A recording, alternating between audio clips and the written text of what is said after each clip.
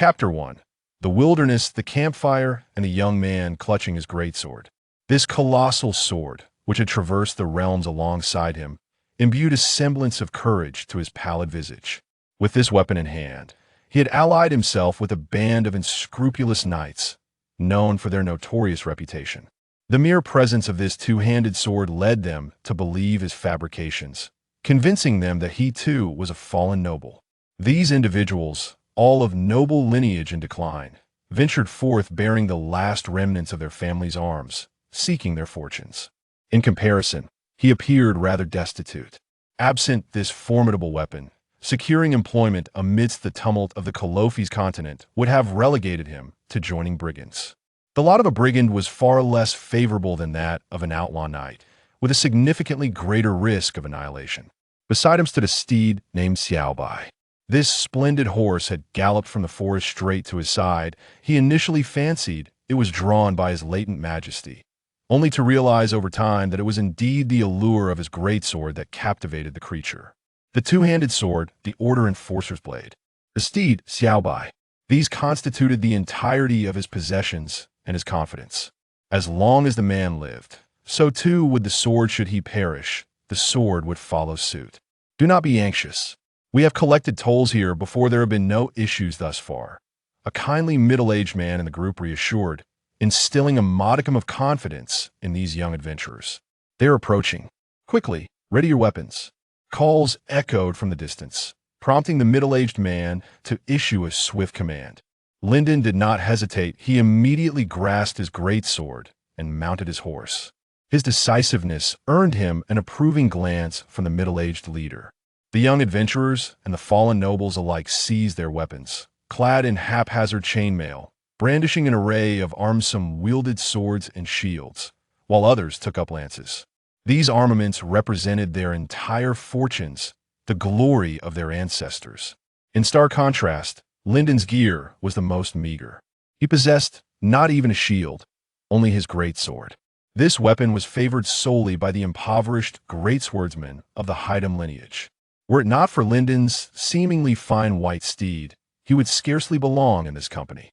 A man with a scruffy beard cast a disdainful glance at Lyndon, languidly seated upon his horse, carelessly resting his lance across his body. Yet, out of deference to the middle-aged man's authority, he suppressed his impatience. The middle-aged man was a wandering noble from the south, well-equipped and brandishing an elegant lance, serving as the leader of their motley crew. On the horizon, several horses leaped into view, a merchant caravan gradually materializing at the edge of their sight. The caravan, numbering approximately a dozen individuals, showed no signs of halting upon encountering the blockade. From whence does this merchant caravan hail? To be so disrespectful? The bearded man spat darkly, and the southern noble furrowed his brow in displeasure. Prepare for action if necessary. Let us teach them a lesson. The brothers think too little of us if we do not act. As the caravan continued its slow advance, several mounted guards hefted their war hammers, casting cold glances their way, prompting the middle-aged man to order everyone to be ready to charge at a moment's notice. The southern noble, irritated, adjusted his lance. Who among us wishes to step forward and deliver the final ultimatum to this blind rabble? The bearded man retorted impatiently. What need is there for negotiations? Let us charge with our lances, brothers. Let us slay this band of goats. Whatever riches lie before us are ours for the taking. Then you shall go quickly. Lyndon observed calmly as the fool infuriated the captain, reluctantly spurring his horse forward to parley. His mind raced, knowing this man was unlikely to achieve any favorable outcome. Ultimately, a confrontation would ensue before they discerned the result. He positioned his great sword before him, soothing his steed beneath him. Xiaobai, perceptive as ever, understood her master's intent instantly. Understood, I comprehend when the charge begins, do not run too swiftly, and if the situation turns dire, make your escape. The bearded man indeed proved to be a simpleton, blindly approaching the caravan guards, only to be silently encircled. The southern noble's gaze grew increasingly cold as he observed the unfolding scene. The group tightened their grips on their weapons. Unbeknownst to them, a guard from the caravan suddenly hurled a heavy hammer at the bearded man. In a panic, he raised his shield to deflect the blow, attempting to break free on his horse. He possessed a measure of skill, managing to fend off the initial attack and escape the encirclement. Yet in his haste, he left his back exposed to the enemy. Unbeknownst to him, the caravan's leader struck with a sword, aiming for his neck. The panicked steed raced wildly, dragging the headless corpse in its wake as the caravan's leader galloped past him. The captain, witnessing this, felt his eyelids twitch with alarm. Damn it, I just liquidated my assets and acquired this new gear, and they dare to treat us with such disrespect?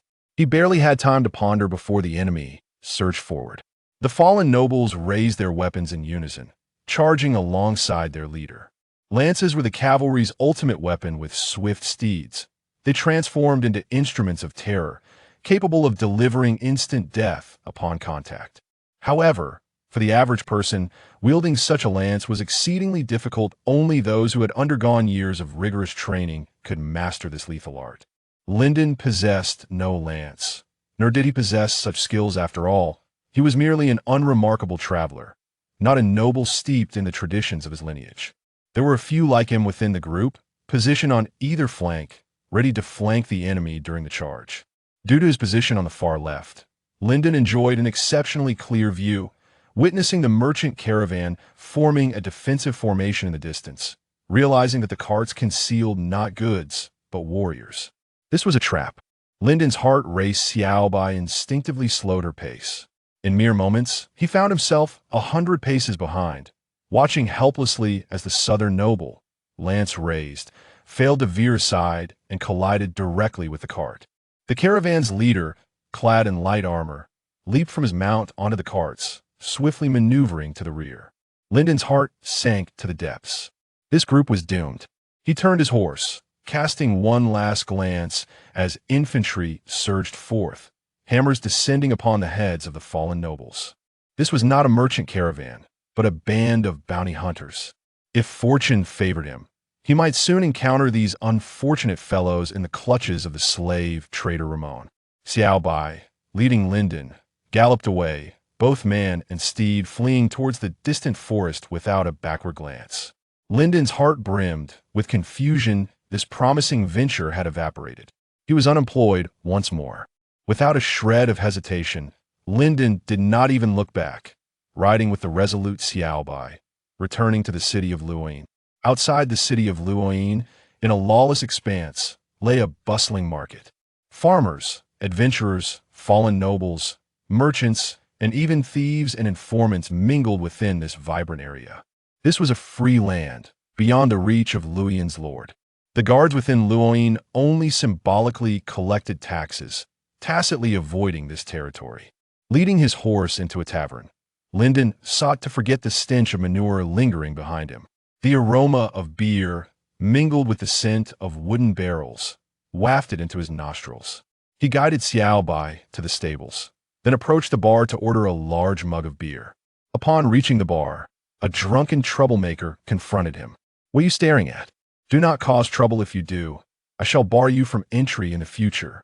The tavern owner glared angrily at the drunken man. Lyndon, disinterested in the ruckus, averted his gaze, intent on avoiding conflict with the inebriated patron. The man, garbed like a peasant yet brandishing a two-handed sword, caught Lyndon's eye. Just a glance at the great sword seemed to provoke the drunken fool. In the world outside, avoiding needless disputes was the key to survival. After downing his beer, Lyndon approached the tavern's bulletin board to register his information. "Oh, a fallen noble? With a horse and a great sword, yet no armor?" "I sold my armor," Lyndon replied. "How can you prove your noble status without armor? Even those young adventurers carry light chainmail these days. I possess this skill." Lyndon drew a diagonal line on the table, effortlessly calculating its length. This remarkable feat left the tavern keeper speechless. "My heavens! Geometry? Your ancestors must have been illustrious nobles." It was through this singular talent that Lyndon managed to infiltrate the ranks of the fallen nobility. Easily registering his information on the bulletin board, he then ordered another beer and began to feast upon an unidentifiable meat. To his astonishment, it was not long before someone approached him. "Mr. Angus, Are you a gentleman of the southern aristocracy in decline? I have a proposition for a job, and I wonder if you might be interested. I am indeed, and I am certainly intrigued. Please elaborate further. We are in need of several mercenaries, but we hold them to a high moral standard. We have heard of your noble lineage, illustrious family, and your refined demeanor, which is why we sought you out. Could you provide specifics regarding the remuneration? Certainly. You will receive a sum of 100 dinars up front. Should the contract extend, you will earn 100 dinars weekly. Lyndon's eyes sparkled at the mention of 100 dinars, a rather handsome sum indeed, sufficient to procure a simple shield or a nomadic scimitar. Previously, his endeavors alongside the illicit knight had yielded a mere 500 dinars in protection fees. Without hesitation, Lyndon agreed to the terms. In 2 days, you may either assemble here or seek me out at the Shaanxi Lawn Trading Company. My name is Hans Illinen.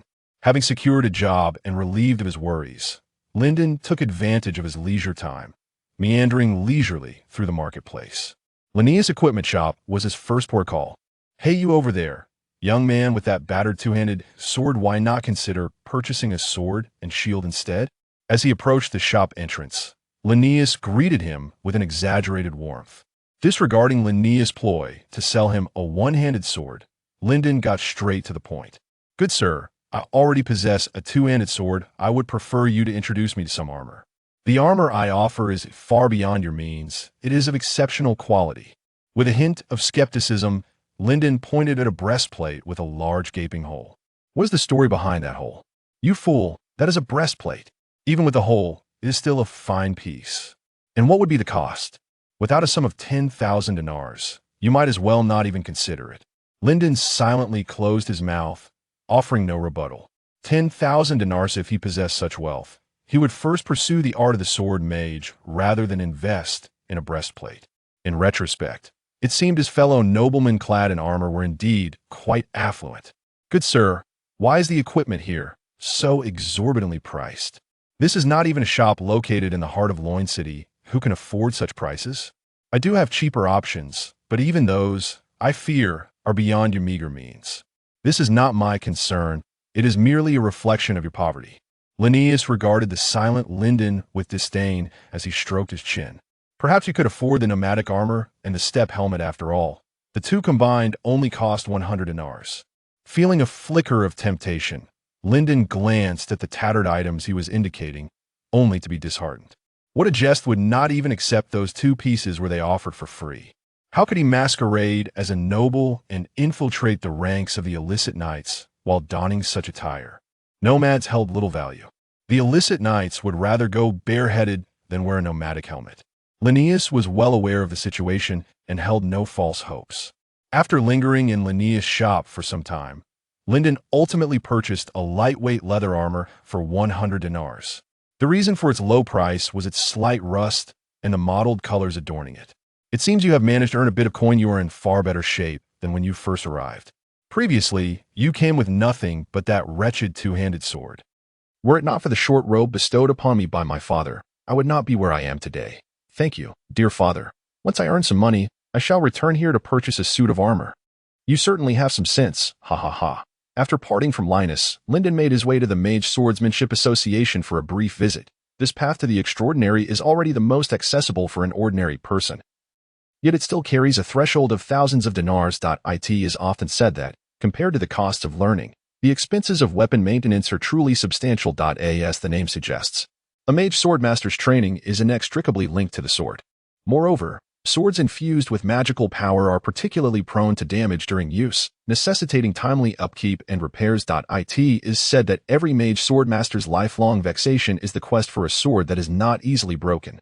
Thus arose the classification of swords, from the legendary divine sword, the fabled sword, the epic sword, the magical sword, to the rare sword, the exquisite sword, the superior sword, and finally, the ordinary sword. Lyndon was uncertain of the rank of the two-handed sword he possessed.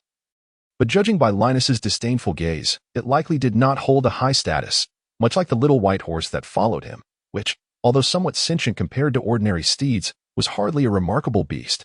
Given Littleby's pitiable physique, it was unlikely he could don armor and transform into a warhorse. It is precisely because being a mage sword master demands long-term Sustained investment without immediate results that relatively few choose to embark on this path. Most individuals purchase basic manuals for mage swordmasters, only to abandon their studies after a short while. The burdens of life are already heavy. Who has the courage to pursue their dreams as the time arrived? The young man, sword in hand, entered the Orchid Commerce Association. Mr. Ironin had been waiting here for quite some time, surrounded by several young mercenaries, likely fellow adventurers. Upon seeing them, the recent battle flashed vividly in Lyndon's mind. The youth of Karofi's continent seemed to sprout like chives, ever-growing and never-ending. Previously, he too had been among a group of young adventurers, joining the ranks of illegal knights to extort passage fees from merchant caravans. These fallen nobles and spirited young adventurers all harbor their individual dreams as they brave the continent. If fortune favors them, they may grow and eventually be referred to as knights, albeit as illegal or rogue knights. Regardless, an illegal knight is still a knight. Though they may not have received the kingdom's sanction or possess their own village, they are still worthy of respect as a vital presence among various trades. It is said that in the western part of the continent, there exists a guild composed of illegal knights, boasting considerable strength, were it not for their loose personalities and difficulty in organizing. This guild's power could rival that of the knightly orders if given the chance. Lyndon would greatly desire to visit there. Lost in thought, a flash of golden light caught Lyndon's eye, momentarily blinding him. Squinting, he beheld a young man clad in the garb of a fallen noble, strutting in with an air of arrogance. This individual appeared quite unremarkable, save for a pair of boots that seemed coated in bronze. Glinting dazzlingly in the sunlight, how infuriating. What kind of equipment could be so ostentatious? Lyndon turned his face away, noticing that those around him shared his irritation, averting their gazes. Only a few among them glared back with hostile fury. Your golden plate armor boots are quite impressive. Ironin approached, feigning interest, and the braggart was instantly flattered, grinning as he took his seat. Soon after, several more individuals arrived. Those who had not yet come were fetched from the tavern by Ironin's men. These newcomers reeked of alcohol, and the lingering aroma of meat suggested they had just partaken in a lavish feast.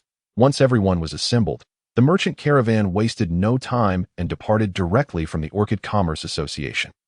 Their objective was to deliver the local wine of Loin to Wanhai Town, where Baron Cashew would host a banquet. In recent years, he had emerged as a highly regarded figure in the southern province.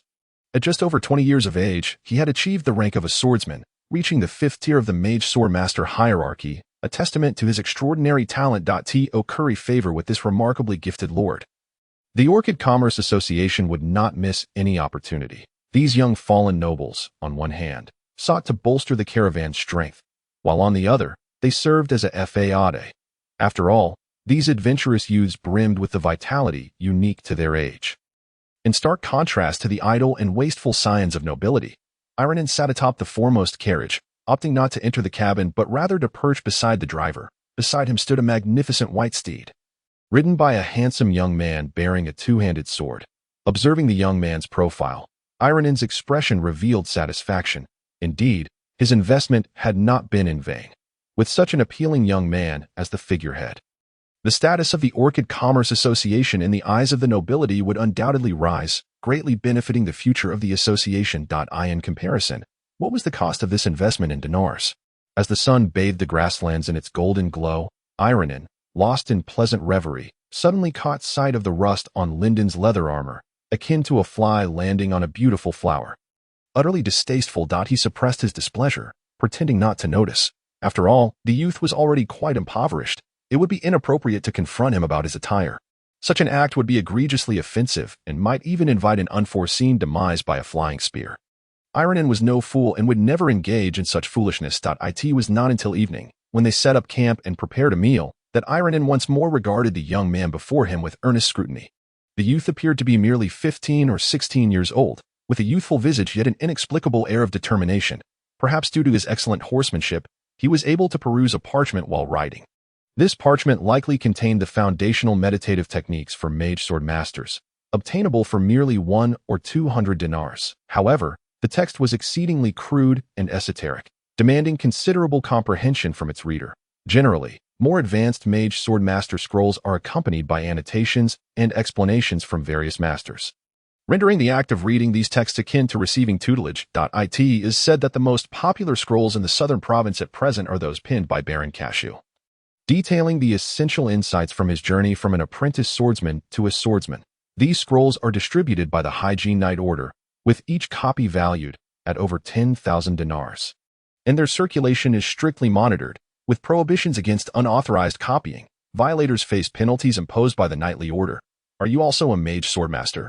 Ironin could not resist the impulse to strike up a conversation. Sitting down on a nearby rock with bread and roasted meat in hand, Lyndon, aware of Ironin's approach, chose to ignore him, concentrating instead on his bread while his gaze remained fixed on the scroll. When he heard his employer's question, he nodded and smiled, replying, "I am not yet a mage swordmaster. It is not so easy to attain that status. Most of the mage swordmasters I have encountered wield swords and shields, while those who use two-handed swords are indeed rare. This is a legacy of my family. We have a legendary knight among our ancestors, who was the eldest daughter of our clan, when the kingdom was engulfed in a brutal war.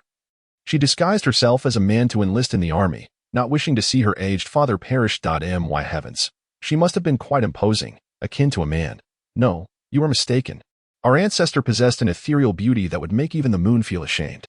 When she disguised herself as a man, she captivated the hearts of countless maidens. Such a striking and mysterious knight, endowed with exceptional martial prowess, wielded a two-handed sword and vanquished enemy after enemy, leading her comrades to victory each time. Truly remarkable. How legendary. The most legendary part of her tale lies ahead. Her long-standing valor in battle garnered her immense renown within the military, and 12 gallant paladins willingly followed her into battle.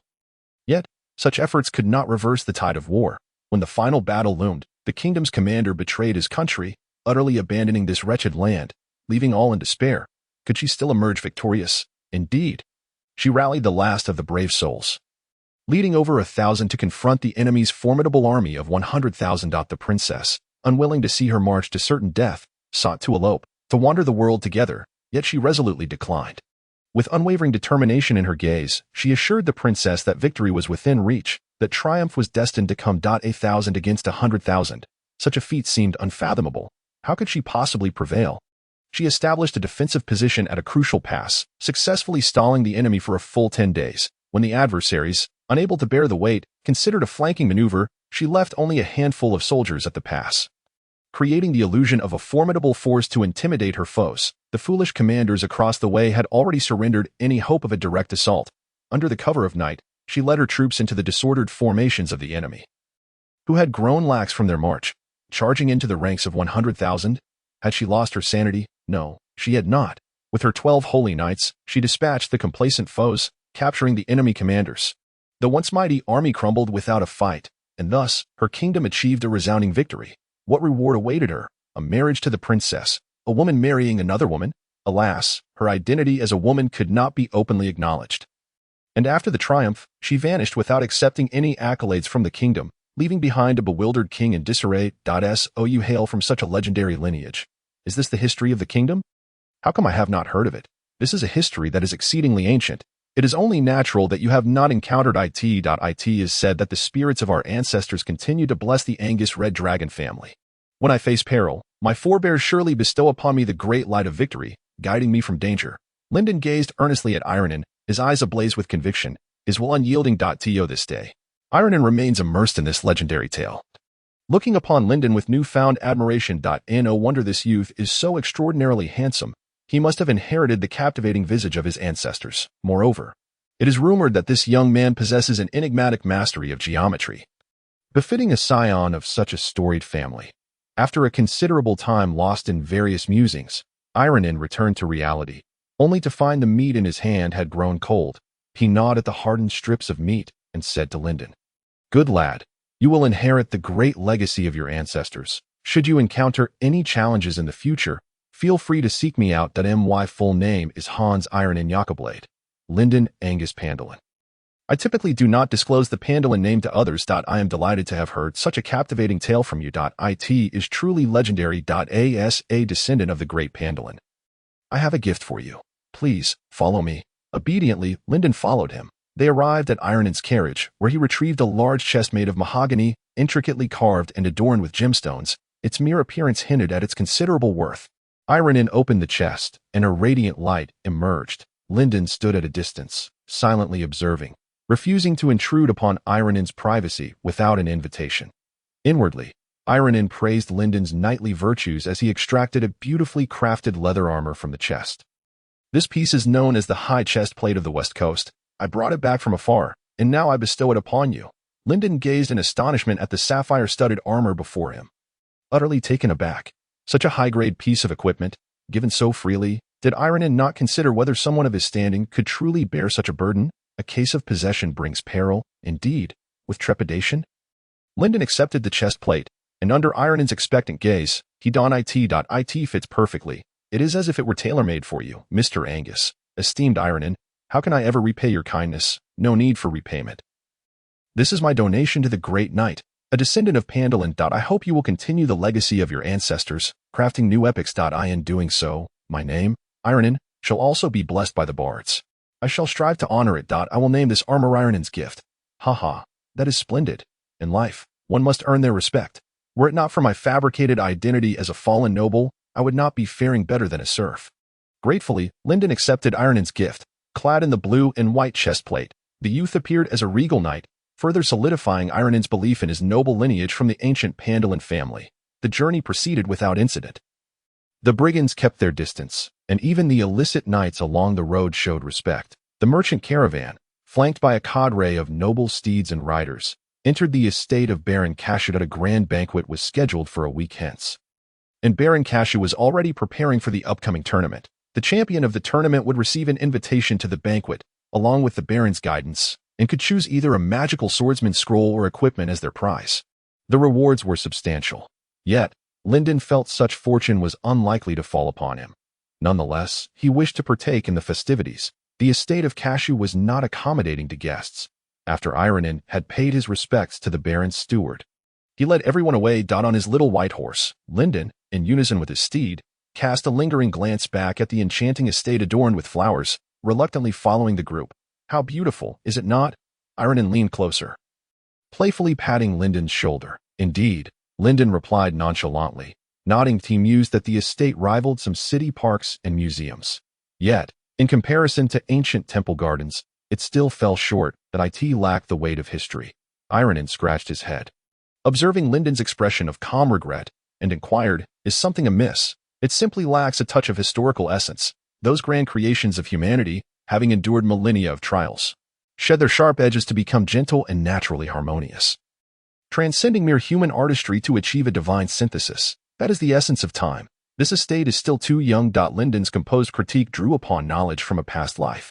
Ironin felt a cold sweat beat upon his forehead as he mulled over Lyndon's words, savoring their depth. Even Lyndon's little white horse seemed to don a look of confusion. In the ensuing silence, the group returned to the headquarters of the Orchid Commerce. The accompanying guards could choose to terminate their employment and depart or retain their positions, awaiting the caravan's return. During this period, they could stay in shared accommodations at the Orchid Commerce, though the conditions were too Spartan for the taste of fallen nobles. Lyndon had initially thought it unnecessary to subject himself to such discomfort and sought a decent inn for lodging. However, due to the influx of visitors for the tournament, the limited inns in Wahai town were fully booked, forcing many to set up camp outdoors and sleep on the streets, squeezing his empty wallet. Lyndon reluctantly chose to endure a little longer, returning to the Orchid Commerce for a communal dormitory. Ironin, feeling somewhat embarrassed, looked at Lyndon. I apologize, Mr. Angus. All my spare rooms have been fully booked. If you do not mind, you are welcome to share my bed, though it may not be very spacious. Ironin's voice trailed off, laden with awkwardness, and Lyndon silently declined his offer. Sharing a small bed with a man he hardly knew felt uncomfortable. He preferred to endure a night on a communal bunk. No, thank you. I am accustomed to communal sleeping arrangements. After all, when one is out in the wild, one must endure even the most humble conditions. Your provision of shelter from the elements is already generous. I do not wish to trouble you further. Very well. Then, should you need anything, do not hesitate to seek me out. In the chamber of the Xiangzi Lawn Merchants Guild stood a longhouse, which, although somewhat antiquated in appearance, remained sturdy and spacious within. Several young individuals had already spread out grass mats and bedding. Is anyone here? Lyndon inquired as he approached an unoccupied spot, only to be met by a hasty wave from the young man beside him. No one here, esteemed descendant of Pandolin. Please, be my guest. Lyndon was momentarily taken aback. Pandolin, has the story I just shared with Elinine spread so quickly? The efficiency of this gossip is truly astounding. We have long heard of your illustrious ancestor. The tales of Pandolin are indeed admirable. The young man's voice rose slightly, drawing the attention of those nearby. The formerly reclined members of the fallen nobility sat upright in an instant at that moment. Lyndon became the most conspicuous figure in the longhouse. It truly is him, the descendant of Pandolin. Could you regale us with the grand saga of your forebear? The enthusiasm of the young crowd ignited, encircling Lyndon in a fervent cheer. Feeling somewhat bashful at the fervor of his newfound admirers, Lyndon scratched his head, cleared his throat, and animatedly recounted the tale he had shared with Eileen, embellishing it with additional details. The legendary narrative of Pandolin, who took up arms in his father's stead, assembled the 12 knights of the Round Table, and rescued the kingdom from despair, became even richer and more intricate in Lyndon's telling. By noon, Lyndon was the last to rise from his slumber. The lengthy storytelling session of the previous day had drained him considerably. He coughed a couple of times and swallowed. The room was now nearly empty, as most had taken advantage of the lull to step outside. "Would you like some water?" A youthful voice piped up from behind, belonging to the lad from yesterday. Lyndon accepted the water gratefully and took a sip. "Beeteline, is that your name?" "Yes," the young man shyly nodded, offering a polite fist salute. "I am Melanson Beeteline, the 9th son of Sir Beeteline. Our family is also built upon valor. I have embarked on a journey of self-improvement to hone my martial skills. I hope to learn from you, descendant of Pandolin." "You honor me," Lyndon replied. As the ancient proverb states, "When three gather, there is always something to learn from one another. Let us learn together and advance mutually." The essence of being a worthy noble descendant lies in knowledge. Only knowledge and culture, steeped in the passage of time, can truly adorn a person that in the eyes of outsiders. Lyndon had already become a fallen noble well-versed in geometry, versed in his family's epic tales, and knowledgeable about ancient proverbs. Upon arriving at the tavern for a meal, he realized that his reputation had spread remarkably far. "Have you heard of the legendary Pandolin?" "Pandolin? I haven't. No." "Come, buy me a beer, and I'll tell you." While savoring a meat pie, he overheard someone behind him recounting the stories he himself had fabricated. After downing a couple of beers, a bard arrived. Bards wander from place to place, often performing with a lute in taverns and other venues. That a renowned bard can even receive invitations to become a guest at noble banquets. This particular bard appeared to be in his 20s, with a clear voice and a splendid beard. After a genteel bow, he passionately began to narrate the legend of Pandolin. Lyndon soon realized that he had underestimated the allure of such tales, which were wildly popular in his previous life. No matter who it was, everyone would be captivated by such a legendary narrative. Those who valued familial bonds would admire Pandolin's filial piety, patriots would honor his loyalty, noble maidens would be enchanted by his bravery, and knights would envy Pandolin's extraordinary feats. Yet, this was precisely the effect he sought. Let the fire burn bright. In this harsh world, renown is of utmost importance. To persuade the youths to join him requires famed to convince merchants to invest in him also necessitates a good reputation. Building relationships with the nobility demands even more recognition. Lyndon pondered for a moment, considering that he should perhaps create a banner of his own. Most fallen nobles who managed to thrive in the world would carry their own standard. This would serve as their emblem. The kingdom's recognized nobility might not fully believe in these banners, but they would certainly regard them with a different eye. Conversely, neglecting to present oneself well would make one an easy target for the disdain of the nobility, particularly those who placed great value on lineage. After all, birthright is often the only source of pride for those inept individuals. The bard continued his tale. A sudden eruption of jubilant cheers erupted from the tavern's bulletin board. The attention of all present was instantly drawn to the commotion. A burly man, his face twisted in displeasure, let out a scoff. The few individuals beside him, unable to hide their elation, shrank back under his glare. Their heads bowed slightly. Even if they tried to conceal their expressions, their bodies betrayed their glee. The burly man, gritting his teeth, cursed vehemently. "A bunch of brats. What are you so proud of? Even if magic is prohibited in the competition, you still won't outshine me, Jelf." The menace emanating from his presence as a magic swordsman caused the gleeful youths to pale, scattering in disarray. His voice had been loud enough for everyone in the tavern to hear. The crowd looked at Jelf with disbelief, and moments later, the tavern erupted into joyous exclamations. The bard, when decent, timely played a jubilant tune. Faced with the crowd's exuberance, Jelf could do little but grumble as he walked away. Lyndon rubbed his chin, a smile of uncontainable delight spreading across his face. This news was truly splendid. Although magic swordsmen possessed superior physical capabilities, the fact that magic was restricted undeniably narrowed the gap, allowing those young individuals who had yet to embark on the path of the extraordinary to possess a fighting chance in the arena. One could only imagine the grand spectacle the upcoming competition would present. Should this news spread, those warriors who had been too intimidated by magic swordsmen to participate would surely come to test their luck. Upon returning to the Xiangzi Lawn Merchants Guild, Linden sought to clarify the circumstances. Is that how it is? Baron Kasushan is indeed a remarkable individual. Indeed, Baron Kasushan is my idol. Those magic swordsmen who rely solely on brute force to win, he coldly remarked. If you depend entirely on magic and neglect the honing of true martial skills, do you wish to face only those pitiful souls on the battlefield who lack the resources to enhance their magic? Such words were impressively bold. Linden nodded in agreement, echoing the sentiments of the young man with golden hair. Beside him, Beetaline's eyes sparkled with enthusiasm, clearly aspiring to excel in the upcoming competition. The young man, Pashimi, playfully poked fun at the bashful Beetaline. Milan-san, it would be splendid if we could be grouped together. I'll lead you to victory. Trump, do you really believe you have that capability? Let's pray that Linden guides us instead. Indeed, being grouped with Linden would be ideal. At least we could ride on his coattails to earn some dinars. Linden remained uncertain. After all, he did not possess absolute confidence in his own abilities and desired to advance further in the competition. He needed to exert more effort, to uncover intelligence, to grasp the rules of the contest, and to understand the strengths of his opponents. Only through knowing oneself and one's adversary can one emerge unscathed from 100 battles, a maxim from his forebear. How insightful, he remarked. Then I shall rely on you all to gather intelligence. The competitive tournament is proceeding as scheduled, and in recent days, the number of visitors to Wanhai Town has surged. The streets are teeming with participants who have set up tents to accommodate themselves. To partake in the competition, there are no qualifications or entry fees required. One merely needs to endure 2 rounds to be eligible for a monetary reward. The more rounds one survives, the more substantial the reward becomes, culminating in the grand prizes for the champion, runner-up, and third place, along with the Dawn Award for the top 8. In front of the grand arena, countless contestants salivate at the imagined scenes of victory.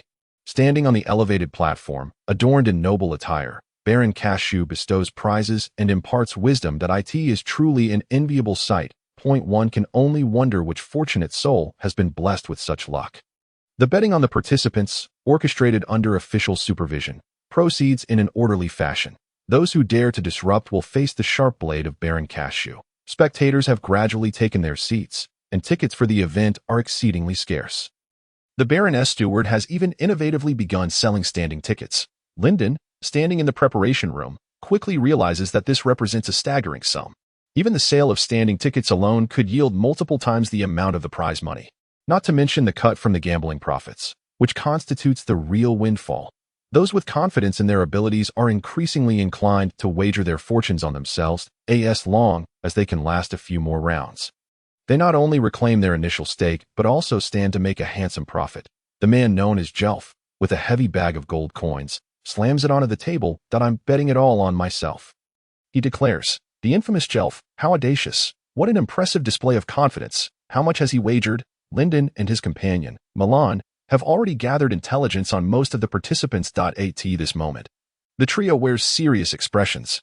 Jelf, the Mad Axe, a third-tier magic swordsman, is none other than Jelf Jean. He is a ruthless individual, the deputy leader of the Shirshan bandit group, having claimed countless lives in battle and renowned for wielding a mountain-cleaving axe. Famous for his earth-based magical combat techniques. Fortunately, the use of magical powers is prohibited in this arena.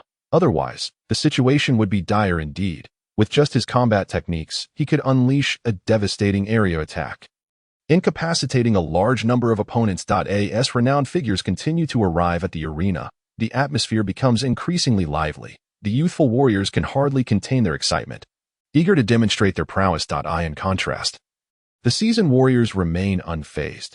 This is not their first experience. Moreover, the earlier rounds are merely preliminary skirmishes. As long as they can defeat a few opponents, they qualify for the next stage. What does it matter if their team does not win?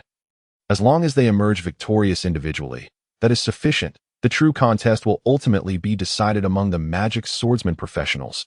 who exchange glances that spark with intensity, their focus solely on each other. Disregarding the majority around them, Baron Cashew, clad in silver armor, stands on the platform and delivers a brief address. Warriors, regardless of your magical prowess, those who delve into the art of the sword are deserving of respect. The foundation of splendid combat techniques is never magic. It lies in knowing when to thrust, when to strike, and when to charge fearlessly. I look forward to your battles, and I shall await you on the podium. The arena erupts with cheers, the applause resonating for several minutes before subsiding. It is only after Baron Cashew returns to his seat that the tournament host officially announces the commencement of the competition.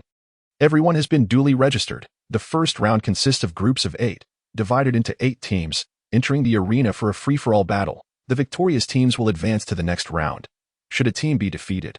As long as they manage to eliminate at least one opponent, they too may progress. The difficulty of the initial round is not excessively daunting. Securing a place in the next round is relatively straightforward. As the arena staff distribute combat attire to each participant, the teams are already delineated.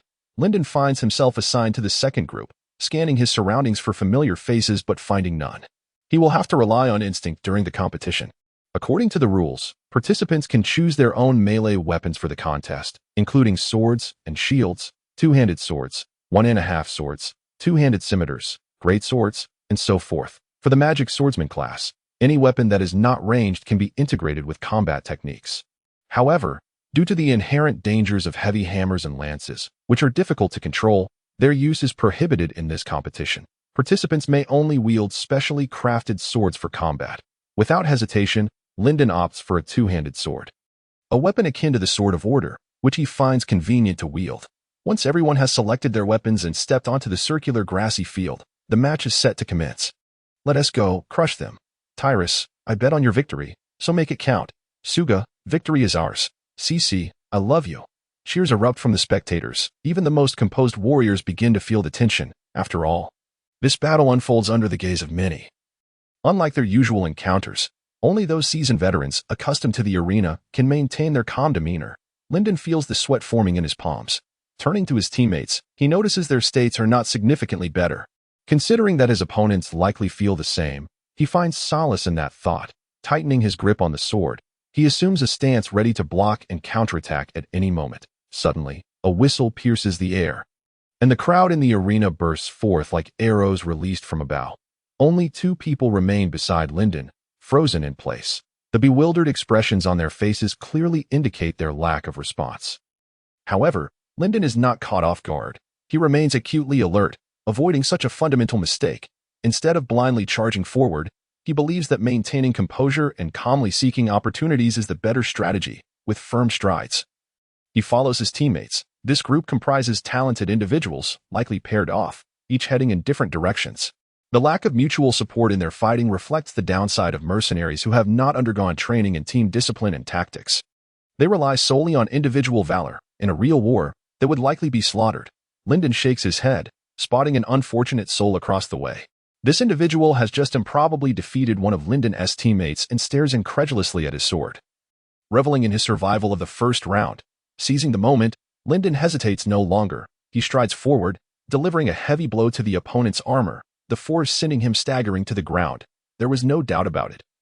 With that single encounter, he has been judged defeated. Though he can proceed to the next round, he is unable to continue fighting in this one. Taking a moment to steady his breath, Lyndon engages with another opponent. Although he has already defeated one individual, ensuring his advancement to the next round, each victory yields additional dinars as a reward. Naturally, he will not let such an opportunity slip by. After all, he can receive healing from a priest afterward. Entering the next round in peak condition, it would be foolish not to accumulate experience and earn a bit more in the meantime. Lyndon's second opponent is far more cautious than the first. However, he lacks Lyndon's steadiness, and an overly aggressive slash exposes his midsection, allowing Lyndon's two-handed sword to pierce through, cleaving him to the ground. Lyndon's strike, augmented by his body weight, is overwhelmingly powerful, rendering his opponent helpless. After defeating him, Lyndon promptly moves on to the next adversary. In the end, Lyndon's team emerges fortunate, ultimately claiming victory. Or perhaps it is simply that Lyndon is quite lucky. He navigates through the rounds alongside his 2 capable teammates. The formidable Jelf is toppled by a woman clad in leather with a single kick. Another night, skilled in his craft, conquers each opponent with impeccable swordsmanship. Phew, the young lad is quite the luck. The woman clad in leather sauntered past, a smile gracing her lips as she patted his shoulder. The knight, however, uttered not a word, securing his sword and shield before departing. The competitive tournament lacked the convoluted rituals of lesser events. The second round followed swiftly on the heels of the first. Given the simplicity of the initial bout, devoid of suspense, the spectators in the arena remained exuberant, buoyed by the thrill of their wagers. Those chosen for bets were primarily recognized figures, possessing notable skills, yet the true measure of superiority would only emerge after several rounds, at which point some would rejoice, while others would lament. The second round commenced with haste. Lyndon had initially planned to employ the same tactics as before, trailing behind a formidable opponent, a robust man who had triumphed through sheer brute force in the first round. Lyndon intended to use him as a human shield, drawing fire while he himself launched attacks from the side. Unexpectedly, the burly man turned, glaring fiercely. "Kid, don't follow me, or I'll shove your head where the sun doesn't shine." His foul breath was reminiscent of a recent rendezvous with carrion. Lyndon, taken aback, retreated several paces to avoid being entangled in the man's volatile temperament. He sidestepped, intending to join a petite woman from his team, only to be met with her own fierce glare. Victory in this round required the defeat of two lesser opponents. She clearly did not intend to share her quarry. Lyndon was taken aback by such simplistic logic. Rather than uniting with teammates for a collective victory, they were fixated on individual glory, eager to claim the spoils of two easy victories. That it was, without a doubt, a display of remarkable cunning, were he endowed with the prowess to easily vanquish foes. He might have considered a similar approach to ensure his progression. However, as he surveyed his surroundings, he noticed several adversaries advancing toward him, clearly intent on making him their target. Time for contemplation was scant. A swift, slender figure reached him, lunging with a blade without hesitation. Lyndon blocked the strike with determination, yet the sheer force of the attack forced him to stagger backward. This was a professional combatant. Lyndon's expression darkened as he observed the approaching assailants. He resolved not to endure a second blow. "Fine. If you all see me as mere fodder to be farmed, then I shall not hesitate to draw the attention of others." Without lingering in place, he discarded his double-handed sword and dashed toward the throng, embracing a strategy reminiscent of exploiting game mechanics. The notion of survival was not innate, but rather a product of his environment. Lyndon was striving to adapt to this new world. Yet, the mindset of a traveler continued to influence his actions. Weapons were meant to secure victory. If they could not assure success, then clinging to them was futile. The last individual who succumbed to such stubbornness was known as Song Skangong. Losing one's weapon could lead to it becoming spoils for the enemy. A lamentable fate indeed. As Lyndon's unorthodox flight drew the attention of those who had lingered behind. Their hesitation evaporated upon witnessing his desperate escape, prompting them to pursue him with newfound enthusiasm. Spectators outside the arena were left incredulous at the absurdity of the scene. How could someone be so disgraceful as to abandon their weapon? Such a display of psychological fortitude was unprecedented in its pitifulness. A chorus of boos erupted from the crowd, directing their scorn toward the frantic figure darting about. Not only were the spectators bewildered, but the competitors within the arena were equally baffled. Was this a competitive tournament or a parkour event? Who was this frantic creature, leaping about like a rabbit? Yet, as others grew increasingly confused, Lyndon's thoughts crystallized with clarity. He was not aimlessly fleeing.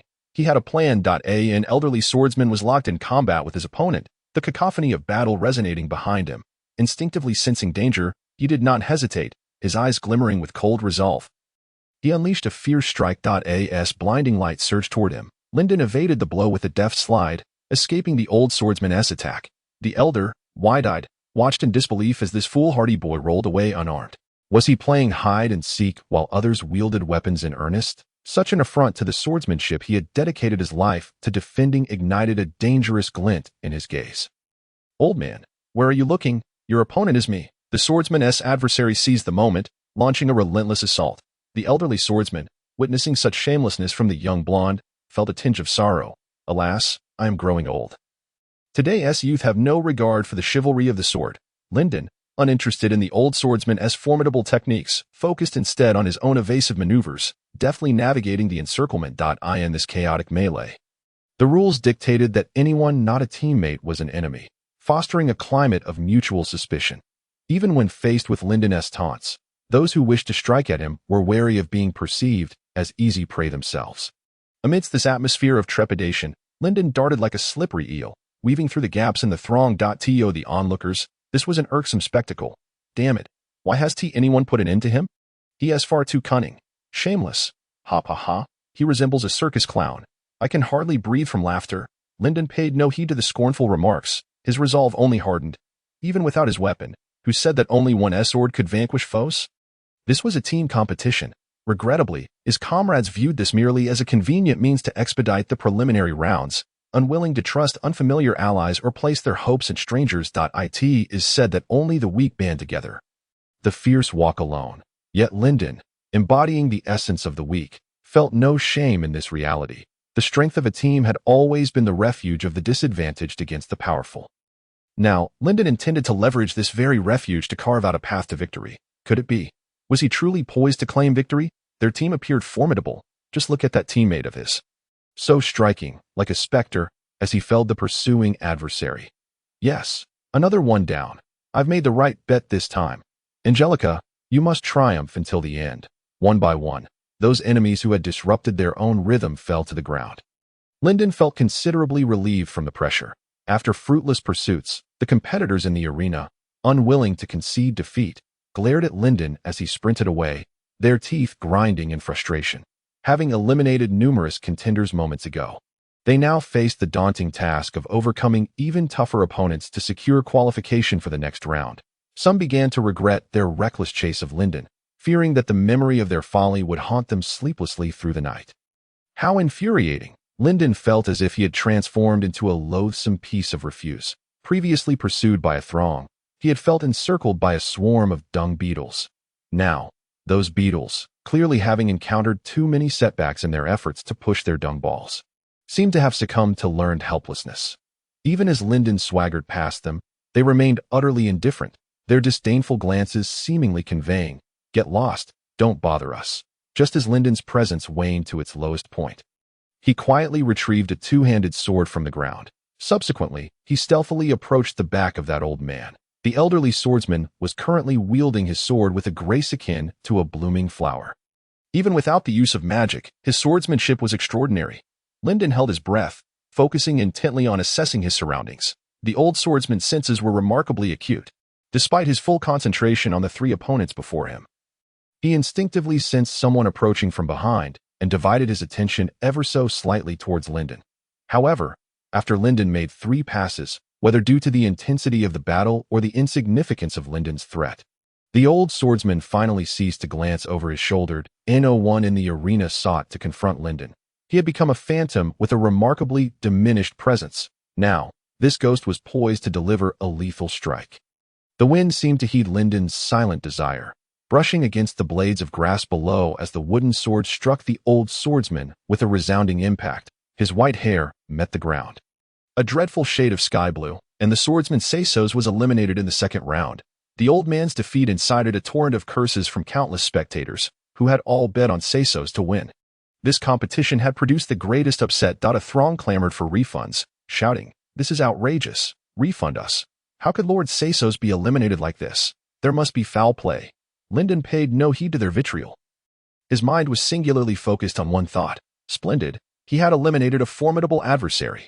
After the second round concluded, the old swordsman Seisos departed the arena alongside a group of vanquished contenders. He cast a resentful glance back towards the preparation room, unable to fathom that he would be eliminated in the second round, and in such an absurd manner. Truly, a lack of decorum among the youth. The once relaxed atmosphere in the preparation room had dissipated entirely. Several top contenders no longer exuded their previous arrogance and confidence. They were now huddled together in discussion. Their conversation revolved around how to eliminate Lyndon, that slippery eel, before he could continue to vex them. Spectators outside believed him to be merely lucky. Only the competitors within the arena understood just how bothersome he truly was. They could not afford to grant him any opportunities.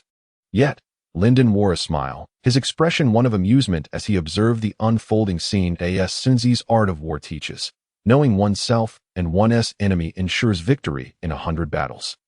This group first focused their attention on a small circle, thus falling prey to my stratagem. Then, they turned their gaze towards me, neglecting the more novice competitors. Lyndon glanced around. These novices wore expressions of concern as they regarded the small circle that had excluded them, silently clenching their fists. Upon witnessing this scene, Lyndon recognized that his opportunity had arrived. True to his expectations, he did not have to wait long before the young man with yellow hair appeared. Accompanied by several anxious-looking youths, that group had now banded together. Did they believe they could still win? The question was not whether I could win, but whether you all could dud us. Lyndon remained silent, merely smiling at them. Observing the awkward scratching of the young man's head, Lyndon countered, "Do you not wish to win? If they united, they would undoubtedly eliminate most of the novices to guarantee their own advancement." At that moment, what chance would they have to succeed? The young man's countenance grew grave as he nodded in agreement. He then addressed Lyndon, "Since they intend to eliminate us novices and engage in infighting thereafter, we should unite instead. Let us first eliminate that group, and then we can settle our own scores. Are you all prepared? How many have joined us? Most are not fools, but they hope you will join as well and take on the role of commander. As you are the one who created miracles before, we would feel most secure with you in charge." Lyndon smiled and nodded. It seemed this group was more astute than he had anticipated. Time slipped away in the tense atmosphere of the preparation room. Following a simple draw of lots, the competitors were ostensibly divided into 4 teams. The rules for this round dictated that one must eliminate the other 3 or be the last team standing. If the small circle in the center banded together to eliminate others, the rest would stand no chance. Once they formed their alliance, the competitors effectively split into 2 teams. The leather-clad woman and the knight with sword and shield strode past Lyndon, the knight maintaining his composure while the woman cast a flirtatious glance in Lyndon's direction. "Little brother, be prepared. Sister will be quite fierce in a moment that I won't let you off easily." Lyndon regarded her provocation with indifference. Donning his competition attire and grasping a 2-handed sword as he strode into the arena, receiving no anticipated response, the leather-clad woman shot him a disdainful glare and rolled her eyes. Within the arena, as he gripped his competition's sword tightly, he could hear the hostility and derision directed at him from the crowd. These were gamblers who had wagered on the old swordsman. This group of irrational individuals now harbored intense animosity towards Lyndon, hurling various insults from the spectator stands, all because Lyndon had shattered their dreams of wealth. Lyndon completely ignored them. They were merely foolish dreamers hoping for a windfall, aside from the unfortunate souls who had lost their fortunes.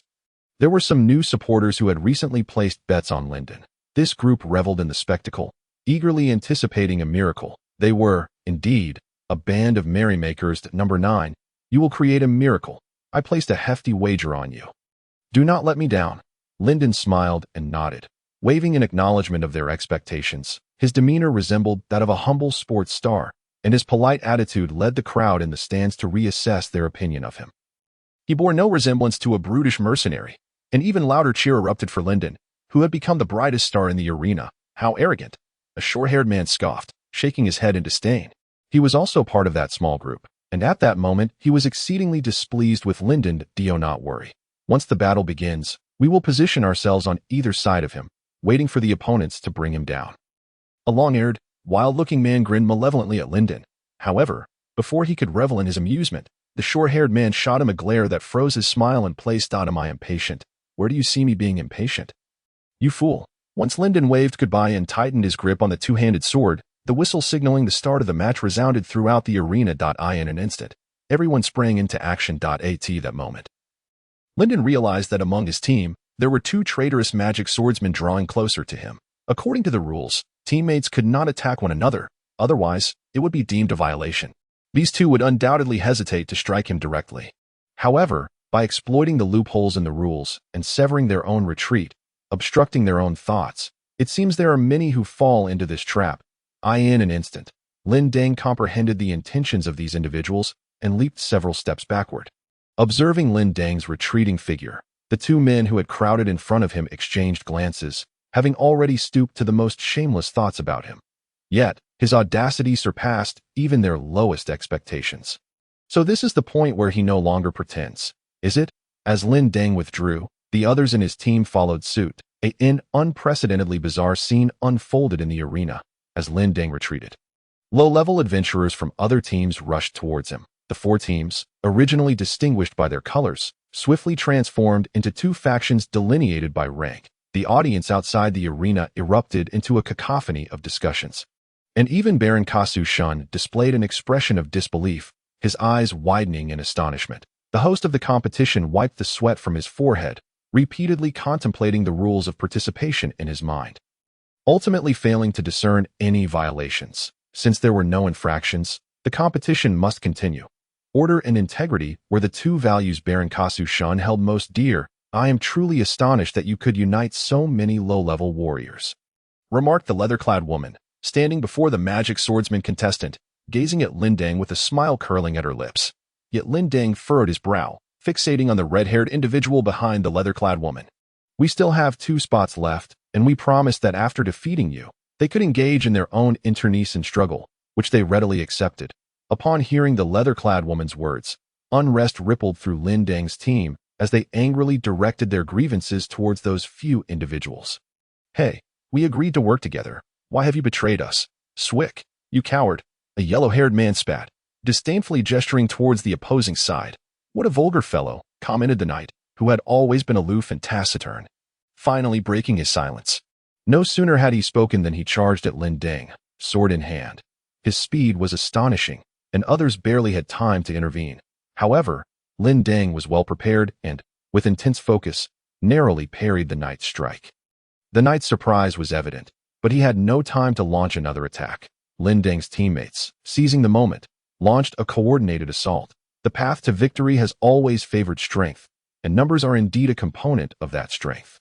Particularly under the rules of magic suppression, sheer numbers can compensate for skill deficiencies. As the skirmish ensued, these high-level contestants soon realized they had underestimated their opponents. Baron Kasu-shun was right. The gap in skill between these magic swordsmen and ordinary individuals was not as vast as they had presumed. Cold sweat beaded on the forehead of the leather-clad woman. Her penchant for mockery had led her to this moment. With 10 robust young men surrounding her, intent on overpowering her, she cast a resentful glance at Lin Deng. Inwardly relieved that her teammates had managed to recruit a few low-level contestants, alleviating some of the pressure on her side. Otherwise, they would have had no chance of victory at all. At this moment, she observed the low-level contestants rushing towards Lin Deng, seemingly intent on aiding the knight in vanquishing that scoundrel. The smirk of derision graced her lips at the thought. The knight, with ample energy to spare, parried Lin Deng and his companions' assaults, smiling as he uttered his second remark. Your swordsmanship is quite imaginative, but this is where it ends. Sensing his approaching teammates, he felt assured of victory. Noticing Lin Deng and his companions adopting a defensive stance, he brandished his one-handed sword, preparing to strike at Lin Deng's head. As his long sword lunged forward, the knight caught sight of Lin Deng's smile, and a chill ran down his spine, sensing something amiss. Before he could reach Lin Deng, several hammers struck his back. The knight, maintaining his attacking posture, fell to the ground, lying flat. The audience outside erupted into gasps of astonishment, and even Baron Kasu-shun's eyes twitched violently. This was utterly unexpected. Who would have thought that those low-level contestants, once allied with the magic swordsman, would turn against them? The previously stalemated situation had shifted in an instant, deprived of the knight's assistance. The liberated warriors quickly joined in the onslaught against the others. The snowball effect grew ever larger. The conclusion arrived without any suspense. The leather-clad woman, now encircled, glared furiously at the red-haired individual, gritting her teeth as she demanded, "Why did you betray us? Do you not believe we could lead you to victory? If not for your treachery, we would not have been eliminated." The red-haired individual, eyes deep and unyielding, continued to strike mercilessly. Aligning with you. Even if we won, we'd be eliminated in the next round.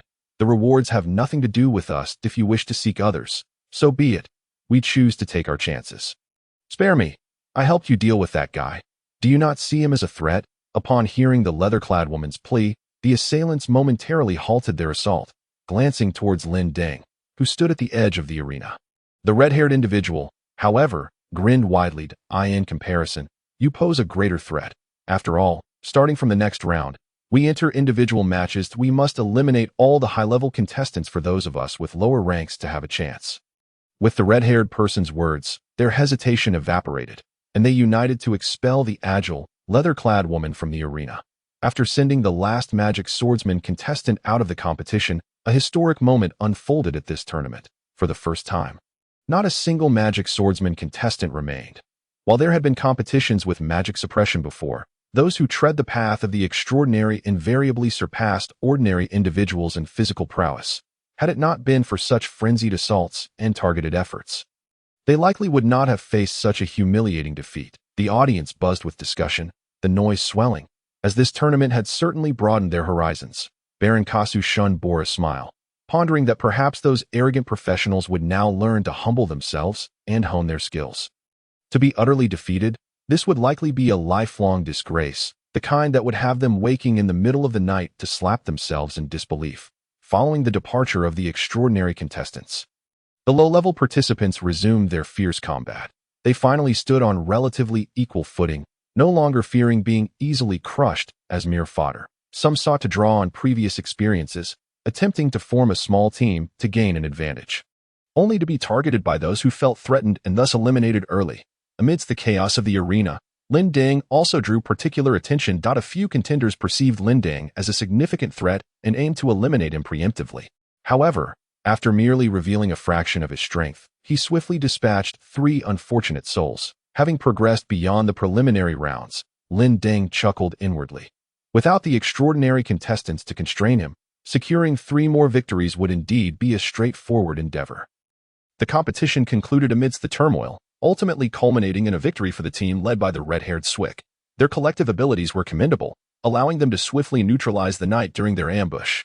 In the preparation room before the official matches commenced, everyone cast serious glances towards Lin Ding, who remained in the corner. A few whispered among themselves, their discussions gradually attracting the attention of those nearby, forming a gathering. Indeed, the descendant of Pandolin is formidable.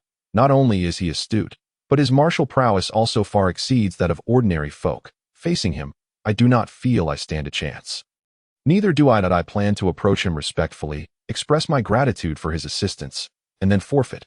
After all, once the official matches begin, I will receive 1,000 dinars as a prize, which is more than enough for me.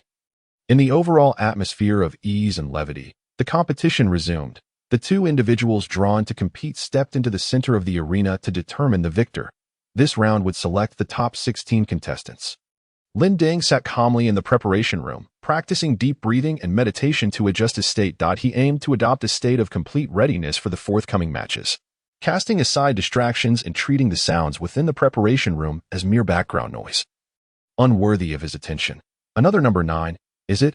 Until someone called for him, Lyndon had yet to don the arena's competition attire. The green outfit emblazoned with the number 9 had accompanied him through several rounds of contests. Opposite him stood the unfortunate soul clad in number 10. When his name was announced, the man known as the mighty Angora nearly broke into tears. Lyndon, wielding his 2-handed sword, approached the entrance of the arena. And after a minute's wait, he heard the news of his opponent's forfeiture. Victorious without a fight, he advanced directly into the top 16. It was then that Lyndon learned that the legend of Pandolin had added an air of mystique to his burgeoning fame.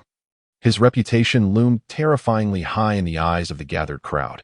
Lyndon was indeed that young man who had eliminated numerous magic swordsmen, now transformed into a cunning strategist, an exceptional commander, and the epitome of a formidable warrior. One dared confront his 2-handed sword directly. In the round of 16-8, the adventurer Melanson forfeited against him. In the quarterfinals, instructor Fudisk also forfeited. In the semifinals, the 2-handed swordsman Kantoski surrendered as well. The entrance to the finals, he once again received news of Xiao Jin's forfeiture. Thus, after preparing in the waiting room for an entire afternoon, Lyndon ascended the podium of the grand tournament. Baron Kasu Shun cast a meaningful glance at Lyndon before extending an invitation to the banquet. Lyndon solemnly accepted the invitation and performed a noble bow. However, Baron Kasu Shun did not respond, continuing on to award the others, leaving Lyndon standing awkwardly in place. The top 8 were all recipients of the Dawn Award, allowing them to select either a magic swordsman scroll or equipment. The top 3 would receive guidance from Baron Kasu Shun. Depending on their ranking, they would also receive varying tiers of dinar rewards. The top 8 accepted Baron Kasu Shun's awards with exuberance, harboring no discontent. They admired Lyndon, both for his martial prowess and his cunning.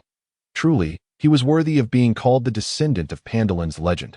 Meanwhile, the audience in the stands appeared puzzled, unaware of the legends circulating in the waiting room, only knowing that the boy who had fled in the second round had inexplicably triumphed in the end. Even if that individual had indeed displayed commendable skills in the second round, winning in such a manner was utterly absurd. Was his luck truly that extraordinary? Damn, my money. Had I known, I would have bet on that kid as well. The dramatic tournament concluded amidst a blend of triumph and regret. The banquet was held as scheduled at Baron Kasu Shun's estate, attended by the nobility from the entire southern province. Even those who had not witnessed the tournament were present. Not all were interested in competitions involving rough adventurers. Yet, they could not overlook a young swordsman of the 5th tier in the magic swordsman hierarchy. It was evident that Lyndon would not be the center of attention at this banquet. He had merely secured a ticket to glimpse a corner of the noble society. Without this invitation, he would never have been able to tread upon the opulent crimson velvet carpet and enter this beautiful, spacious banquet hall. Before stepping into the hall, he bent down to feel the texture of the velvet carpet. This action elicited laughter from passing nobles. As he walked away, he could still hear their discussions. Where did this bumpkin come from? Has he never seen a velvet carpet before? He's either a border noble or a country knight, perhaps even hailing from the north. Yes, he certainly doesn't resemble the local nobility of our southern province. He looks unfamiliar. Lyndon had no interest in heeding the comments of these foreign bumpkins. He merely touched the velvet fabric to assess the level of craftsmanship that had developed, even in the world he had traversed from. The textile technology of the Western Middle Ages was still in a primitive stage, with most advancements gradually borrowed from the East. Based on his earlier observations, the textile technology of this world seemed no more sophisticated. This hidden potential presented an immense business opportunity. This was what truly excited him. The textile industry was one where technological improvements were easily achievable and offered high investment returns. If he could establish a dye factory, he would likely never have to worry about money again. However, starting a dye factory in a society with rigid hierarchies was no simple feat. Possessing dinars alone would not suffice. In addition to wealth, one needed robust connections. Otherwise, where would he find workers and land? No land exists without ownership. Everything is priced and accounted for. This was a profound insight he had gleaned as the Star of Time ascended to the 3rd district. The banquet officially commenced. Candlelight and magical illumination brightened the banquet hall, and clear wine was served in silver vessels. There was also barrel-aged cider, imbued with a hint of woodiness, which many nobles particularly favored. Following this were a variety of sizzling roasted meats, generously sprinkled with expensive spices, showcasing the host's lavishness. Delicacies and fruits adorned opulent tablecloths, available for guests to partake freely. Naturally, an array of desserts and teas favored by the noble ladies was also present. Most of them were uninterested in the coarse and tedious tournament, but were fervent about the banquet. This was their venue for exchanging information, socializing, and a place to seek romantic interests. They formed a circle, occasionally approached by young men attempting flirtation. Their raised brows and courteous words often sparked hushed discussions among the ladies after they departed. However, the main event of the banquet had yet to commence, as the host had not yet arrived.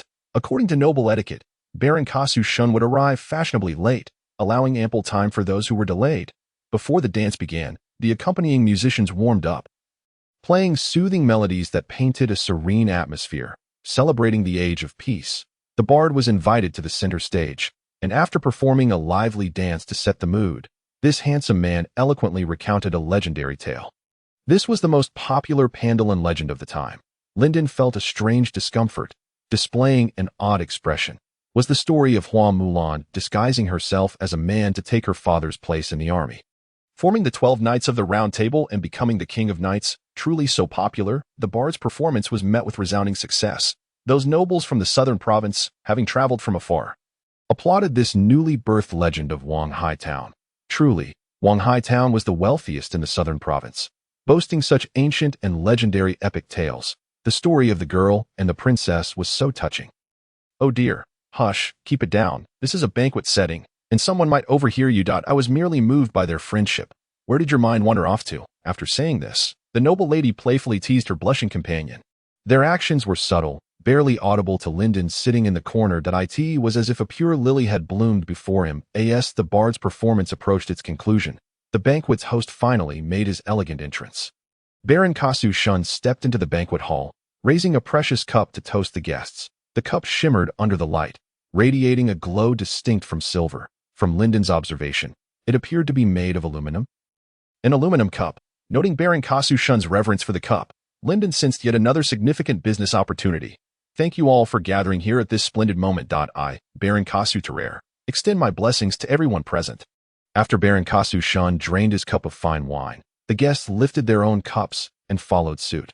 Baron Kasu-shun gently placed his cup before him, exhibiting a demeanor of elegance and nobility. Once Baron Kasu-shun was seated, the eager guests promptly approached to pay their respects. This banquet was not overly formal in nature. Thus, the nobles displayed a remarkable ease, unconstrained by the usual formalities. The young ladies of nobility even gathered in clusters before Kasu, engaging him in lively conversation, while the baron casually introduced them to one another. Annie, this tall and handsome young man, is the eldest of the Raymond family.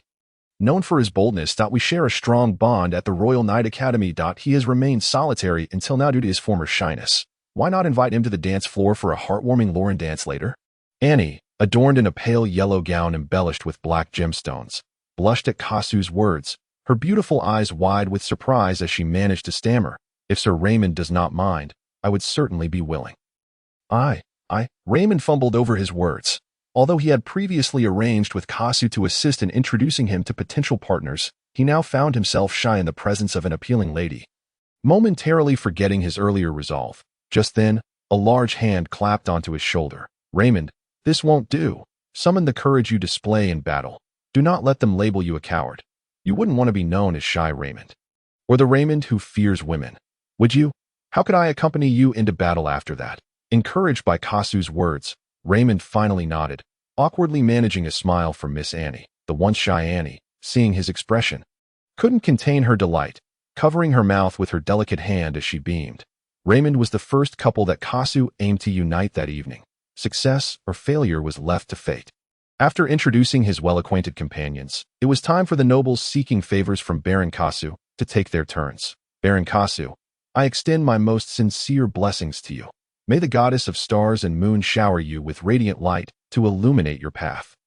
"Bishop John, you are too kind. I have already heard from the steward regarding your proposal. I generally agree, and we can discuss the details further later. Thank you immensely, Baron Kasu. May the holy light bless you." Only true nobility, aside from bards and linden, were permitted within the halls of Baron Kasu's banquet. Even the renowned merchant guilds from the southern provinces were not invited to such gatherings. The tradition of allowing the champion of the tournament entry to the banquet is a long-standing custom of the Kalofis continent, not merely a whimsical idea of Baron Kasu. Linden had inquired about the etiquette of the banquet from the Orchid Merchant Guild long before, and thus he patiently awaited the completion of greetings directed towards Baron Kasu before approaching him with a glass of wine to offer his well wishes. To the valiant and exceptional Baron Kasu, a pillar of the southern provinces, a genius of unparalleled talent, and the future sword saint, I present my most heartfelt blessings. Thank you for your generosity in affording me the opportunity to hone my skills at the tournament. And I am grateful for the protection of the holy light that has granted me the honor of attending this splendid occasion and sharing a drink with you." Baron Kasu, initially seated with hands clasped before him, squinted at the newcomer who approached with a lack of chivalric decorum, bracing himself for a speech of crude and unrefined words, ready to dismiss the individual. He was not fond of the other's actions in the arena that contradicted the knightly code. However, upon hearing Linden's eloquent and refined speech, he was unexpectedly taken aback. While the person might lack character, his words were indeed exquisite. Far too exquisite. Kasu subtly nodded in acknowledgement, filling a goblet with fine wine to express his gratitude to Linden. "The holy light has bestowed its protection upon you. Your elegant prose is a blessing from the divine. The god of sincerity has opened his heart to you, as long as you uphold the knightly virtues and shun malevolence. One day you shall hear the call of the holy light. Here's to this fateful encounter destined by the holy light.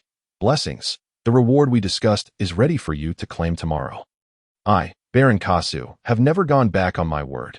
Tonight, ponder any questions you may wish to ask, so as not to miss tomorrow's opportunity. Thank you immensely, Baron Kasu. You are undoubtedly perceptive of the tenets of the holy light. With the sun's rise and the moon's descent, the holy light remains constant, never faltering. The seasons arise, and thus the order of the world is established. Well said, do not engage in unlawful deeds.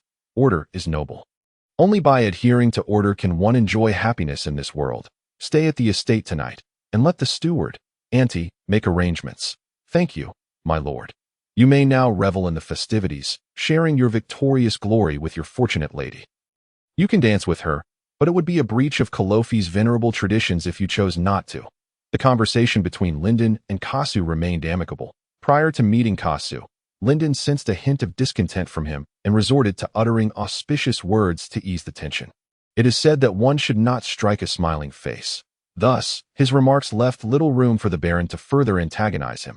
After returning from his exchange with Kasu, Linden resumed his seat, refraining from randomly selecting a partner to dance with, for he understood that, without proper acquaintance, taking a lady's hand could be an act of great offense, though the girl herself might not mind. Indeed, it could be seen as an acknowledgement of her allure. The same could not be said for her suitors. Linden wished to avoid incurring the wrath of thoughtless nobles. His gaze fell upon a green-haired gentleman devouring a chicken wing, the spices coating it, as it disappeared into his mouth with a gentle pull, leaving nothing but the bone behind. He undoubtedly possessed a remarkable talent for eating chicken. Mr. Windison, are those wings delicious? Delicious. But I want to be sharing with you. Windison clasped his arms protectively around his wings. Linden felt speechless, inwardly exclaiming, "Who wants to steal your wings? I merely wish to inquire if you know anything about the noble ladies here. Could you possibly introduce me?" Windison first exhibited a look of disdain for Linden's naivety before raising his chin and looking down at him with an air of superiority that, of course, 50 dinars, non-negotiable, quite the steep price. Linden suppressed his expletives, silently criticizing the absurdity. Reluctantly counting out 50 dinars, he handed them over to Windison, who counted them with satisfaction and pocketed the coins. "I know quite a lot about the nobility of the southern provinces. Which one would you like to hear about? Tell me all." Windison gestured affirmatively and opened up. "If you were to ask who the goddess in the hearts of the southern folk is, it would undoubtedly be our Beltilia. She not only possesses striking beauty but also extraordinary strength. It is said she currently wields power far surpassing that of Baron Kasu. Were she a man, she would surely overshadow his title. At this point, Windison smirked mischievously, leaning closer to Linden to whisper, "However, I advise you not to set your sights on this young lady, or else Baron Kasu will end you. Is she present tonight?" "Which one is she?" Linden leaned forward in anticipation, eager for a glimpse, but Windison coldly replied, "Of course not. Not here. What nonsense is this? Next. That metaphor is quite novel. You're not actually pursuing a noble lady, are you? It seems your inquiry is more about customs." "Indeed, you are correct that I seek to determine to whom I should bestow the honor of the championship. If that is your question, you might consider either Parisha or Rose. I believe selecting one of them would be prudent. Is there any background? Parisha hails from modest means, while Rose has been pampered since childhood and is rather proud. Neither has suitors. So presenting the championship glory to them and inviting them to dance would not cause any discontent." Linden pondered for a moment before asking, "But doesn't that imply a certain honor? Wouldn't those in the spotlight feel slighted?" Windison chuckled, a mocking glint in his eye as he regarded Linden. "You truly do not understand a girl's heart. Someone like you could never catch their eye. If you select one among them, the chosen one will undoubtedly feel elated, but the others will resent you. However, if you choose no one at all, selecting from those who pose no threat, they will not care about you. They will merely perceive you as someone deserving of such company. It is rather complex, isn't it? Witnessing one's rival receive praise can be more painful than receiving none oneself." "Ah, indeed. It seems you are not entirely foolish." "Hey, thank you, Mr. Windison." Linden gratefully patted Windison's shoulder, departing with a chicken wing in hand. "Well, this chicken wing is quite delicious." After finishing Windison's chicken wing, he found Parrhesia in another corner of the banquet hall. The silver-haired, blue-eyed maiden sat quietly in the shadows of the lights, resembling an outsider amidst the clamor. Linden approached as gracefully as he could, bending slightly to inquire, "O maiden, as radiant as the galaxy, would you accept the crown that I have fortuitously won?" "Ah, what?" The maiden seemed startled, letting out an adorable gasp. Linden gazed at her intently for a moment. The maiden, feeling a bit embarrassed, replied, "I apologize, I wasn't listening." Her calm blue eyes were as deep as an abyss, showing no hint of disturbance, and Linden sighed internally. "Very well, that should be interpreted as a polite refusal. No problem. I beg your pardon." After leaving Parrhesia, Linden rubbed his brow. Now, he was left with no choice but to seek out the rather temperamental Miss Rose, hoping she would not be too difficult and would allow him to complete the process smoothly. For Linden, these matters were rather inconsequential, merely a formality that he wished would go unnoticed. When he found Rose, the golden-haired young girl was seated by the window, sighing. Judging by the atmosphere, she too seemed out of place at the banquet. Linden suppressed his awkwardness and approached to bow. "O maiden, brighter than the blazing sun. Would you accept the glory that I have fought hard to earn? The girl was clearly taken aback, leaping from her seat and pointing a delicate finger at Lyndon. You are that champion. Is this the ceremony to present the glory? Seeing that Rose at least recognized his identity, Lyndon breathed a sigh of relief. Indeed, I wish to share the victory of the competition with you. Rose's eyes widened in disbelief as she stared at Lyndon, before suddenly leaping forward to embrace his waist. You said this, so do not go back on your word. Caught in the soft embrace of the maiden, Lyndon felt a bit dazed, while Rose had already taken his hand, pulling him toward the dance floor. I can dance now. Do not let me embarrass myself. By the time Lyndon regained his composure, Rose had already led him to the center of the dance floor. All activity ceased as the crowd fell silent. Watching the two of them, Lyndon instinctively felt embarrassed, but Rose pinched him, covering her mouth with her hand and whispering, "Say the words. That very impressive phrase. Something about the sun. Say it again." Lyndon suddenly understood, standing calmly as he gazed affectionately at Rose. Bowing once more, "O maiden, brighter than the blazing sun, would you accept the glory that I have fought hard to earn? I wish to share the victory of the competition with you at this moment." A blush graced Rose's cheeks as she replied with a proud tone, "I, Rose Biterfield, accept your invitation." Their hands clasped, and the two awkwardly danced together in the midst of the dance floor. Accompanied by the music of a bard playing a lute, Lyndon felt that the music was somewhat inappropriate, imbued with a sense of revelry. Fortunately, the dance between Rose Biterfield and Lyndon Angus was equally unrefined.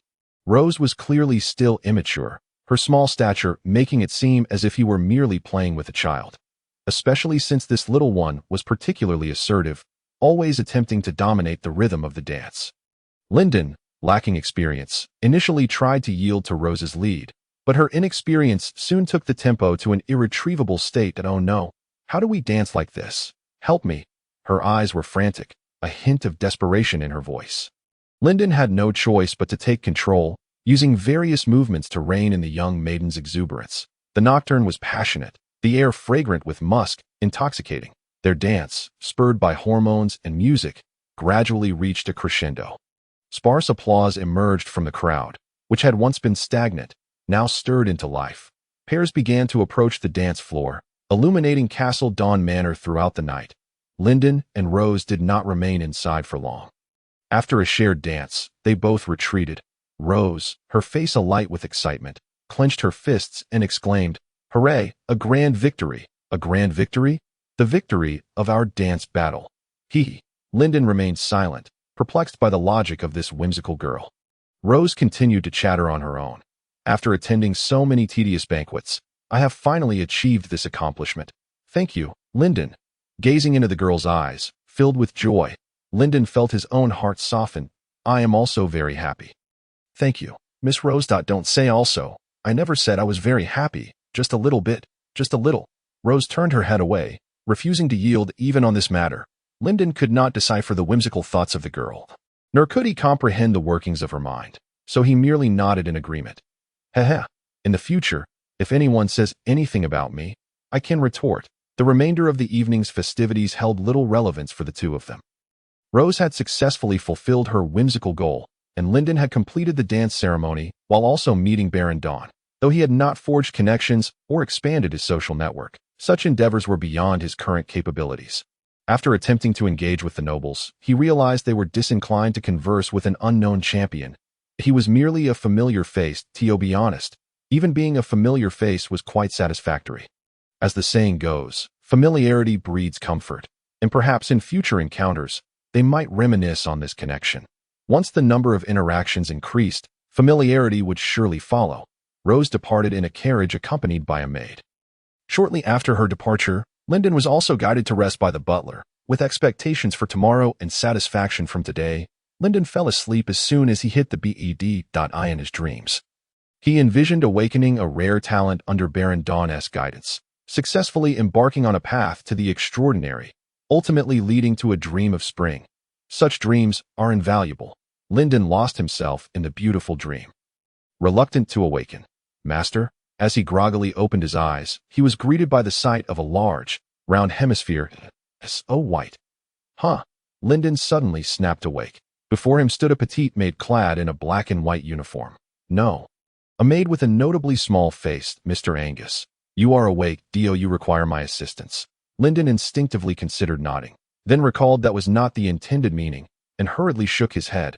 Having a little maid assist him with dressing felt too awkward, as it would make him feel like a child. He abandoned the notion of acting like a noble young master and quickly dressed himself before heading to breakfast. The dining area was still in the banquet hall. Lyndon was not the only guest staying at Castle Dawn. Many nobles from afar had also taken residence in Baron Dawn's manor. Upon entering, Lyndon spotted a rotund nobleman, his mouth agape, waiting for the maids to serve him. What a misfortune! Witnessing this scene first thing in the morning soured his mood for the day. Just as he wished to distance himself, the portly nobleman called out, "Hey, you over there." "Me?" "Yes, you." Lyndon furrowed his brow. Looking displeased at the nobleman, "Oh, you need something? Where do you come from? I've never seen you before. I am not a noble from the southern province, but rather a recipient of Baron Dawn's invitation." "Oh, I remarked upon how unfamiliar your face appeared to me." After that, the portly nobleman ceased to utter another word. Lyndon casually selected vegetable soup as his breakfast. One cannot harbor high expectations for the morning repast in this world.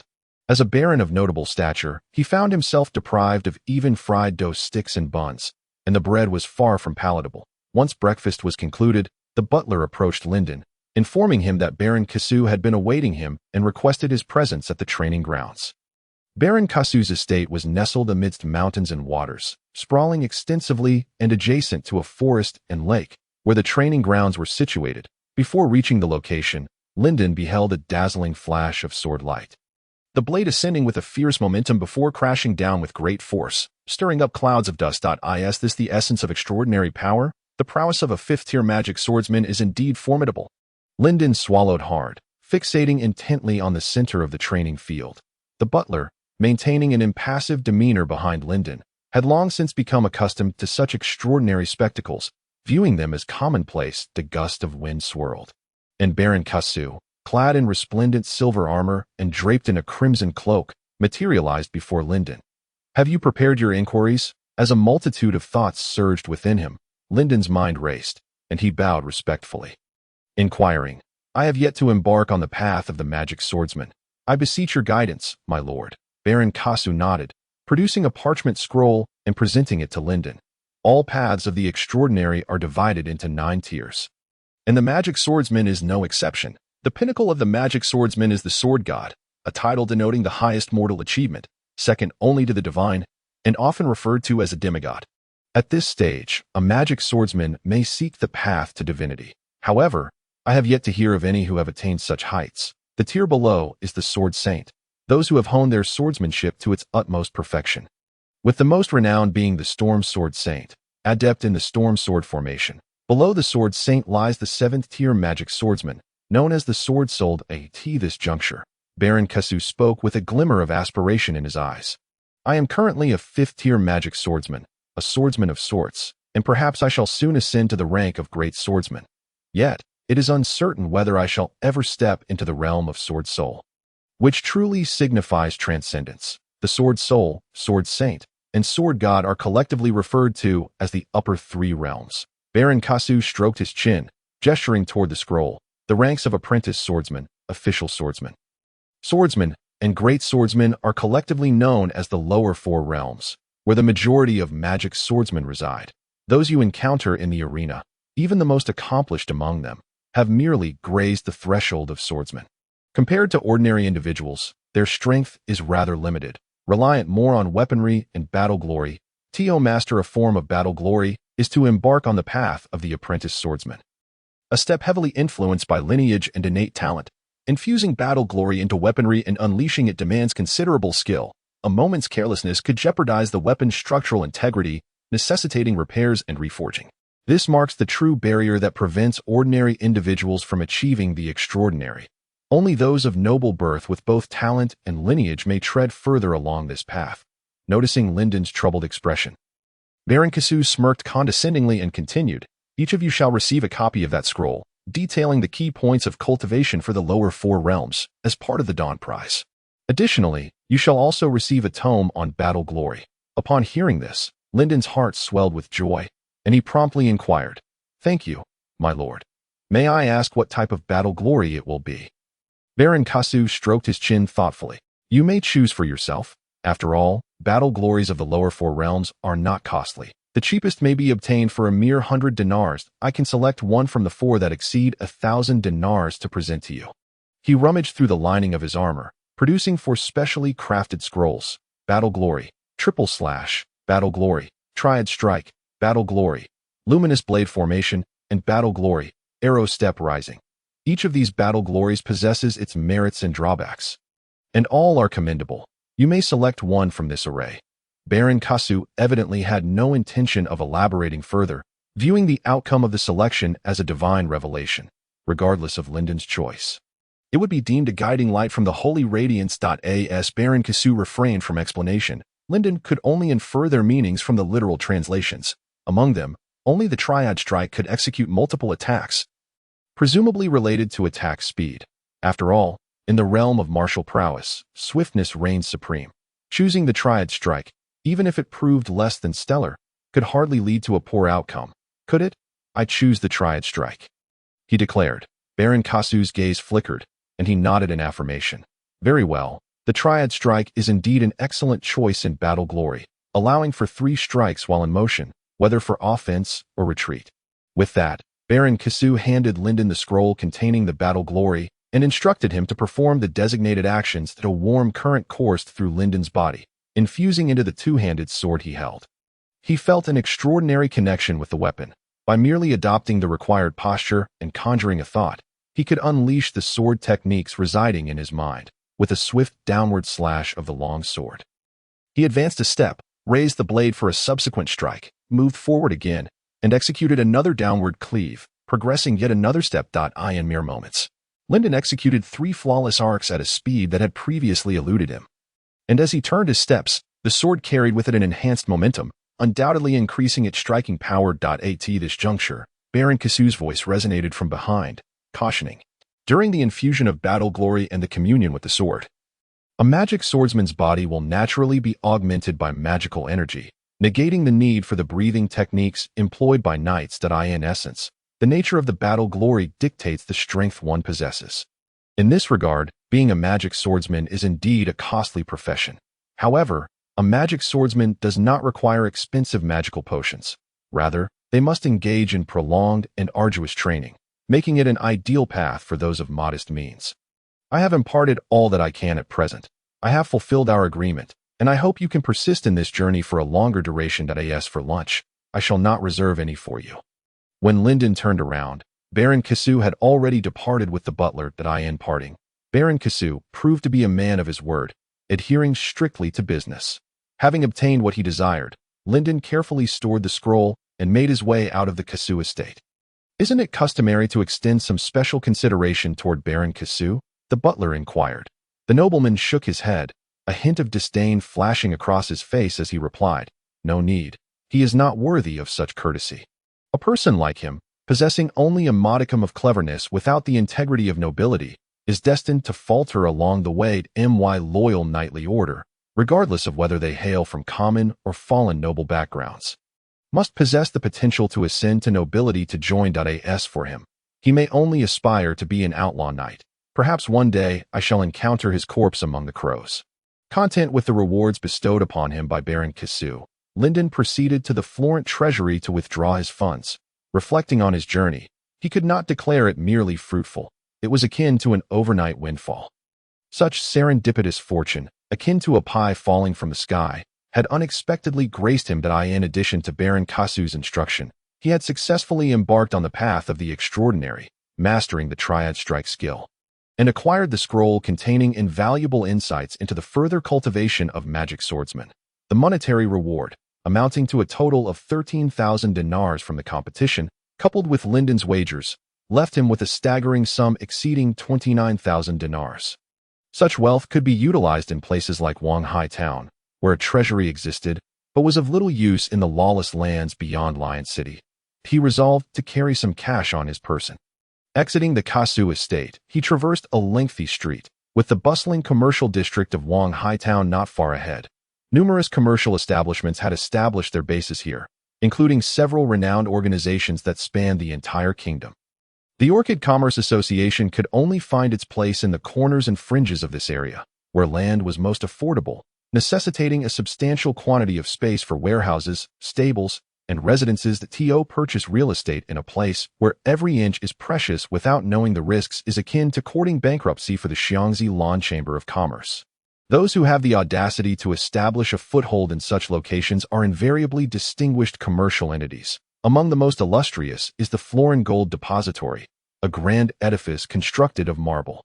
Rivaling the magnificence of a cathedral, due to its substantial scale, this institution, akin to a bank, is disinclined to engage in business with the impoverished, refusing to serve transactions below 1,000 dinars. Linden speculated that there were sound reasons for this. Given that the art of papermaking had yet to be discovered in this world, as a result, the dissemination of knowledge was exceedingly costly, and a developed management system was conspicuously absent. The single dinar weighs merely 1 gram. Thus, 1,000 dinars amounts to 1 kilogram. Linden carried 2,000 dinars, which he stowed in a linen pouch, finding the 2-kilogram weight inconsequential. Upon exiting the depository, he made his way towards the Xiangzi Lan Chamber of Commerce's outpost. The chamber's location was exceedingly remote, necessitating traversal along a narrow path. Before embarking on this route, Linden felt a flicker of apprehension, yet reasoned that under the bright daylight, it was unlikely for any thief to act foolishly. To his astonishment, however, he soon encountered 3 furtive figures lurking in the shadows around a bend. He seemed to have taken 2 detours, effectively concealing himself behind a trio. As they paused before a refuse bin, a man clad in a headscarf inquired, "Isn't that fellow the champion of the competition? Can we possibly contend with him?" "Fool, that guy merely got lucky. He's not even a magic swordsman. What do we have to fear?" The headscarfed man's spirits soared at this revelation. Really? This year's champion was bested by someone who's not even a magic swordsman. "Enough chatter, let's follow him," came the terse command. Promptly chastened, the man hastened to comply. It seemed that their delay caused them to lose sight of Linden after they rounded the corner. They no longer cared to conceal their whereabouts and hurriedly began their search. The trio turned 3 more corners.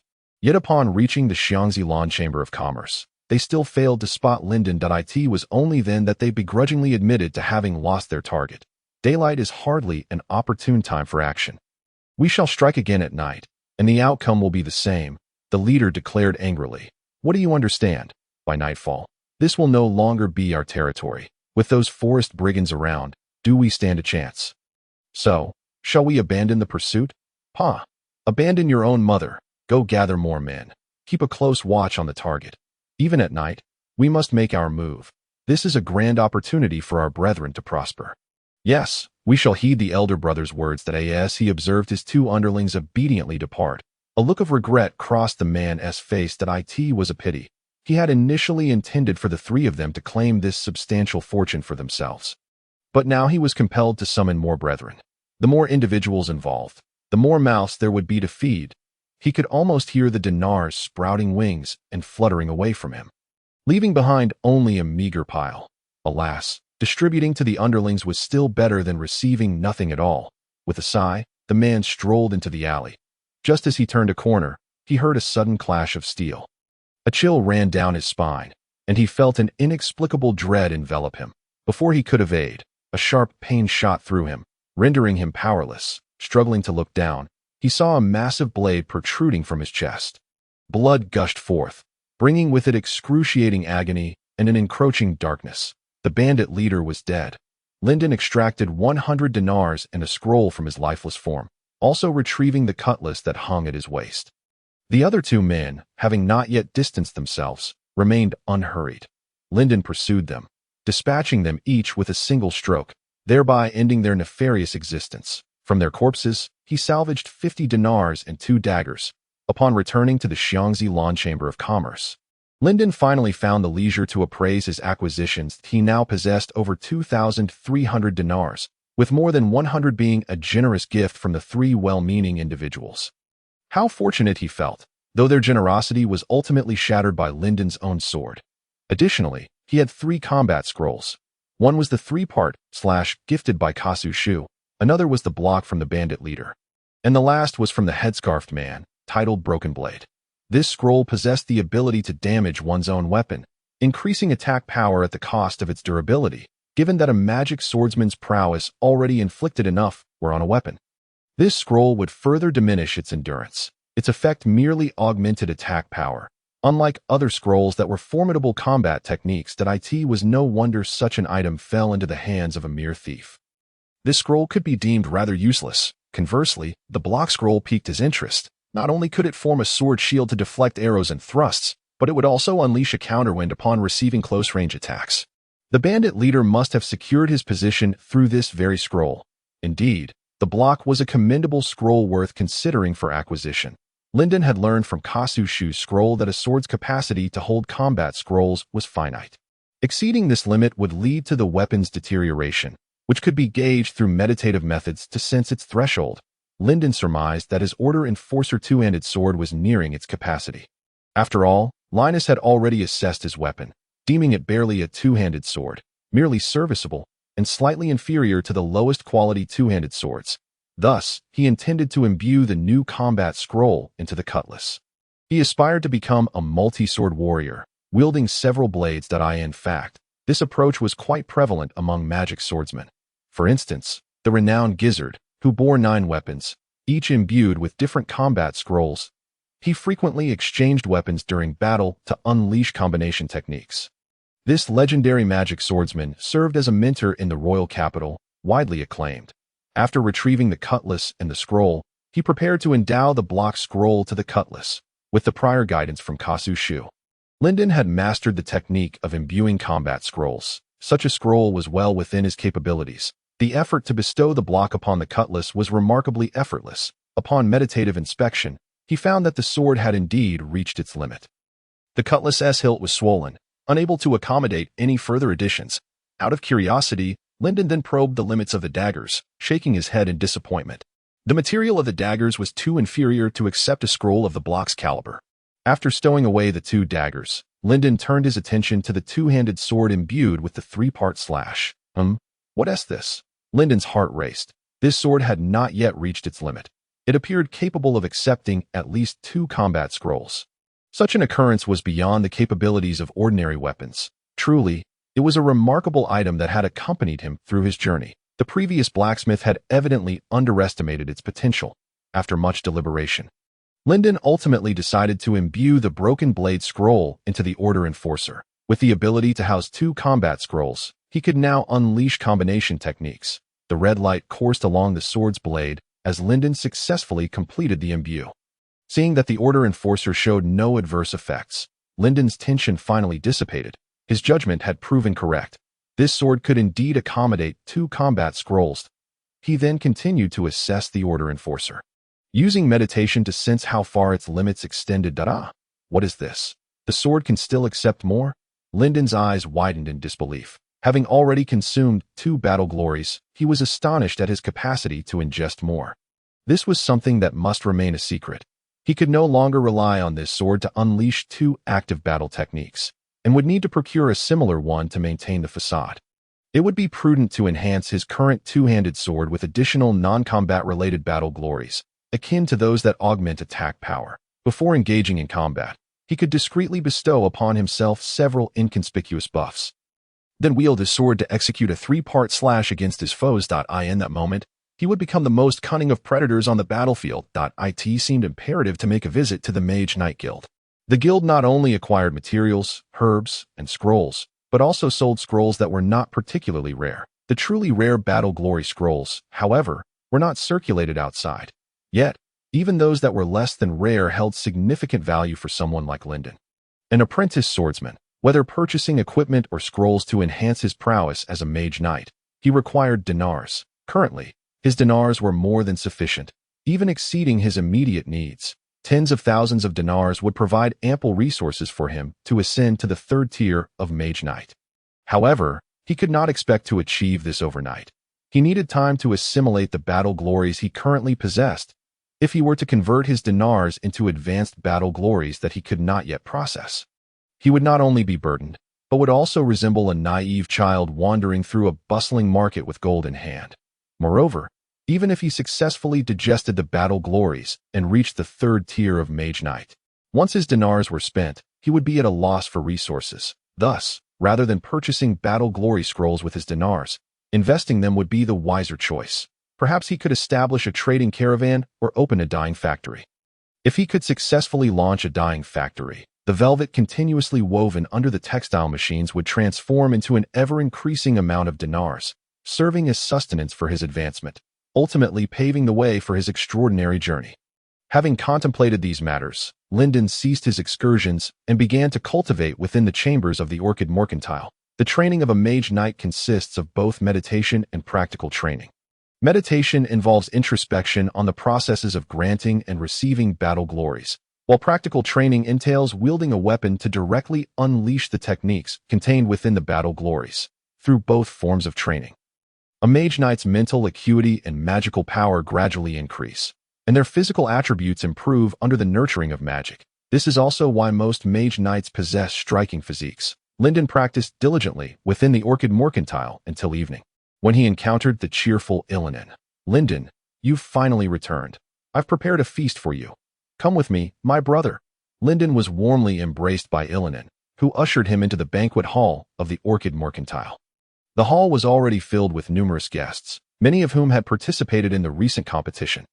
"Angus," exclaimed Melanson, approaching with enthusiasm, "I owe you a great deal for this." "Thank you, Melanson." Melanson was the young adventurer who had previously listened to Lyndon's tales, and who had forfeited his match during the round of 16 in favor of Lyndon. He hailed from the Empire of Eagles and was the 9th son of Sir Betlet. Among those who venture into the world, there are many young nobles like him who, lacking inheritance rights, must seek their fortunes away from home. Once they have honed their skills, they may return to assume significant roles. Melanson was a fine young man, and Lyndon held a favorable impression of him, choosing to sit beside him at the banquet. "Do you not say that? Lyndon, it wasn't just me who forfeited. You were the people's champion. Once the professional competitors were eliminated, no one could surpass you." Lyndon chose not to dispute this, instead raising his cup to clink with Melanson in silent agreement that "I hope we can collaborate more in the future." "Certainly. If the opportunity arises to visit the Empire of Eagles, I'll take you to see the great waterfall." In addition to Melanson, several other young adventurers who had participated in the competition gathered with him, each having received at least one reward. However, what surprised Lyndon the most was that none of them appeared envious. They all approached him with amicable greetings. Is the atmosphere here truly so wholesome? Once the pleasantries were exchanged, Illinan stood, raising his cup. He animatedly engaged the crowd, warming the atmosphere like a master of ceremonies at a rural wedding. The ambience was relaxed and comfortable, devoid of the stiffness and constraints found at Baron Kasu's gatherings. Lyndon felt immensely at ease here. At Kasu's banquet, he had struggled to maintain his composure, feeling lightheaded after only a few drinks. Perhaps it was the joy of the occasion that caused him to lose track of how much he had consumed. At that moment, Illinan appeared even more inebriated, swaying as he boasted about his exploits in trade from years past. After Illinan collapsed, Melanson seized the opportunity to share family scandals with Lyndon. "My 6th brother should never have gone to watch my eldest brother's wife bathe. He's truly a scoundrel. I told him not to go. Yet he insisted on dragging me along." "Did you go?" "Of course not. But my 6th brother insisted I should." "Then did you see it?" "I didn't go, but I saw it." "If you didn't go, how could you have seen it?" "I was still young then. How could I control what I saw?" "So you were young then, huh?" "After offending my eldest brother, my 6th brother, and I could no longer stay at home. He was soon cast out, and I too was marginalized at the age of 16.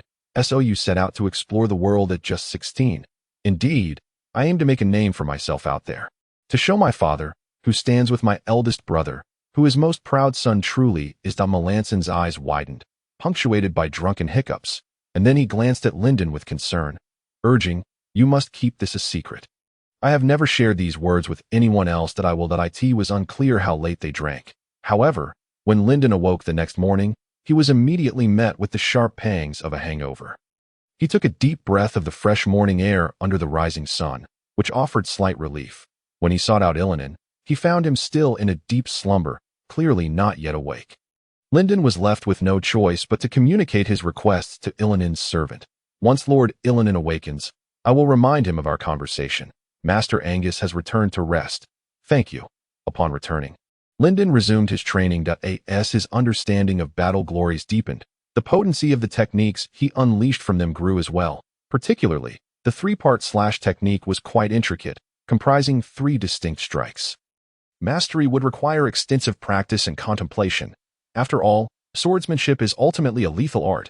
No matter how elegantly one may phrase it, this remains an undeniable truth. It is a matter of either killing or being killed. If one wishes to avoid the latter, earnest contemplation is essential. This is no mere game. Death is a real consequence, and the instinct for survival ignited within Lyndon an inexhaustible drive. He immersed himself in the study of martial skills, striving to enhance his abilities, with no thoughts of women clouding his mind. Drawing his sword naturally brought forth divine inspiration. Lyndon, in a rather theatrical fashion, sheathed his sword after having demonstrated the blocking technique with a crew member's sword. The essence of blocking lies in the timing of its execution. Only by understanding the activation time of the blocking technique, specifically the duration of its preparatory motion, can one employ it effectively at the right moment. Should one misjudge the timing, with the enemy's blade poised before them while still caught in the preparatory motion, it would be tantamount to courting death. It was not until the afternoon that Illinan finally stirred from his slumber. Upon awakening, he busied himself with various matters concerning the trading caravan, not finding the time to see Lyndon until the next day. Lyndon, I hear you wish to establish a workshop? Yes, preferably a dyeing factory. Illinan pondered for a moment before curiously inquiring, do legendary families of old also engage in commerce? I surmise that our family still possesses some ancient, lost techniques that have been passed down through generations.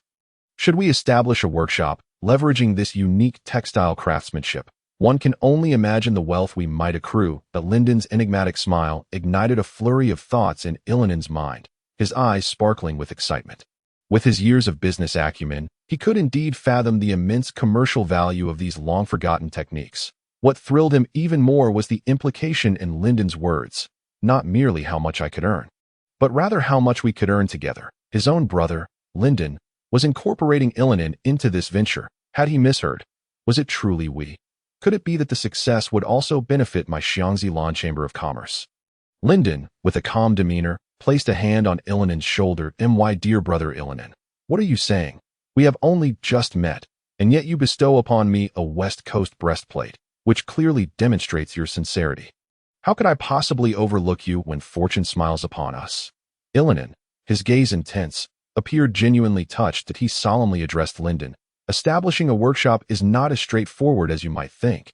It is fraught with complications. I shall take you to the Commercial Association this afternoon, and you shall see for yourself. Lyndon scratched his head, acknowledging his understanding. He had intended to discover the details at the Commercial Association later. But Illinan reassured him. In the past, I too shunned the complications, which is why the Xiangzi Lan Chamber of Commerce did not venture into the realm of handcrafted workshops. However, dear brother Lyndon, you now possess such a splendid opportunity. I shall exert every effort to assist you in establishing this workshop and reviving the glory of ancient times. After expressing his determination to Lyndon, Illinan led him out for a meal. Following a delightful feast of roasted fish at a renowned restaurant in Wanghai Town, the 5 of them proceeded to the Commercial Association, situated in the business district. The association's building, in stark contrast to the opulence of the treasury, exuded an air of time-worn elegance. The wooden structure, though ancient, was impeccably maintained, instilling a sense of sturdy reassurance in its visitors. No one feared that a beam might collapse and crush a hapless soul. This suggested that although the building was old, it was still vibrant with life. Upon submitting their request for a meeting with the president, they did not have to wait long before receiving approval. This was the advantage of having connections. Had Lyndon come alone, he might have faced a lengthy wait. In a sunlit room, where sunlight danced upon the green leaves, casting dapples of light, an elderly gentleman with graying hair sat at a table, a thick sheaf of parchment before him and an exquisite quill in his left hand. Speak, young man. What has prompted this sudden desire to open a workshop? Are you finally willing to undertake the association's trial tasks? The elder's piercing gaze swept over, causing Illinan to awkwardly avert his eyes and gesture towards Lyndon. Esteemed president, it is not I who wishes to undertake the task, but he. The elder, taken aback, scrutinized Lyndon and inquired, Oh, who is he that merits your endorsement? He is the champion of our current competition. Just a champion? A champion alone does not warrant such an endorsement. The crux of the matter pertains to commercial secrets. I regret I cannot disclose further. The elder, glancing at the solemn Illinan, nodded. Very well. According to protocol, it is permissible. You may guide him through the necessary procedures. Once everything is registered, return here to accept the task. After closing the door, Lyndon remained perplexed. This task particularly challenging. Illinan shook his head. The task itself is not difficult, merely cumbersome. More so for me. However, you are in a different position. Unlike me, you are not managing a chamber of commerce. So you can treat this as a mere exercise. What kind of tasks might there be? For instance, I am unsure what tasks the Elder currently has available. Generally, they involve transporting wine to remote towns, locations that are far and seldom visited.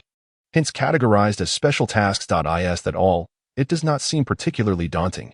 Lyndon looked at Illinan in astonishment, who chuckled softly. In truth, it is not very difficult. But this initial step is enough to thwart most individuals.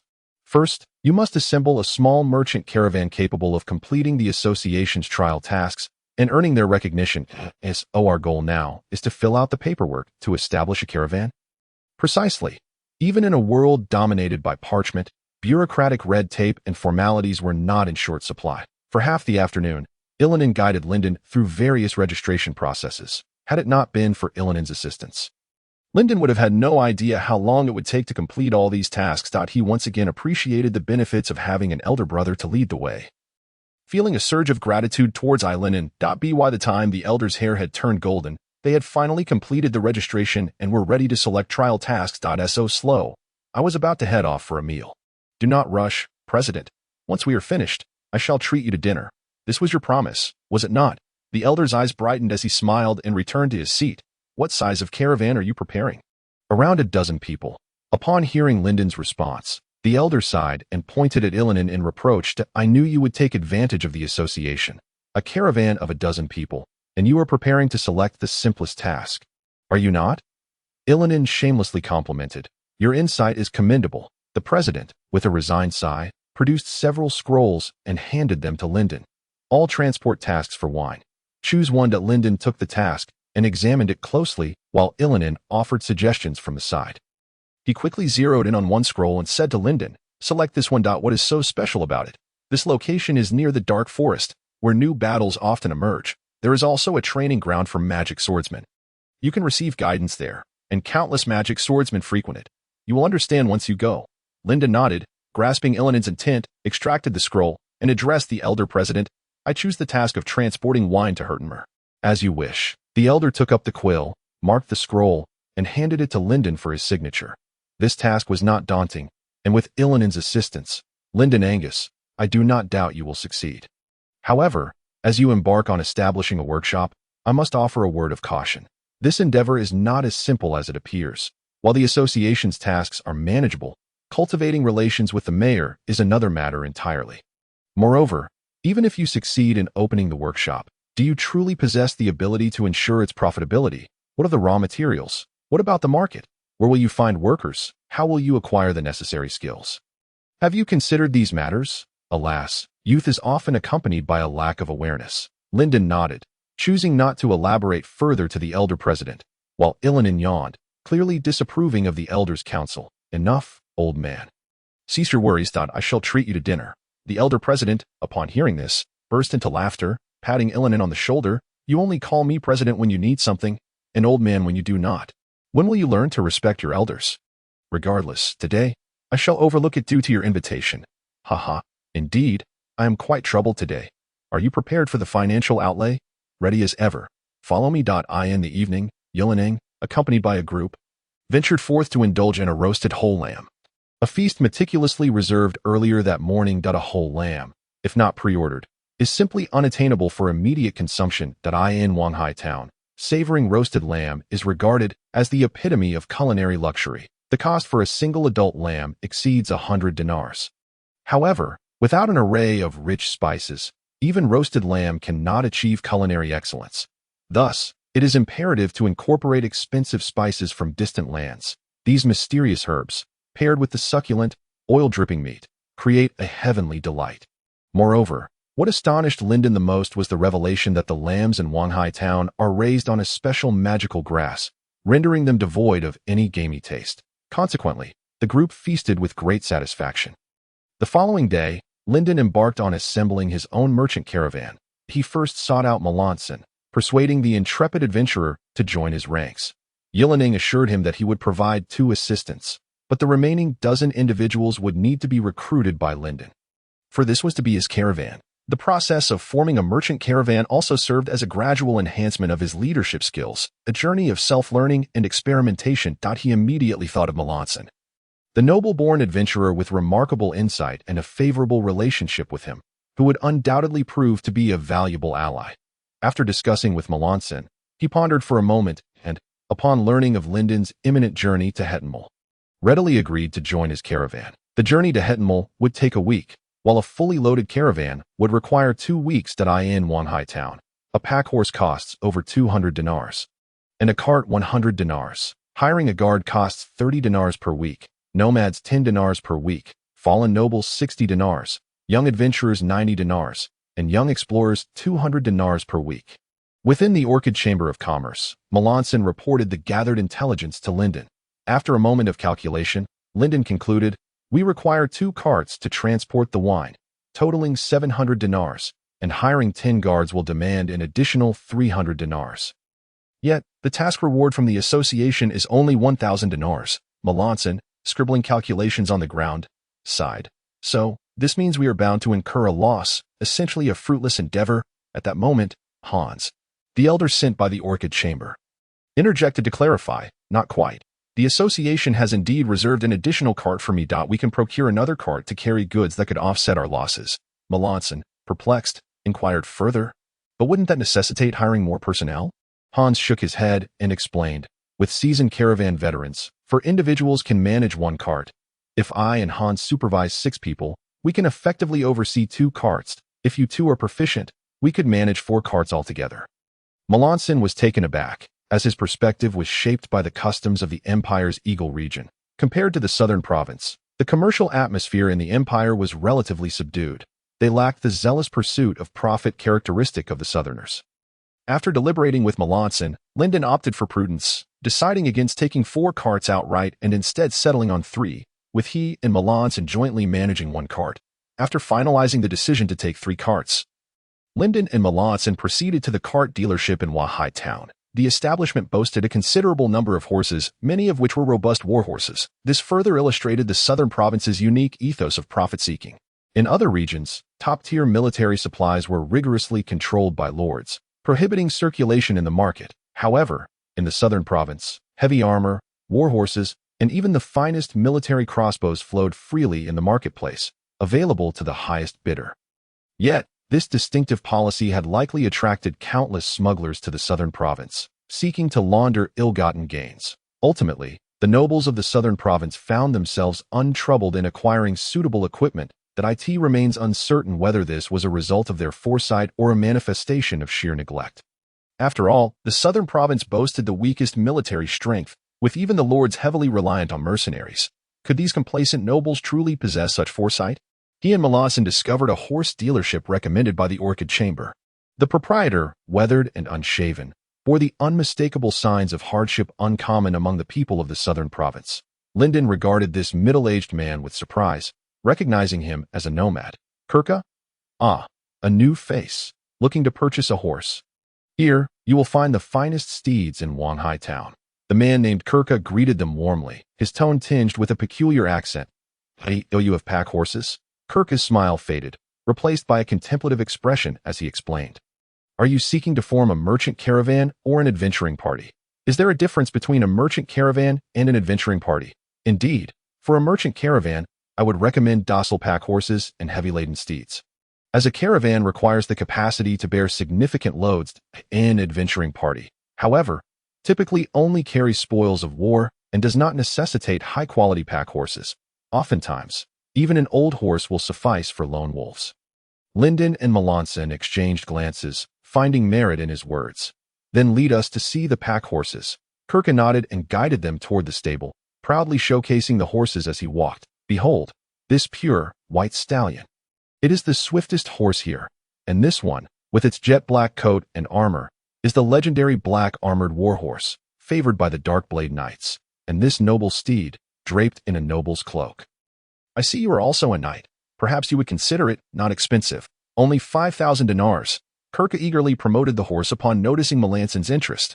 However, Melanson reflected on his finances and sighed in resignation, his eyes sparkling with longing. The horse trader, reading his expression, clapped Melanson on the shoulder and reassured him, "Fear not. I always have top-notch horses available. You can return once you've earned some coin. Perhaps spoils from your next battle will afford you a fine steed. Ha. Who knows?" Encouraged by Kirk's words, Melanson regained some of his spirits at that moment. A thought struck Lyndon, prompting him to ask Melanson, "Although I cannot procure a war horse for you now, I can gift you a steed. Choose a fine prairie horse." "How can this be? I have yet to earn any merit. Having a good horse will facilitate your future accomplishments. This journey will not be easy, and you will need to contribute." "How can we proceed without a good horse? It's akin to a farmer's hoe. With a hoe in hand, dinars will follow, and scrolls will come." Melanson rubbed his eyes and grasped Lyndon's hand, nodding earnestly. "Your kindness shall not go unrewarded." Kirk's eyes brightened as he led over several fine prairie horses. "These are the war horses I brought from the north, possessing excellent lineage. Young man, choose one."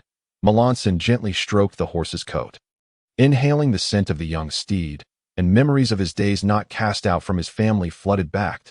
He had often practiced his riding skills on horses, sweating to become a knight and charge for his family.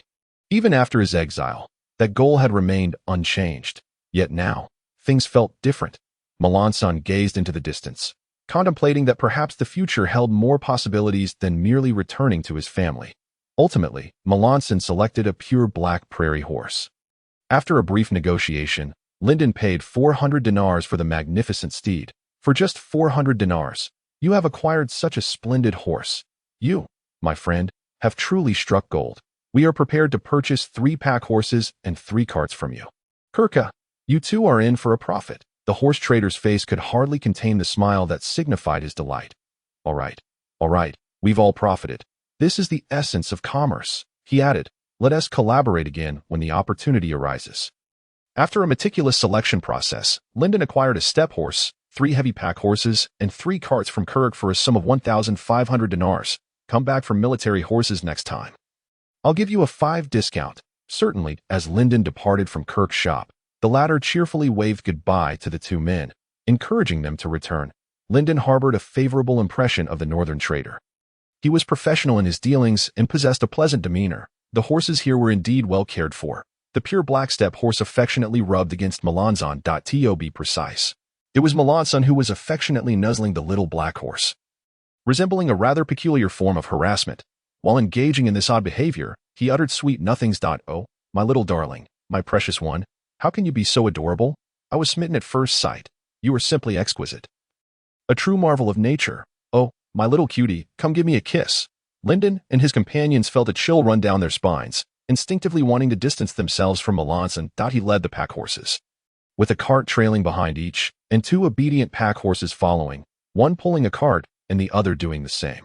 These horses were exceptionally well trained by Kirk. Even Lyndon found them to be a touch too clever, and he began to comprehend Melanson's eccentricities. Though, to be clear, the peculiarities of Melanson were beyond the grasp of any sane human. From the horse trader's place, they returned to the fragrant orris flower merchant's stable. Little White was happily munching on fodder when it inadvertently caught sight of Melanson nuzzling the little black horse and whispering sweetly. Its fur bristled in a distinctly anthropomorphic manner, as if witnessing something utterly incomprehensible. Even taking a couple of hesitant steps back. At that moment, Lyndon entered, leading the pack horse, only to stumble upon this curious scene. Observing Little White's human-like fear, he could not resist a mischievous thought. With a sly grin, he approached and cradled Little White's head, gazing deeply into its eyes. Little White, under Lyndon's gaze, appeared teary-eyed, resembling a bullied child. Little White. After a moment's contemplation, Lyndon realized he could not emulate Melanson's peculiar behavior and left with a hint of disappointment. Conversely, Little White joyfully wagged its tail, raising its head in pride. After settling the horses and carts with the merchant's staff, Lyndon and Melanson made their way to the inn. It was past noon, and it was time for lunch, but they were also there to recruit manpower. The tavern, a bustling public space, served as a veritable talent market of the otherworld. Individuals of all kinds registered their information, awaiting potential employers, regardless of whether the employers were righteous or nefarious. As long as they possessed sufficient dinars, They could form a team of like-minded individuals to eye in the noisy wooden establishment. Lyndon approached the counter and gestured. 2 large mugs of apple cider, please. The tavern keeper naturally accepted 2 dinars placed on the counter, as you wish. While the tavern keeper turned to prepare the cider, Lyndon inquired about any nimble young men available for work. What sort do you seek? Sentinels, female cavalry, young adventurers, or perhaps a noble outlaw? Are there any registered nomads? The owner swiftly prepared the drinks and, turning back, asked in surprise, nomads? What do you need nomads for? Just enough capable hands to get the job done. The tavern keeper scrutinized Lyndon and Milan's son, smiling brightly. It seems you two are quite confident in your own abilities. Confidence is indeed a virtue. With a loud call, she summoned someone who brought forth a wooden board inscribed with the contact details of a group of nomads. How many nomads do you require? At least 10, if possible. Of course, we have over 20 registered nomads. Are they all from the same tribe? Not at all. I'll take them all. Pardon? All of them? The tavern attendant looked at Lyndon in astonishment, questioning if he had misheard. After confirming, he hurried to a table where 2 nomads sat, their expressions troubled and lost in thought. The attendant gestured to them, and they exchanged incredulous smiles, glancing toward Lyndon with a mix of disbelief and hope. Under the attendant's introduction, Lyndon and Milan's son joined the 2 nomads at the same table. 4 cups of fruit wine, please. One of the nomads, a weathered middle-aged man, accepted the wooden cup with gratitude. Thank you for your generosity. Do you truly wish to hire all of us? Yes. I am in dire need of manpower. Can you wield weapons? Of course. We can handle hunting bows and shoot arrows with precision. Had it not been for our poverty, I could have drawn a strong bow even in my youth. That's splendid. I confirm your hiring. The man suddenly appeared uneasy, realizing his previous enthusiasm might have been inappropriate. What exactly do you intend to do with so many nomads? Have you heard of Hedamorl? It's merely to deliver a shipment of wine. I need you to help care for the caravan. That kind of work. We're quite familiar with it. Back on the steppe. We often led pack horses during migrations. You can trust us. You'll find that no one from our tribe is a coward. That's reassuring. Lyndon nodded with a smile that we're ready to depart at any moment. By the way, in addition to dinars, you will also need to cover our meals, and as per custom, we reserve the right to keep any spoils, naturally. Once the nomads departed, Milan's son expressed his confusion. Are we truly hiring a group of nomads who are scarcely better than farmers? What about the safety of the caravan? Even the most expensive young adventurers lack the necessary skills. The disparity between these fallen nobles and others is greater than that between man and dog. Relying solely on them seems unwise. Have you forgotten us? We are the greatest protectors of this caravan. Really? I don't believe I possess such capability. While you've advanced to a magic swordsman, you have only just ascended and shouldn't possess overwhelming strength yet. Should you? Melanson asked quietly, skepticism evident in his gaze, but Lyndon merely responded with a mysterious smile. Perhaps it's time I took you seriously in training. Lyndon had already contemplated the matter of caravan protection. Given his current strength, recruiting mid-tier young adventurers would be a waste. Not only could they not fight, but their costs were also exorbitant. When it came to true combat, one needed top-tier power. As for top-tier power? With his extraordinary status as a magic swordsman, what more did he require? It was wiser to bring along a few cost-effective aids. Once the battle commenced, he wouldn't expect those individuals to inflict damage. They could merely wait for him to unleash his might. What? You say higher-level professionals are coming. Why would such esteemed individuals pay attention to our trivial matters? What could possibly be their motive? With the enhancement of dual-wielding swords, coupled with the prowess of the extreme blade and the triple-slash combination, he felt well prepared. Once the confrontation begins, Lyndon will undoubtedly hear the cries of those novice magic swordsmen. Not to mention the ordinary bandits who have yet to step into the realm of the extraordinary. Thus, Lyndon has no intention of recruiting expensive mid-level mercenaries, as it would be a sheer waste of denarii. Instead, he contemplates trying his luck with the slave traders. Directly purchasing some high-quality soldiers from them would be far more cost-effective. After lunch, at 2 o'clock in the afternoon, the slave traders routinely arrive at the tavern, where they acquire captives brought back by adventuring parties. These captives are purchased cheaply at a price of 100 denarii, only to be sold into mines or to lords as slave laborers. Ah, Ramon, I didn't expect to run into you here, remarked Lyndon, spotting the somewhat familiar figure of the slave trader outside of Loin City. Ramon chuckled. You're quite fortunate, my friend, and I sincerely hope you can maintain this streak of good luck. It would be even better if you could bring me some business. rather than becoming my merchandise that I understand that aren't you supposed to be in Loin City? What brings you to Wanghai Town? Lyndon inquired. I don't mind telling you. I've recently acquired some fine goods that I'm preparing to sell in Wanghai Town. Fine goods. May I take a look? Ramon's surprise was palpable as he scrutinized Lyndon, his gaze seemingly attempting to discern every detail. Look at you, striking it rich enough to buy slaves. What type are you looking for? Beauties or warriors? Warlike soldiers, please introduce some to me. Lyndon responded. Ramon nodded, eager to say something, but then suddenly seemed to recall something amusing. Follow me. I happen to have an old acquaintance you might find intriguing. Upon hearing this, Lyndon felt a hint of surprise and followed him to the Slave Traders Guild. This place, dedicated to the confinement and sale of slaves, assuredly offered a sense of security. There were even certain humanitarian rules in place, prohibiting the mistreatment of slaves as they traversed the long corridor lined with cages. Ramon halted before one, observing the man within with keen interest, beckoning Lyndon over. Approaching slowly, Lyndon recognized the man, quickening his pace in excitement. Upon closer inspection, he realized it was his former captain, the southern wandering knight outside Loin City. Captain Aaron, is that truly you? It's been ages. The despondent man sitting in the cage suddenly looked up, his eyes widening in disbelief as he recognized Lyndon. Ah, it's you, Lyndon, Aaron exclaimed, his voice filled with emotion. Can you assist me in escaping? Looking at Lyndon, Aaron's expression grew increasingly animated. He had been trapped in the dark underground for far too long, and now he finally saw a glimmer of hope.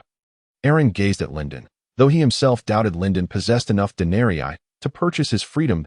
Do you have any money? Should I send a letter for you? No, I've run out of money, and the gear I bought was taken from me. Aaron lamented, sharing a sorrowful story that nearly moved Ramon to tears. So, Lyndon, are you interested in rescuing your old friend? Ramon interrupted, visibly weary of Aaron's tale. Lyndon looked between Aaron and Ramon, conflicted. Captain Aaron, you know my situation. I don't have much denarii. Although I've recently come into a small fortune, I cannot afford to squander it. Now that you find yourself in this predicament with Ramon, given your talents, I fear I cannot pay the price. Ramon scrutinized Lyndon closely, disappointment evident in his demeanor, while Aaron's despair deepened, the light fading from his eyes in Ramon's view. This young man clenched his teeth and fists, filled with an overwhelming sense of frustration. So, Ramon, how much are you asking? I originally intended to ask for several thousand denarii. However, I, Ramon, am a man of principle. To redeem a loved one from me costs at least 1,000 denarii, he stated with a grin. Well, you heard him, Captain Aaron. I cannot possibly part with 1,000 denarii. If it were just a couple of hundred more than the price of selling you off to the mines, I might accept. But this is 1,000 denarii. Moreover, I have business to attend to. I need to buy a slave as well. Surely you don't wish to be a mere caravan guard? Wait, Lyndon declared, preparing to leave. But Ramon called him back. You mentioned being willing to pay 200 denarii more than the mine price. With a cunning smile, Ramon added, if you're willing, I'll sell him to you. I can see that your bond isn't particularly deep. So this sale wouldn't violate any rules. That sly old fox, indeed, was shrewd enough not to miss any opportunity to earn extra denarii. What about my caravan guard duties? Don't worry, I have a solution. In the dimly lit underground corridor, Ramon produced a scroll, astonishing Lyndon. This can't be a slave contract, can it? Of course not. It's merely a blank scroll that I will act as the notary, and you too will sign a service contract. Should Mr. Aaron breach the terms, he will revert to being my slave. At that point, I stand to profit once again. You seem to have done this before, Lyndon remarked. This is my line of work. Could I afford not to? After drafting the terms, Ramon watched as Lyndon signed. He then approached Aaron. Aaron, this is your last opportunity before being sent to the mines. Think carefully about whether to seize it. Do I even need to think? Do you take me for a fool, Ramon? Aaron replied. With a drop of blood falling to the ground, he decisively bit his finger, leaving a crimson mark on the scroll. Ramon nodded at the blood mark and addressed both men. Thus, this contract, duly notarized by me, is established. Give me 600 denarii, and you may take him. Agreed, the price is fair. Handing over the 600 denarii he had prepared, Lyndon then led the shackled Aaron out. Upon emerging from the underground into the bright sunlight, Aaron's face lit up with excitement as he engaged Lyndon in lively conversation. The captivity he endured had truly stifled him. And while he had been somewhat reserved in front of Ramon, he felt compelled to share more now. Damn it, Those scoundrels set a trap that ensnared all my brothers. How many survived? Not many. Most perished right then and there. You know how it is. Their heads were crushed, brains spilling out. After the battle, there were dismembered bodies everywhere, and only you managed to escape on horseback. Captain, do you hold it against me for fleeing? Haha. Do you think me foolish? To fight when you cannot win is the act of a fool. Aaron laughed, seemingly unburdened by the past, as the man who had braved the world since childhood. Mingling among the southern aristocrats had long since shed any naive sense of loyalty. Morality and loyalty left no mark in their hearts. They had been worn down by survival. This is the stark difference between the outlaws and the noble knights. Much like wildflowers growing naturally versus the meticulously pruned blooms of a garden. You've come quite far. You can even organize a caravan now. I'm just starting out. I still need your assistance, Captain. As per our usual agreement. I retain my spoils of war, and you will provide my meals. Of course, all of this is stipulated in the contract, and I will also grant you a weekly salary of 100 denarii. That sounds splendid. Lyndon took Aaron back to the Merchant Guild, where they were introduced to Milan. Thus, the personnel of the caravan was assembled, comprising Lyndon, a novice sword mage, Milan's son, a young adventurer, Arain, a wandering noble from the south, Hans, the caravan leader, Hansen, the caravan guard, along with Mutu and Tengrel, among 20 other nomads. The total number reached 25. Such a formidable group was sufficient to intimidate the most brazen of bandits. To bolster the caravan's combat capabilities, Lyndon invited the nomads to gather under the pretense of enjoying a barbecue that evening. Under the guidance of Milan's son, Hans, and Hansen, they were divided into 3 teams for collective training. Drills in formation and tactical grouping serve as essential pillars of military efficacy. Having seasoned veterans mentor the rookies is an excellent strategy to enhance combat prowess. When the time comes, the rookies will be intermingled with the veterans. Ensuring the latter's resilience inspires the former's courage. The trio effectively assumed the role of their own officers. Irain, possessing commendable strength and a modicum of talent for training soldiers, lacked tactical command skills, causing Lyndon to feel uneasy about entrusting him with leadership. Instead, he preferred to utilize Irain as a core unit in combat, assisting his own efforts. With the gift from Ilanin, Lyndon shed his previously used leather armor and bestowed it upon Irain. After spending a night familiarizing themselves with one another and boosting team morale, the caravan prepared to set forth the following day. They first loaded a cart with salt and then filled it with wine, which the association had meticulously prepared. The reward for transporting the wine to Henceforth amounted to 1,000 dinars, insufficient to cover the caravan's expenses. To achieve profitability, they would rely on the cart laden with salt. Salt is an indispensable commodity. It is essential in the bread and hearty soups commonly consumed by farmers, and it is crucial for preserving food through salting fish and meats. A barrel of fish requires 10 pints of salt for curing, and more salt is needed for butter. Selling 100 dinars worth of salt from Wanghai town to Henceforth could yield at least double, potentially over 200 dinars, and at times even reaching 300 dinars at a premium. Just the 10 bags of salt on the cart could earn Lyndon over 1,000 dinars. Armed with the commercial association's issued credentials, the caravan slowly departed from Wanghai town, driven by Lyndon's exuberant calculations. A single cart could carry nearly half a ton, and beyond the salt and wine, they could also stow away some lightweight bread for emergencies. The supplies for the caravan had already been distributed in advance, with each individual carrying their own provisions. According to Hansen, they would pass numerous villages along the way, ensuring ample supplies. The caravan joyfully exited Wanghai town. None noticed the lurking shadows, where individuals with malicious intent observed the unfolding events. In a wooden cabin, a group of bandits, armed with formidable bows, gathered to strategize, discussing the caravan that had just departed. Boss, our men couldn't infiltrate. They only recruited over 20 nomads. What do you mean? Is that kid out of his mind? Ignoring the caravan guards, sentries, and young adventurers, quality mercenaries, to recruit a bunch of useless nomads. Is he courting death? Who knows? Maybe he is just foolish. Not recruiting is a blessing. It means we can mitigate our losses. A group of nomads should be easy to dispatch, right? But boss, if our men had blended in, slipped in some drugs, wouldn't that have made it easier? Nonsense. You think I'm less clever than you just because you're the boss? The bandit leader shot a menacing glare at his subordinate, knocking his head. Ask you to instill some wisdom into the dimwit. Oh, what shall we do? We proceed as planned. Gather the brothers and follow them.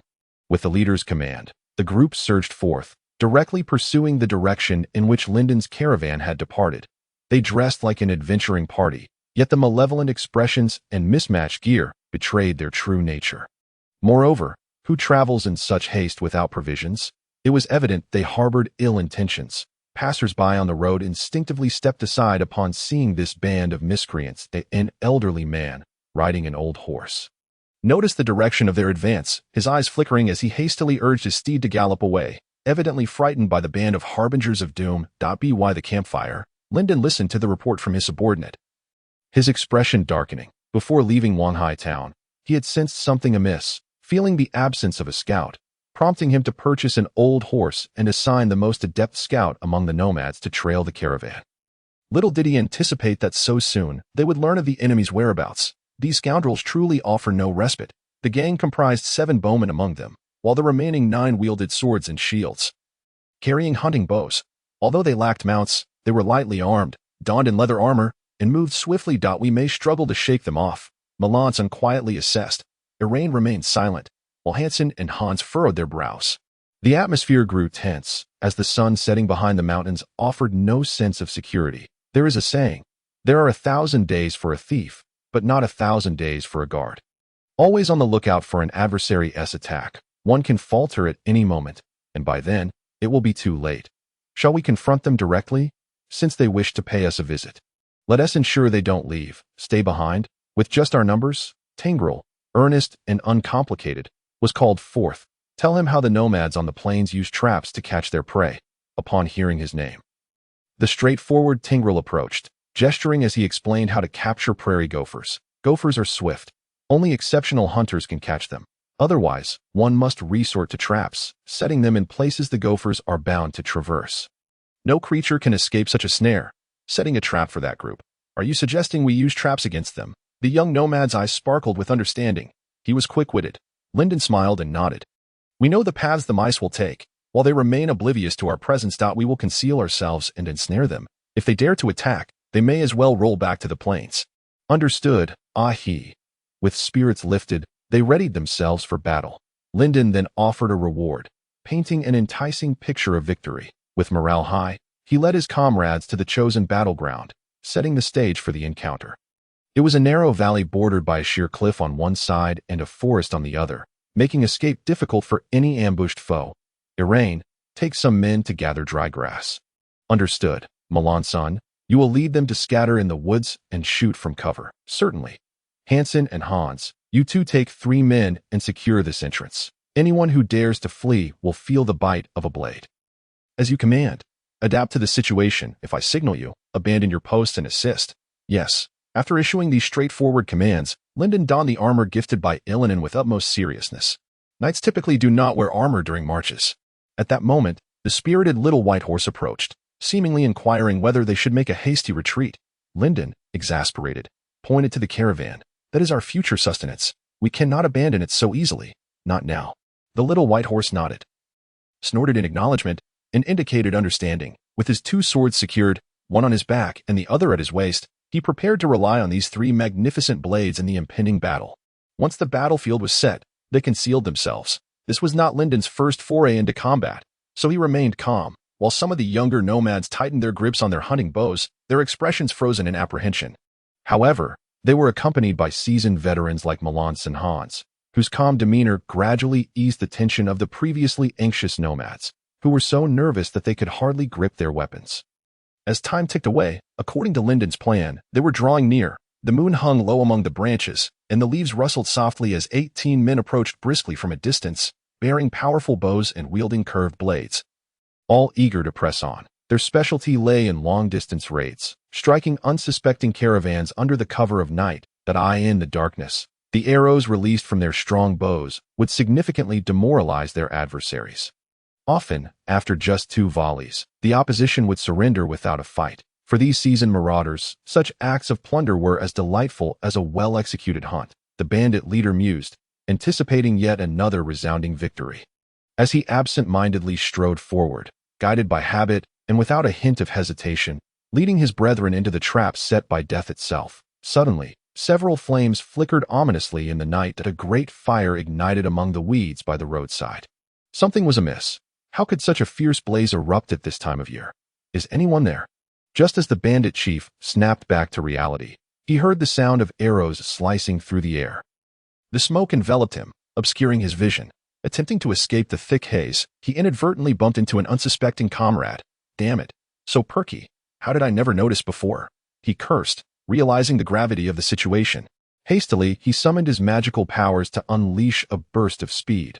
With the wind of the valley at his back, the fire blazed wildly, veiling the vision of the greenwood bandits and choking them with its acrid smoke. More deadly arrows lay hidden within the fog, claiming the lives of the unfortunate. Only those with agility surpassing the average and a modicum of luck stood a chance of escaping. The bandit leader's spirits lifted as he spotted a large rock in the distance. The smoke seemed to cease before it. If he could reach that point, there was a chance of survival. That wretched fool. Once I escape, I will not let you off lightly. He quickened his pace, eager to advance. Meanwhile, Linden was concealed behind the rock with Hans Hansen and 4 others, determined to hold their ground. Even Linden was surprised by the effectiveness of the smoke trap as the fog rolled in. The marauders seemed to forget their bows entirely. The shelters prepared for their soldiers were rendered useless. The bandits, perhaps flustered, resembled a herd of panicked pigs. Hearing footsteps in the air, he tightened his grip on his sword. Clumsy swine were approaching from this direction. Just as the bandit leader leaped over the stone with delight, a glimmering sword reflecting the moonlight thrust toward him. He gasped and dodged, in a moment of desperation unleashing the second tier of his speed-enhancing skill. His body moved in an unnatural manner, evading the strike, but he felt the magical energy within him draining away like water. He could not hold on for long. He was but a half-minute man, able to last at most a few seconds longer. Anxiety etched on his face. He dashed aside in a blur. 1 step, 2 steps, 3 steps. Surely he had created enough distance. He had escaped. His eyes widened with genuine relief.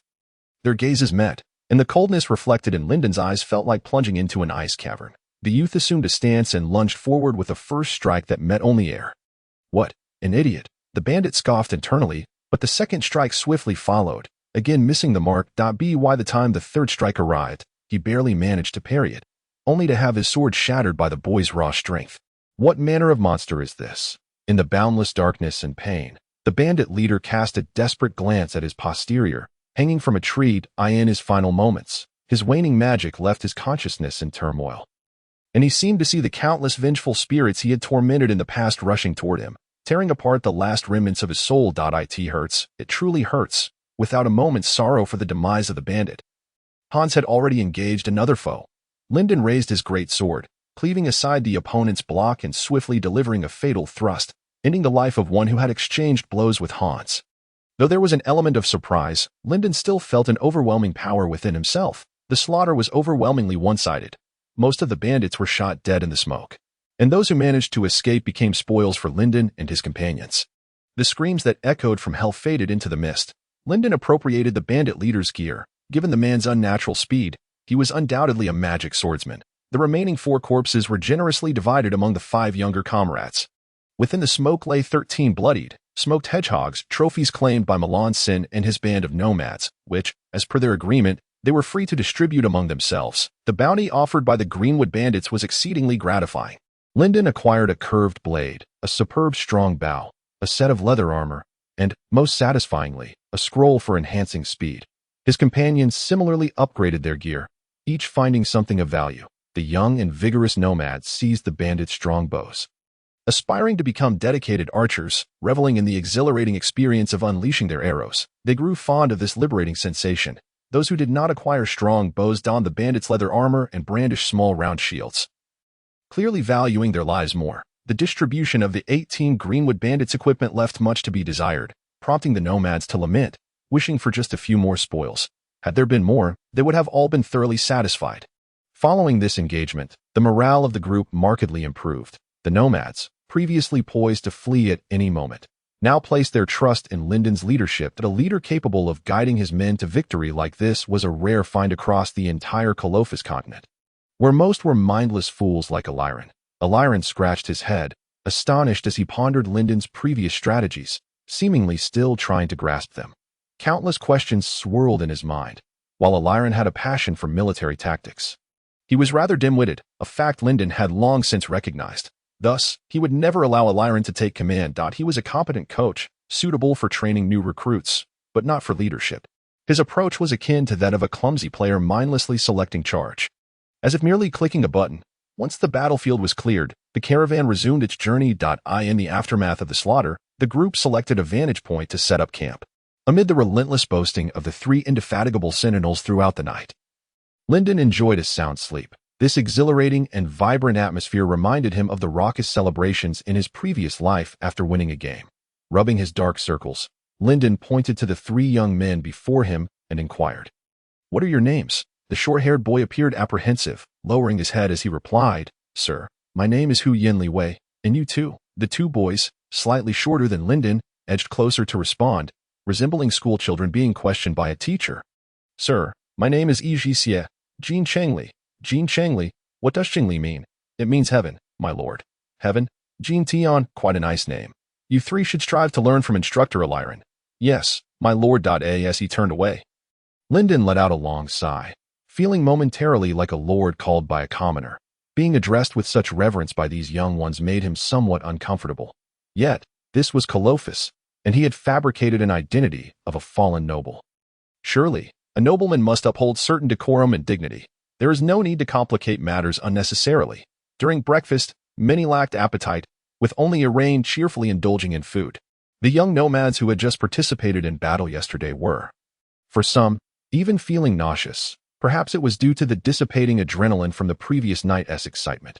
Without the stimulation of hormones, the instinctual revulsion towards slaughter and corpses emerged in these individuals. Irain, observing the pitiful demeanor of the youngsters, erupted into laughter. "Isn't it disgusting? Just head over there into the woods and relieve yourself." "Bah, I'd be sick." You don't believe me. You're not deceiving us?" "I am not lying this time. Hurry along, keep your distance. I'm still eating." Lyndon nodded. He had done such a thing before. Though somewhat absurd, relieving oneself indeed alleviated the discomfort following a killing. Before long, the relieved Jin Chengli bounced back, explaining the method to everyone.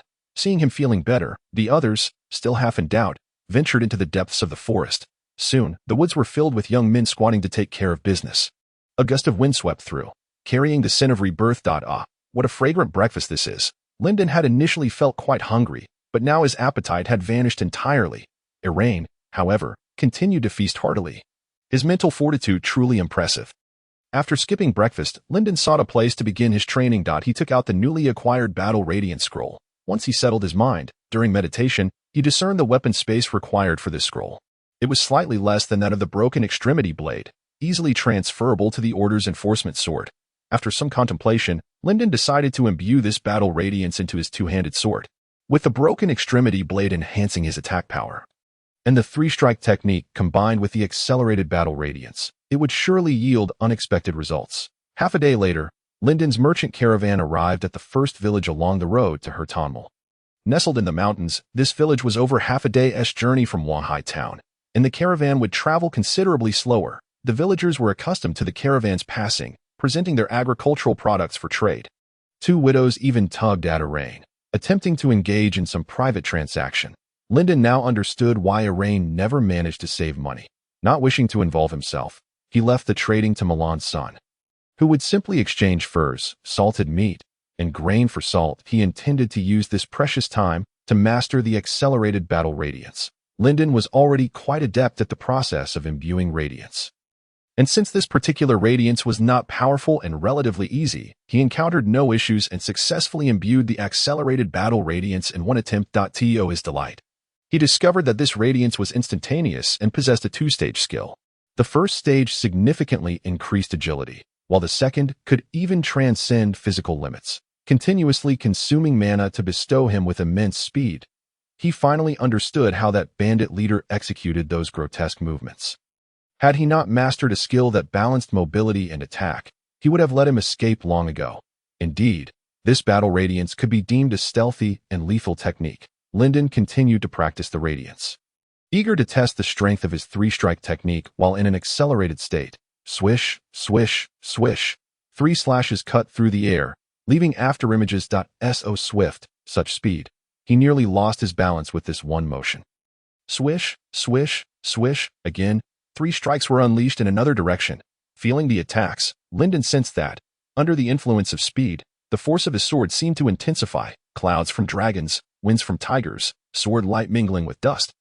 A balance of tranquility. A good sword technique harmonizes with all, capable of encompassing everything and forming combinations with various battle radiances. Perhaps growing stronger through these combinations is the true essence of cultivation.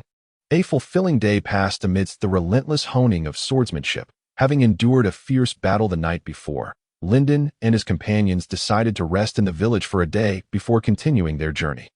Although there were no casualties last night, the relentless drawing of bows and swinging of swords had taken its toll on their bodies. To press on without a pause would be unwise, burdening the caravan with exhaustion and undermining morale.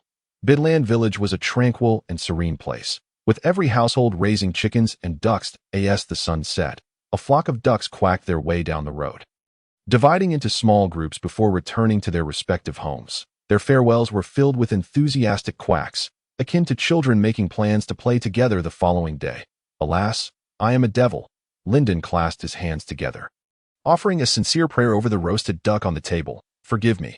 Driven by his craving for Peking duck, Lyndon invited the caravan members to share in the feast, resulting in the demise of more than 10 ducks that day. This day would later be referred to as the Day of Demonic Arrival by scholars of Bidland Village. When the Day of Demonic Arrival arrives, the great demon from afar would issue commands to the ducks' esteemed caretakers. They would use a magical stone called the dinar to sway the hearts of the caretakers, luring them to extend poisonous hands towards the ducks. To save their flock, 14 plump ducks willingly sacrificed themselves. Delicious. Truly delightful. The duck is so rich, dripping with fat. The joys and sorrows of humans and ducks are disparate. Lyndon now only perceived their delightful aroma. If only there were spices, this roasted duck would be divine. Melanson shook his head, chuckling. Spices for roasted duck? Isn't that too wasteful? What a waste. That's what makes it delicious. You don't know the joy of fragrant cumin mixed with fiery red chili sprinkled on roasted meat. Not only does it eliminate the meat's inherent gaminess, but it also brings immense pleasure to the palate. Listening to Lyndon's extravagant praises, Melanson could hardly conjure an image of what this so-called chili might be. Perhaps it was a secret herb from Pandalon. Hey, Melanson, what do you think about our caravan venturing into the spice trade?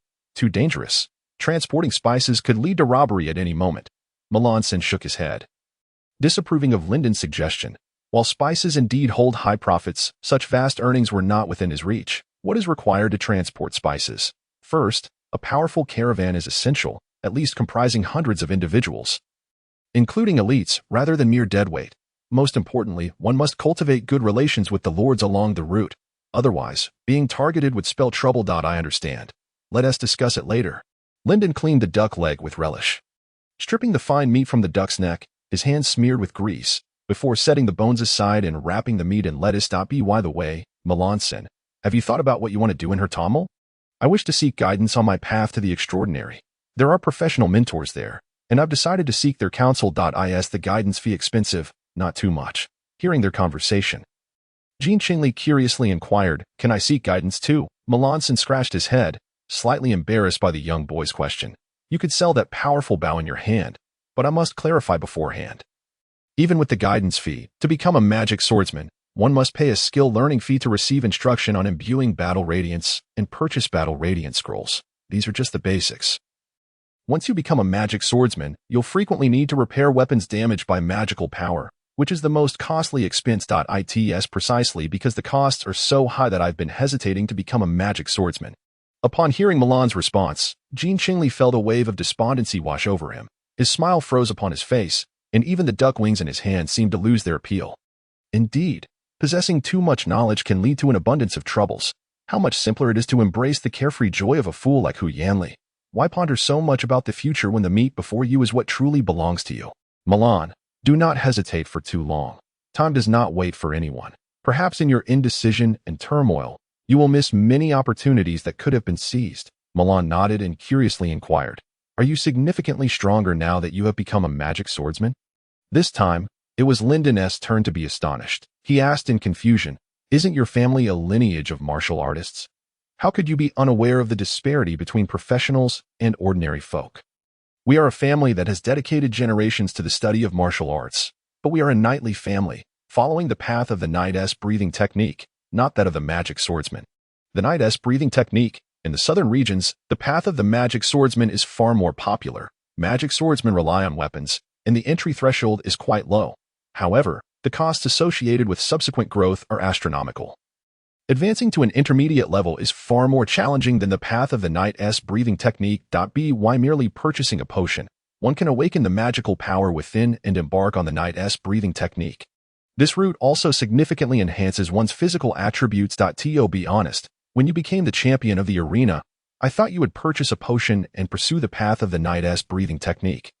But to my surprise, you became a magic swordsman. Perhaps that is the tradition of the people from the southern province? Lyndon casually nodded in response. Perhaps, in truth, he had no knowledge of the Knight's breathing technique.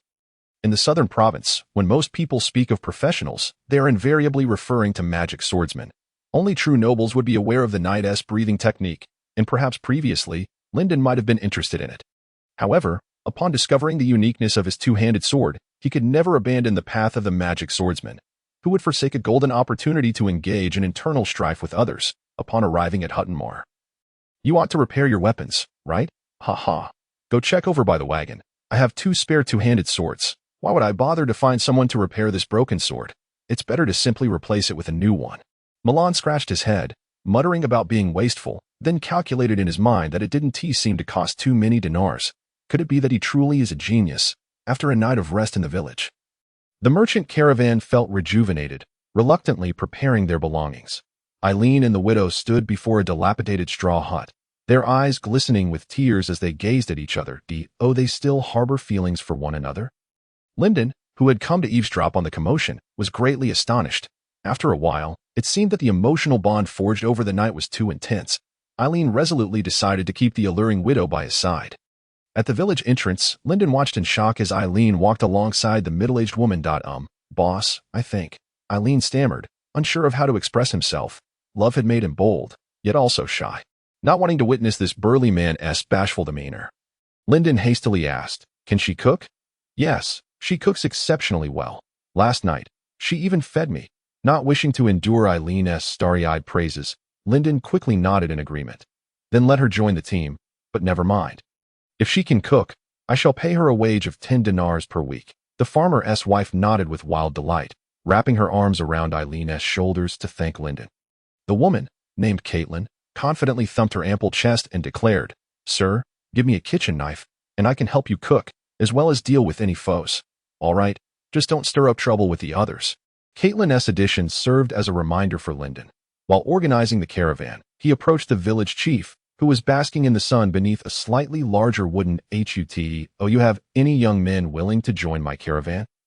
Lyndon asked directly, but the old man continued to squint in the sunlight, not lifting his head. "Without the Lord's consent, no one can recruit here." A heavy bag of dinars was tossed before the village chief. Upon hearing the clink of coins, he opened his murky eyes, picked up the bag, weighed it, and immediately smiled. "There are 5 young men who wish to seek their fortunes outside. Sir, do you need them?" "Bring them to me for inspection." "Very well, please wait a moment."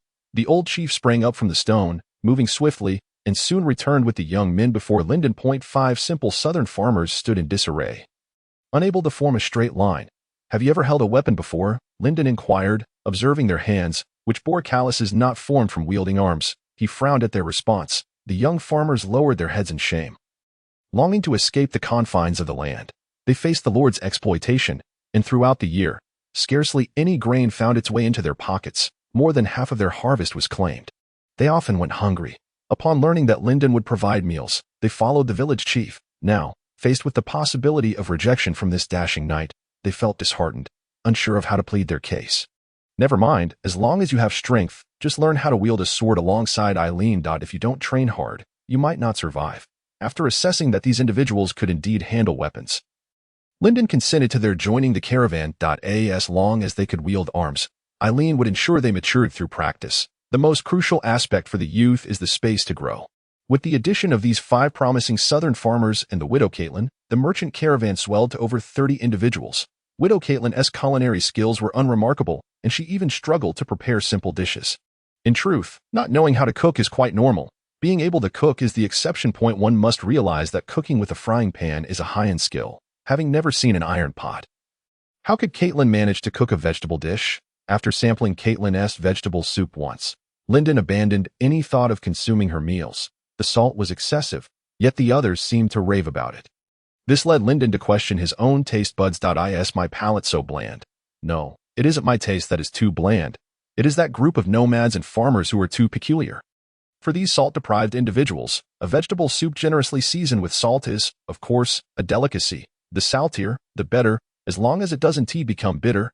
Each time they consume salt, their bodies, having been deprived for so long, would respond with genuine delight. If they were told that the soup was well seasoned and delicious, their spirits would soar due to this peculiar vegetable soup. On the continent of Karofis, the nomads and serfs laboring under their landlords received only tangible goods and never a single dinar. To acquire dinars, they could only sell goods at the market. In contrast, becoming a mercenary, earning a dozen dinars weekly was an incredibly lucrative opportunity, especially when following Lyndon. They could reap spoils with minimal casualties. Upon hearing tales of Lyndon's exploits, the 5 farmers became utterly ecstatic. Even Aunt Caitlin waved her kitchen knife around, mumbling about wanting to take down a bandit leader to seize a bounty. The setting sun cast its golden rays upon the verdant grass, startling a flock of white birds from the riverbend by the mountains. The 30-strong merchant caravan traversed the uneven stony path, entering a village that sent wisps of smoke curling into the air. The village, named Ailos, appeared desolate at a glance. Only a few individuals remained toiling in the fields, while the blacksmith's shop at the village entrance lay abandoned, devoid of any signs of forging. Even the livestock appeared weary. Most of the young had departed, leaving behind only the elderly, the weak, and the infirm to fend for themselves by the fence. When Lyndon eventually found the old village chief, the elderly woman revealed a guarded expression, anxiously regarding the weapons on their backs. We are a passing merchant caravan, seeking shelter for the night. As long as you're not passing bandits, that will suffice. The elderly woman let out a sigh of relief and welcomed the crowd into the village. Robbers? Have there been any robbers here? She inquired, her voice tinged with concern. No, none at all. A flicker of avoidance crossed the village chief's eyes. But she suppressed her sorrow, burying it deep within her heart. I shall prepare a meal for you. With a shuffling gait, she passed through the fence and entered a thatched hut barely large enough to accommodate her. Adding firewood to the stove, the crackling flames danced upward, accompanied by wisps of white smoke, while the savory aroma of stewed jerky wafted from the earthen pot. The old woman's throat constricted. It had been an eternity since she had savored the taste of meat. This jerky had been supplied by the merchant caravan as payment for lodging. Lyndon turned away, his countenance darkening. He wandered restlessly through the desolate village, unsettled by the elderly woman's peculiar demeanor. The western edge of the village, near a water source, the soil was disturbingly loose, marred by chaotic footprints, some human, others the distinct impressions of hooves. Judging by the size of the tracks, they were likely made by men, not by the elderly or children. Lyndon furrowed his brow and summoned the members of the caravan. Melanson, what do you think? I fear this village has been claimed by robbers, serving as a temporary stronghold. Melanson replied, but I asked such a thing common. The nomadic Huyenli nodded gravely, gesturing as he spoke. Even in our grasslands, such occurrences are not rare. Occasionally, we witness villages being overrun by horse bandits. These villages become their bases, dependent on supplies until they inevitably decline. Do the villagers not resist? Lyndon pressed. Resist? My lord, how could we dare? They are ruthless killers, merciless in their ways. Thus, it was confirmed that the village had indeed fallen into the hands of robbers. No wonder it appeared so strange. With only the elderly, weak, and infirm remaining, the youth must have fled in terror. The atmosphere grew heavy with the group's realization that they had unwittingly stumbled into a den of thieves. A moment's carelessness could lead to a confrontation with formidable foes, plunging them into peril. A hearty laugh shattered the oppressive mood. This band of robbers has returned to bestow gifts upon us. Look at the terrain. If we set an ambush in this village, we can ensure they come and go without return. How do you propose we ambush them? Observe, there are several high points from which we can station archers armed with sturdy bows. There is a wall behind which we can conceal a contingent of infantry. Moreover, a thicket exists where we can hide sharp spikes. Hearing Lyndon's strategic plan, the group's eyes sparkled with newfound inspiration as they envisioned ways to lay their trap and devour the incoming enemies. Upon returning to the village chief's home, they found the elderly woman had prepared a meal, serving it in the utensils Lyndon had provided. The steaming meat soup rested upon a stone, yet none dared to partake. The old woman regarded them quizzically, saying nothing. You have been overtaken by robbers, have you not? To Lyndon's surprise, the old woman did not hesitate to affirm with a nod. Indeed, my lord, a band of robbers has seized our village. But do not worry, they will not return tonight. How do you know they won't return? Lyndon inquired, curiosity piqued. Before they come back, They send someone ahead to instruct us to prepare. Prepare? Lyndon stroked his chin. Contemplating what preparations the elderly woman meant, they will instruct us to ready water for washing the horses, firewood, and fodder. The old woman replied with urgency in her tone. What about food? My lord. They are aware of our lack of provisions. When they demand preparations, we can only offer stale grains. Once they raid, they return with plenty to eat and drink. Lyndon nodded in understanding, abandoning the notion of preparing a bowl of poisoned soup. You speak so freely. Do you intend for us to stab those robbers in the back? Are you not aligned with them? My lord, you jest. The robbers invaded our homes and slaughtered my kin. Even now, many of my fellow villagers are wandering in despair. Under such circumstances, how could we side with our enemies? Indeed, your thoughts are quite thorough. Just ensure your own protection. We shall handle the confrontation. Lyndon replied nonchalantly, a faint smile gracing his lips. The elderly woman's eyes gleamed with fervor as she leaned toward Lyndon, asking, My lord, are you truly prepared to help us drive away the robbers?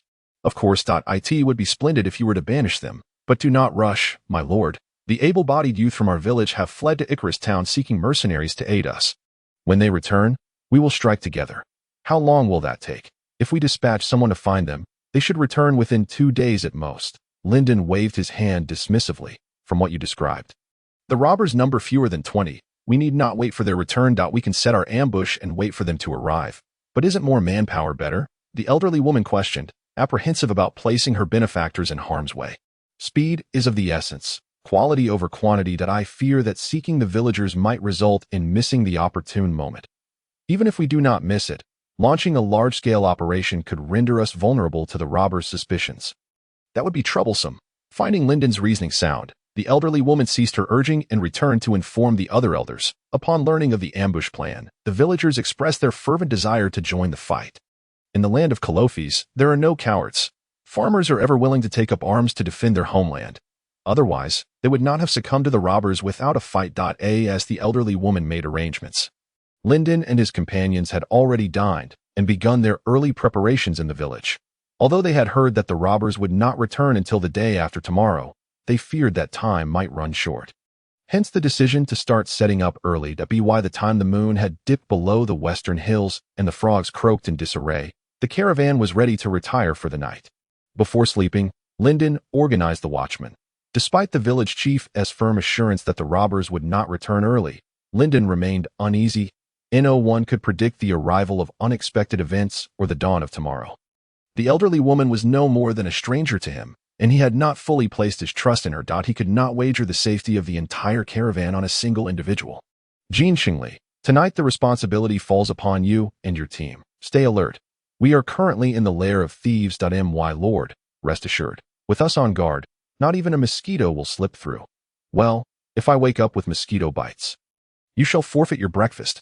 Please, my lord. Lyndon exchanged a jest with Jean Xingli, sharing a hearty laugh before turning away. After ensuring the night watch was organized, he conducted a routine inspection, engaging in brief conversation with several young men.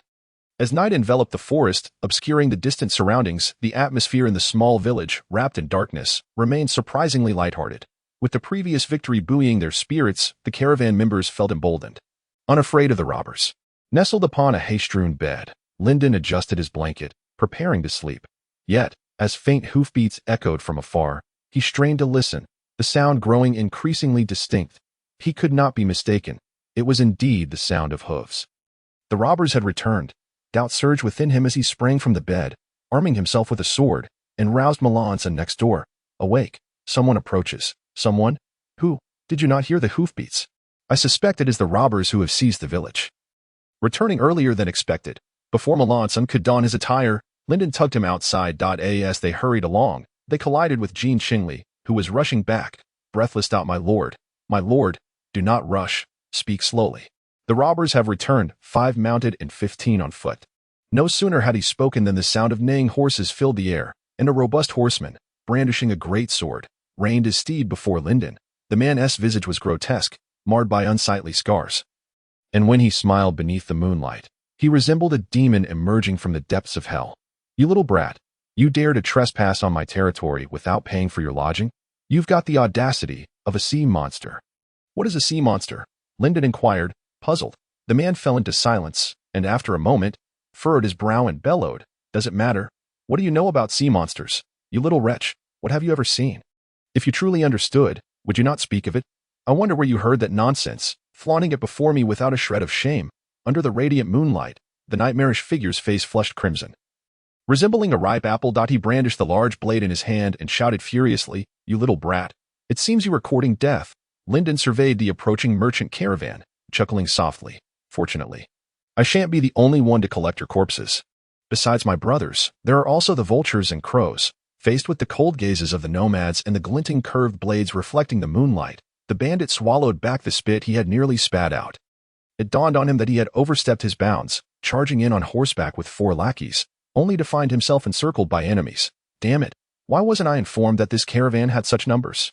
This cannot possibly be a mere merchant band accompanied by nomads. What are those sturdy bows and curved blades? Their gear exceeds my own. The bandit leader, Niyahu, felt an unsettling wave of panic wash over him. His palms slick with sweat as he contemplated an escape.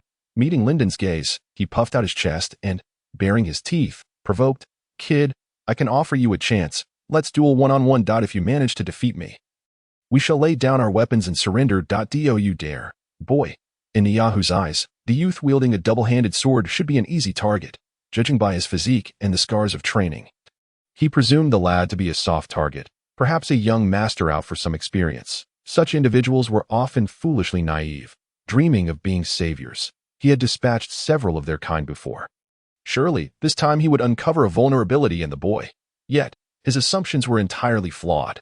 Upon hearing that the bandit intended to challenge their leader, the nomads exchanged mocking glances. Lyndon was undisputedly the champion among them. To underestimate him as a mere novice would be a grievous error. At that moment, Lyndon, under Niyahu's scrutiny, neither confidently accepted nor fearfully declined the challenge. Instead, he regarded Niyahu with a peculiar gaze, making the bandit feel unnerved. "Kid, are you perhaps infatuated with someone? Are you gazing longingly at your burly father? I accept your duel. Since you are unafraid of death, let us proceed." What a loathsome creature he was. During his prior examination, Lyndon had assessed the bandit leader's strength. Through his training as a magic swordsman, he discovered that his perception had significantly improved compared to before. He could now estimate the physical prowess of others with relative ease. This burly bandit, while seemingly robust, was likely weaker than Arain, perhaps even inferior to Melanson. Engaging in a duel with him was akin to an imbecile lighting a lantern in a toilet. He must have been marooned in this remote wilderness for far too long. Like a dung beetle oblivious to the diversity of excrement. Regarding such reckless folly, Lyndon could only welcome it with open arms. If he sought to deliver a head as a gift, how convenient. Honor duels were a custom of the southern province, widely practiced among the lower classes of the continent. Occasionally, to avert excessive casualties during gang conflicts, the leaders of both factions would engage in a fair one-on-one battle. Standing in the circle delineated for life and death, the victor would claim everything, while the vanquished would lose all. Niyahu, of course, was confident in his victory. He had roamed the vicinity of Alos for nearly a decade. Starting as a mountain bandit, carving a path through countless adversaries. He was assured of his strength and firmly believed in his impending triumph. The only consideration was how to smoothly apprehend the merchant guards afterwards. Ideally, capturing them all and selling them to slave traders would result in a windfall. He envisioned himself amassing great wealth and perhaps even entering the city to seek the tutelage of a magic swordsman mentor. Aspiring to become an extraordinary being. Have you dreamed enough? Kid, you truly lack appreciation. I had intended to let you live a little longer, since you were eager to meet the goddess of death. I shall oblige. The caravan and the bandits formed a circle, all brimming with confidence as they gazed at the two combatants. They believed in the victory of their own. For the bandits, the advantage lay in bullying a child. For the caravan, their leader was exceptionally brave. Lyndon refrained from further chatter, awaiting the bandit to draw his weapon. The grinning leader swung his massive blade in a wide arc and charged forward. Simultaneously, he invoked acceleration and augmented his weapon's lethality, unleashing a 3-strike technique. 1 cut, 2 cuts, 3 cuts. The bandit, along with his sword, was cleaved into 3 pieces. 1 slice for the blade, 2 for the man. With the enhancements of acceleration and enhanced attack, Lyndon's speed had reached an astonishing level. He was no longer comparable to a mere novice magic swordsman, let alone a petty bandit leader. Failing to ascend to the extraordinary, one remains a mere fish. Silence shattered by exuberant cheers erupted as the caravan celebrated their victory, inching closer to the bandits, who were gradually encircled. "Drop your weapons, and we shall spare your lives, brothers. They deceived and trapped our leader. Let's engage them." 2 bandits, unwilling to surrender, attempted to resist. With a swift thrust, a sword pierced flesh, and Arain, who had been silent and unassuming until now, dispatched the two unfortunate souls with ease, after a rain eliminated the two disobedient fools. The bandits, who had previously been spectators, laid down their weapons, stripped off their clothes, and squatted with their hands behind their backs. A cool breeze swept through, and the small birds swayed in the wind. Under the looming fear of death, the bandits capitulated, their resolve crumbling. Not a single one could stand firm. The suddenness of it all left Bandit Robin with a dazed expression, his mind blank. Just half an hour prior, they had been feasting, singing, and drinking, and now they found themselves captives. The battle had concluded with such swiftness that everyone felt as if they had just awoken from a deep slumber. Only Lyndon, as if it were an ordinary occurrence, rummaged through Niahu's remains, skillfully searching every possible hiding place for valuables. It wasn't until Lyndon pocketed Niahu's belongings that the others finally snapped back to reality. So this is how it ends. Yet they exchanged glances, realizing that this battle had been solely fought by Lyndon and Irene, while the rest had not contributed to the killing. Logically, they felt they had no right to claim the spoils of war. Witnessing Lyndon and Irene select treasures, examining this item and that, the caravan members could hardly contain their envy. Noticing their covetous expressions, Lyndon, after Irene finished choosing his share, decided to distribute the remaining spoils among his comrades. Although you did not slay any foes, you participated in the battle, standing firm without retreating. Thus you too deserve a share of the spoils, my valiant comrades. Wow, glory be. Thank you ever so much. You are truly generous. May the heavens bless you with eternal life. Lyndon gazed contentedly at those who expressed their gratitude before distributing the spoils of victory. These items, of little value to him, were better off given away to boost the morale of the caravan. The principle of sharing was based on the diligence exhibited during their previous preparations. Those who had exerted themselves more diligently received the lion's share of the rewards this time, particularly the young men who had voluntarily taken on the night watch, such as Jean Xingli, were rewarded with enticing prizes. The principle of rewarding merit strengthened the cohesion within the caravan. Those who received generous returns felt a warm surge of affirmation, their hard work acknowledged and rewarded. Meanwhile, those who did not receive rewards eagerly awaited the next opportunity, knowing that effort could yield visible returns. Next time, they would not shy away from hard work as they had before. After an hour of bustling activity, the spoils were finally divided. 17 bandits had launched the attack. Once stripped of their gear, the spoils included 9 curved sabers, 7 round shields, 3 butchering knives, 3 cleavers for axes, 3 spears, 3 slings, and assorted leather armor. Clothing, bandit shoes, and boots. The already strengthened group had leveled up again. They could no longer be merely called nomads. Just look at those gleaming sabers, sturdy leather armor, and the tough bows on their backs. What nomads possessed such excellent equipment? They had now risen to the rank of second-tier soldiers. The second-tier soldiers of lords were hardly superior. Nomads and peasants belonged to the first tier, clad in exceedingly simple gear, offering minimal protection. Only seasoned veterans, who had experienced battle, were ever equipped with leather armor and curved sabers, which were considered relatively fine gear. It was only at the third tier of elite soldiers that one would be bestowed with armor and powerful crossbows. The expensive equipment of war, for the bandits, serving as elite soldiers in the army meant they could take on leadership roles within their ranks. Among the two groups of bandits, Lyndon had slain 4 elite bandits.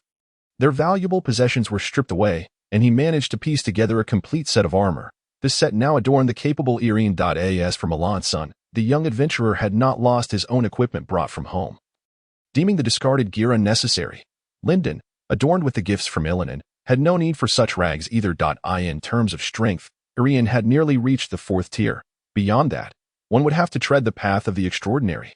The noble retainers of the kingdom's lords were all extraordinary beings, forming the core of their combat strength, having mastered various training methods that allowed for the mass cultivation of such talents. Professionals trained in this systematic manner bore unified and melodious names, such as the renowned Rose Knights and Sea Song Knights of the South. Their rose sword technique was both magnificent and lethal. However, to join these noble knightly orders, one must possess a lineage of purity and nobility. Wandering, fallen nobility and outlaws would certainly not catch their eye. Those unable to join the regular army had to seek out their own paths, often with little chance of success. Most could not obtain powerful combat skill scrolls. The acceleration battle brilliance that Lyndon had previously acquired was already a remarkable find. Such brilliance was rare, even among buff-type abilities. significantly enhancing speed. In moments of life and death, extraordinary speed often determined the victor. As the others divided the spoils, Lyndon, clutching the bandit chief's coin pouch, stepped away from the bustling crowd. Once inside a building, he examined his haul. From the long, envelope-like cloth bag, several hundred dinars fell out, alongside a scroll made from the hide of a magical beast.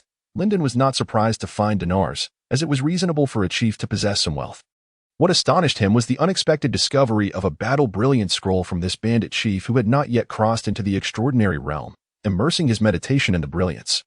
Knowledge of great swords blossomed in his mind. This scroll, titled Mastery of the Great Sword, promised to enhance one's understanding of great swords when bestowed upon a weapon. In essence, it was a scroll capable of augmenting one's fundamental swordsmanship. Regrettably, the scroll's level was somewhat low, offering only a slight enhancement to his skills. If it could only bestow this singular brilliance, it would be of little value. Yet, for Lyndon, this seemingly unremarkable brilliance opened new avenues of thought. If he could gather enough masteries of the great sword and bestow them upon the order enforcement sword, he could elevate his swordsmanship to extraordinary heights, perhaps even attaining the status of a swordmaster. The mastery of the great sword also increased proficiency with two-handed weapons, making it exceedingly suitable for him. He only wondered where to find more of these masteries. Recalling that the bandit chief wielded a two-handed saber, Lyndon surmised that this brilliance was likely carefully prepared by him, perhaps purchased, but more likely seized. Unfortunately, the bandit had never learned how to bestow the brilliance upon his weapon, thus failing to enter the realm of the magic swordsman before his brilliance changed hands. This brilliance, never utilized by its original owner, had fortuitously fallen into Lyndon's possession. With another useful brilliance in hand, Lyndon felt elated, humming a tune from his hometown as he exited the building. However, he was soon approached by several villagers. Led by the elderly matriarch, they bore expressions of gratitude, their heads adorned with honey and bread, as they came to thank Lyndon. We are immensely grateful for the liberation of our village. Please accept this humble gift from us. Upon inspecting the offerings, Lyndon saw they were merely modest food items, not abundant in quantity, indicating this was all the villagers could muster. After all, they had endured poverty and the ravages of bandits. And managing to retain anything was no small feat yet. Beyond the simplicity of the gift, Lyndon valued the villagers' friendship far more. He had no need for such trifles. No, your goodwill is appreciated. But you need these provisions more than I do. That cannot be. This is our heartfelt intention, the matriarch insisted with fervor. Adding a flower to a fine robe is less meaningful than offering coals in the snow. I do not require honey or bread. It is unwise for you to repay me with what little you have. But how shall we express our gratitude if you refuse? The matriarch wiped her tears, her face filled with worry. Gazing helplessly at Lyndon, I only seek your friendship. I hope that when my caravan passes through your village in the future, we may find fresh water and rest along our journey. The matriarch managed a strained smile. Nodding repeatedly, Lyndon had never desired the villagers' meager offerings. His intent to liberate them stemmed from a deeper motive. Thus, after their liberation, he naturally declined their gifts. However, he would not leave empty-handed. When his caravan next passed near this village, they would undoubtedly enjoy greater convenience. Reflecting on this, Lyndon smiled brightly. After his moment of joy, Lyndon's expression darkened as he proceeded to interrogate the captives. In a clearing illuminated by torches, a shivering, naked man lay prostrate on the ground. This mountain bandit, armed with a longbow, had barely had time to react before becoming a prisoner. Now, he could only cooperate with Lyndon to the best of his ability, pleading for his life. Your name is Robin. Is it not? Yes, I am called Robin. Was your return to the village a mere coincidence? It was no coincidence. We have a lookout point near the village, and upon seeing a caravan enter, we rode to report to our leader. So, this is not your only stronghold? Yes, my lord, this is our stronghold, but not our only one. Robin lowered his head, cautiously responding to Lyndon's inquiries, fearful of speaking incorrectly and losing his life. Though the youth before him seemed amiable, he vividly recalled the sight of their leader being cleaved in three. If you can guide me to the bandit's treasure, I can grant you your freedom. Treasure? However, my lord, we are rather impoverished and fear we possess no treasures that would satisfy you. Robin bowed deeply, anxious that Lyndon might take offense and sever his hands. Lyndon chuckled softly, reassuring him, worry not. As long as you lead me to the bandit's lair, I shall release you, and I vow to keep my word. My lord, rest assured, I, Robin, having drifted through life and found myself a captive, now realize how foolish I was. Should you grant me a chance at rebirth, I shall treasure it dearly and will certainly guide you to the location. This gaunt, medium-built bandit lay prostrate on the ground, elated to the point of euphoria, a most peculiar sight indeed. He quickly suppressed this embarrassing display. Enough, enough, go on now, ponder where the treasure might be, while I retire for the night. Milan, Hans, I shall rely on you to keep watch tonight. Rest easy, chief. With that, Lyndon entrusted the watch over the captives to Milan and Hans before seeking his slumber. Before dawn, the sounds of laughter and shouting arose outside. Lyndon could no longer sleep and peered out the window. He observed that many villagers were already practicing with their weapons. Hu Yanli was bending his bow, drawing it back as taut as a full moon. After acquiring new gear, many nomads rose early to test their equipment. Irian, too, was flaunting his scale armor. All right, so none wished to sleep.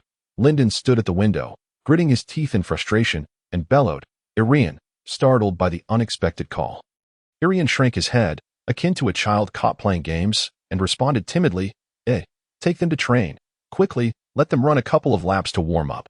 Seeing this spectacle, Lyndon, having lost the chance for sleep, commanded Irian to lead the merchant caravan through a morning of training. Of course, he did not remain idle. While Irian and Milan led the caravan in their daily drills, Lyndon stayed in the courtyard, focusing on mastering his great sword through the bestowal of battle radiance. After endowing the battle radiance to his two-handed sword, Lyndon utilized meditation to sense the sword's inner space. Indeed, the current battle radiance was far from the sword's full potential. Through diligent training over time, Lyndon's meditation level had improved, allowing him to vaguely perceive the vast depth of space within the sword. Truly, it was a remarkable weapon, one he had brought from his homeland. He could only wonder which kind soul had gifted it to him. He was immensely grateful. Once the battle radiance was bestowed, Lyndon swung the two-handed sword, feeling the enhancement provided by the passive battle radiance of great sword mastery.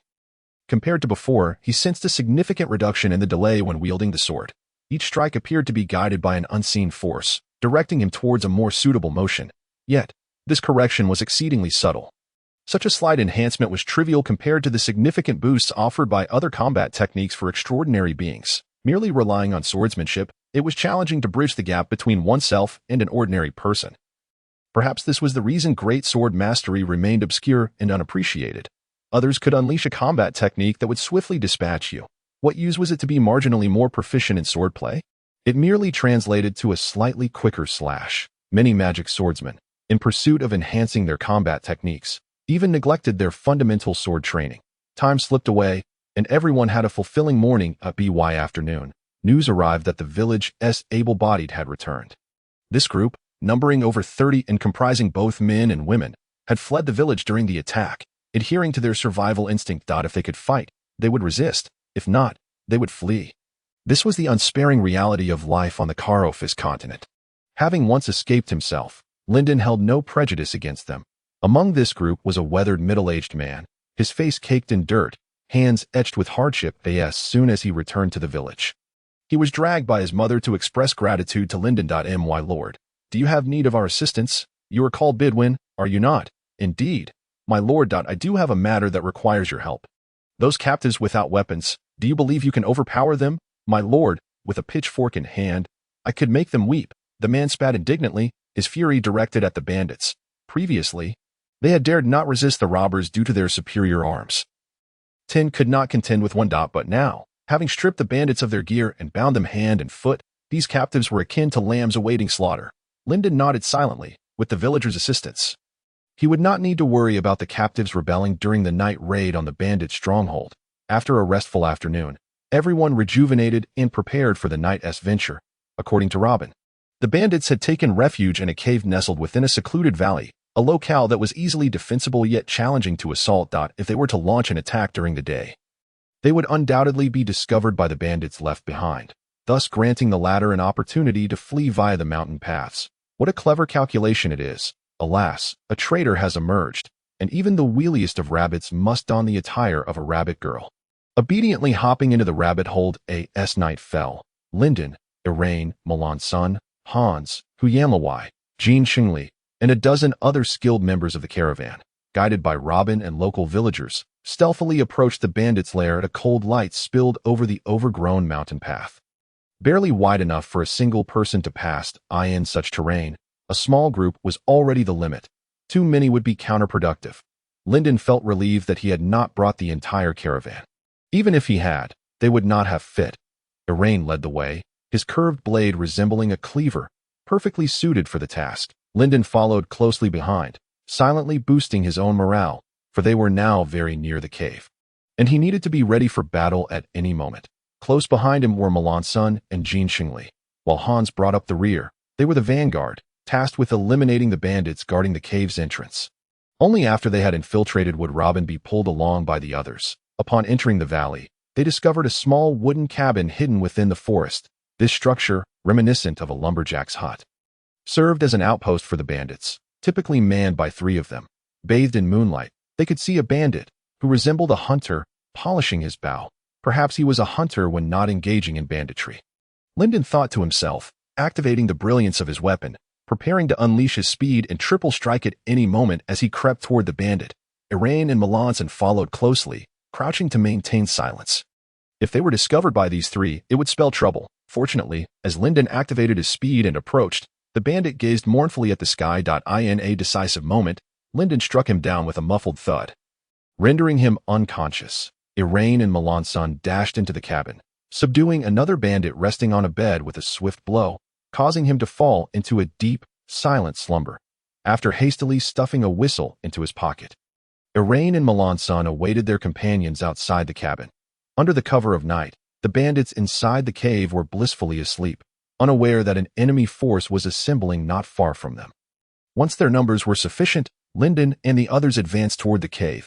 Speed was of the essence. Under the cloak of misinformation, one could achieve swift results. In truth, Lyndon had greatly overestimated the tactical capabilities of the bandits. They had never even considered the possibility of an attack. It was only when Lyndon blocked the cave's entrance and ordered Robin to lead the charge inside that the 5 bandits left behind remained in a deep slumber. Amid their peaceful dreams, Lyndon confiscated their weapons. One particularly dim-witted bandit awoke, still groggy, and swung his fist at Lyndon in a dazed fury. In a flash, Lyndon's blade cut through him, and the bandit, inferior in strength to Melanson, lost his head. After tossing the severed head before the remaining bandits, the stark terror of death descended upon them all. Disarmed and reluctant, the bandits squatted on the ground, raising their hands in surrender. After ordering Hans to guard the prisoners, Lyndon, Irain, and Melanson began to search the outpost. This was a naturally formed cave, with some small tunnels hewn by human hands, serving as a storage area for the bandits. In the most conspicuous tunnel, they found the bandits' food and fresh water, some grains and a modest amount of salted meat, which were cumbersome to transport and not worth the effort. The second tunnel contained various odds and ends, along with equipment in varying degrees of disrepair. Upon inspection, Lyndon unearthed 3 fine curved blades from the depths, though regrettably, he found no armor, not even a piece of leather armor, near the deeper end of the cave.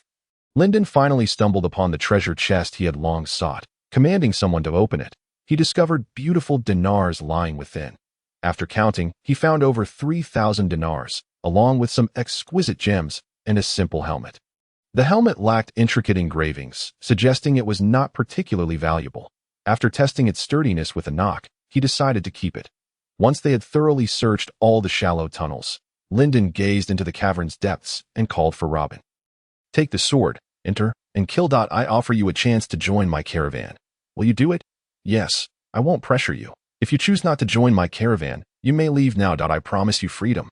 "Thank you, my lord. I wish to improve myself." Robin was already enamored with Lyndon's combat prowess and leadership skills, eager to join this promising group. This was far superior to being a bandit. The opportunity filled him with excitement. Lyndon, satisfied, patted his shoulder and handed him a fire-forged one-handed sword. Watching the agile bandit cautiously step into the dark cave, Robin felt familiar with its layout. This deep cavern was also naturally formed and had been expanded into a small space used for imprisoning captives. Generally, no one would guard this cave. Given the current circumstances, it seemed likely that a loose end was hiding within, for he had not seen the one-eyed bandit's head. The one-eyed bandit, the lieutenant of the bandit leader Niao, was once a pirate who escaped during transport to a mine after being captured by the army. Pirates are more brutal and formidable outlaws than mere bandits, although the one-eyed bandit was just an ordinary member among the pirates. He had risen to the rank of lieutenant among the bandits. Since joining their ranks, he had earned Niahu's favor and steadily climbed the ranks, often left to guard the entire outpost, gripping his sword tightly. Robin resolutely ventured inside. He had long harbored disdain for the one-eyed bandit. Before the bend in the deep cave, Robin paused, casting a glance at the shadow on the wall, a silent smile creeping across his face. He had deduced the one-eyed bandit's intentions, waiting for an opportunity to ambush the leader of the attackers. The one-eyed bandit believed that by killing the leader and throwing the attackers into disarray, he could escape amidst the chaos. What a reckless gambler he is, not giving him a chance. Robin, well aware of the one-eyed bandit's temperament, took determined steps toward the bend that a flying axe whizzed past, narrowly missing him. With a fierce shout, a one-eyed brute charged out, sword raised high, ready to strike. A savage grin froze on his face as disbelief washed over him. It's you. You traitor. I'll use your skull as a bowl. Prepared for a throwing tactic, Robin evaded the flying axe, maintaining focus as he thrust his fire-forged sword, piercing the one-eyed bandit's neck. The man gasped, breath leaving him. With vengeance fulfilled, Robin triumphantly severed the one-eyed bandit's head. Holding it aloft, in the depths of the cave, a girl in a green dress was bound by ropes, her eyes wide with disbelief as she watched Robin enter, brandishing the bandit's head. Her heart raced. Please don't kill me. My father can pay a ransom.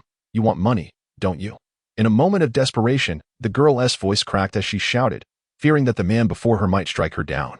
Startled by her cry, Robin stepped back 3 paces, staring at her for several seconds before saying, "You should be safe now." Tears welled in the girl's eyes, a joy too profound to articulate washing over her. Her tense body relaxed as she sank to the ground. "Thank you, but I can't make decisions for you. Wait here for a moment, huh?" The girl in the green dress gazed in confusion at the departing Robin. Engulfed once more by a sense of helplessness, Lyndon waited outside the cave, prepared for any unforeseen circumstances. As Robin emerged from the dim abyss, he held aloft a severed head. Upon seeing the single-eyed head, it became clear to him that Robin had not been lying. The cost of orchestrating a scheme with a bandit's head was exorbitant. "Sir, this is the head of the Cyclops. There are no other bandits within." "Oh, no other bandits? Are there others inside?" "There is a girl in a green dress. I am unsure of her origin. Perhaps she is a captive recently seized by the Cyclops. You did not rescue her?" "I wish to await your command." Lyndon gestured towards Jean Qingli, indicating the cave entrance. "Go inside and rescue the girl that you command." Without hesitation, Jean Qingli strode purposefully into the depths of the cave. Moments later, he emerged, leading forth a tearful girl in a green dress. Upon seeing the throng of people outside, surrounding a youth wielding a two-handed sword, it was evident that he was their leader. The two who had just rescued her stood protectively by his side, prompting her to step forward and bow gracefully, lifting her skirt while offering a gentle smile. "I am Lorien, the daughter of a merchant. If you escort me to Huttonmar, my father will reward you." "Huttonmar? How did you end up here?" "It is not particularly close. I was traveling with relatives when I was captured by bandits. My father's trading company is based in Huttonmar." "Very well, I shall take you to Huttonmar, but you must adhere to the caravan's arrangements along the way. I understand and shall not be a burden." After negotiating a fee of 1,000 dinars with Lorien, Lyndon happily accepted this additional escort task. 1,000 dinars was already far beyond the usual escort fee, embodying Lorien's gratitude as well. The following day, after the caravan had thoroughly dismantled the bandit stronghold, they set forth from the village, leading a procession of naked captives while humming cheerful tunes. They had spent a fulfilling time here, and their coin purses had grown substantially. Upon reaching the next town, they planned to sell this group of captives to slave traders, promising a handsome profit. The future appeared exceedingly bright. After departing from Alos, the caravan hurriedly pressed on, unwilling to linger along the way.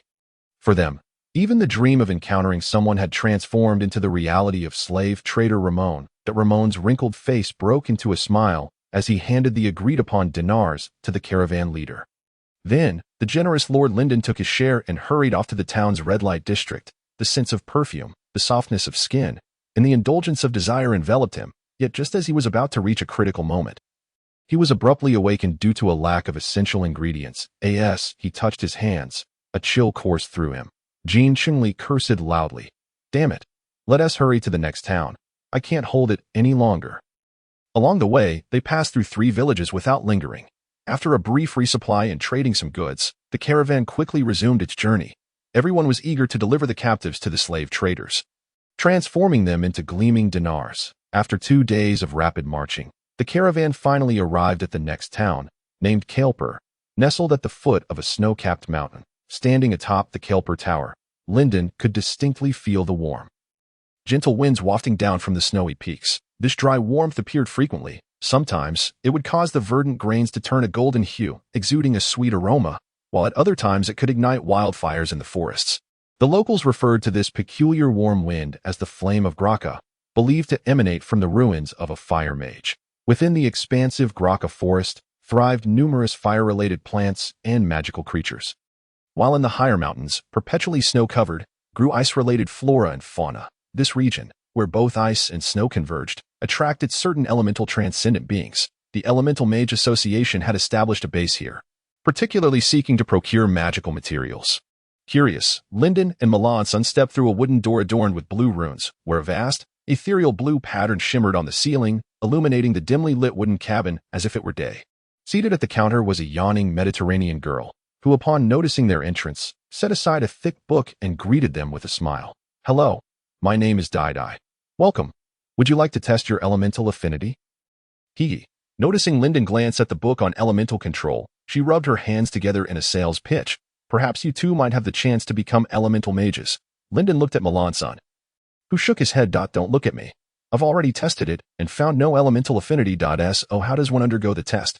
Dai nimbly produced a crystal ball from an unknown location, placing it on the table. It's quite simple. Just place your hand on it. The crystal ball, resembling glass with high transparency, appeared exquisite. As Lyndon reached out to place his hand upon it, he hesitated and inquired, "Is it really that simple?" "Indeed, it is that simple. Quickly, place it on." "Is there a fee?" "Just a small amount." "How much is a small amount?" "It 1 TB much." "How little is not much?"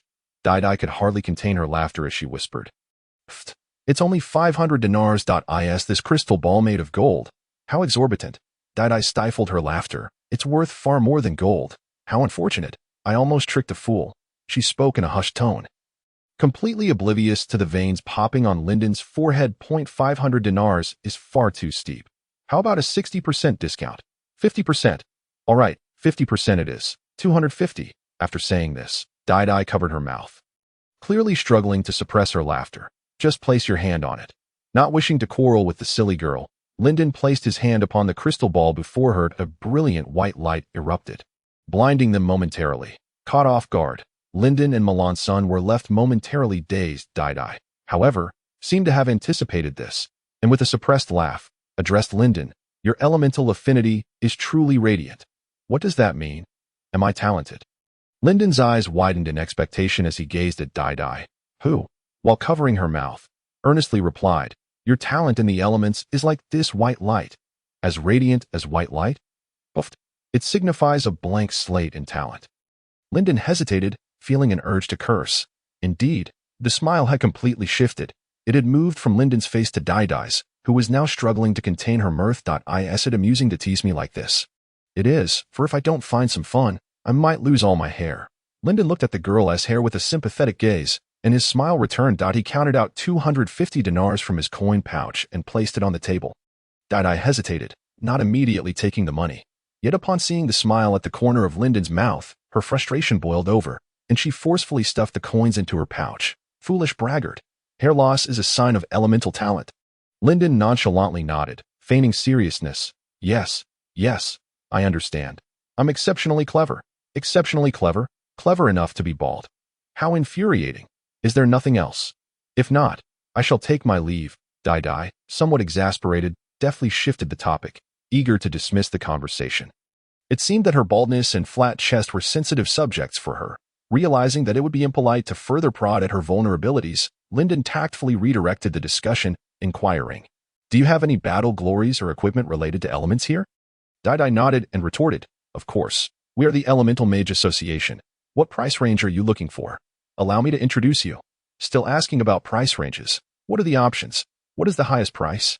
How exorbitant is it?" You certainly cannot afford the most expensive ones. The priciest items we have here are in the hundreds of thousands of dinars." "How much?" "Hundreds of thousands of dinars." Lyndon swallowed hard, finding it hard to fathom that items worth hundreds of thousands of dinars could be sold in such a small town. He scratched his head, perplexed, and asked, "What on earth could be worth such a sum?" Dai picked up her cup, a mischievous glint in her eyes as she chuckled slyly. "You seem to be a magic swordsman. Let me introduce you to the magic swordsman's battle glory." "Shall I?" "The most expensive battle glory we have is the Heart of Fine Snow. priced at a staggering 800,000 dinars. The heart of fine snow? That sounds quite appealing. That is its name sufficient to command such a price. Dai disdainfully sipped her tea. This is a 5th-tier battle glory. If it were merely a status-type battle glory, it wouldn't be nearly so costly. Upon hearing this, Lyndon's eyes sparkled with curiosity. Status type. What sort of statuses does it confer? Aren't those just useless battle glories? Although status-type battle glories are somewhat less favored, being a 5th-tier glory, it could substantially enhance attack power and speed, as well as bestow frost attributes to attacks, thereby slowing down enemies' movements. Thus, its high price was justified. That's why it remains unsold, isn't it? Indeed. So where did this battle glory scroll come from? Who would craft such an expensive item that no one desires? Dai pondered seriously, pinching her fingers thoughtfully. Now that you mention it, it's quite intriguing. This battle glory dropped from a low-tier magical beast known as the Ice Wolf. Absurd, isn't it? The Ice Wolf actually dropped a 5th-tier battle glory. When this news spread, a throng of people flocked to the Frost Forest, hunting the Ice Wolves for 3 years, yet no one found another 5th-tier battle glory. One must admit, that lucky fellow who obtained the 5th-tier battle glory had extraordinary luck. Wow, what a stroke of luck. Stroke of luck. I mean, incredibly fortunate. Oh, indeed. I also think he made over 40,000 dinars effortlessly. Dai's confusion dissipated as she clapped her hands in agreement. Lyndon seized upon this key detail, his eyes glinting. Over 40,000 dinars? I slipped it out by accident. Dai scratched her head sheepishly, smiling as 2 sharp gazes fell upon her, making her feel a bit bashful. You collected something for 40,000 dinars and are selling it for 80,000 dinars? Melanson, do you think that's reasonable? Unreasonable. No wonder it hasn't tea sold. Melanson chimed in, having observed the exchange from the sidelines, casting a knowing smile at Lyndon. Indeed. The items we acquire typically see a markup of only double for a decent profit. Yet you dare to mark it up by dozens of times, treating people as fools to swindle them. But this battle glory is inherently valuable. How could a 5th-tier battle glory be cheap? And what does fool mean? Dai pouted, casting an indignant look at the two. Lyndon explained, a fool is someone who is easily deceived. If you sell your battle glory for such a high price, anyone who buys it would be a fool. Which is why it remains unsold. Oh, you take me for a fool. You two are rather amusing. I do not consider you a fool. It is you who regards the buyers as such. But a 5th-tier battle glory is indeed quite expensive. Lyndon gestured for Melanson to interject and continued to persuade her. Perhaps, but you should not disclose the acquisition price. Now everyone knows this battle glory was acquired for 40,000 dinars. Who would accept it being sold for hundreds of thousands of dinars? That would be absurd. Indeed, everyone knows this battle glory was acquired for 40,000 dinars, so they believe it cannot possibly be worth hundreds of thousands. Dai scratched her head, feeling anxious and disheartened. But how could they know? Did you not mention this to anyone before?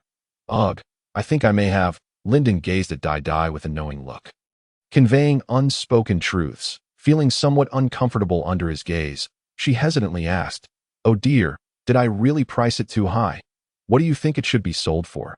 Seeing her hesitation, Lyndon smirked triumphantly, raising his hands in a gesture of feigned indifference. What I say hardly matters. Dai appeared somewhat impatient, gritting her teeth as she urged, just tell me. If the price is right, I will sell it to you, letting you get a bargain. All right, I'll say it. Don't go back on your word. I shall never go back on my word, Dai declared with fervor, glaring at Lyndon with wide eyes. Observing her earnest expression, Lyndon cautiously suggested, in my view, adding 5,000 dinars would bring it to 45,000 dinars, which is the maximum I could offer. However, I do not have much money. Unless you give it to me at cost, I have no desire for it. Deal? Wait. What do you mean by deal? What's wrong?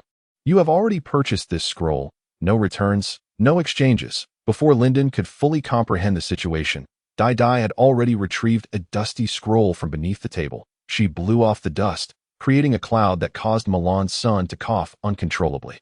Wait, how can you sell me a 5th-tier scroll at such a low price? Is the scroll even genuine? Indeed, it is a genuine 5th-tier scroll, albeit a defective one. Moreover, it is a status type, which is why it remains unsold. Furrowing his brow, Lyndon sensed the complexity of the situation and quickly inquired, is this battle glory a defective item? What is its flaw? This battle glory may possess a heavy attribute, rendering it excessively burdensome for equipment space. Weapons capable of accommodating a 5th-tier battle glory are already quite costly, not something an ordinary person can afford. Moreover, this battle glory's heavy attribute necessitates at least a 6th-tier weapon for use. Anyone who can afford a 6th-tier weapon would surely prefer to buy a 6th-tier battle glory instead. Why would they choose this 5th-tier glory? Hence, it remains unsold and must be discounted. Dai, in distress, tugged at her hair, pulling out a handful.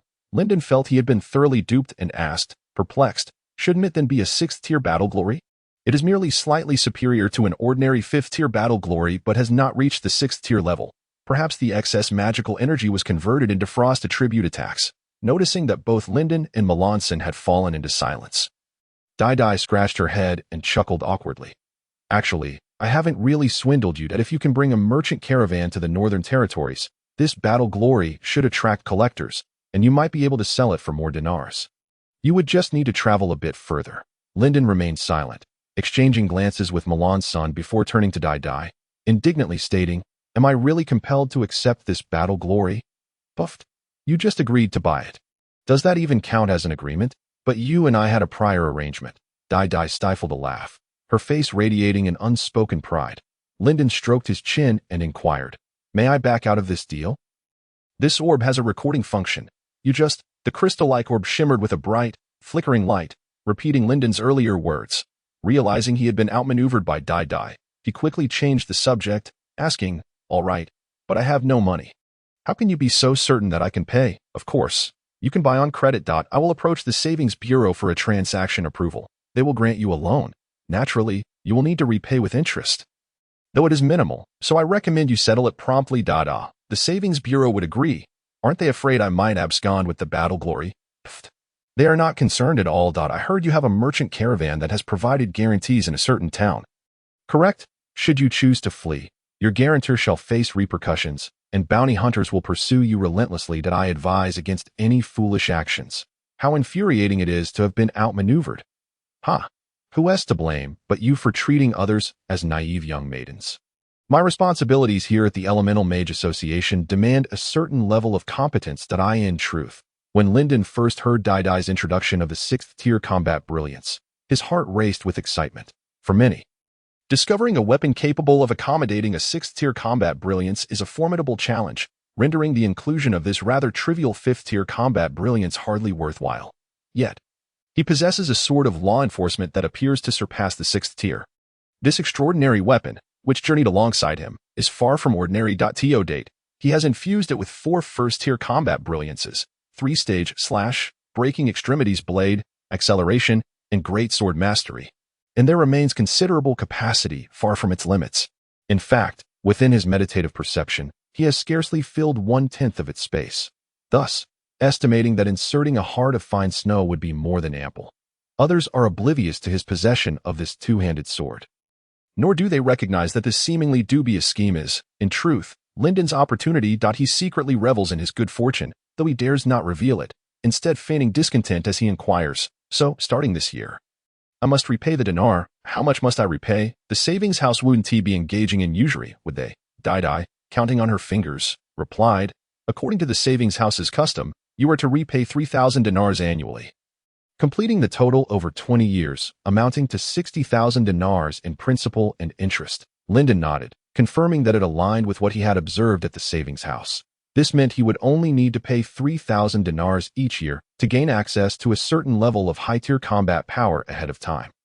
Although, given his current magical capacity, he would certainly be unable to wield the Heart of Fine Snow for long. Nevertheless, it could prove decisive in times of crisis. Maintaining his facade of dissatisfaction, he extended his hand toward Dai, saying, "Let us proceed with this. How utterly detestable. I've been outsmarted. Ha. Just take a trip to the north. I suggest you haul a cart full of spices. It will be worth your while." Dai swiftly secured the Heart of Fine Snow and handed it to Lyndon, her face alight with a sense of ease and joy. She squinted at the 2 young men, who exited the Elemental Mage Association with downcast expressions, and secretly chuckled to herself, "Foolish little ones. Thinking they could deceive me. They truly believe I am a simpleton. I shall merely collect some interest. Ha! If only more amusing young people would come around." Clutching the 5th-tier combat brilliance Heart of Fine Snow, purchased with 60,000 dinars, Lyndon returned to the inn with Melanson. The inn was sparsely populated, and after selling the captive to the slave trader, the earnings had afforded the nomads a lavish time in Carlapel. Melanson said little during their journey, but upon reaching the inn, he finally mustered the courage to offer Lyndon a few words of comfort. You need not worry about me. It's merely 3,000 dinars a year. A few more trade runs will recoup that easily. Not to mention once we establish our dyeing factory, retrieving that sum will be effortless. Your reassurance brings me comfort, Lyndon replied. There's an old saying among the imperial eagles, once bitten by a snake. One learns to keep their eyes wide open. Let it serve as a lesson. Yes, I understand. You should go out and enjoy yourself. I will meditate and train in the room, while also examining this fifth-tier combat brilliance. He settled into a meditative state, preparing his mind, and only after Melanson had long departed did Lyndon retrieve the cool-to-the-touch combat brilliance scroll, the heart of fine snow, as he infused his mental energy into it. A wave of refreshing chill surged into his mind. Resting his hand upon the sword of law enforcement, he recalled the steps to bestow combat brilliance upon a weapon that a colossal ice tiger materialized in his mind. Its indomitable form standing proudly amidst the heavens and earth, roaring defiantly. Below, a pack of wolves lurked, their bodies adorned with fur resembling shards of ice. An image emerged in his mind, the rare weapon. The dance of fine snow, shattering in battle, its fragments left behind in the frost forest. Merging with the ice tiger, it ascended to become the heart of fine snow after the ice tiger claimed dominion as the ice tiger king. In the course of infinite ages, as the ice tiger king withered away, the heart of fine snow was lost in the frost forest, collected by various ferocious beasts, each crafting their own legends. Its final master was a pitiful ice wolf pup, who, before embarking on its own legendary journey, was slain by a passing adventurer. The vestiges of will contained within the combat brilliance scrutinized the human before them. Upon discerning his mere apprentice magic swordsman's magical prowess, they coldly released a wave of pressure, severing the bestowal ritual. Had he indeed failed, Lyndon sighed, tucking away the heart of fine snow. After all, this was a fifth-tier combat brilliance. He hadn't expected immediate success. With repeated attempts, success would surely come. For ordinary weapons, a failed bestowal of combat brilliance could potentially damage their internal structure, necessitating repairs at a blacksmith's forge. Yet, the sword of law enforcement in his grasp is no ordinary weapon but an extraordinary artifact that journeyed with him. Previously, he had noticed that each failed attempt at bestowal left the weapon unscathed. The process of releasing combat brilliance caused no damage either. Thus, he speculated that attempting to bestow a fifth-tier combat brilliance might not result in harm. Before trying, he felt a twinge of anxiety. However, upon sensing the strength of the sword of law enforcement and discovering it remained unblemished, his apprehension dissipated entirely. This was, without a doubt, the best news that as long as this weapon remains undamaged, he could freely utilize fifth-tier combat brilliance to hone his magical capacity. With the feedback from the fifth-tier combat brilliance, the rate at which his magical power might increase could reach astonishing heights. He would soon ascend to the next tier, becoming a second-tier magic swordsman. Under the motivation of mastering the heart of fine snow, Lyndon fervently engaged in meditation to restore his mental energy, bestowing combat brilliance, and enhancing his magical prowess that was akin to grinding experience points for a game character. Endlessly repeating actions, this sensation of continuous strengthening was utterly intoxicating. Truly, the fifth-tier combat brilliance offered an unparalleled sense of fulfillment. Many thanks to Dai, he mused. Unconsciously curling his lips into a smile, he practiced diligently until deep into the night when Melanson and the others finally returned. Reeking of alcohol, after exchanging greetings, he drunkenly collapsed onto his bed. Although Melanson was inebriated, he kept his lips sealed about Lyndon's acquisition of the fifth-tier combat brilliance, while Lyndon was not particularly concerned about others discovering this matter. Melanson's discretion brought a knowing smile to his face. The following day, it was well into the morning before Melanson stirred from his drunken slumber. They had all indulged too much, while everyone else lay about like a pile of mush. Lyndon immersed himself in his studies at the inn throughout the morning. By afternoon, he climbed the tower of Carlapel, gazing at the distant snowy peaks. Earlier that day, he had serendipitously discovered that meditating while facing the snow-capped mountains could significantly enhance mental energy recovery.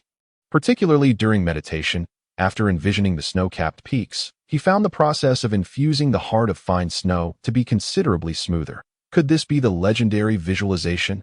Lyndon found himself in a state of uncertainty. He had merely ascended the lofty tower and, with the gentle breeze caressing his face, endeavored to undertake as many trials as possible. He spent an entire afternoon contemplating the profound essence of snow atop the tower. And by evening, When he engaged in the heart of the delicate snow's brilliance, he indeed felt a notable smoothness in his endeavors. His spirits were considerably lifted as well that he enjoyed a restful night's sleep. On the third morning after their arrival in Karlapur, the caravan gathered at the eastern gate, preparing for departure. Jin Xingli, Yi Xie, and Hu Yin Li Wei, the three young men, gazed longingly at Karlapur. It was only after acquiring the dinar that the southern province first embraced them with a semblance of civilization. They relished the prosperity of the southern province, with many nomads eager to exchange dinars for superior equipment. The blacksmith shop in Karlapur secured a lucrative business, eagerly assisting them in transforming their mismatched gear into a cohesive set. They acquired scale vests, conical helmets, scale-armored sleeves, along with brand-new curved sabers and nomadic bows. Jin Xingli, elatedly clad in this newly assembled outfit, which included previously used gear exchanged for dinars, rode a travel horse, galloping around the caravan. Their caravan had grown significantly stronger compared to when they had just departed from Wanghai town. Now resembling a formidable trading group, after much contemplation, Lyndon decided to procure an additional cart, filled with local specialties from Karlapur. Given their current scale and strength, they were well equipped to carry the extra load. Just as the caravan was about to set off, a young girl came running from a distance, panting heavily. Melanson looked over, recognizing it to be Dada from the Elemental Association, and instinctively turned his head. Feigning ignorance, it was apparent that he had developed quite a shadow over this bald-headed girl.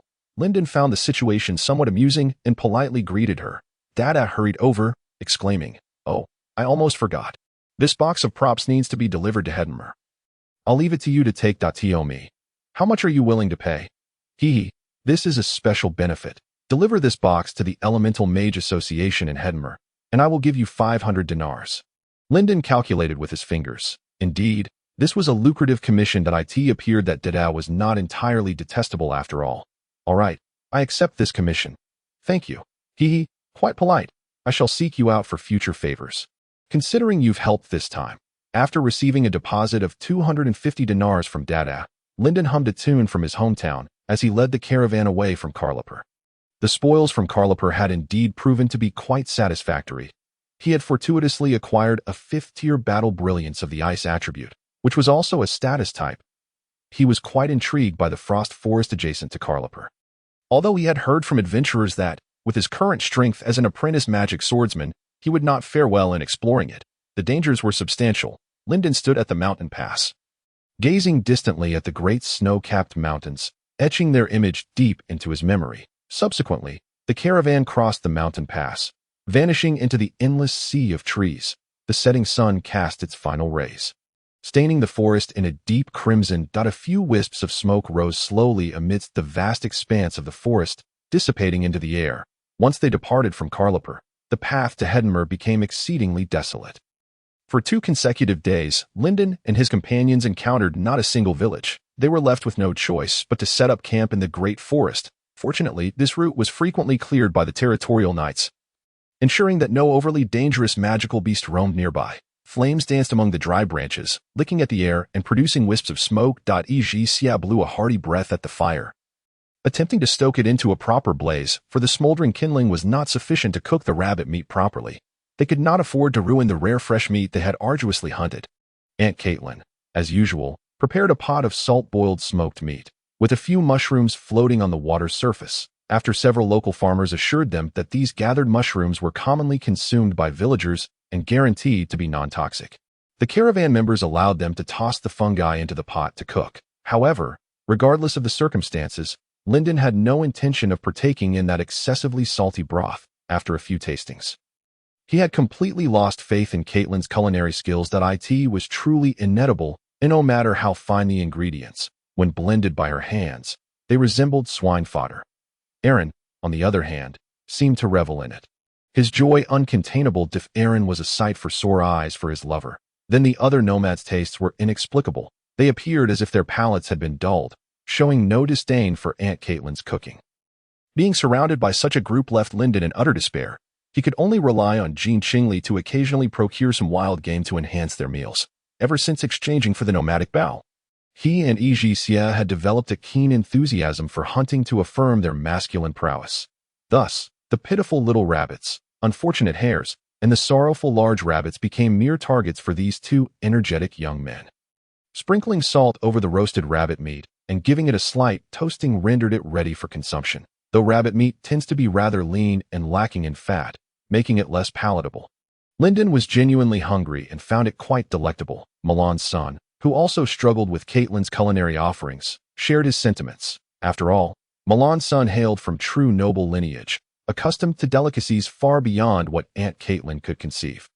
Just based on this, Milan's son was convinced that their leader, Lyndon, was indeed of noble birth. The legendary Pandalon family he belonged to was likely genuine. Moreover, his previous tactical command of the caravan during battles showcased his exceptional leadership skills. If he were not of ancient noble descent, where else could such capability arise? It simply did not add up. Just as Milan's son's musings spiraled, a terrifying roar erupted from deep within the forest. Startling a flock of birds into flight, he was taken aback, dropping the rabbit leg he held. Jean Xingli quickly picked it up, lamenting its loss. Was that a tiger's roar? Is it really worth throwing away the roasted meat in fright? You won't eat it, but I will. A tiger's roar? You say that was a tiger? Lyndon, too, was startled, tightening his grip on the meat and observing a claw mark. The nomads, however, accustomed to beastly roars, reassured the frightened caravan members. By the sound, the tiger is still quite far away. There's no need to fear. Let me and Li Wei take a look. We can shoot the tiger for you. Haha, you truly possess courage. It's enough to have that spirit. There is no need to seek trouble. Just arrange for some defenses. I'll go. Ishi Xie exclaimed, raising his nomadic bow and mounting his horse to patrol the surroundings. As he mounted, he heard a faint rustling from the forest ahead. Quickly aiming his bow in that direction, he shouted, "Something's coming. Don't panic. It's a person," a voice called from the grass. What person? Ishi Xie dared not relax, remaining vigilant. From the underbrush, a magnificent striped tiger emerged. Its imposing form exuding ferocity. Ishi Xie gasped in shock, instinctively preparing to draw his bow. A voice emanated from beneath the tiger's massive body, muttering, "Why can't you understand human speech? I said it's a person. You still want to shoot? Huh?"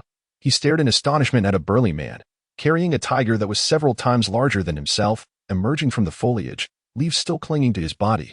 The man tossed the tiger to the ground, raising a cloud of dust, and stomped his feet, shaking off the foliage from his hair. The members of the caravan, hearing the commotion, rushed over. Seeing the caravan's armed demeanor, the burly man showed no signs of alarm. Instead, he chuckled derisively. "Not bad in vigilance, but your positioning is rather sparse." The nomads, upon hearing the burly man's taunts, grew apprehensive, tightening their grips on their curved blades, suspecting he sought to provoke them. The newcomer appeared formidable. Should he harbor ill intentions, it would undoubtedly lead to a fierce confrontation. As the tension escalated, the burly man altered his demeanor, hastily defending himself. "I mean no harm. I merely wish to kindle a fire." Lyndon scrutinized the man for a moment, then gestured for the others to part, creating a pathway. "Fear not. Let him enter." The encircled nomads remained vigilant even as the path opened. Hans, from the Orchid Chamber of Commerce, maintained an air of nonchalance. Lyndon approached him, eager to hear his explanation. "This must be an explorer active in the endless forest. Our caravan occasionally encounters them on the road. Is there danger?" Lyndon whispered. To which Hans shook his head. "There will be none. Explorers are registered with the guild and are solely devoted to dealing with magical beasts. They do not harm humans, and besides, we are not lacking in strength. Just remain cautious, and you may proceed with your arrangements." "Understood." After a swift exchange with Hans, the burly man, with the physique of a tiger, strode into the inner circle of the caravan. He spotted Lyndon and Melanson approaching to greet him, and his eyes lit up in surprise. "I did not expect to find a second-tier magic swordsman in such a caravan. You are mistaken. I am merely a first-tier." "How can that be?" "Your magical power." The burly man, slightly taken aback, nodded thoughtfully, arriving at a plausible conclusion. I see. You are on the verge of reaching second tier. With the right method, you might just break through." With that, he produced a magical core. Presenting it to Lyndon. "Consider this a reward. It is worth several dozen dinars." Upon receiving it, a smile spread across the burly man's face, and he disregarded the others, making his way directly to the campfire. He settled beside the flames, pulling out a large meat skewer and placing it over the fire to roast. The once tough sausage softened, emitting an enticing aroma. Observing the man's familiar demeanor, Lyndon paid him no mind. Stowing away the magical core and taking a seat beside him. "I am Lyndon Angus Panderlawn. May I ask your name?" "Panderlawn. You are a descendant of the Panderlawn family?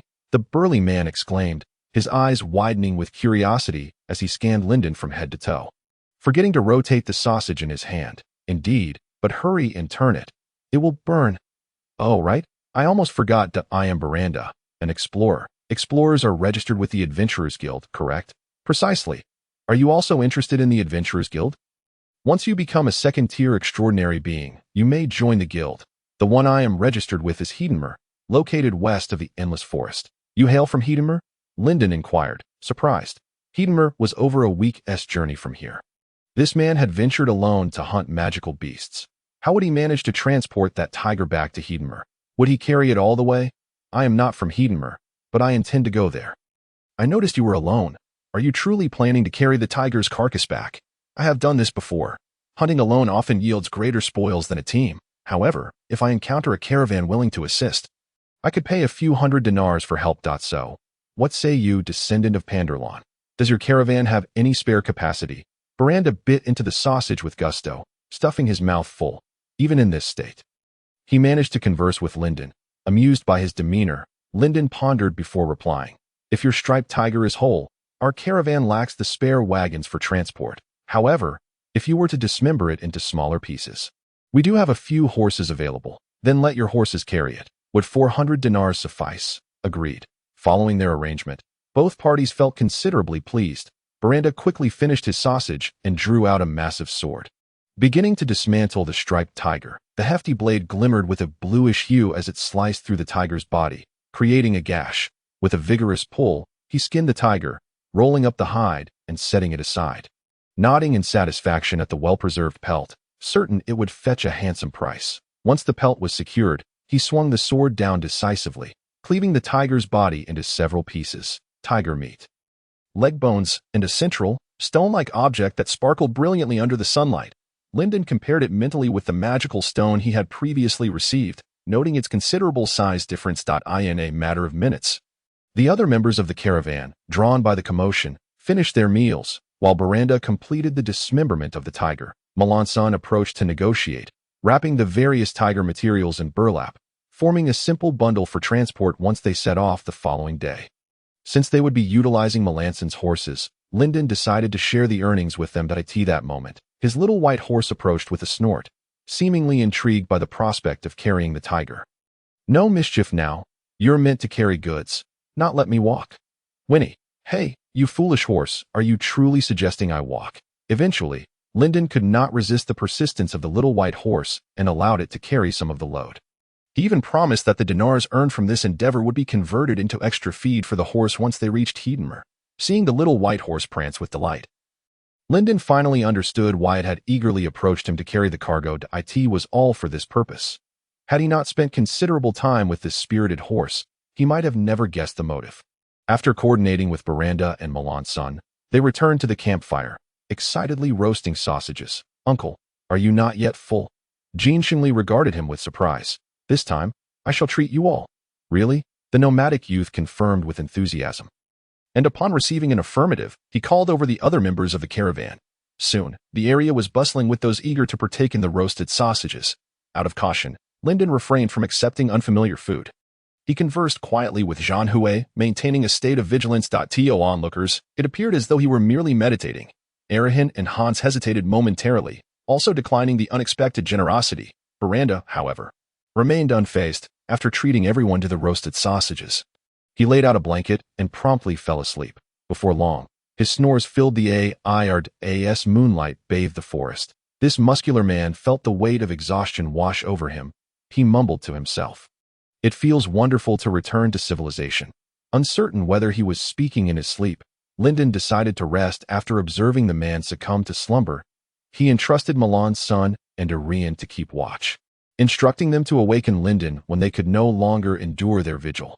Hansen and Linden shared the latter half of the night in watchfulness. As dawn approached, an unknown avian creature emitted a piercing call, far more resonant than that of a common domestic fowl. This sound startled Miranda awake, causing him to spring upright. He rubbed his head, attempting to gather his thoughts, but soon reclined once more. Shortly after Miranda returned to his slumber, Aunt Caitlin trembled as she rose. adjusting Arian's arm before greeting Lyndon and proceeding alone to prepare the morning's provisions.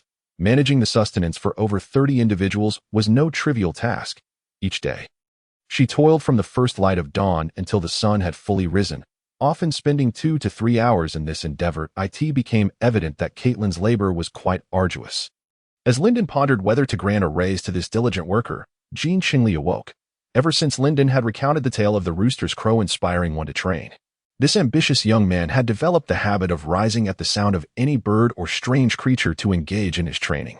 It must be said, this is indeed a commendable practice. Observing Jean Qingli perform his sword exercises, Lyndon began his own meditation training.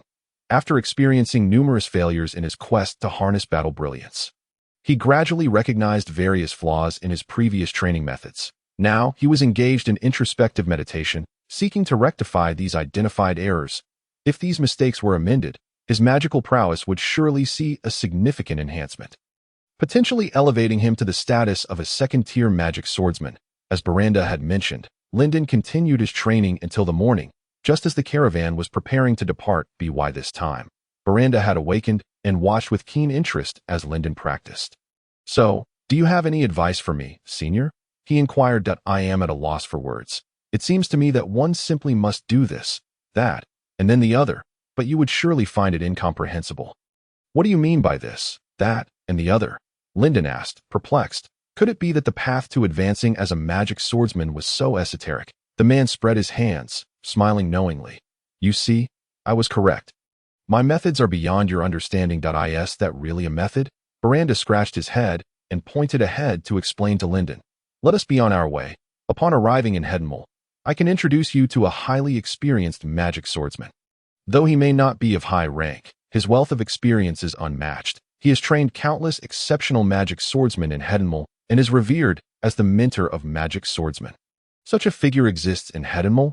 Lyndon asked, astonished as he glanced at Milan's son, who shook his head in ignorance. He then turned to Arian and Hansen, both of whom also indicated they were unaware. Just as Lyndon began to harbor doubts, Miranda clarified, "It is only natural that they do not know. This information is confined to our circle of magic swordsmen. Outsiders are seldom privy to it. And that old mentor has chosen to live in seclusion for quite some time.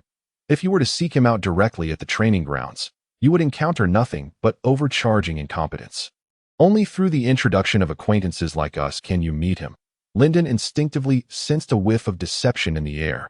This familiar ploy was reminiscent of scams he had encountered in his past life. Whenever such claims were made near hospital entrances, the chances were high that one was dealing with a fraud. Nonetheless, he resolved to check it out. Should it prove false, he could always leave and cut his losses. In his previous life, he would have dismissed any notions of serendipity. Yet having traversed into this new world, perhaps a stroke of fortune was not entirely implausible. Perhaps, soon, the caravan set forth, continuing towards Henceforth. After a lengthy journey, they finally emerged from the wild and untamed depths of the endless forest. Aunt Caitlin had gathered a large sack filled with mushrooms, declaring her intent to sell them in Henceforth. She was confident of securing a handsome price. Iji carried a hefty bag of rabbit pelts. While these might not fetch a high price, they could be sold to the impoverished in the slums.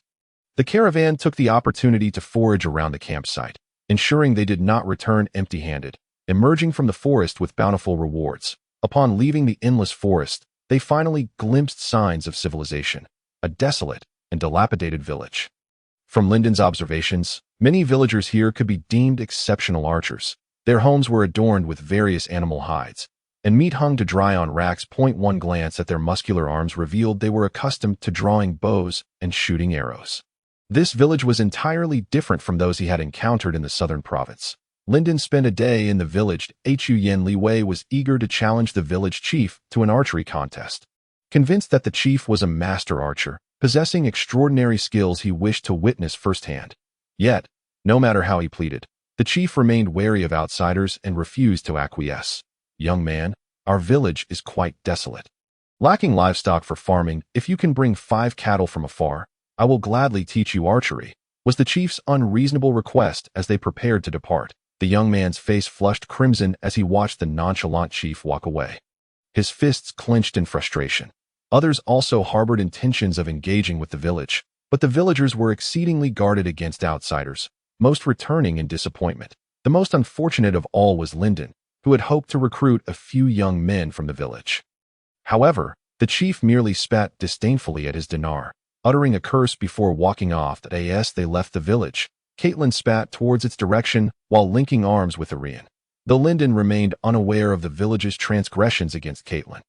He felt a surge of satisfaction upon witnessing someone stand up for him, prompting him to hum a tune from his homeland. After a long and arduous journey, the caravan finally arrived at Henceforth. The party gazed with tearful eyes at the distant city gates, yearning to collapse onto the inn's bed and indulge in 2 days of uninterrupted slumber, engaging in an epic love affair with their blankets. Linden and Miranda parted ways at the city gate, agreeing to meet later at the Adventurers Guild. Under Hans's guidance, the carriage made its way to the Henceforth Commerce Association, nestled near forests and mountains. Henceforth offered a breathtaking view from the cliffs, revealing the entire charming town. The cliffs themselves were composed entirely of marble, and the entire city of Henceforth was constructed of pure marble, devoid of any impurities. From a distance, it appeared as though it were a celestial city crafted from white jade. Leading his small white steed down the wide street, the clamor of vendors echoed all around, interspersed with the cries of charlatans. Come, turn your money into more money. Whatever jar you drop in, that's the one. Artifact-level equipment, epic-level equipment, sacred-level equipment, legacy-level equipment, everything you could desire. Boss, there's an artifact, he exclaimed, pointing excitedly at a peculiar man with jars. Linden glanced over, merely chuckling in derision. You actually believe that? How Navi can you be? What do you mean, boss? Is he lying? Jean Chunli inquired. Bewildered, do you think someone with an artifact would be selling it here? Have you even engaged your brain?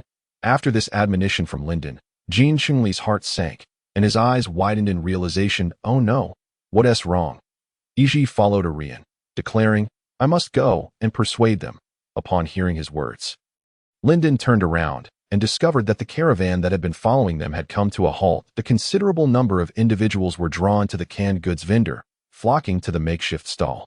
With a resigned sigh, Linden could only lead his horse over to join the throng. The area was already bustling with onlookers, including many newcomers from distant lands, as well as the regular residents of Huttonmar. Seeing these locals, Linden felt a twinge of surprise. It appeared that the canned goods vendor was not entirely a fraud. Among the jars on the ground, there might indeed be some valuable items. Yet, it was evident that the vendor would always profit, no matter the outcome. Do you truly have any treasures within those jars? Heh, there are indeed treasures inside, though I cannot guarantee your luck in finding them. I run an honest business. The vendor handed 10 rings to Aaron. Receiving the rings, he grinned broadly. Confidently patting his chest, he raised his hand to signal the crowd, indicating he was about to perform. How much for each ring? You can buy in sets of 5 for 20 dinars each. The vendor watched Aaron toss the rings while responding to Linden's inquiry with enthusiasm. After a quick mental calculation, Linden thought, goodness, 10 rings cost 200 dinars. This fool Aaron has wagered all the money he earned on the road. No wonder he can never save a penny to as the two conversed. Aaron had already thrown 4 rings without success. Although the jars appeared easy to ring, getting the lightweight hoops over them proved far more challenging than anticipated. After yet another failed attempt, Caitlin could no longer contain herself. She approached Aaron and gave him a sharp whack on the head, exclaiming, let me show you how it's done, you utter fool. Aaron scratched his head, his face tinged with embarrassment. He handed 3 of the rings to Caitlin. Upon receiving the rings, she shot him a disdainful glance before casually tossing one. The ring sailed through the air and landed harmlessly on the ground, missing the target entirely. Caitlin felt a bit embarrassed, her pride wounded. Her previously furious eyes narrowed as she gestured with the ring and then hurled it with a swift motion. The hoop landed securely atop one of the jars. She quickly followed up with another throw, successfully landing it on a second jar, while Aaron had thrown 5 rings without securing a single one. Caitlin managed to ring 2 out of her 3 attempts. The crowd gazed at Caitlin in astonishment. In an instant, she became the most dazzling figure present, graciously accepting the applause from those around her as if it were merely a trivial feat. The canned goods vendor quickly clapped his hands and brought over 2 large jars. Impressive, impressive. These 2 jars are yours. Please proceed. Aaron eagerly stepped forward to open the first jar, which contained a single-handed sword. The vendor let out a mocking laugh, saying, ha ha ha, it's merely a worthless sword, worth 5 dinars. You lying vendor, is there truly anything of value in those jars?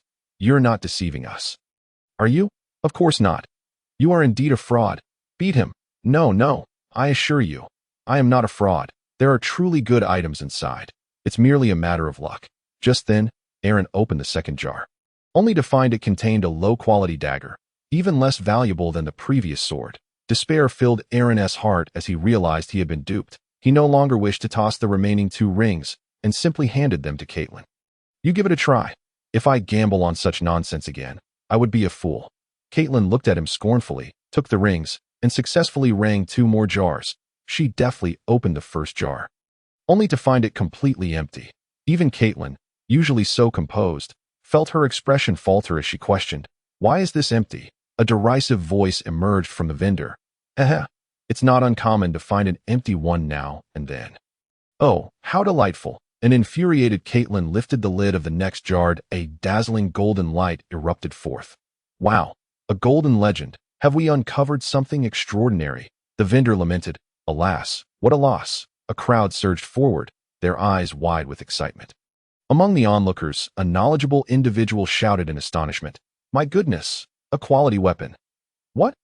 A quality weapon. His exclamation drew even more people to the stall, creating a tightly packed throng eager to witness. Caitlin, her excitement palpable, reached into the jar and pulled out a stunning short sword. The blade was stout and robust, both edges reinforced with high-quality steel, glinting with an unusual sheen. Without hesitation, Caitlin glanced at Aaron, who stood dumbfounded nearby, and handed him the sword. Aaron grasped the weapon, caressing it thoughtfully. A fine sword. Indeed, a name flickered in his mind. A high-quality short sword, a renowned Tier 2 weapon. With this sword in hand, he felt a surge of confidence, ready to embark on the extraordinary path of the magic swordsman. Previously, he had been reluctant to learn combat techniques due to the lack of a durable weapon. If he continued to struggle to save money, adding the cost of weapon repairs would render him destitute. Observing Aaron kneeling on the ground, elated with the sword, the crowd began to stir with excitement. Clearly, they were blinded by the allure of a Tier 2 weapon, eager to purchase rings for the chance to win. What do you say, young man? Would you like to give it a try? That old, worn sword of yours surely cannot satisfy your needs? The vendor chuckled, teasingly brandishing a rose in a suggestive manner. Lyndon felt a chill run down his spine and quickly declined the offer. Stepping back, the vendor sighed in disappointment. What a pity that you do not wish to join in the fun. Something felt amiss. It was overwhelmingly suspicious. Fortunately, many eager buyers were lining up to purchase jars, preventing the odd vendor from dwelling on Lyndon's refusal for too long. He swiftly turned his attention to the eager customers. Come, come, there are plenty more jars available. They won't sell out so quickly. After Aaron acquired a Tier 2 weapon worth thousands of dinars for merely 200 dinars, the other spectators were ablaze with excitement, viewing this as a golden opportunity for wealth. Even Izzy and Melanson could not be dissuaded, pooling their resources to buy rings in hopes of testing their luck. Lyndon marveled at the vendor's insight into human nature. The success of Aaron's experience had created an irresistible promotional effect. No amount of flowery speech could rival the persuasive power of real-life examples, and the current influx of people into the city only amplified the crowd's eagerness. The vendor's stall became increasingly crowded, and the tale of Caitlin's triumph, winning a quality weapon with just 5 rings, began to circulate. The first 2 fools to fall for the scheme were Izzy and Melanson. There was no time to feel pity for their folly, as the next to be ensnared was Jean Chingli. Ultimately, even the seasoned merchant Hans from the Orchid Association found himself forking over dinars for 10 rings, treating it as mere entertainment. Would you like to join in? I can give you 2 to faced with Hans extending 2 rings. Lyndon promptly waved them away. In a way, I refuse to engage in such addictive nonsense. It's best to remain an outsider. It's far easier to stay clear-headed. Once you start playing, it's a slippery slope, whether you win or lose. Once you're caught up in it, escaping becomes nearly impossible. I have never dabbled in such activities. Very well. Then, not in the midst of this cacophony, Lyndon commenced his meditation practice, seeking tranquility amid chaos to stabilize his inner self and enhance his mental fortitude. It is often in such tumultuous environments that individuals become acutely aware of their vulnerabilities. Time slipped away unnoticed until several young men returned, their spirits visibly dejected. Ever since Aunt Caitlin had bestowed a fine-grade weapon upon Aaron, No one had experienced such fortune again. The luckiest among them had merely acquired a prize worth a few hundred dinars. The leader's words rang true. Indeed, it was a ruse, and they should not have ventured here. I was mistaken. Sob. Poor Jean Qingli clutched a heap of tattered items, enveloped in despair, as though the very masts of his hopes had been reduced to ashes. Regret consumed him, a profound remorse. The sorrows of one do not resonate with another. As they wept openly, Aaron, however, clutched his short sword, incessantly admiring it. Hey, Aaron, are you not afraid of flaunting it? What if someone snatches it away? Ha! Who would dare? Who would dare to take my divine sword? Hans, unable to bear it, offered a sardonic reminder. Aaron defiantly lifted his chin and shouted, though he had just been boastful. Yet, upon reflection, he recognized the folly of his actions and sheathed the sword. Refraining from further displays, clearly he had resolved to procure a desired scroll from the Mage Knight Guild and, based on that scroll, aspire to become a Mage Knight himself. Before his prowess ascended, he intended to remain in the city of Henceforth. After all, one of their primary objectives for coming here was to bolster their strength. Amid their various joys and sorrows, the caravan traversed a grand plaza, where an artificial lake, constructed of colossal stones, boasted a fountain that erupted skyward like a floral cascade, reminiscent of blossoms in perpetual bloom. The nomads and farmers were left awestruck, their mouths agape at the magnificent sight. Such municipal marvels could only be found in grand towns like Henceforth or the estates of the affluent. They were foreign to the nomads accustomed to the harshness of the plains. This paradise? It's so beautiful. During our rest, I want to explore this place further. A chorus of voices echoed as they lingered, captivated by the fountain, reluctant to depart.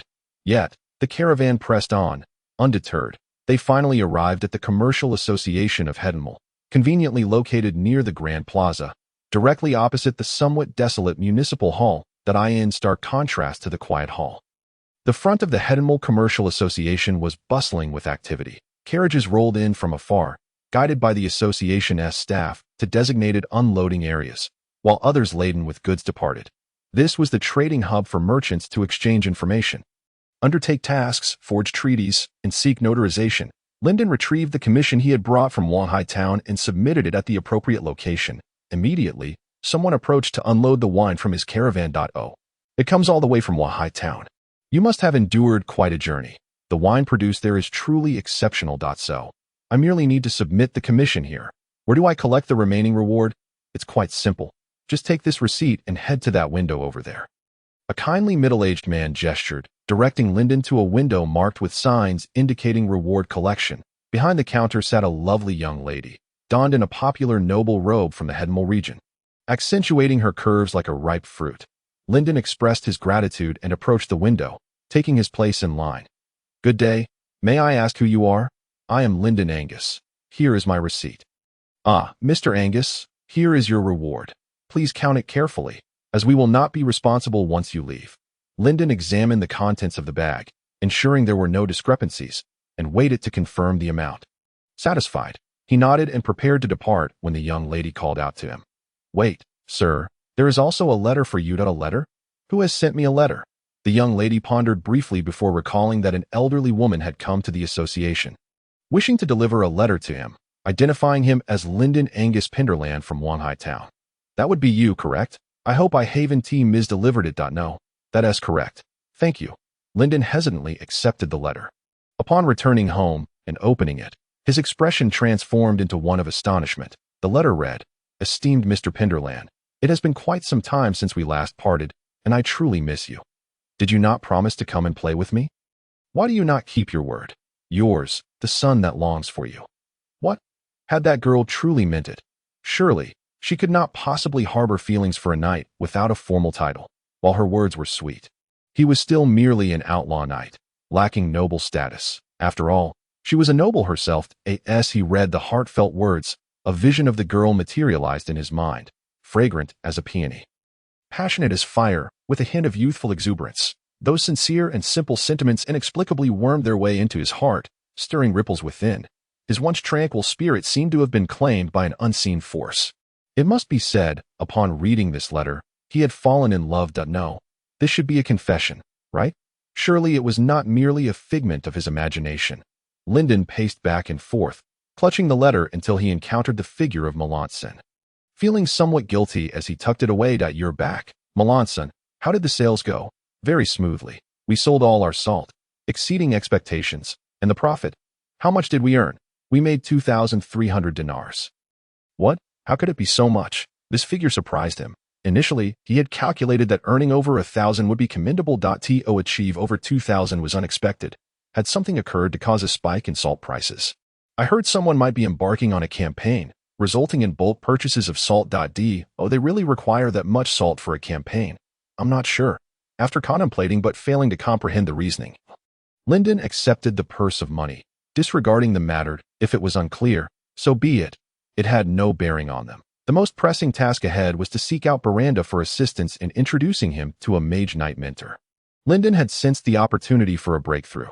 The day he would master the 5th-tier battle radiance, Heart of Snow, was drawing near. Perhaps after advancing to the 2nd tier as a Mage Knight, he could attempt it once more. "This afternoon, I plan to visit Miranda. Melanson, would you care to join me?" "No, I have already decided to purchase a potion instead." "What? Have you saved enough dinars? It appears you are quite wealthy." Melanson waved his hand, chuckling. "Not quite. I still need a bit more. However, I plan to apply for a loan for awakening potions." "Is that even possible? Does the savings institution offer such services?" Lyndon raised an eyebrow, finding it hard to fathom that they would provide loans for potions, akin to lending money to gamblers. It seemed a one-way ticket to ruin. Should the awakening fail, one would lose everything, right? The savings institution does indeed offer this service, but it is never open to the common folk. I was only able to apply by presenting my family crest. Why didn't you apply earlier? The sooner one awakens, the more they can enhance their abilities. Honestly, I simply did not wish to trouble my family too much. And now you suddenly want to create a commotion. Melanson chuckled and shook his head. I've come to realize that I need not limit myself to the paths of a knight or a mage knight. The journey of life is vast, though. Are you ready to abandon that notion? I merely intend to avoid hanging myself from a single tree. Thanks to you, I have discovered an unexpected talent for trading. Despite my upbringing in a family of martial prowess, it is truly astonishing to realize that I possess a knack for business. Haha. Indeed, everything you do is exquisite. You are a remarkably gifted individual, capable of thriving in any endeavor. Thank you, Lord Pandolin. Proceed with confidence. Regardless of success or failure, there will always be a future. A gentle breeze sweeps through my heart, unbinding the emotional knots formed in the wake of my family's tribulations. As this warm current flows through, since my acquaintance with Lyndon, I have witnessed this exceptional youth perform numerous miracles, leading ordinary individuals in their triumph over the extraordinary, securing victory in the grand tournament. He resolutely chose the path of the magic swordsman, and within merely half a month, he has approached the 2nd tier. He has garnered the friendship of Mr. Illinan, assembled a trading caravan, and successfully completed a commercial venture. Guiding a group of nomads, he has repeatedly vanquished brigands, training them into a competent force. Such an outstanding individual, and yet he acknowledges the talents of Melanson. How wonderful that is! I am indeed not the useless person my kin claim me to be. I shall make them regret their short-sightedness. Melanson gazes longingly at the distant sky, contemplating that perhaps within the future's legends, there may be a place for him as well. After attending to various tasks, Lyndon, accompanied by Irene, set out to find Miranda. The Adventurers Guild, where Miranda resides, is located in an inconspicuous area, the intersection of the slums and the commercial district of Hedenmau. It accommodates a wide array of individuals, purportedly to facilitate the acceptance and posting of quests. Some impoverished street children also choose to become adventurers, engaging in tasks such as gathering. Even children must labor to sustain themselves, for Hedenmau lacks child labor laws. Observing a passing child humbly bowing, Lyndon and Irene entered the Adventurers Guild. The spacious venue is bustling with noise, rivaling the most boisterous taverns. Individuals clad in an assortment of peculiar attire sought seats at random. If Lyndon were to provide an assessment, he would liken the Adventurers Guild to a university cafeteria. Without Miranda's guidance, it would have been quite challenging for him to locate Miranda in such an environment. Approaching window 13, they occasionally caught curious glances, yet no one dared to provoke them. After all, Lyndon bore a large two-handed sword on his back, clearly indicating he was not one to be trifled with. Irene, too, did not appear amiable. No one would seek trouble in such a place. Those who dared had long been expelled by the guild's staff. This was not a tavern. Even if a drunken individual drew a sword, they would only receive a dispassionate reprimand from the tavern owner. At window 13 stood a mature woman, exuding a sweet fragrance. "Are you looking for Miranda, young man? Oh, please take a seat and wait. I shall send someone to find him." Lyndon obediently sat down with the rain, and it wasn't long before the sound of heavy footsteps echoed as someone approached. Miranda arrived with a smile, hurrying over. He clapped Lyndon on the shoulder and turned to Arain, surprised as he inquired, "What is this? Are you also preparing to embark on the path of the magic swordsman?" "I've come to a realization." "Good, as long as you figured it out. Money is worthless. If it's gone, earn more. Don't be timid." Lyndon, listening to these words, silently scoffed. Was it really a matter of realization? It was clearly a lack of savings. After many years in the world, he had yet to accumulate a sum substantial enough to become a magic swordsman, if not for his recent stroke of luck in acquiring a second-tier short sword. He would have exhausted his savings merely purchasing scrolls and hiring guidance, leaving no opportunity to acquire a good weapon. Even a 200 or 300 dinar two-ended sword would be beyond his means. Poverty and lack of funds were the true obstacles preventing Arain from becoming a magic swordsman. His closest encounter with that aspiration was during the raid on a merchant caravan alongside Lyndon. At that time, Arain had just procured excellent equipment and a quality weapon. Had he earned some money, he could have returned to buy battle glory and sought guidance to become a magic swordsman. Unfortunately, it was precisely when he purchased that significantly superior weapon that the bounty hunters caught wind of it, seizing the opportunity to ambush him, stripping him of both person and weapon, and converting him into dinar. Had luck not favored him, Arain would now be wielding a pickaxe. Miranda refrained from further trivial chatter, leading the two toward the residence of the magic swordsman Minter. This area, the lower district of Henceforth, is where the impoverished reside. They traversed a foul-smelling ditch filled with black sludge. Three mangy red dogs were tearing at each other nearby, while a white dog barked furiously at them. They approached a row of aging houses, all constructed from marble, Henceforth's most affordable material, yet none of the stones were intact, unlike the upper district, where every marble block was meticulously cut and sculpted, even featuring exquisite carvings of figures on some marble pillars, telling the epic tales and legends of Henceforth. Turning a corner past a row of crooked houses, they were met with an irritating wave of heat. The wind carried with it the admonition of an elderly voice, "Treat your weapon with care, young man." It was then that Lyndon noticed a blacksmith shop beside them. The presence of a blacksmith in such a remote location surprised him, but Miranda had anticipated it, warmly greeting the old blacksmith. "Hello, Uncle Sida." The old blacksmith, his head full of white hair tied back, face lined with wrinkles, yet muscular, was hammering a blade while advising the young man before him. Hearing the greeting, he did not turn around, but inquired directly. "Miranda, long time no see. Here to repair your gear? Not right now. I'll come back later." The old blacksmith continued hammering, focused on his task, responding, "Take care on the road." "Take care on the road? Is Henceforth's lower district truly that dangerous?" Lyndon asked curiously, looking at Miranda, who explained, "It's not dangerous. That's just Uncle Sida's catchphrase though." It was evident there was a story behind it, but seeing that Miranda had no intention of elaborating, Lyndon refrained from further inquiries, recognizing that some topics are better left untouched, lest he inadvertently strike a nerve. After passing the blacksmith shop, they soon reached the end of the alley. In the distance, they spotted a familiar old man basking in the sun on the ground, his back laden with several weapons. Noticing the old man digging in his ear, oblivious to their presence, Lyndon quickly pulled Miranda back a few steps and whispered, "You don't mean to tell me that the old magic swordsman you're looking for is him?" Miranda was equally astonished, casting a peculiar look at Lyndon as he asked in confusion, "What? You know him?" "Oh, I know him all too well."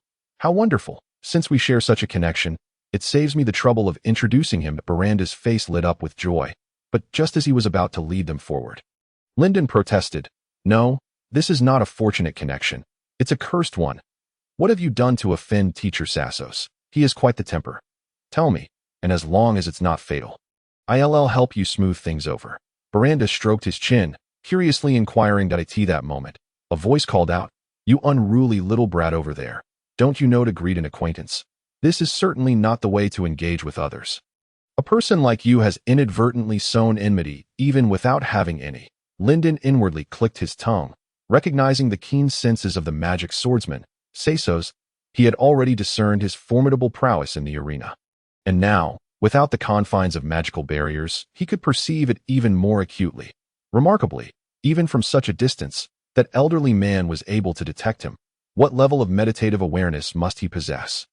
It seemed likely that even with his eyes closed, he could pinpoint the location of his foes. Irian, unaware of the arena incident, merely stood by with a head full of questions, puzzled by Linden's words. Hearing Sesos's call made him even more bewildered. Wasn't there animosity between them? It was I who, through dishonorable means, managed to eliminate Lord Sesos in the arena. Upon hearing this, Miranda gazed at Linden in shock, seemingly unable to believe that this young man possessed such capabilities. You, a mere first-tier magic swordsman, bested Lord Sesos. Ahem, it was a fair contest indeed. The elder magic swordsman Sesos overheard this and chuckled with a sidelong glance. Ha ha, I did not lose to a first-tier magic swordsman. Indeed, my young brother Angus's magical prowess is nearly at the second tier. To label him as merely a first-tier swordsman would be a grave understatement. Miranda quickly interjected, but Sesos sighed, saying, Alas, when I encountered him in Wanhai town half a month ago, this boy had yet to step into the ranks of the extraordinary and become a magic swordsman. I did not lose to the magic swordsman Linden. I lost to the astute Linden. He adeptly turned the chaos of the arena to his advantage, seizing the opportunity to ambush this old man while I was distracted. Leaving a throng of combatants unchallenged, Miranda, already astonished, was rendered even more so by the old swordsman's words. What? A mere mortal defeated the extraordinary Lord Sesos.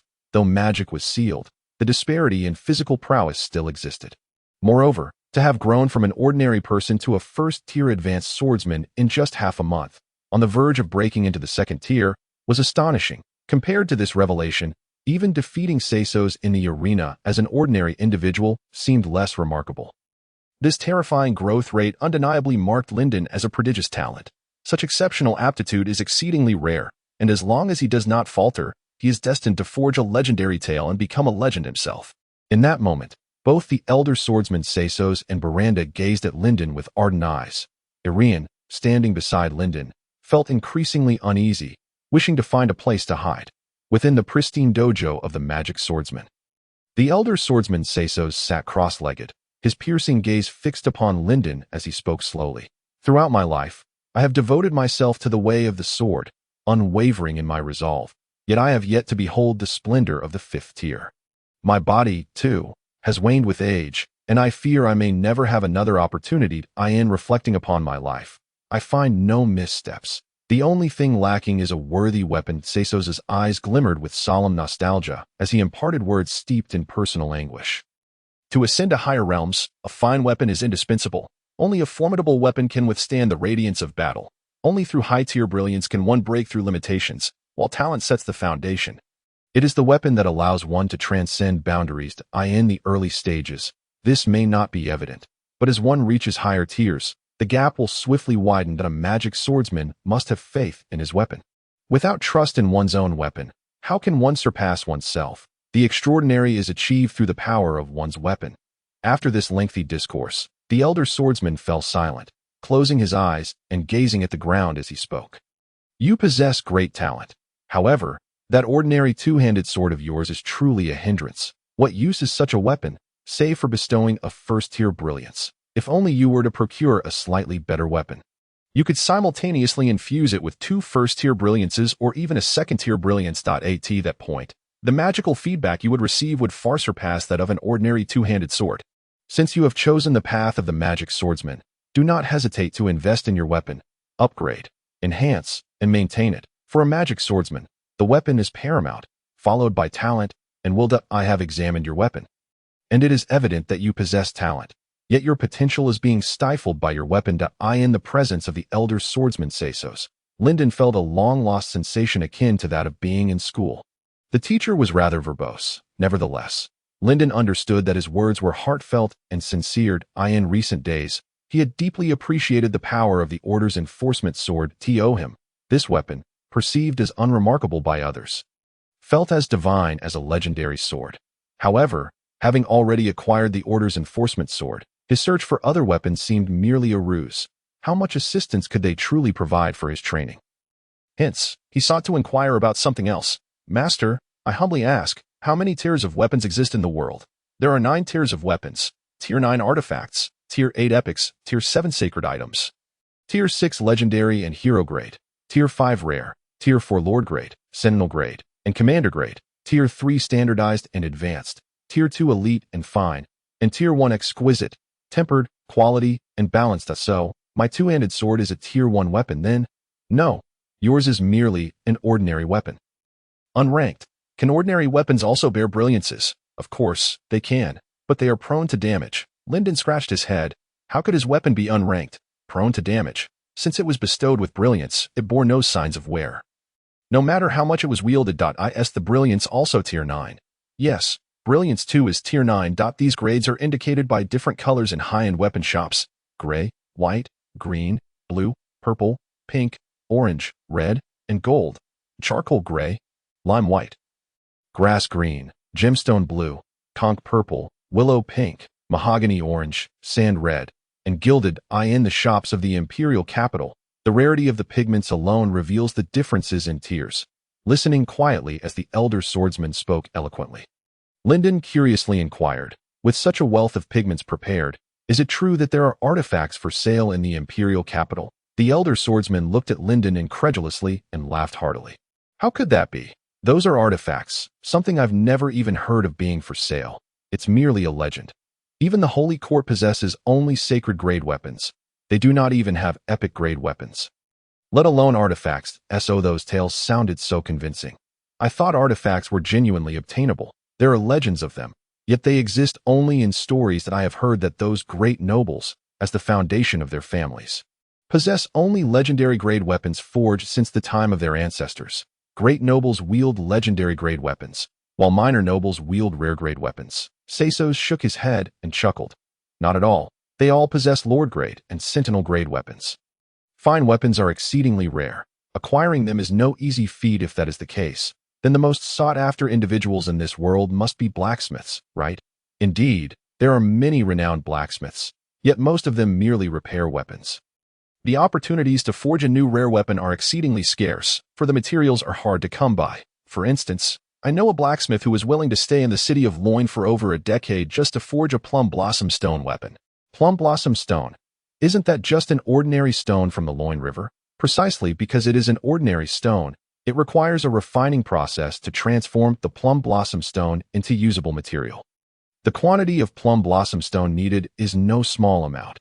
Even after spending so long in the city of Loin, he has yet to gather sufficient materials to forge a sword in a lifetime. Haha. Yes, to forge a sword in a lifetime. And one may not even succeed in that. Seisos' eyes narrowed slightly as he sighed. You should now grasp how arduous the path of a magic swordsman is. Yes, entering is easy, but advancing is remarkably difficult. Lyndon nodded, understanding why Milan's son was reluctant to tread the path of the magic swordsman. Besides weapons, the brilliance must also hold great significance, correct? Yes, compared to weapons. It is indeed somewhat easier to obtain. But why? Where does brilliance originate? The sources are numerous, from the realms of warcraft and the dungeons, to the crafting of materials. Moreover, the radiance of battle is notoriously resilient. Accumulating over time, individuals tend to gravitate towards those exceptional displays of prowess that in fact, were it not for the deliberate collection by certain enthusiasts, an even greater abundance of such battle radiance would be available in the market.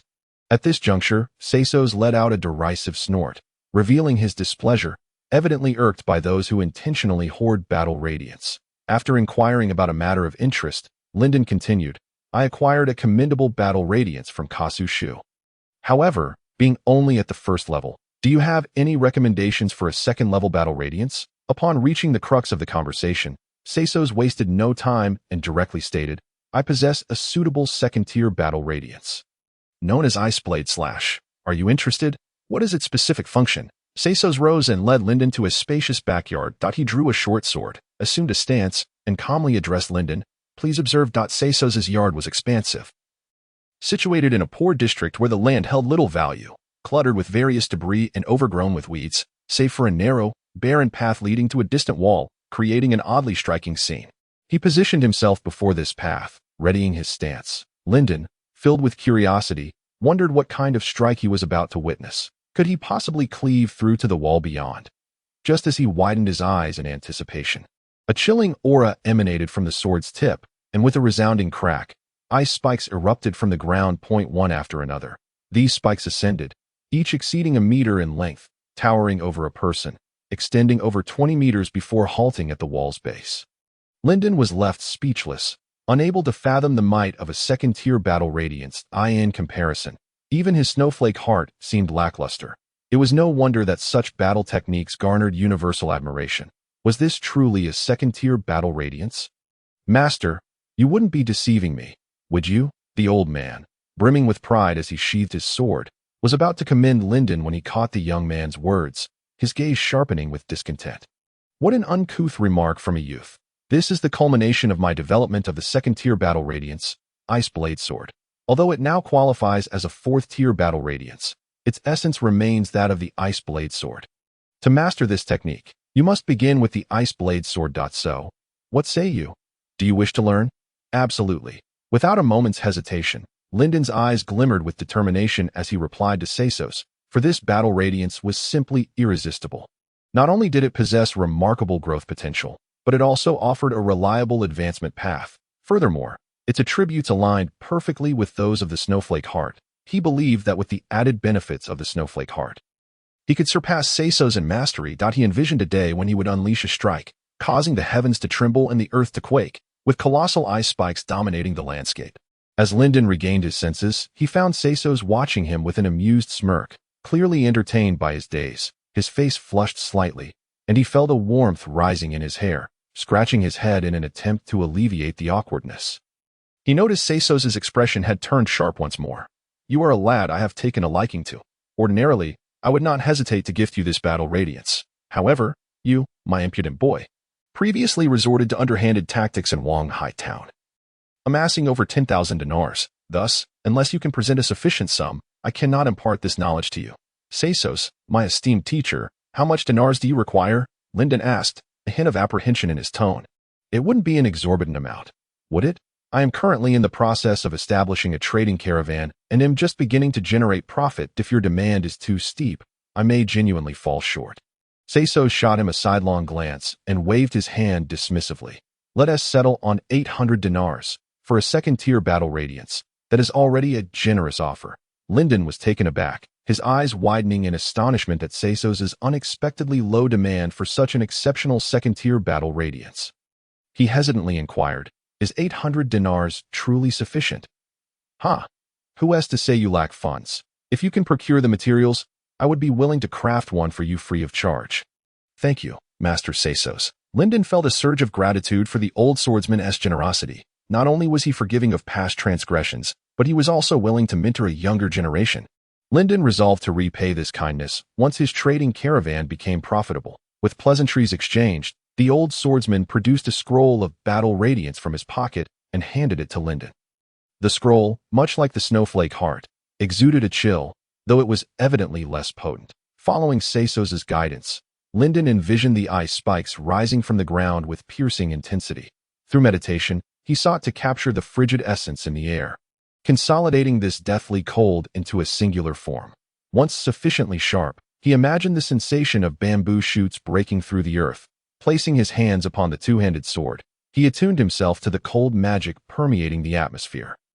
Having previously experimented with the Snowflake Heart, he found his perception of the Ice Blade Sword remarkably effortless, akin to navigating familiar waters. Seisos, a truly exceptional magic swordsman mentor, possessed a unique sensitivity, allowing him to detect the fluctuations of the young man's magical energy under his guidance. This perceptiveness proved invaluable, not only in combat, but also in instructing the youth in skill acquisition. In that moment, Seisos sensed that Lyndon had, for the very first time, captured the chill of the ice energy. Harmonizing it with the Ice Blade Sword scroll in his grasp, the battle radiance emitted an ethereal blue glow, resonating with the two-handed sword. With each breath, Lyndon's sword was primed to absorb the battle radiance. This two-handed sword was not his usual order two-handed sword, but rather a test specimen for his training.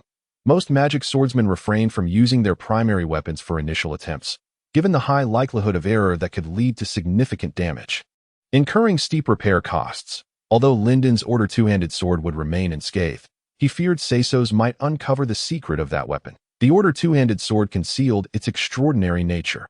Before his rise, it was imperative that he kept this secret well guarded. Even though the sword had a unique method of concealment, giving it an aura of mystery, Lyndon was not willing to take the risk. This two-handed sword, unlike the Order two-handed sword, was incapable of accommodating much energy. It barely managed to contain the ice blade sword.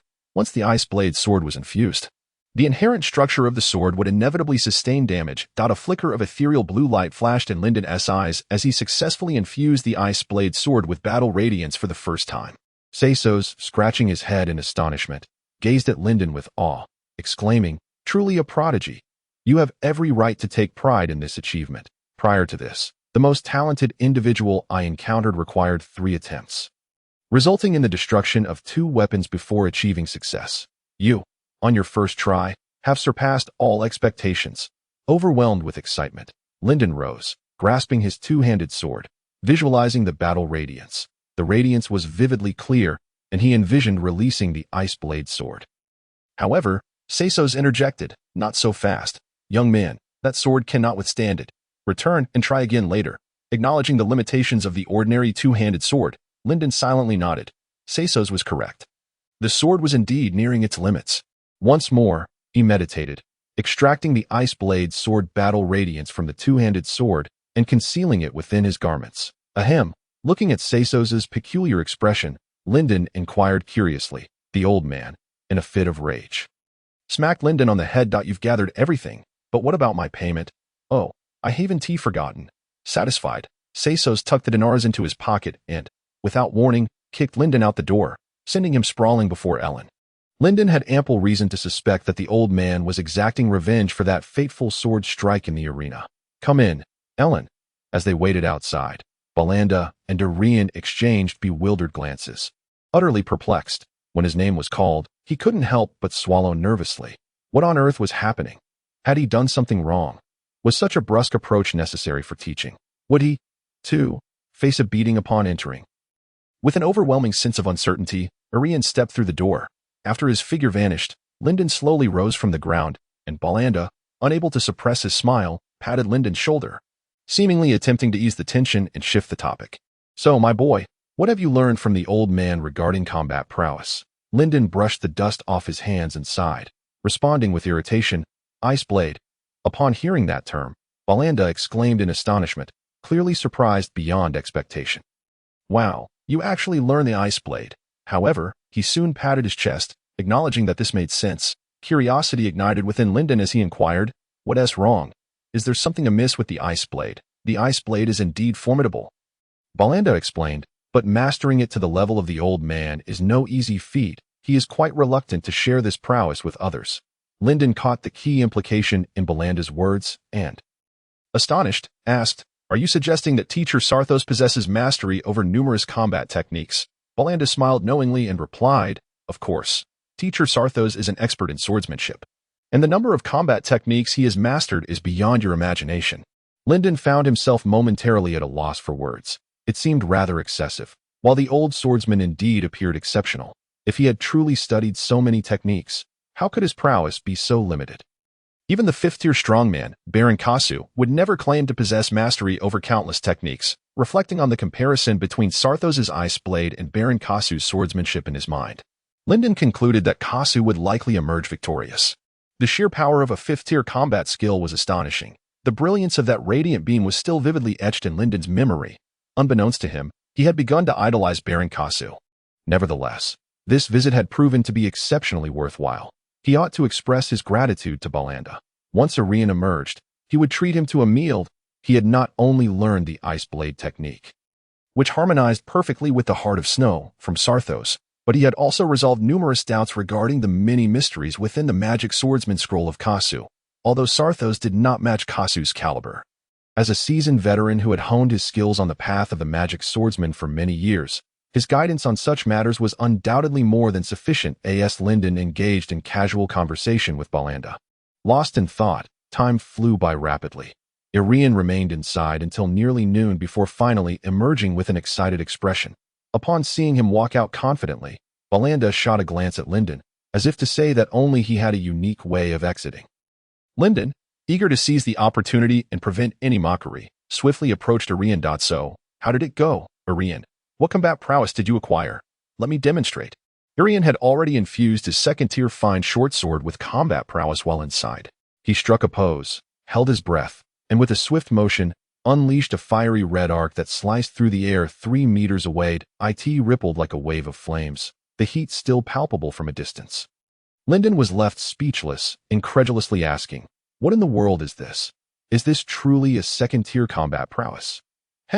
Not quite. This is merely a first-tier combat prowess. However, the instructor considered that I wield a second-tier weapon and chose a combat prowess that approaches the second tier.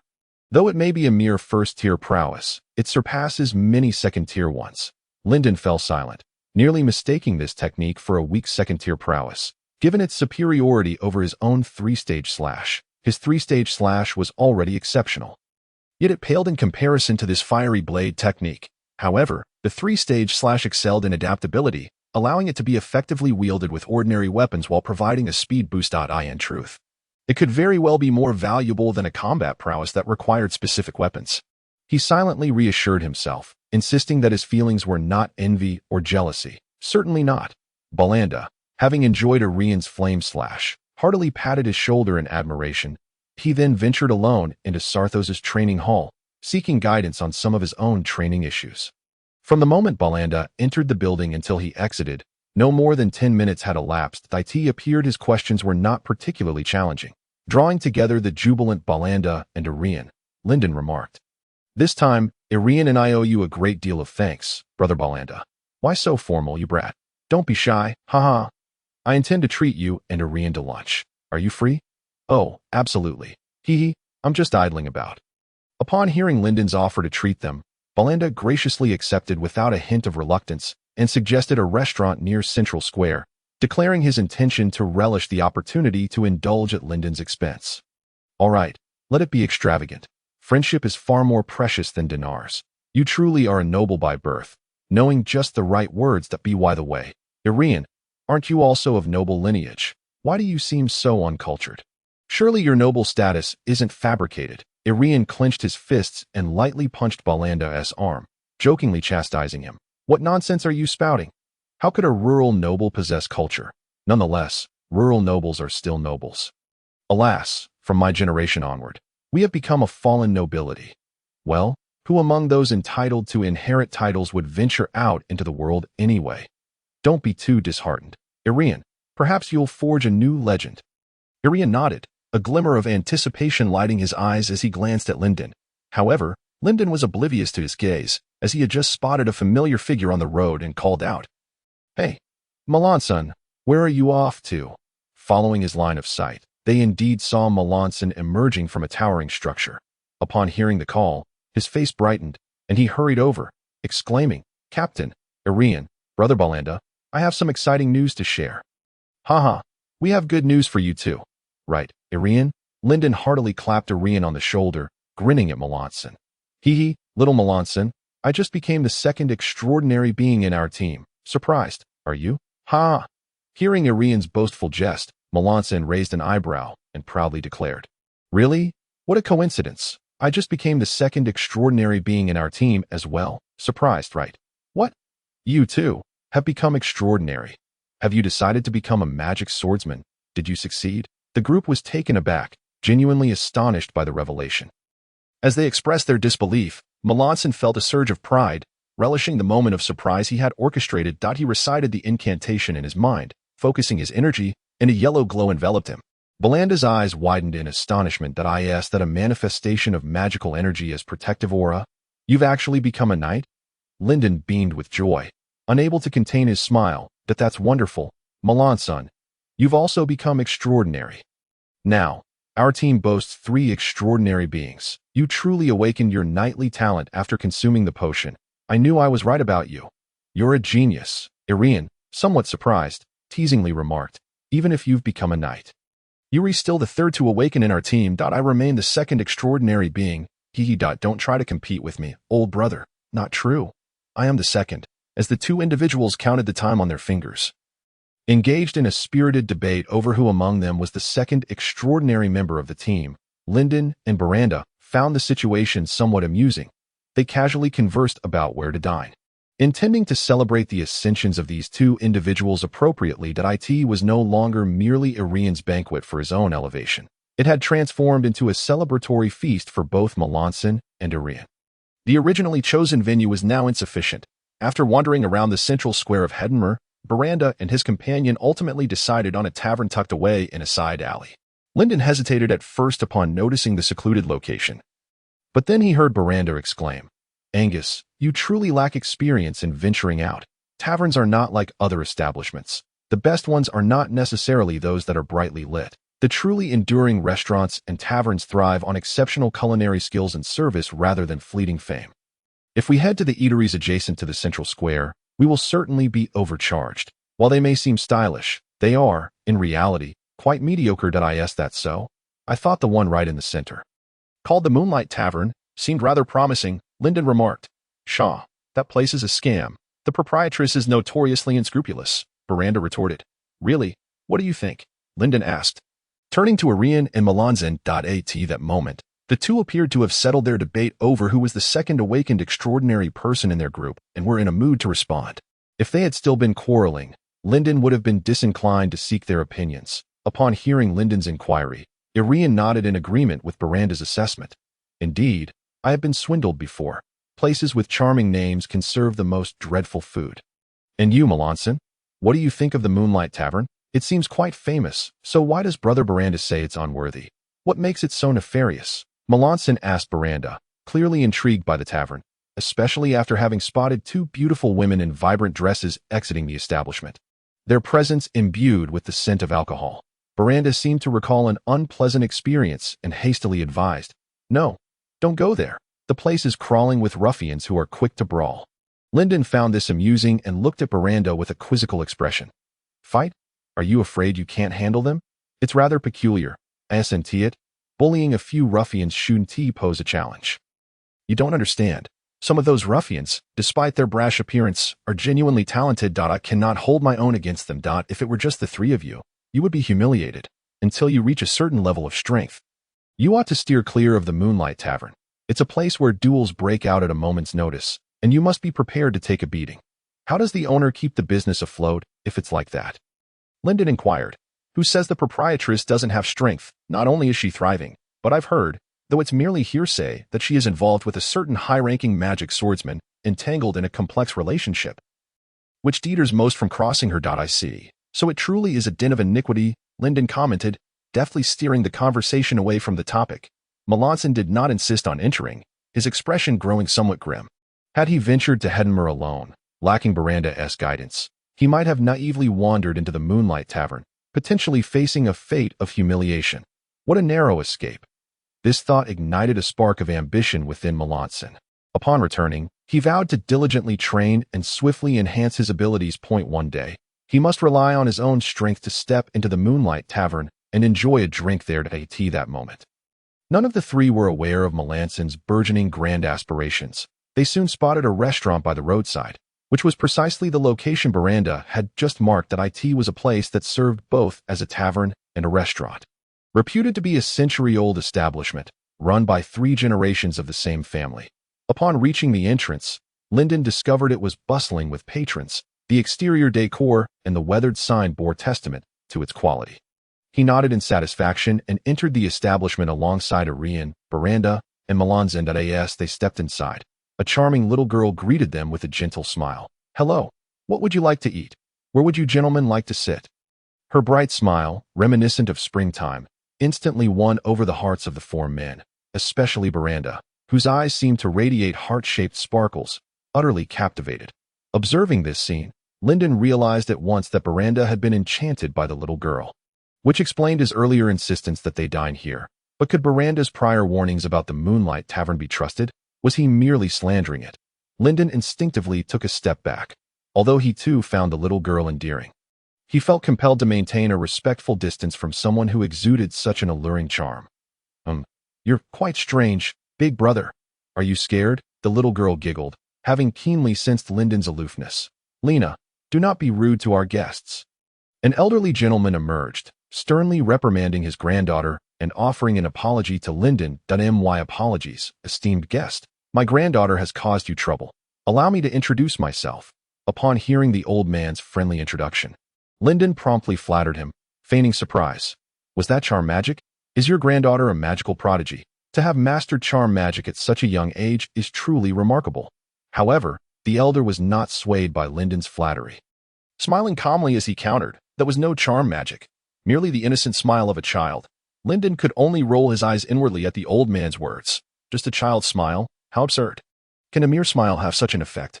Just as he was musing this, another voice chimed in nearby, melodious and uplifting. That is not magic. It's simply a smile that resembles charm magic. If you wish to learn about real charm magic, feel free to seek me out. A tall woman in a hood passed by Linden, kindly offering her advice, with her staff and spellbook in tow. Her identity as a powerful mage was unmistakable. Linden ruminated on this as he came back to his senses. Could a smile truly possess such power? The little girl, Lena, was now playfully grasping her green floral dress with one hand while covering her mouth with the other. Giggling mischievously, she resembled a mischievous imp. Yet when he glanced at Miranda, the burly man remained utterly enraptured, lost in the allure of the little girl. If this wasn't charm magic, then his three companions were in dire straits. What a peculiar situation. How could you all be so enchanted by such a small child? Linden found himself unconsciously stepping back a little.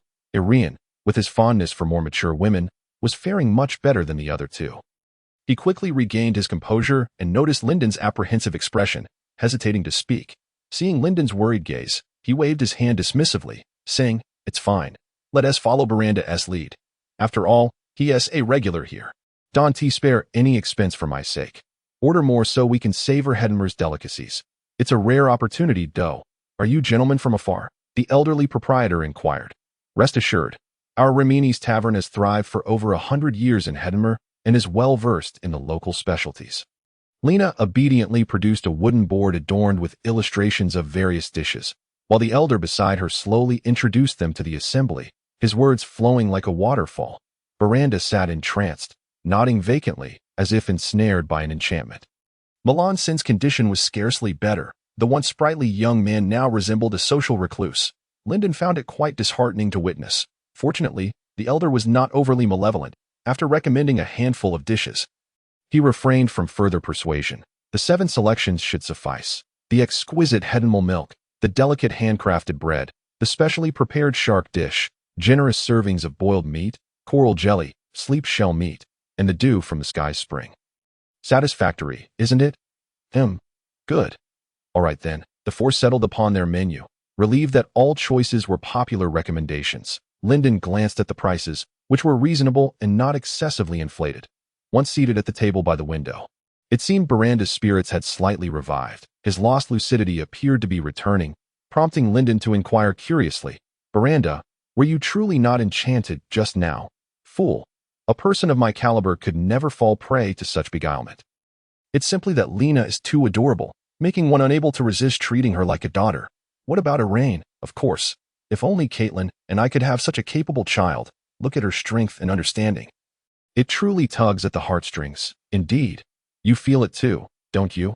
No wonder you're my good brother." Miranda exhibited a mutual understanding with Iraine, their camaraderie reflected in their shared sentiments. The sanctity radiating from the two of them momentarily rendered Linden feeling inadequate. Could it be that I am the one with the hidden inclination toward lowly? Surely not. He hastily extinguished this perilous thought and turned to Milan's senator. "And what of you, Milan's son?" Melançon hesitated. His face flushed, struggling to articulate a response as he caught sight of Linden's narrowed eyes and smiling gaze. Panic overtook him. He stammered, "I merely thought of my sister.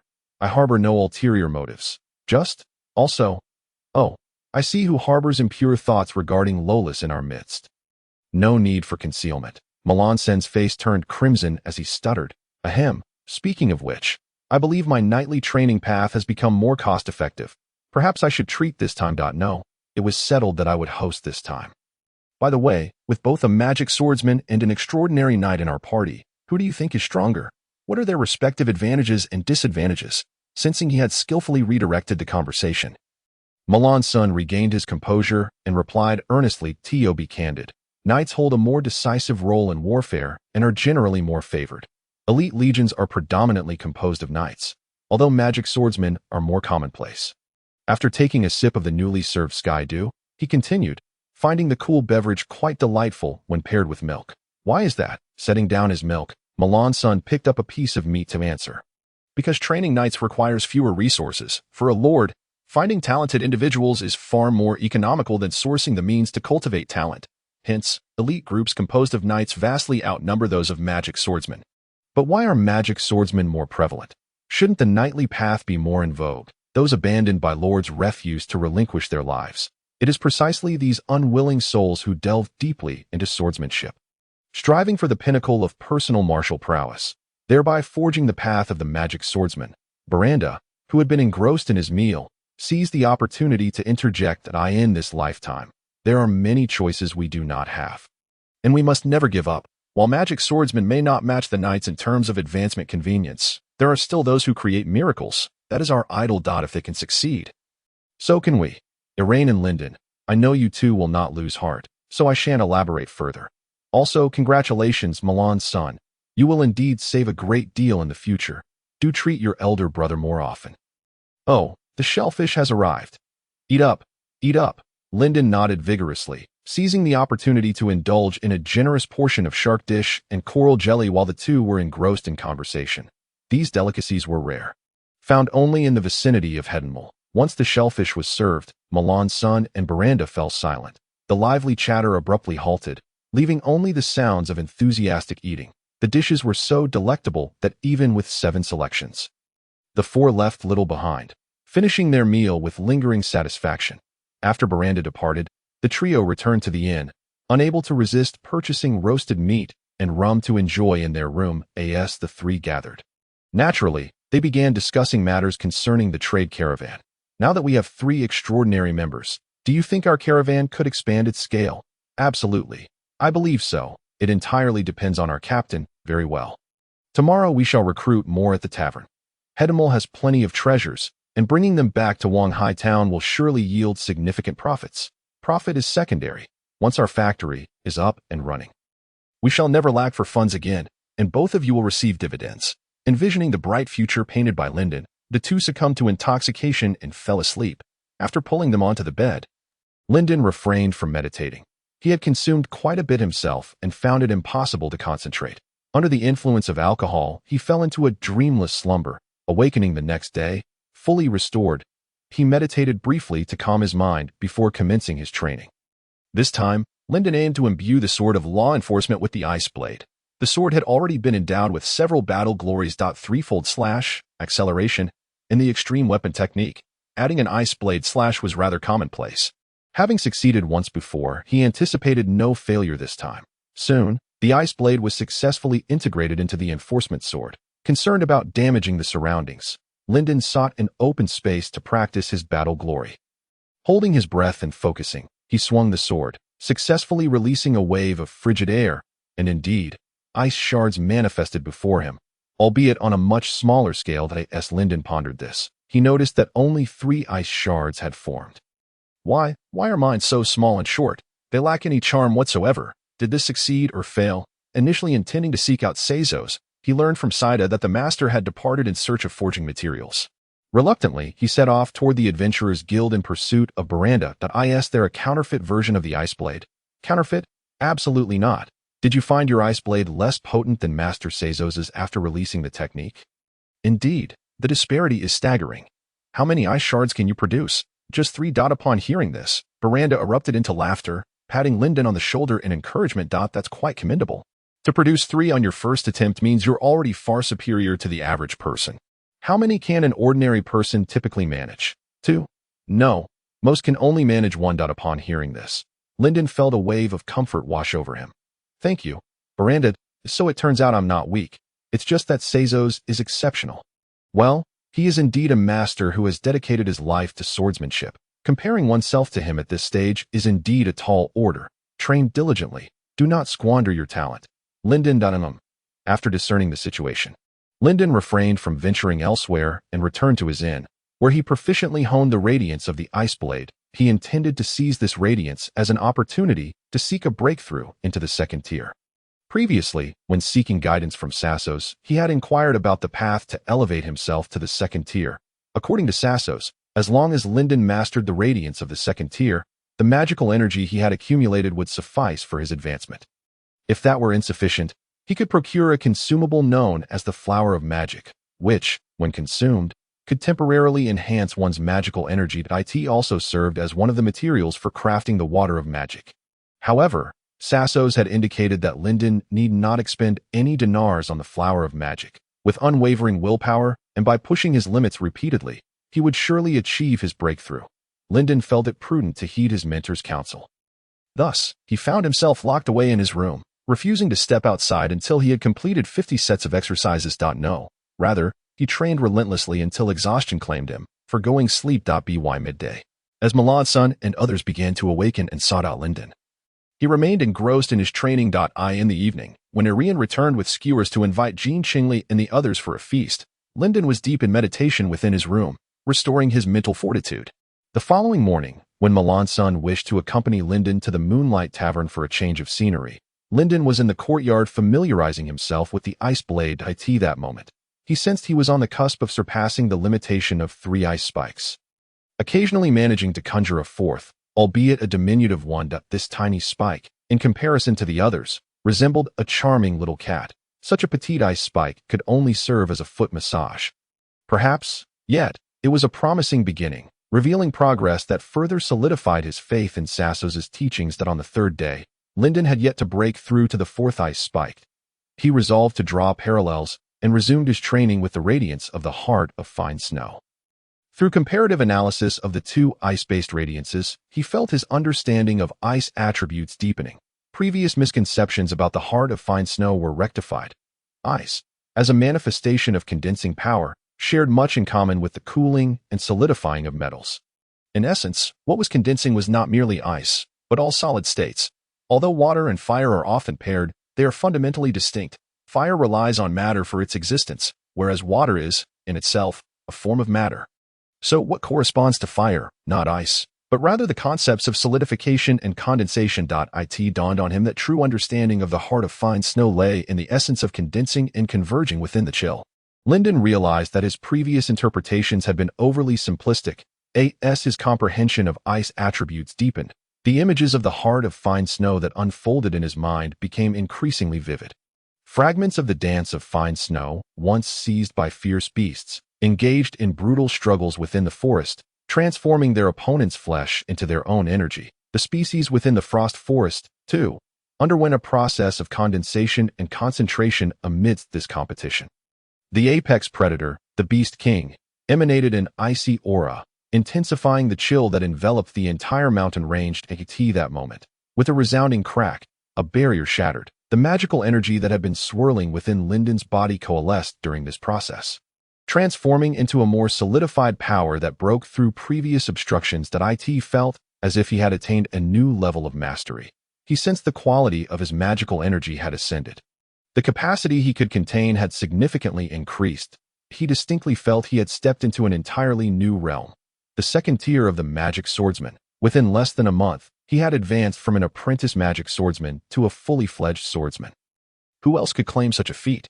Yet, the surprises did not cease there. Upon entering the realm of the second-tier magic swordsman, Linden felt he could bestow the 5th-tier radiance of the heart of fine snow upon his order-enforcing sword. Without hesitation, he infused the newly solidified magical energy into the sword, intertwining it with the essence of the heart of fine snow. In meditation, he could distinctly sense the order-enforcing sword's acceptance of the heart of fine snow. Accommodating such a mere 5th-tier radiance posed no burden to the sword.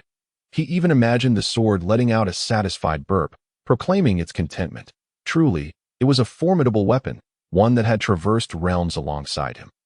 A strong sword equated to his own strength. That a smile involuntarily crept onto his lips, revealing an expression all too familiar to those who had traversed from Blue Star. He chuckled to himself.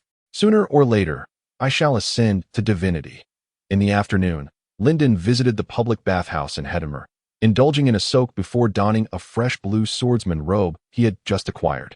Feeling refreshed and comfortable, he stepped out. He arrived at a secluded location, eager to experiment with the enhanced sword techniques he had imbued with the heart of fine snow.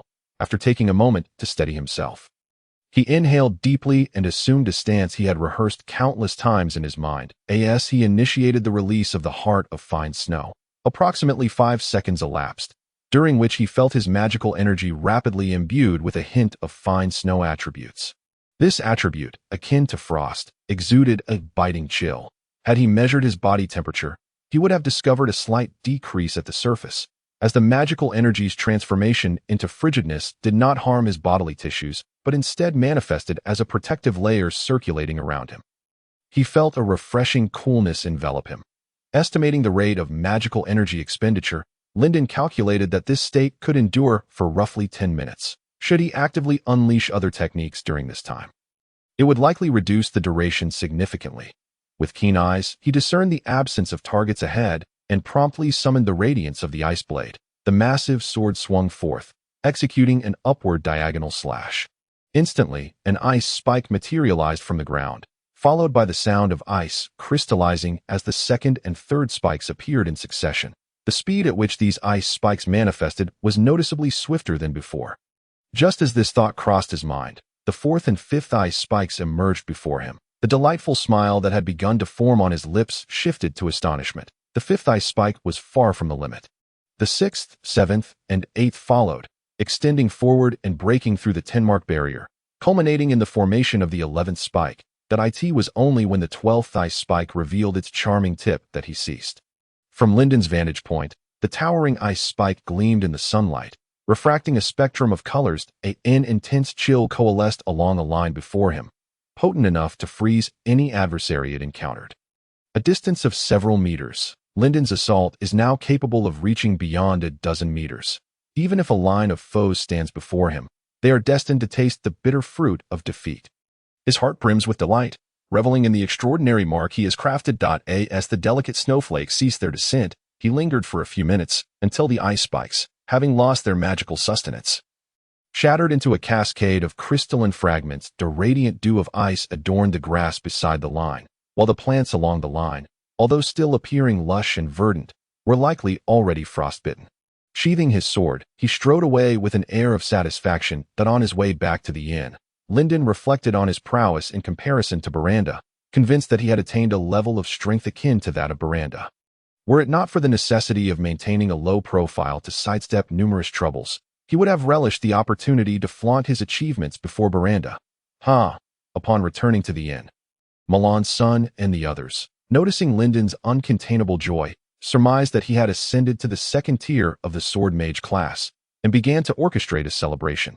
This time, Lyndon readily acquiesced. Their caravan collectively organized a festivity to commemorate their arrival in Henceforth. Everyone brought food, erecting tents in an open area in preparation for camping.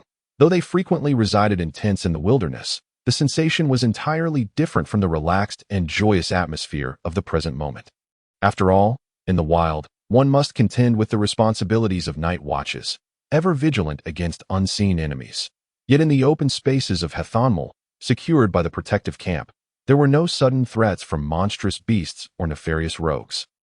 Allowing the group to indulge in copious amounts of rum and savor delightful cuisine, the aromas of roasted meat, the fragrance of liquor, and the cheerful laughter of the crowd resonated around the bonfire.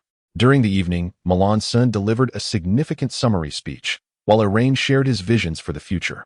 Lastly, Lyndon took the stage to paint an ambitious picture for the audience, with 3 extraordinary individuals now in their ranks.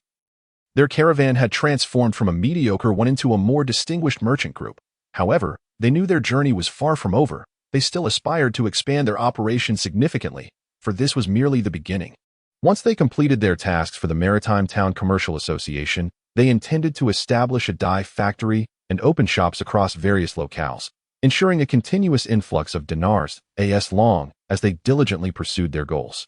Every member would have a chance to step into the realm of the extraordinary. 3 extraordinary individuals were by no means their limit.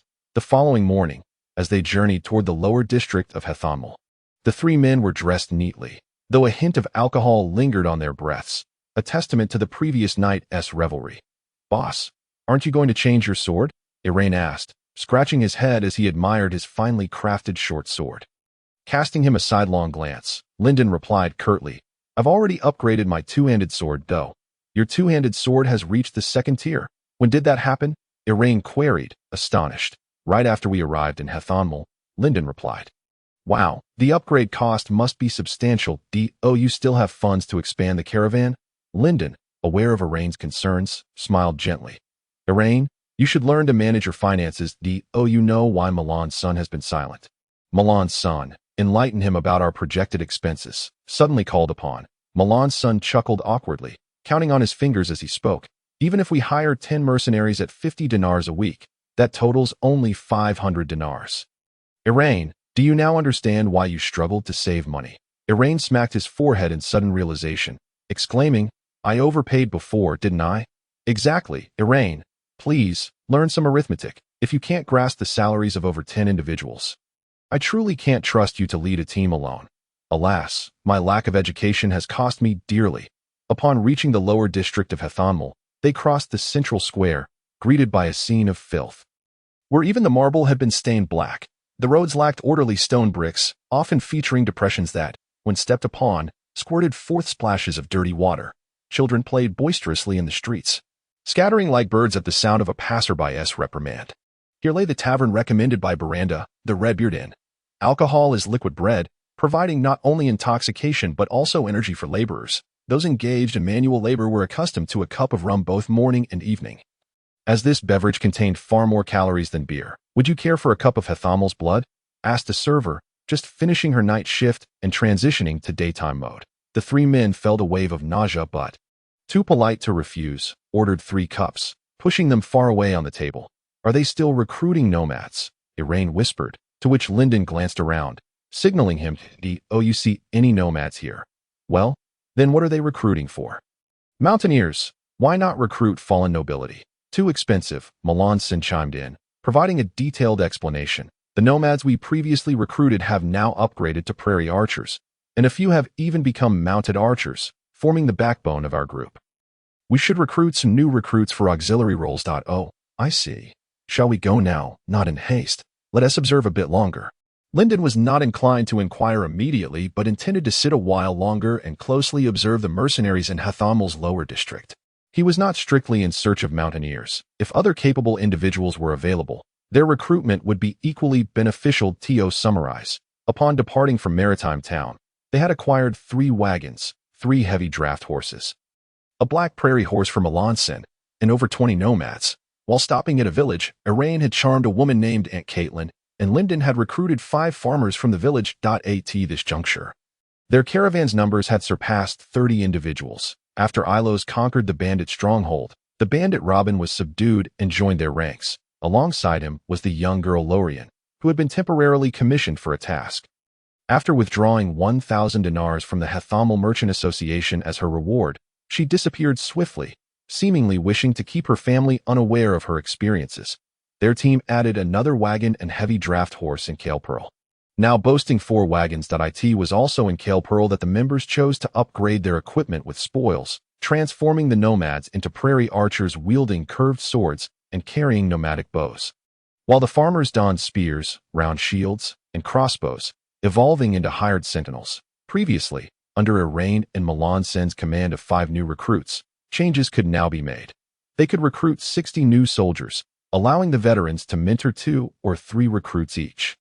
Lyndon, Iraine, Melanson, Hans, and Hansen would each command 6 groups, totaling 18 individuals. Thus, a caravan of 90 could expand their wagons to 12. The pressing question remained. Could they truly recruit 60 individuals? Melanson sighed. We've been here for quite some time, and there are only so many mercenaries. No worries. If needed, we can visit more taverns. Lyndon retrieved 10 dinars and approached a nearby table, inquiring, I'd like to gather some information. What do you wish to know? I might not necessarily have the answers, the man replied, pocketing the dinars and waving his hand dismissively. Are there many mountain mercenaries in this area? Quite a few. Actually, there are usually a dozen or so mountaineers descending from the Tail Mountain each day, searching for opportunities in the tavern. Tail Mountain? Do those people still have tails? Who knows? I've never seen a tail myself. Perhaps the mountain just resembles one. Originally, Lyndon did not insist on hiring only mountain dwellers, but upon arriving here, he discovered that the number of mercenaries in Hethanmal was not as plentiful as Baranda had suggested. Perhaps Miranda had miscalculated the number he required. If he were to be excessively selective, it would prolong their stay in Henmel unnecessarily. There was no need for that. The wages of his subordinates were dispersed weekly. Any delay would essentially amount to a paid holiday. I just inquired, and assembling 60 mercenaries is no simple task. We would need to visit several more taverns, and it was not essential for them all to be mountain dwellers. Any fresh recruits would suffice. Understood. I shall post the recruitment notice at once. Milan quickly rose and hurried to the commission area, inscribing the news of the caravan's recruitment with charcoal on a wooden board. As soon as he finished the notice, several individuals seated nearby gathered around, their eyes gleaming with anticipation. My lord, are you recruiting? Really recruiting? May I join? How many are you looking for? Lyndon, seated comfortably, sipped his rum. Having fully recuperated after resting in the tavern for some time, having subordinates was indeed advantageous. He watched Milan as he struggled to explain amidst the crowd, thinking to himself. After approximately 10 minutes, Milan returned to report to Lyndon. There were 7 refugees from the mountains who had come together and 3 emaciated vagabonds. However, as long as they had a morsel to eat, a token dinar would suffice for them. There were also 5 female guards, whose demands were rather high, nearly matching those of the youthful adventurers. He decided to accept the refugees and vagabonds, but dismissed the female guards due to their exorbitant costs. Iraine, wait here. If there are any more mountain dwellers or vagabonds, take them all. Farmers and townsfolk will do as well. You need not concern yourself with anything else. Having given his instructions, Lyndon accompanied Milan to finalize arrangements with the 10 new recruits, detailing where they would assemble before departing from the Laby Tavern. Subsequently, they visited the Sharky Tavern, also located in the lower district of Henmel, where, indeed, the number of mercenaries was far fewer than Miranda had recommended. Notably, there were not even a single mountain dweller among them. They managed to recruit only 6 citizens of Henmel. Though these individuals were residents of Henmel, they had no estates to inherit, possibly weary of their lives as apprentices and eager to venture forth with the caravan. Lyndon found it strange that in such a large town as Henmel, the taverns harbored so few mercenaries. Perhaps there were matters occurring elsewhere of which he was unaware, disinterested in visiting the remaining taverns. He entrusted the recruitment task to Milan and turned his attention to the slave traders. Ordinary slave traders were not permitted to reside in Henmel's upper district, as they were looked down upon. However, they were unwilling to dwell in the foul-smelling lower district. Thus, they acquired land on the outskirts of the lower district, constructing edifices that rivaled those in the upper district, after traversing a dilapidated wall. Lyndon entered the lawless territories of Henmel, where order was not maintained by the guards, but rather by illegal knights and scrupulous merchants and slave traders collectively. This was a realm where illicit money flowed freely. A bounty hunter brushed past him, his expression one of surprise at a young second-tier magic swordsman. Is it? Not a bad fellow yourself. By the way, do you know where to find the slave traders? I happen to have a business deal to discuss. Follow me. Without hesitation, Lyndon followed him into a narrow alley. Inside the alley, several unsavory individuals lounged by the roadside, their gazes towards Lyndon filled with mockery. The path that had just been cleared for the bounty hunter was once again obstructed. Before the ruffians could react, the bounty hunter sneered and shouted, "Cur dogs, sharpen your eyes. Do you dare to act against anyone? Scram." "Ah, yes. I'm leaving right now."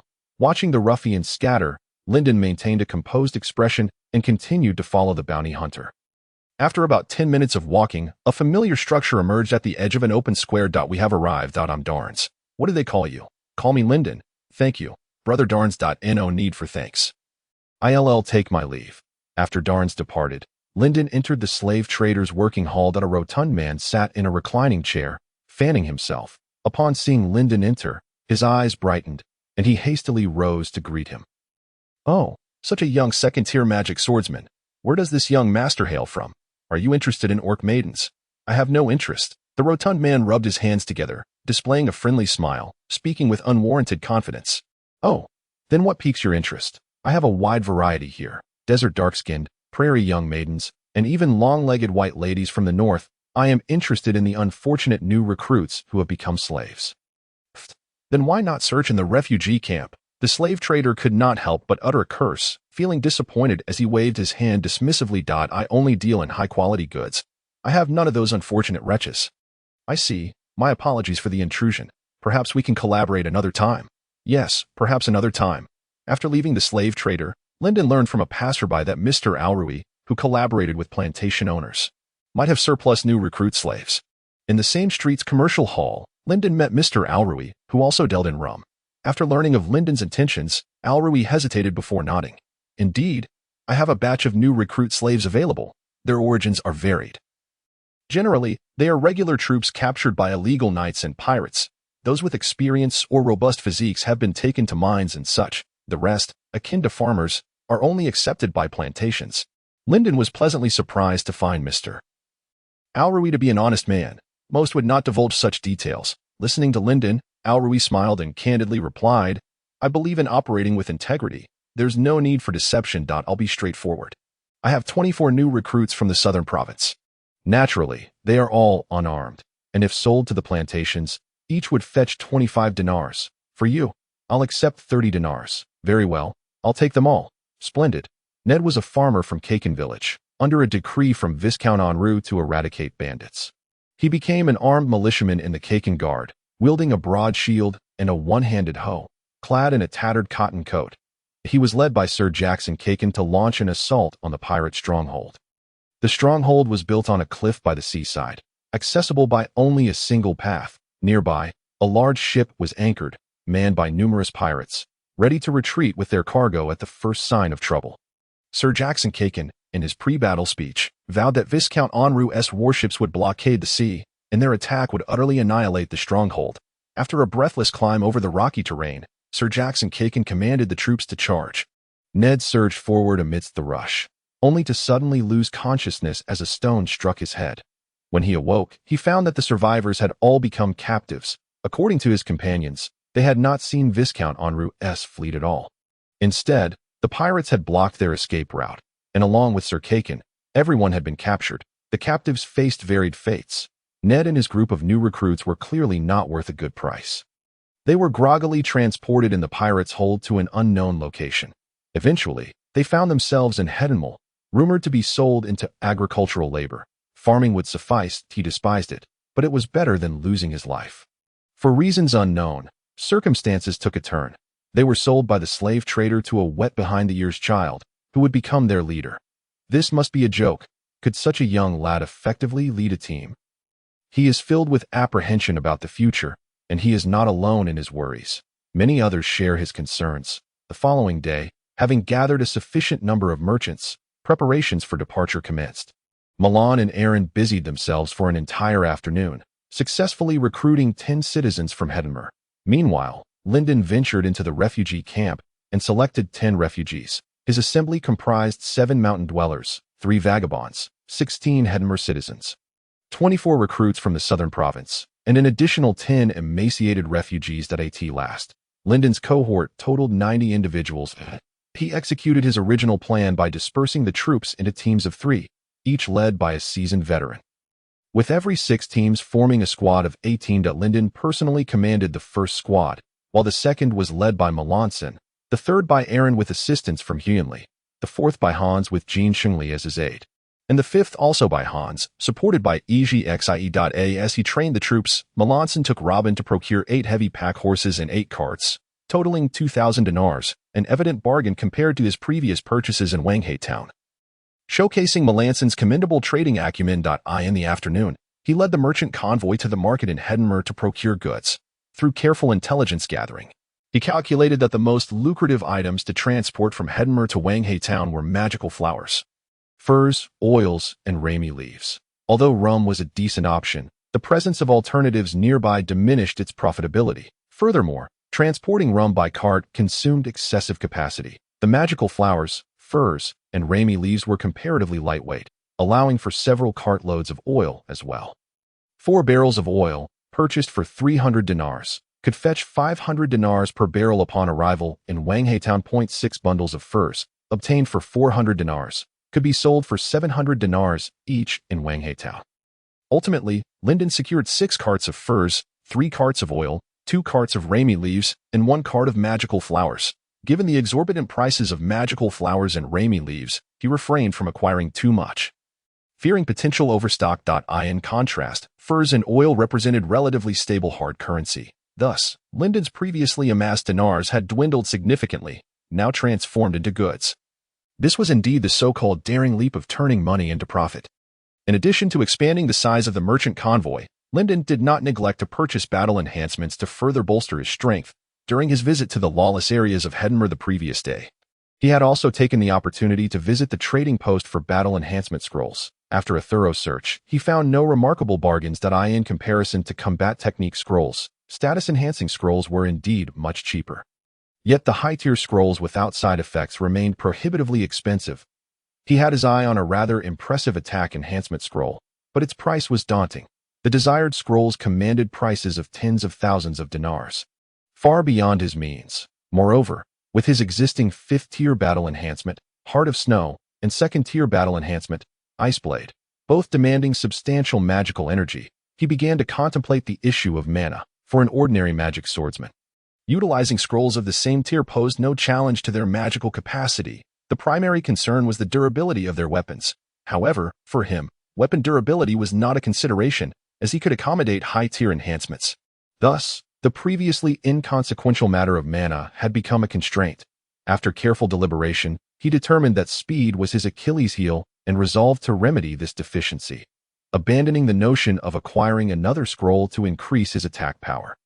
Lyndon opted instead to enhance his mobility. This swift step enhancement, and this phantom enhancement, please, that will total 2,000 dinars, with the Heart of Snow already providing ample attack power. Supplementing it with 2 speed-enhancing scrolls would be ideal. Otherwise, he risked having substantial attack power without the ability to close the distance, ultimately falling victim to kite tactics. Upon returning and imbuing the Order Enforcement Sword with both the Phantom and Swift Step enhancements, Lyndon felt transformed into a versatile warrior. The Iceblade could strike with a reach of several meters. Combined with acceleration from Swift Step, Phantom, and the 2 enhancements, he moved with astonishing agility. The combination of the Extreme Blade and Heart of Snow resulted in devastating precision strikes. Besides a slight increase in movement speed from the active skill, the Phantom enhancement also possessed a passive trait that reduced his presence. This proved advantageous for stealth attacks on the battlefield. When others perceived him as a mere 1st-tier novice, he could unleash a 2nd-tier skill, dispatching foes before they even registered his presence. Truly remarkable. Having addressed his prior shortcomings, he felt confident in making substantial purchases, converting his dinars into Henceforth's specialties, which would later be transformed back into gleaming dinars upon arrival in Wanghe Town. Lyndon could not suppress a chuckle of delight. Milan sensed a chill and stared at Lyndon, inching closer to shield him from this embarrassing spectacle. Just as Lyndon prepared to set forth with the merchant convoy, Aaron rushed back, panting. "Boss, we have a situation. Take a breath first. Someone is seeking to commission our convoy at the Commercial Association. Do you wish to meet them?" "Who?" "It's the Elemental Mage Association for whom we assisted in transporting goods. Oh, that rather dull Elemental Mage Association? Let's go meet them." Upon returning to the Henceforth Commercial Association with Aaron, Lyndon discovered that the Elemental Mage Association was not the only group awaiting him. The room was filled with several individuals, including the vice president he had encountered previously, who greeted him with a smile from beside the table. Before he could greet everyone, a middle-aged man approached him. "We have finally awaited your arrival, Mr. Angus. I heard that your convoy has expanded to 12 carts. Surely you possess the capacity to transport a crate of goods for us?"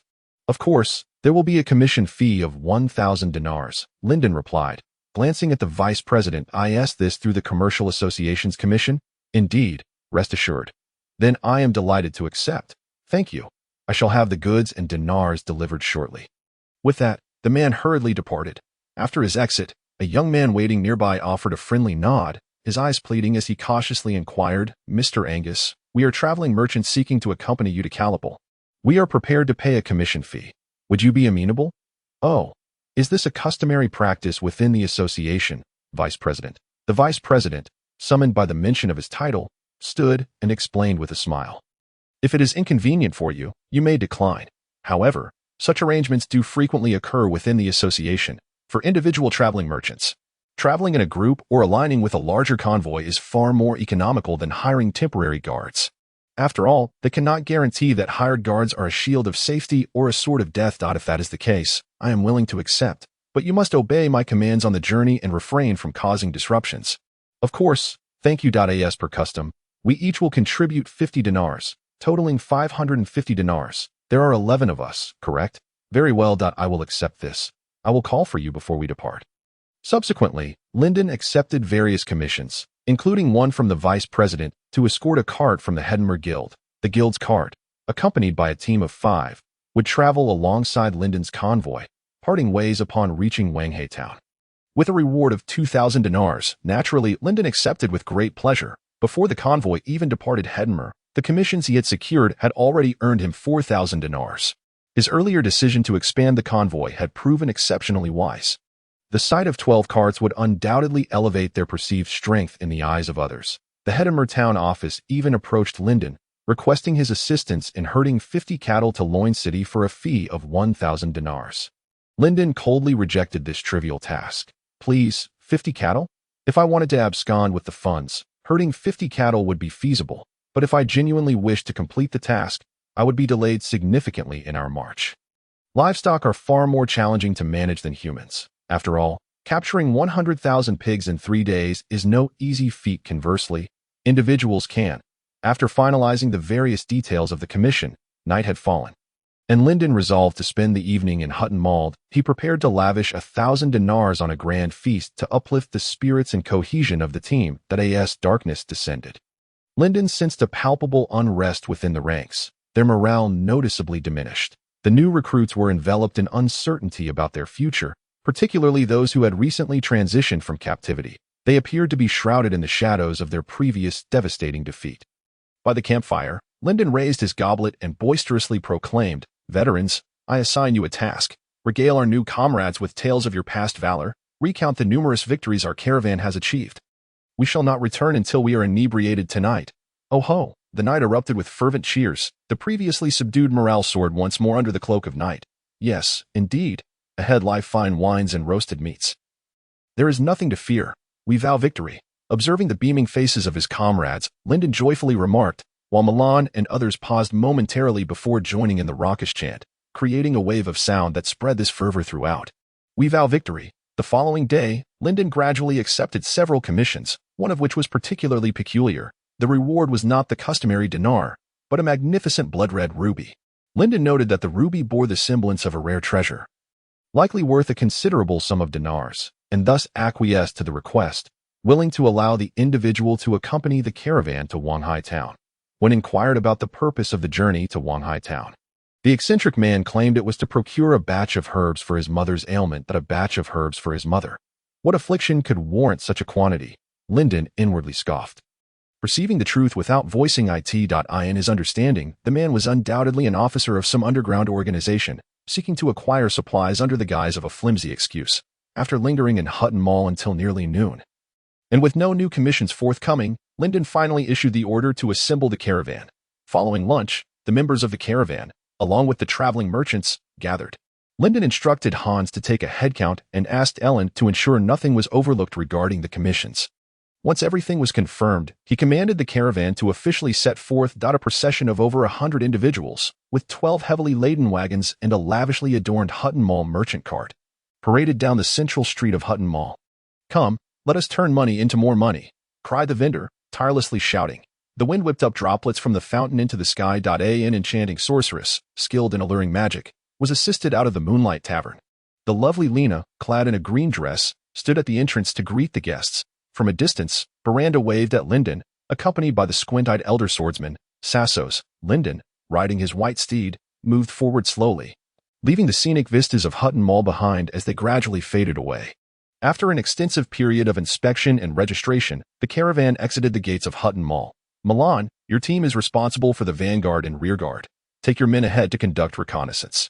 Report any disturbances immediately," Lyndon commanded as they traversed the broad avenue outside the town. With the caravan now exceeding 100 individuals, any sudden ambush would be perilous. Dispatching a team to conduct reconnaissance would provide the necessary preparation and space for the group to respond to threats. In the chaos of battle, having such preparation often distinguishes between life and death. Lyndon had anticipated this when allocating the teams, which is why he assigned those with horses to Milan. Milan, riding his black steed and armed with a lance, led the way forward. After a moment's thought, Lyndon instructed Ellen to take up the rear of the caravan. He himself positioned in the midst of the caravan, prepared to command and support as needed. Under Lyndon's authoritative presence, the caravan maintained an orderly conduct, free from stragglers and disturbances. Even when someone needed to relieve themselves, Lyndon insisted on a coordinated approach, ensuring constant supervision. Order and discipline are the lifeblood of a caravan. With the number surpassing 90, the pool of malefactors capable of targeting Lyndon diminished significantly, rendering the possibility of encountering bandits following their departure from Wanghai town virtually non-existent. Initially, Lyndon harbored concerns about potential nighttime escapes, instructing his men to remain vigilant and capture a couple of offenders as a deterrent. However, after several peaceful nights, no incidents occurred, until one evening, Lyndon noticed a new recruit who seemed quite close to Milan. Milan? Who is she? She? A citizen of Hutton Mall seeking to join our ranks. A citizen? How is it that among the citizens there exists a maiden? Maiden? Have you forgotten that among the refugees you summoned, there were plenty of women? Do you not see? That is a peasant. How can she compare to you? A lady draped in fine garments beneath your leather armor. Perhaps you've spent too much time with Ellen. Leading to a skewed perception of women. As the number of people swelled, recognizing each individual became increasingly challenging, which is why Lyndon implemented a system of group management, significantly reducing the number of people he needed to familiarize himself with. The citizens of Hutton Mall were all recruited by Milan, and Lyndon had not scrutinized them closely, assuming they were merely rough men clad in cotton armor and wielding spears. To his surprise, Milan had even brought back a young girl. Could it be that this fellow had abducted some noble's daughter? No, he needed to clarify. What is your name? Call me Mary. Mary, why have you joined my caravan? Were you coerced? I joined your caravan in pursuit of freedom. I refuse to live a life of dependence. Please rest assured, I am independent. Lyndon fell silent, momentarily rendered speechless by her unexpected response. It was hard to fathom that such purity still existed in this world where lives were deemed expendable. He was reluctant to engage further with Mary, his gaze drifting vacantly to Milan.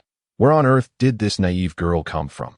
Lyndon silently criticized Milan, who appeared equally at a loss, shrugging as he explained. You know how perilous it is for a girl like her to remain in the lower district's taverns. Hence, I brought her into the caravan. After all, she desires spoils, not dinars. Why do you insist on stuffing every piece of irredeemable trash into the caravan? Irredeemable? Milan paused, contemplating the meaning of irredeemable, as Lyndon patted his shoulder, weary of the matter. You keep an eye on this girl. Do not let her cause trouble for the caravan. Understood. The sky had descended into complete darkness. With the moon hanging high above, Aunt Caitlin finally orchestrated the preparation of dinner by the farm women, having deemed it utterly absurd to expect her to cook for 90 people alone, which is why she had recruited so many farmers among the refugees to assist her. It appeared that commanding others was no light task for Caitlin. She was flustered and overwhelmed, yet as her irritation mounted, her voice boomed, steering everything towards a positive outcome. That it was well known that Caitlin lacked culinary skills. And it was only after the other farm women had refined her dinner that Lyndon finally found an appetite. As he bit into the roasted chicken leg, crisp on the outside, yet tender within. He gave them a satisfied thumbs up. The initially anxious and tense expressions of the refugees softened somewhat. For them, securing a meal was no small feat, and they feared being cast out for lacking worth. Watching them, Lyndon was reminded of Miss Mary. Some are born in Rome, yet fail to appreciate their fortune, fleeing their cozy nests in pursuit of freedom and adventure, while others become refugees, devoid of a home. It was intriguing how these two disparate fates could intertwine. After assigning the night watch, Lyndon yawned and nestled into the fur-lined cart, slipping into a deep slumber. The path back to the coastal town felt as interminable as the journey to Hedinmer. In a border village beside the endless forest, the grumpy old village chief glared at Huyen Li Wei with a scowl. Where are the cows? A single cow costs over 100 dinars. How could I possibly afford 5? Without cows, do not expect me to teach you archery. Huyen Li Wei, speechless, watched the old chief walk away, clenching his fists in frustration. This old man was infuriating, and he couldn't fathom what Huyen Li Wei was thinking. With assistance at hand, Aunt Caitlin beamed with joy as she marched her helpers to flaunt their accomplishments before her rival. It was at that moment that Lyndon understood why Caitlin had spat on the ground when leaving the village. The woman, equally robust as Caitlin, looked at her in shock, then cast a skeptical glance at Lyndon on horseback, gradually shifting to one of awe. Even as they departed the village, Caitlin had accompanied her to the entrance, expressing her satisfaction while clasping the woman's hand. Let us end it here. Yet the woman gritted her teeth, seemingly having made a decision, and stepped forward to address Lyndon. I am Desaiwei Archer. How may I join your ranks? Lyndon stroked his chin, intrigued. What unique skills do you possess? My strength far surpasses Caitlyn's, and I can easily slay a wild boar with a longbow. Really? That formidable? Lyndon marveled, instructing Jean Qingli to fetch a bow. Upon receiving the nomadic bow, Desaiwei wasted no time, effortlessly drawing the string and loosing an arrow that struck a tree at the village's edge. When Lyndon sent someone to retrieve it, he was informed it was irretrievable.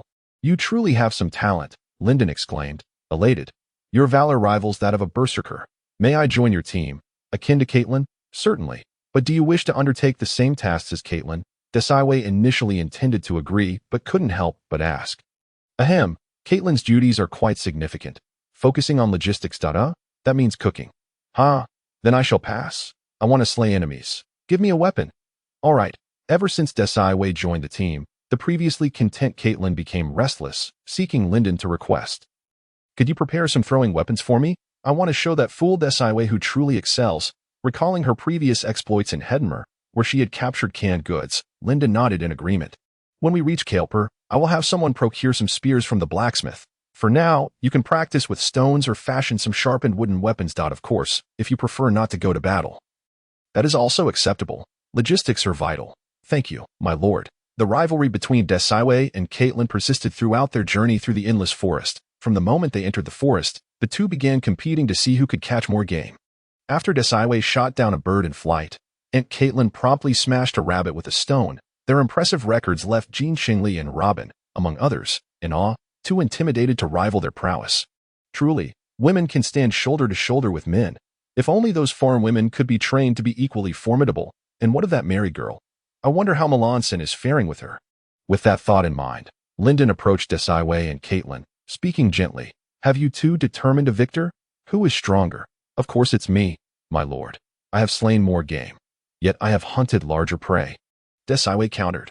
Well, it seems neither of you has claimed the title of the best. Upon hearing this, the two women exchanged glances filled with competitive fire. I have devised a new task to determine who stands above the other. Are you both interested? Desaiwei. This time the chief will act as the judge. Are you still unconvinced? Puffed. I won to lose to you. Our team includes other women. Do you wish to compete for the title of the strongest female? Beyond personal valor, one must also possess training abilities. Look at Melanson and Arain. They are instructing the new recruits. You two can teach the other women about strong throwing and archery. In the end, whoever produces the most skilled recruits, I shall acknowledge as the best. All right. Desaiwei. You're bound to lose. You're just a muscle-bound fool, Caitlyn. The two departed, hurling insults at each other, each secretly vowing to emerge victorious. A smile crept across Lyndon's lips. Indeed, rivalry could be fearsome. When two individuals compete fiercely, it becomes even more terrifying. It resembled a spiral structure, twisting and turning until it soared to new heights. A path traversed for the first time feels long and bewildering. Yet upon the second journey, familiarity brings clarity. The vast, boundless, and profound, endless forest shimmered beneath the mist, with a majestic eagle occasionally soaring overhead, its piercing cry resonating through the AI. It seized a rabbit and soared upwards, breaking through the clouds, heading towards Lyndon and his companions. Sensing Desaiwei's murderous intent, the clever eagle circled wide, returning to the snow-laden precipice. After a week-ish journey, Lyndon's caravan arrived at the mountain pass. Turning to gaze ahead, a refreshing breeze washed over him. The towering, snow-capped peaks loomed unexpectedly on the horizon, their formidable bases obscured from view, reflecting sunlight in a dazzling display of white, revealing their majestic form to all. The heart of the snow battle radiance originated from this snow-capped mountain. Before it, Lyndon always felt a clearer understanding of this battle radiance. With the feedback from the 5th-tier battle radiance, Lyndon's magical quality was steadily improving, evolving towards a more refined state. The sheer quantity of 1st-tier battle radiance, far surpassing that of ordinary individuals, was not without merit. The vast number of battle radiances he possessed allowed him to restore magical energy far beyond the capabilities of others while meditating. With this thought, Lyndon connected the ethereal battle radiance in his mind. Under the passive correction of the ghostly battle radiance, his magical aura revealed itself at the threshold of the 2nd tier. With that in mind, Miss Dazed and Kaelper should not be too shocked, right? I truly am a considerate traveler, mindful of the mental well-being of mortals, Lyndon mused, a smile gracing his lips. He turned his gaze towards the snow-capped mountain, sword drawn, pointing the way. Forward, Kael'per. The grand caravan surged into Kael'per on the roadside. A small beggar mimicked the tone of a wandering bard, lamenting with exaggerated flair, while not forgetting to discreetly wipe his nose and swallow the salty taste of mucus. Yet, the bard had certainly not instructed him on the art of nasal consumption. This swallowing rendered his voice somewhat off-key, eliciting laughter from a gathering of children. The procession entering the city of Kael'per drew the attention of the merchants from Linden's caravan. "What a grand assembly! Do you know who their master is?" inquired a young merchant with graying hair of his companion. "How would I know? But I wager it must belong to some illustrious baron." "Why not a viscount?" "Because I have not seen the emblem of the Rose Knight." "True enough. Shall we approach and introduce ourselves?" "If you wish to, Lawrence, be my guest. I have no desire to face the disdain of the nobility." "TSK. What a pity." At the city gates, the guards of Kael'per greeted Linden amicably. "Good day, esteemed sir. May I inquire about your identity and purpose for visiting Kael'per?" "We are a merchant caravan registered in Wanhai Town. Returning from Huttonmouth, I had a brief encounter with your captain prior to our journey that we intend to rest here in Kael'per. Ah, so it is you. How did you manage to expand your caravan so significantly?" "Strength lies in numbers. May I enter now?" "Oh, my apologies. Please proceed." Kael'per, being the first town beyond the endless forest, necessitated a brief respite for the caravan. Milan and Aaron were dispatched to find suitable lodging and fulfill various commissions, including procuring a batch of throwing javelins for Caitlin. Meanwhile, Linden, carrying the commission from the Huttonmouth Elemental Association, made his way to the association-as premises. Upon entering, he spotted the Mediterranean girl engrossed in a book at a table. "Welcome. Ah, it's you." The sight of the cheerful elemental mage uplifted Linden's spirits. "I was wondering if you might have perished somewhere. I never expected you to return in such lively form." "Not quite. I still carry a debt." "And you would curse me so easily." "Pfft, that was merely a loan from the treasury, which has nothing to do with my foolishness. But I brought your commission. Are you not worried about losing it?" The girl covered her mouth, her eyes crescent-shaped with mirth. "Then it shall suffice for the return journey, won't it?" "Oh, how disheartening. I came to see you with such joy, only to be met with your curse." "Puffed. Thank you for making the effort to visit me. My apologies. A strand of hair has fallen out again. I was merely seeking amusement at your expense, yet could not think of a way to tease you." "Which vexes me." Linden smiled without a word, placing the commission box upon the table. "I have delightful news for you." "What is it?" "The Heart of Fine Snow has been sold." "What? Sold so quickly?" "In Huttonmouth." The girl frowned, retrieving a magnifying glass to scrutinize Linden. "Indeed. And how much did you sell it for?" "Given your demeanor, I presume you did not incur a loss." "Hee, for 200,000 dinars." With a clatter, the girl lost her balance and fell to the ground, momentarily devoid of form at the counter. "What? Sold for 200,000 dinars? Of course. Next time such a fortunate opportunity arises, come to me. After all, I am a professional merchant." The girl scrambled to her feet, for the first time questioning her own business acumen. She gazed at the wooden box on the table, puzzled. "Is this what you are flaunting as dinars?" "Yes." "Huh?" Linden blinked, but before he could comprehend, the girl had cradled the box to her chest, trembling as she assessed its weight, rubbing against it. "Oh, the dinars, my dinars, gleaming dinars." A smile spread across Linden's face as he observed her delight, and he felt a sense of relief that he straightened and made his way toward the door, pausing at the threshold to explain to the bewildered girl. "This is the commission from the Huttonmouth Elemental Association. Please ensure its receipt." Only then did she release her embrace of the wooden box, retrieving a letter within. After a swift glance, she smiled somewhat regretfully. "Pfft, how infuriating. I thought it was a token of gratitude for me. But it seems you are not that benevolent. Haha. If next time you find me a similarly lucrative high-level battle prowess, I shall fill your pockets with dinars as a reward." "Agreed. Let us make that pact. Next time, for certain." After parting ways with the girl, Linden proceeded to the Kael'per Commercial Association to register, hoping to discover any commissions available for completion. The vice president perused the parchment scrolls on the desk before addressing Linden. "There is a commission to drive 50 cattle to Wanhai Town. Would you be interested?" "Why cattle again?" "Because Wanhai Town does not produce beef. Livestock there generally commands a higher price." "Thank you, but I must decline. My caravan lacks individuals skilled in cattle herding." "What a shame. This commission is valid for several days. Should you find interest, do come seek me." Linden shook his head resolutely. "I will not consent to this commission." "Alas, aside from that, there is a task to escort a merchant caravan that I initially intended to hire a mercenary group, but unfortunately, they are all occupied. The road to Wanhai Town is fraught with bandits." and I am loath to send them out without a protective guard. If you can escort the caravan to Wahai town within 15 days, you shall receive 800 dinars. Noticing Lyndon's hesitation, the vice president continued, such a commission rarely falls to another caravan, as few caravan leaders possess the capability to manage a large group. However, I have observed that your management is quite orderly. I believe you could handle an additional 10-person caravan as well. Very well, I shall accept this task, but I require 1,000 dinars. Agreed. I shall introduce you at once. The vice president exhaled in relief, a pleased expression crossing his face as he led Lyndon onward. Before long, they arrived at a room filled with an unpleasant odor. Ged, stop sleeping. Rise. The man jolted awake, scrambling to his feet and donning his shoes. Ged, allow me to introduce you. This is Mr. Lyndon Angus, who will serve as the leader of your caravan, overseeing your transport of goods to Wahai town, with him responsible for your safety on the road. You'd best behave, understood? Ged stared wide-eyed, rudely pointing at Lyndon as he queried. What? Him? A child is to protect us? Huh? Ged, are you seeking trouble? The vice president's forehead twitched with suppressed rage, barely restraining himself from striking the man. I insist on being responsible for the caravan's safety. Allow me to have a bout with him.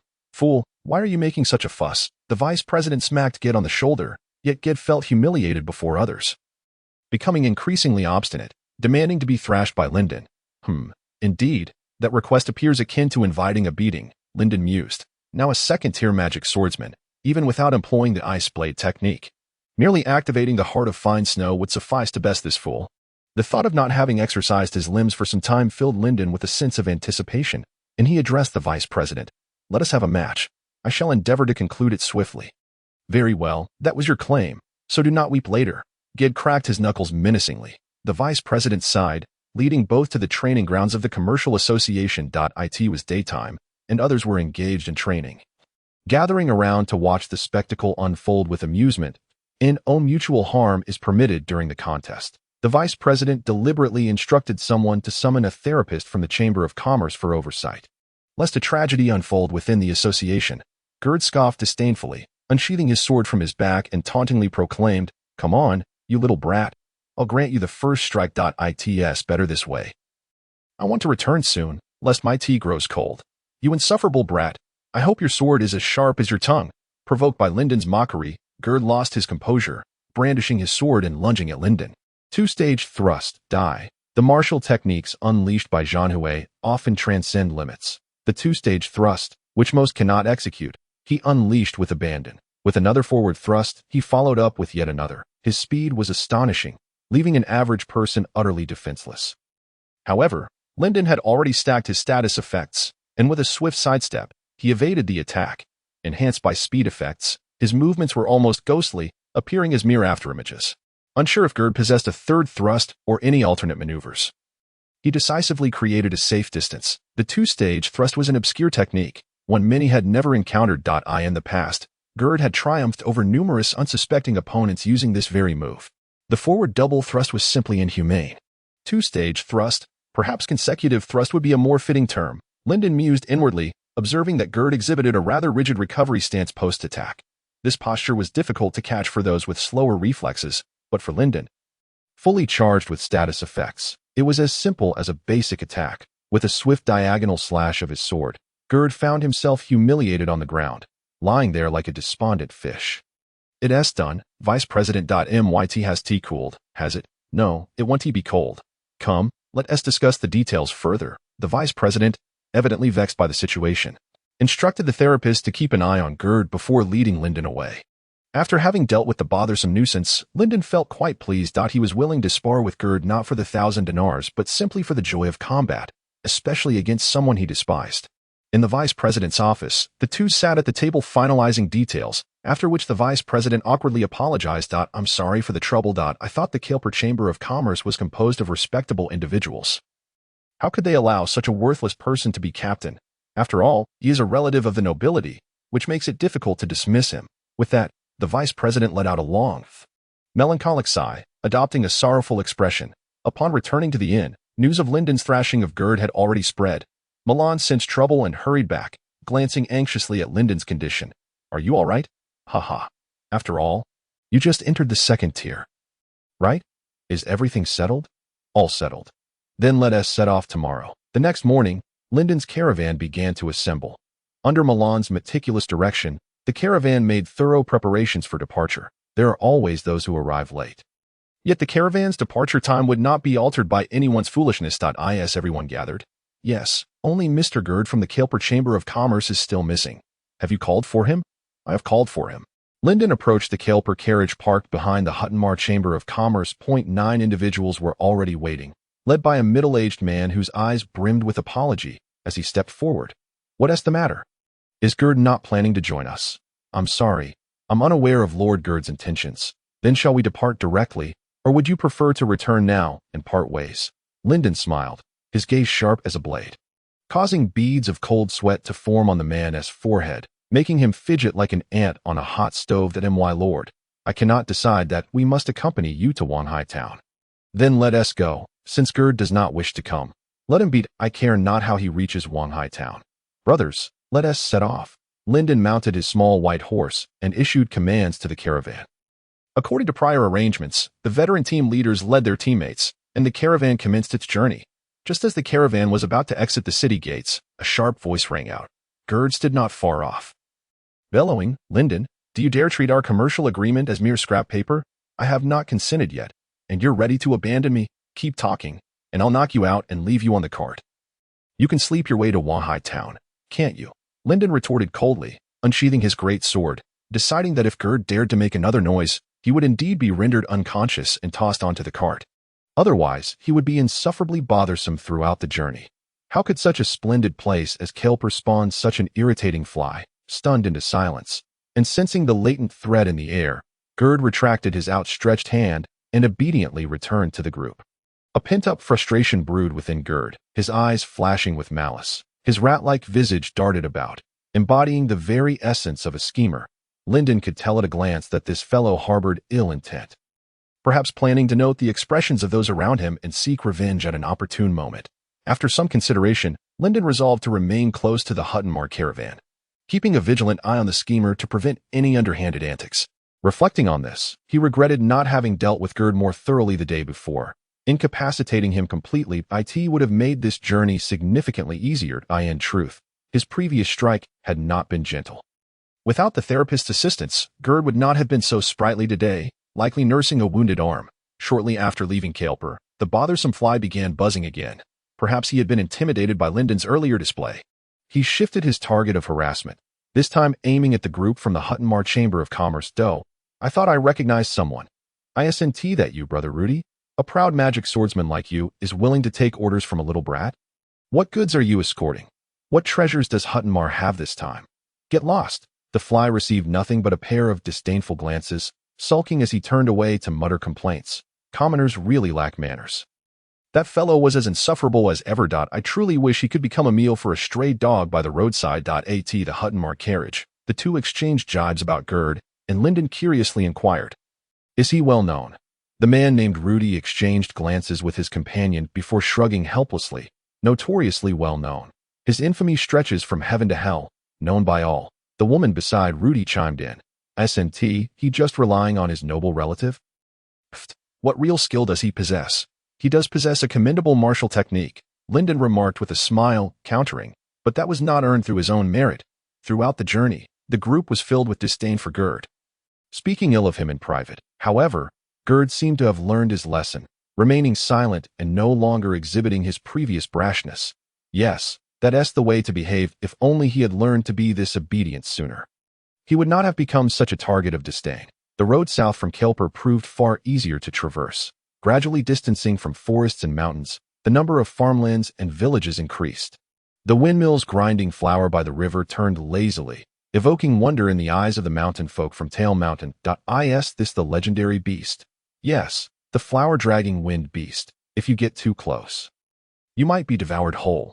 During a break, Lyndon overheard a humorous conversation between two mountain folk who were earnestly spinning fanciful tales. They spoke of a great knight named Don Quixote who once led his loyal squire to subdue such a beast. Finding it rather amusing, Lyndon began to spin tales for them, recounting the thrilling story of Don Quixote's battle against the windmills. Upon finishing, he suddenly realized that in this world, there existed only the epic poetry of bards, and not the concept of novels. Perhaps in the future, he could create one himself. Such an accomplishment would undoubtedly enhance his reputation, and with a higher standing, there would be those who admired legends flocking to him. Rather than toiling as he did now to recruit followers, spending dinars to purchase them from slave traders, Linden's caravan traversed the verdant valleys, rich with lush grass and waterfowl. As they passed by the familiar scenery once more, they reached Alos. The village chief of Alos was working in the fields when he spotted a large group approaching from afar and promptly climbed to a vantage point to gaze at them. Linden galloped ahead, reaching the front of the caravan to greet the elderly woman. "Greetings, we have returned, and I trust you haven't forgotten me."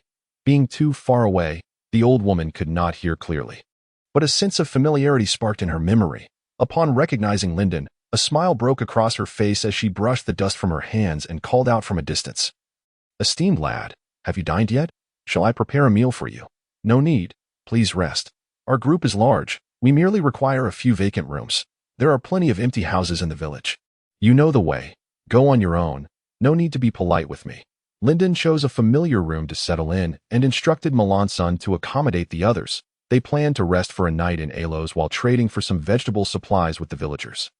After dinner, with some leisure time on his hands, he decided to organize the battle glories he possessed and contemplate strategies for warfare. His lost sword now bore the 5th-tier battle glory, Heart of Snow, which served as a primary buff, ensuring his capability to defeat foes beyond his level. Additionally, he wielded a 2nd-tier battle glory, Ice Blade, a powerful AoE technique for team battles. As for the 1st-tier battle glories, he possessed several, including Great Sword Mastery, Shattering Blade, Acceleration, Swift Step, Phantom, Triple Slash, and Block. Given his identity as a 2nd-tier magic swordsman, it would not raise any eyebrows if he could unleash an additional 1st-tier active combat technique. Thus, he prepared to utilize Triple Slash and Block based on the circumstances. Since departing from Hedmer, his magical power had increased once more. Compared to before, he could maintain peak combat strength for an additional 5 minutes. With all abilities activated at that moment, his combat prowess rivaled that of a 3rd-tier magic swordsman, Veranda. Alas, it would be splendid if Xiao Bai could also enhance her combat capabilities. In that case, he could grant her an acceleration technique, allowing her to escape if the situation turned dire. Whether it be Liu Bang, Liu Xiu, or Liu Bei, the key to achieving great endeavors lies in the ability to flee. After completing his daily training, Linden decided to venture out and see how the others in the caravan were faring. "Boss, they are all too frail to draw a bow," Desaiwei complained to Linden, expressing her disappointment in the peasant women under her training. The only one who maintained adequate nutrition, Miss Mary, was merely plump, lacking muscle. "Then we shall commence with accuracy." The ancient prophets proclaimed that archery is not about piercing the target, but about hitting the bullseye. Each individual possesses different strengths, but attitude is paramount. If you can teach them precision in archery, even when they switch to crossbows, they will still be capable of slaying enemies. "Indeed, my lord, you speak wisely." Caitlin, who had been listening nearby, nodded in agreement, mentally noting this prophecy. Just as Linden was inspecting the camp, Iraine rushed over, panting, followed closely by Hans and Hansen. "What is the matter?" Noticing their anxious demeanor, Linden pulled the 3 aside to inquire. "Not good, boss. Ged has gone missing." "What? What trick is that rascal up to? When was he last seen?" "He mentioned he was heading to the edge of the village to relieve himself, but he hasn't returned. After sending someone to investigate, we discovered he was gone. How could no one accompany him? You know well, that fellow has poor social skills and is not considered one of our caravan members." "Humph. Disappearing without a trace, avoiding everyone. He is either a rogue or a thief. Ensure that precautions are in place. Regardless of whether he returns, we must remain vigilant on our upcoming journey." Iraine nodded, stating that Melanson had already been dispatched to handle the matter. Hearing this, Linden's expression softened considerably. Feeling somewhat reassured, he reflected on the details of their journey, pondering the possibilities behind Ged's departure. The first possibility was that after traveling for so long without encountering women, the lad had become restless and sought solace alone, though this seemed rather far-fetched. Yet, it was not entirely impossible, for Ged was not one to be overly particular. The second possibility was that Ged had ventured off alone. Whether to return to Calipel or head to Wahai Town, perhaps intending to tarnish Linden's reputation. The third possibility was that he might be scheming something nefarious. Perhaps he was an insider for someone else. Hoping to undermine Linden, if it were the first 2 scenarios, it would not be a significant issue. Ged would merely receive a beating, and Linden might even find it too bothersome to chastise him. However, should it be the third scenario, He could only hope Ged would prove useful enough to enlist the aid of a fourth-tier magic swordsman to open his eyes. Otherwise, Lyndon would not hesitate to contribute to the fertilization of southern provinces' lands. A dangerous glint flickered in his eyes as he gazed into the distance. The following morning, the caravan set forth from Alos. After traversing a stretch of flat valley, they gradually ascended into the mountains. Observing the peculiar rock formations resembling toads, Lyndon felt a sense of nostalgia and turned to Caitlin. Caitlin, ahead lies your homeland, is it not? Would you share tales of your hometown with me? Indeed, my lord. I have grown up in these mountains, which bear no name, just as our village remains nameless. Travelers passing through refer to it as the mountain village. With the mountains as our guardians, we have never faced famine.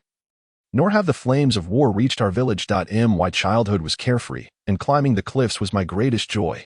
However, a band of mountain bandits eventually took refuge in those hills, preying upon travelers and occasionally harassing our village.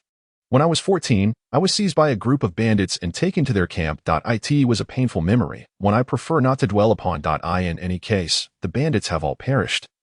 And I returned to my village, where I eventually encountered all of you. As she fell silent, Lyndon felt a twinge of awkwardness. Fortunately, Desaiwei happened to approach from a distance. Upon seeing Desaiwei, Caitlin's demeanor shifted, her cheeks flushing as she switched to a more combative stance, assuming Desaiwei was about to provoke her again. However, Desaiwei behaved unexpectedly, suddenly embracing Caitlin's head, enveloping her face in her broad chest. Caitlin, taken aback by the sudden display of tenderness, wore a dazed expression. She was gently coaxed by Desaiwei, who took her hand and led her aside to share whispers. Though they appeared as rivals, their bond was one of deep friendship. Observing Iraine's inexplicable expression of melancholy, Lyndon cleared his throat to alleviate the awkward atmosphere. He pointed to the mountainous terrain ahead and addressed the group. Look at the mountain pass ahead. Could it not serve as a perfect ambush?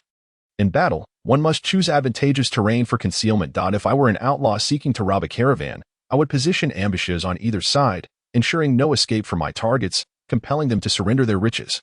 Would you not agree, Iraine? Iraine gazed at Lyndon incredulously, thinking to himself, did you not once accompany me in such endeavors? Just as he was about to respond, a strange sound of applause emerged from a concealed area on the left. Impressive, you have discovered my ambush. Everyone turned in surprise towards the source of the voice. Iraine's eyes widened, gripping his short sword tightly, his expression one of vigilance directed at that direction. A few men, embroiled in argument, emerged from behind the rocks. No, boss, they haven't noticed us at all. Silence. Are you the boss, or am I? As the men revealed their faces, Iraine asked, his expression laden with an unspoken understanding. Is it you?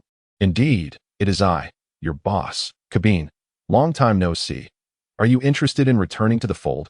I have an opportunity for you. Iraine's expression turned grave, his tone resolute in its rejection. That I cannot save money while following you.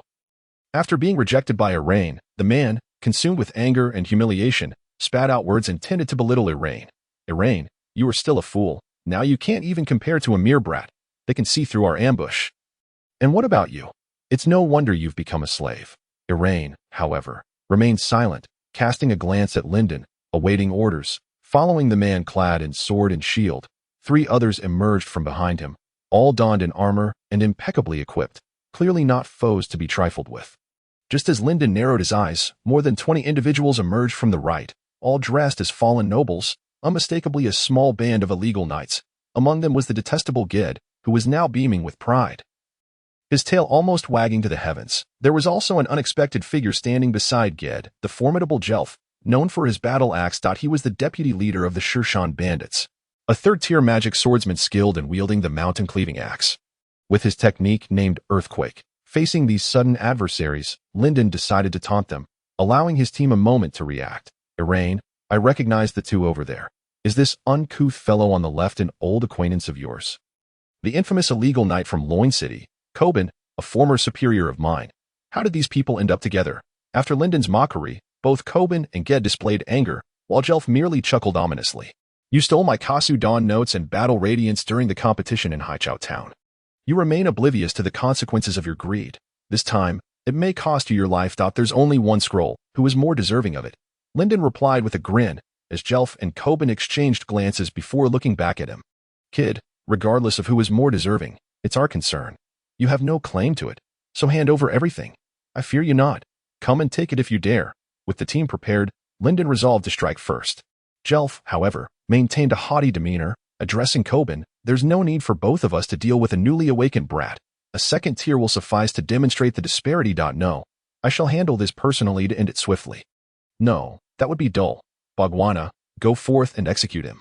Gid, Stagan, gather the other brothers and slaughter the merchant caravan. The armored warriors, receiving their orders, departed from Coben's side, wielding their massive axes to approach Linden. The other two joined Gid, preparing to assault the merchant group. Before they could attack, Gid cast a resentful glare, exclaiming madly, surprised, "Aren't you, you filthy brat? Hop ha ha. Who would have thought Miss Avril would be under your escort? I had no intention of attacking. But since Avril is here, I must pillage you. With this, I might just join the Viscount's knightly order, and you will not see the sun rise tomorrow." As he mocked, Linden had already filled his battle radiance, excluding the heart of fine snow. Meanwhile, the second-tier magic swordsman approached Linden. With an air of superiority, he began to boast. This move is called, just as he struck a pose to unleash his skill. A spike of ice surged before him, freezing him solid. Linden had no inclination to observe the rules of combat. Seizing the opportunity, he unleashed his ice blade. The ice blade, lacking the enhancement of the heart of fine snow, could still project a 5-meter ice spike, sufficient to encase the arrogant second-tier magic swordsman in ice. His lower body was locked in ice, rendering his legs immobile, while his hands became stiff, and even his thoughts slowed. As his head flew off, he witnessed 3 sword lights cleaving towards him.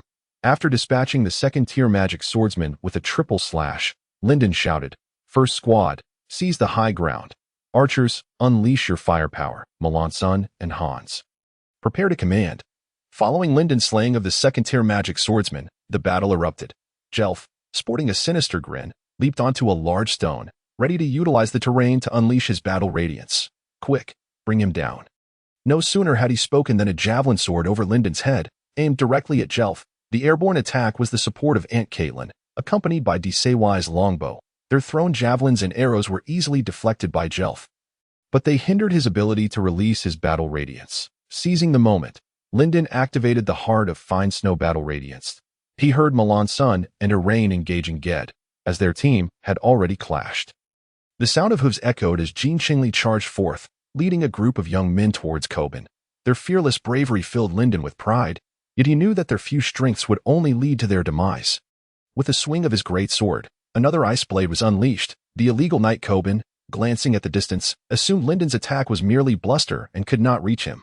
Just as he prepared to unleash his battle radiance to dispatch a few brats, an inexplicable sense of dread washed over him. He slightly shifted his gaze, catching sight of a towering, massive ice spike hurtling towards him at an alarming speed. In an instant of astonishment, an arrow struck his knee. This level of injury was trivial for a third-tier magic swordsman, yet it was this momentary pause that sealed his fate. The ice spike had already encased him, and in the final moment before complete immobilization, Coben barely managed to unleash a petrifying battle radiance, a last-ditch effort for survival. Though he evaded the fate of being frozen, his actions were still momentarily hindered. Linden had heard of this battle radiance from Sassos. He no longer paid attention to Coben and charged towards the formidable Jelf, needing to eliminate him before Coben regained his mobility. Jelf had just descended from the stone when he saw Coben frozen in place. His eyes bulging with rage, his initial contempt replaced by gravity. "Kid, did you receive some benefit from Kasu Dawn? Why has your strength increased so rapidly? Answer me. Damn it, I want you to hand over that benefit." He spat his taunts while secretly preparing his battle radiance. As Linden entered the attack range, Jelf leaped up, laughing maniacally. "Kid, meet your end. You're still too young." The ground shattered like spider silk under the impact of the massive axe, causing everyone within the attack range to stumble and fall. Jelf followed up with a sweeping strike, mercilessly cleaving those who had fallen. This indiscriminate assault terrified everyone, prompting them to retreat. Caitlin, seizing the moment, hurled her javelins towards Jelf. "Damn bitch, I will kill you." Jelf roared furiously, his mouth spewing vulgarities. Taking advantage of Jelf being airborne, Linden executed a 3-part slash, retreating swiftly in an instant. He had distanced himself by 3 steps, escaping the range of attack. Observing Jelf, who was now adorned with 4 javelins as he ceased his assault, Linden couldn't help but feel a twinge of regret. He had also been in a state of recovering his stance moments ago. Otherwise, he could have dispatched this creature with his ice blade. The battle on Milan's side was equally fierce. Seizing the initiative, they had successfully taken a strategic high ground. allowing the prairie archers to shoot from an advantageous position. However, the strength of the fallen nobility was generally superior, and their equipment was of a higher quality. The rain of arrows that cascaded down was often thwarted by shields and armor. The good news was that the merchant caravans from Hedenmer and Kalepai had joined the fray, creating a numerical advantage. After a brief glance at that side, Lyndon unleashed another three-part slash directed at Jelf. He was determined to deny Jelf another opportunity to unleash his third-tier battle prowess, relentlessly pressing the attack.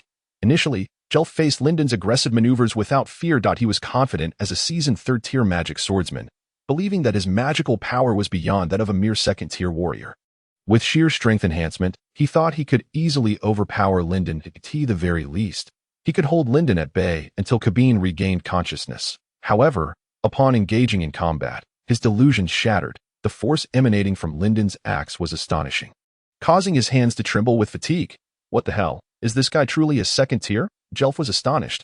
Lyndon was oblivious to his inner turmoil. If he could hear it, he would scoff. With the support of the breaking extremity weapon and the heart of fine snow, how could his strength be compared to an ordinary second tier? What troubled Jelf the most was the chilling aura that enveloped him every time he clashed with Lyndon. His limbs grew increasingly stiff, and each encounter slowed him down, making it progressively difficult to withstand Lyndon's onslaught. Damn it, how could I be defeated by a mere second-tier brat, especially one who was not even a magic swordsman a fortnight ago? Panic surged within Jelf as he made several blunders, ultimately being knocked to the ground by Lyndon's sword. The giant sword shattered his helmet, stripping away his protection. Jelf felt a dull throb in his head, his cognitive faculties fading. Despair washed over him as he beheld the giant sword descending towards him. Watch out! A loud shout echoed in Lyndon's ears. He swiftly converted his giant sword into a three-part slash, stepping aside to evade the incoming moonlight slash. Cabine, regaining consciousness, unleashed the moonlight slash technique, aiming to trade blows with Lyndon. A one-for-one exchange, not with his own life, but with Jelf's. Lyndon sidestepped 3 paces to avoid the damage, but Jelf's prominent nose was severed by the strike, causing him to scream in agony, his throat choked with blood. At that moment, a good Samaritan galloped by. Jean Xingli, seeing Jelf in such distress, commanded his steed to trample upon Jelf's forehead before riding off. Witnessing Jelf's uncertain fate while Lyndon remained unharmed sent a chill down Cabine's spine. He forced a smile, yet thoughts of retreat began to creep in. Halt, young man. What? Do you wish to surrender? Lay down your weapons, and I shall spare your life. Lyndon responded sincerely to Cabine's words, all the while maintaining his vigilance. Do you not wish to uncover who is conspiring against you? If we come to an agreement, I can reveal the truth. Very well. If you lay down your weapons, we can negotiate, Cabine thundered in response. Fool, how could a magic swordsman abandon his weapon? I am willing to surrender. With a clang, the sound of a sword dropping echoed from his right. Following Jelf's fall, morale plummeted, and under the onslaught of the crowd, they began to retreat, with numerous individuals succumbing to the onslaught. Those few remaining, cornered by Milan's forces, heard Lyndon's words and immediately cast down their weapons. Kneeling in surrender, the outlaw knight Cabine's face contorted, filled with despair as he observed the bloodied figures closing in. He shouted hoarsely, Stop. Do not advance another step. Do you wish to test how many I can take down? No one heeded his threats. Instead, his display of cowardice only invigorated the wolves scenting blood. Killing Cabine would grant them the opportunity to partake in the spoils, a chance for overnight riches. Cabine, do you still wish to hold on? You won't even need me to intervene. You will become a third-tier magic swordsman beaten to death. Lyndon chuckled as he surveyed the surroundings, addressing the beleaguered outlaw knight. The prairie archers had formed a circle, their nomadic bows pointed menacingly at Cabine, prepared to shoot him down. Should Cabine attempt to charge through, they would switch to curved blades and round shields, forming a phalanx to contend with him. If I exert all my strength, I could take you down. Are you afraid?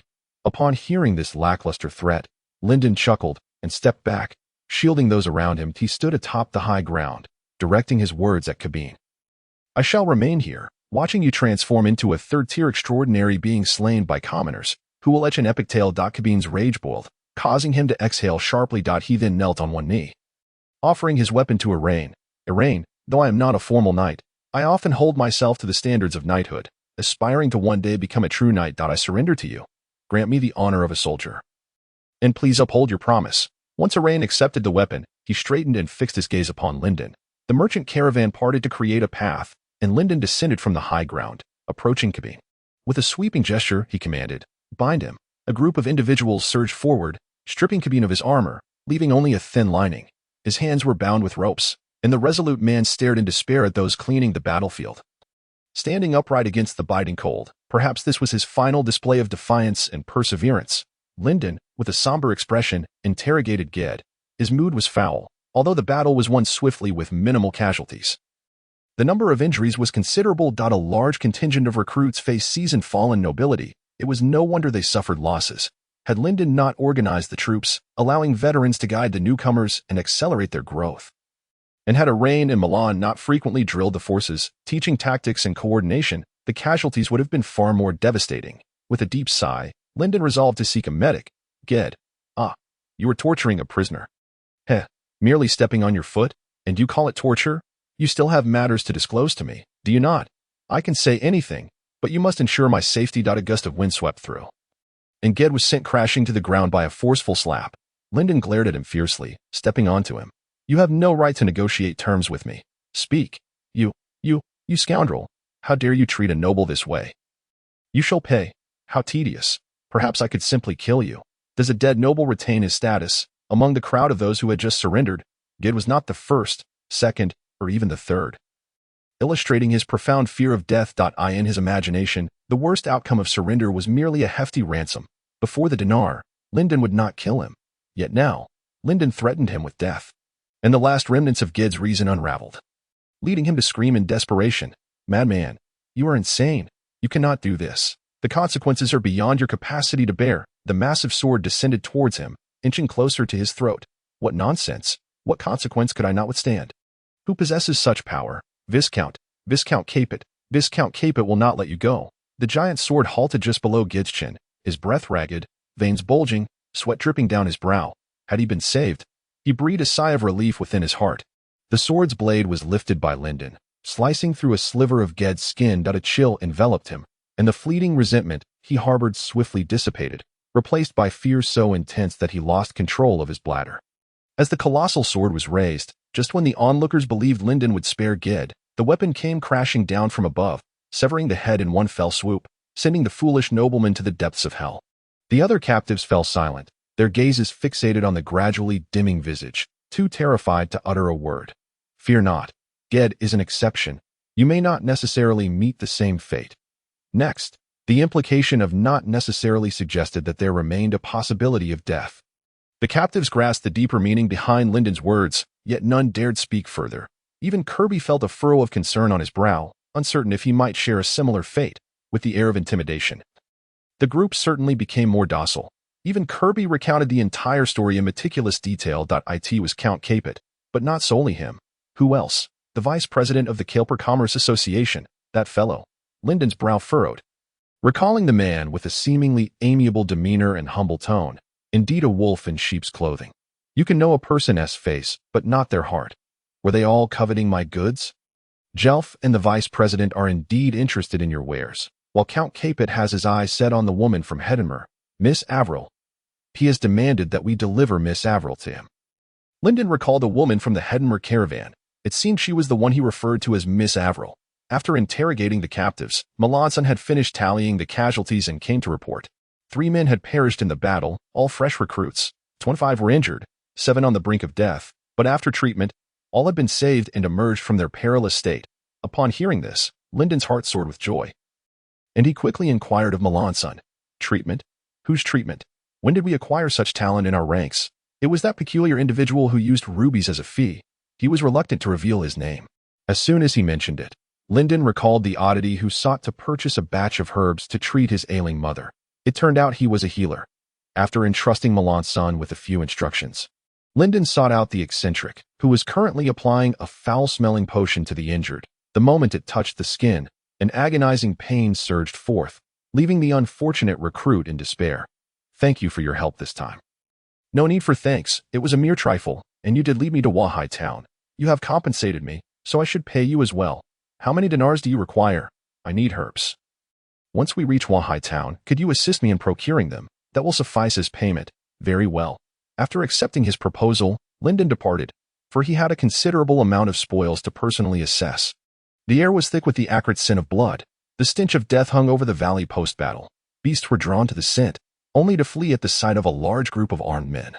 Disappearing into the depths of the forest, only crows circled above, alighting upon the cliffs with a cold, watchful demeanor, anticipating a feast. The battlefield, strewn with corpses, was littered with discarded equipment and dinars. Milan's son stood nearby, directing the recruits to dig pits to prevent the spread of disease. These bodies would be interred in the earth. The bodies of 3 fallen comrades were treated differently. They would not be hastily buried in the wilderness, but rather returned to Wanghai town for a proper funeral before being laid to rest in the communal graveyard. This was also a tactic Lyndon employed to win the hearts of his men and foster team cohesion. Such a simple ceremony, with little expense, would provide the caravan's warriors with greater peace of mind.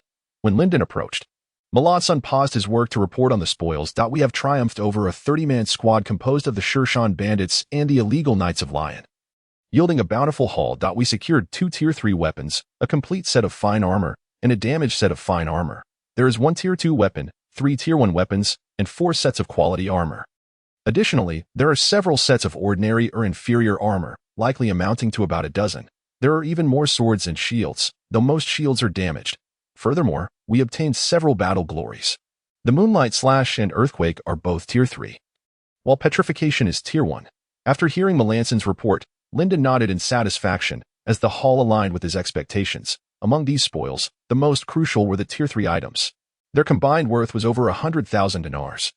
Marking Lyndon's fortune in this endeavor, he lifted the sword of the Lion Illegal Knight, giving it a flick, producing a clear, ringing sound. Milan's son, can you wield this sword? Milan's son looked surprised and waved his hand. I cannot. Neither I nor Rian can. Extraordinary individuals cannot wield equipment exceeding their own Tier 2 capabilities, and we are both Tier 1, thus unable to use this Tier 3 Knight's sword. However, you are already Tier 2. This weapon would suit you perfectly. Ah, is that so? Lyndon's gaze shifted slightly. He had been unaware of this detail, and even Karsu and Seiso had not mentioned it, perhaps considering it common knowledge. If that were the case, the Sword of Traversal was indeed more special than he had anticipated. He casually offered an excuse to decline. Perhaps not. I am accustomed to wielding a 2-handed sword and do not favor knightly swords. Then let us sell it, converting it to dinars for redistribution. Lyndon nodded and inquired of Jean Chungli and Arian. Have all battle statistics been compiled? The team leaders have reported, and upon my announcement, no one raised any objections. Very well. Once we reach Wanghai town, we will distribute the spoils according to these standards.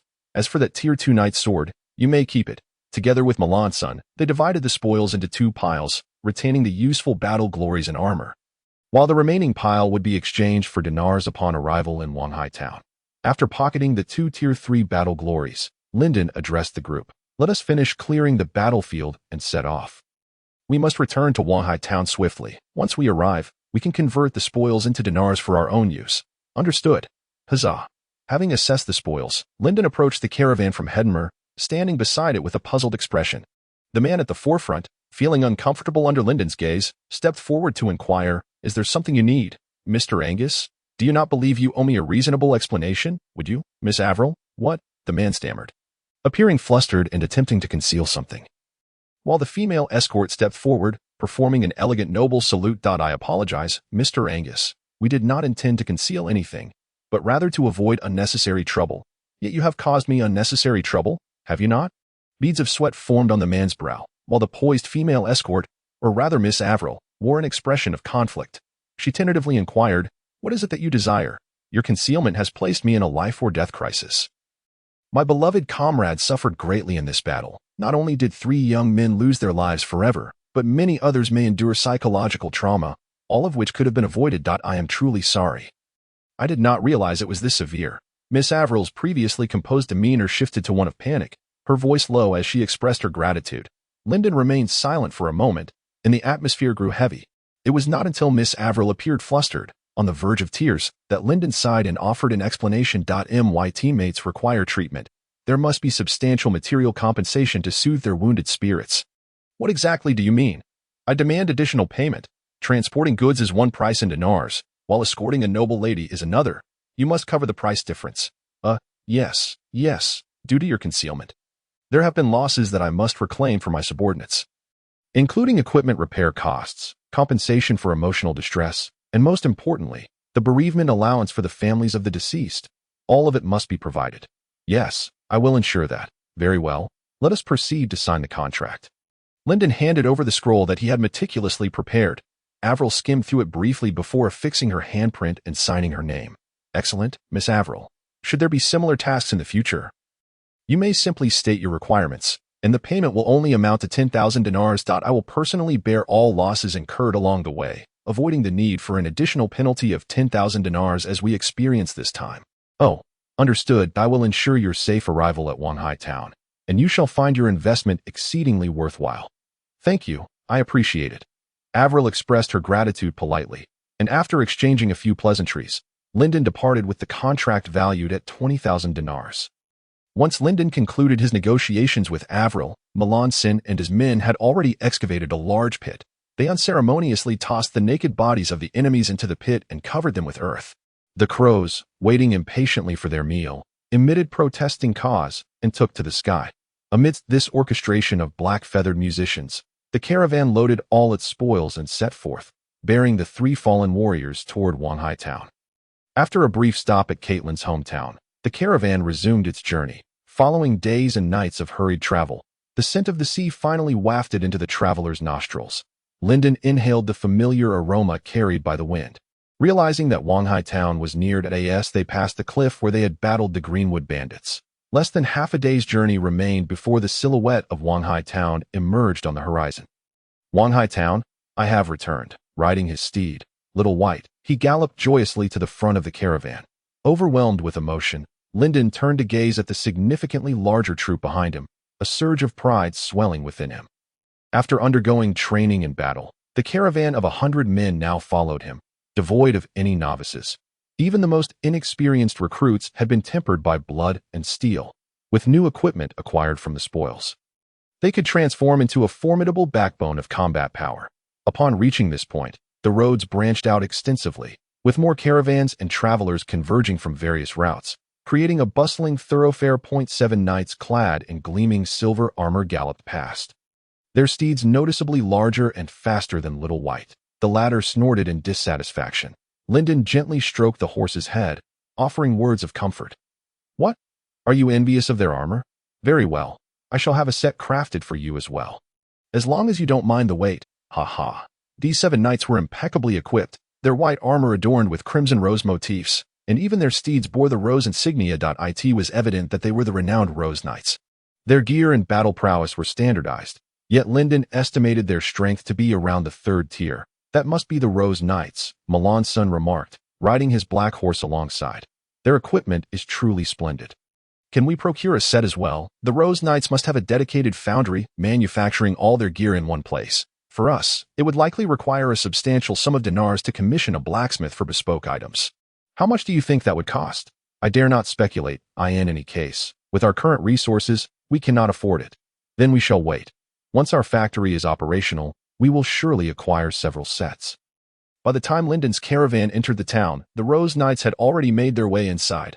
They not only moved swiftly but also had access to exclusive passageways. The gates of Wanhai Town were even more crowded than those of Hedenmal. After a hurried march, the people were eager to proceed.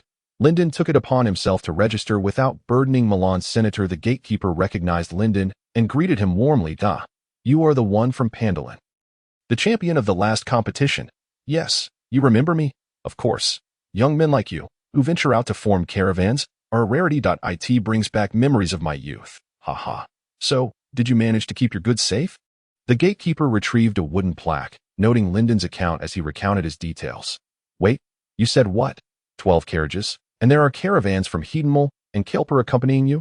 Yes. Oh my. What? The number has swelled to over 100 people. His initially calm demeanor began to unravel as Lyndon's narrative unfolded. Disbelief etched across his face as he scrutinized Lyndon, questioning his own wakefulness, gazing at the increasingly absurd figures in his hands. The gatekeeper muttered, Did you stumble upon some treasure on this trip? By the time he recorded the captives, his expression had grown numb, his pen moving almost involuntarily. While writing, he grumbled, All right. So you also have 3rd-tier magic swordsman captives. Huh. Even if you returned with a divine sword, I wouldn't be surprised. Upon entering the town, Lyndon's caravan split into 4 groups. 1 led by Lyndon himself, headed to the Commercial Association to submit a task report. Another, led by Melanson, ventured to the market to trade goods and loot. A third, under the direction of Eileen, took the 3 corpses to the cemetery chapel. The last group, led by Hans and Hansen, went to report to the Xiangxi Lawn Merchant Association. Upon hearing of Linden's return, Illunen was quite excited and left before Hans could finish his report, eager to find Linden at the Commercial Association as they walked and chatted along the way. Illunen casually inquired about their journey. Your trip to Hedenmole must not have encountered any troubles, right? With you and Hansen along, I imagine there were no issues. No, we faced some incidents on the road. Quite a few of them. Upon hearing this, Illunen's expression grew serious as he sought to defend Linden that my brother Linden is still quite young. He may lack experience. However, he possesses great talent. If you and Hansen could assist him more and help him navigate troubles, he will grow swiftly. Hans, hearing Illunen's words, wore a peculiar expression, hesitating to speak. Seeing Hans's conflicted demeanor, Illunen assumed their journey had not been particularly pleasant and sighed, pondering whether they should send different people to assist Linden next time. Throughout Illunen's excessive assumptions, Hans never managed to clarify what had transpired on the road. Eventually, he simply gave up explaining. In any case, they would soon arrive at the Commercial Association, at which point Illunen would be made fully aware of everything that had happened along the way without the need for further effort and explanation. As Illunen mulled over his thoughts, they quickly reached the Commercial Association. In the familiar room, the old president had just concluded listening to Linden's report, wearing an expression of inscrutable significance. With a bang, the door swung open. Linden, it has been far too long. Welcome back. Illunen opened his arms for a warm embrace with Linden. I missed you too, my dear brother Illunen. Whatever happened on your journey, do not dwell on it. The fact that you have returned is commendable. Illunen comfortingly patted Linden's shoulder, leaving Linden momentarily dumbfounded as they exchanged glances, realizing there seemed to be some misunderstanding. The old president, who was well acquainted with Illunen, burst into laughter, transferring his bewilderment onto Illunen's face. He explained to Illunen, my dear Illunen, you should temper your impatience. Information is the lifeblood of commerce. Old man, stop feigning ignorance. Tell me what happened. It appears things are not as Hans described. Hans, standing aside, defended himself. I have tried more than once to explain to you, but you wouldn't listen. It was then that Illunen remembered that Hans and Hansen indeed had something to say to him from the beginning. However, he presumed that those were merely complaints directed at Linden, waving his hand to dismiss them. Well, it appears I have wronged you. Hans, my sincerest apologies. After listening to the former president's explanation, Eileen swiftly processed the shock brought on by this revelation. After all, his dear brother was a descendant of Pandalon, and any legendary feat attributed to him would not be considered an exaggeration. Capturing a third-tier magical swordsman was indeed quite remarkable. But if it were Linden who accomplished it, then it would certainly make sense. What sense? If the former president could hear his thoughts, he would undoubtedly scoff. But since he could not, he calmly addressed the two, saying, your performance on this mission has exceeded my expectations. Moreover, you have simultaneously fulfilled 2 commissions from the Hedenmer and Kelper Trade Associations. According to our regulations, upon completing 1 more commission, you will obtain permission to establish a workshop in Wahai Town. Linden's face lit up with joy. He had initially thought he would need to complete 2 more commissions before being granted the opportunity to open a factory in Wahai Town. To his surprise, having successfully escorted Miss Avril and accomplished the tasks for the Kelper Trade Association, had significantly expedited his progress. The elder, concerned that Linden might not grasp the rationale behind this, continued to elucidate. This approach is also intended to encourage trade. Commerce involves not only exports but also imports, which can expand the commissions recognized by the Trade Association in Wanhai Town. Furthermore, your commissions are valid not only in Wanhai Town, but also in another town. So, the increase in task commissions is reciprocal. Precisely so. Therefore, we encourage you to accept commissions that lead to Wanhai Town while in other towns. I understand now. The elder set aside a scroll filled with information and, lifting his teacup, addressed both of them. Very well. Take Linden back to rest. Leave the association matters to me. Truly remarkable. A descendant of Pandalon. Ha ha ha. Then we shall take our leave. We will meet again another day. After departing from the Trade Association, Eileen led Linden directly back to the Orchid Trade Association, claiming he had a great surprise for him. Throughout the journey, Eileen appeared exceedingly excited. However, no matter how much Linden inquired, he remained tight-lipped. It wasn't until they returned to the association and Eileen guided Linden into the warehouse, stopping before a covered machine, that the mystery was unveiled. "This machine is what I have procured for you this month. Intended for your workshop." He excitedly unveiled the gray fabric, revealing a machine that bore the marks of time before Lyndon's eyes. It was a wooden contraption with an axle supporting a rod, which was connected to a large wooden mallet. When the rod was removed, the mallet would drop into a wooden tub.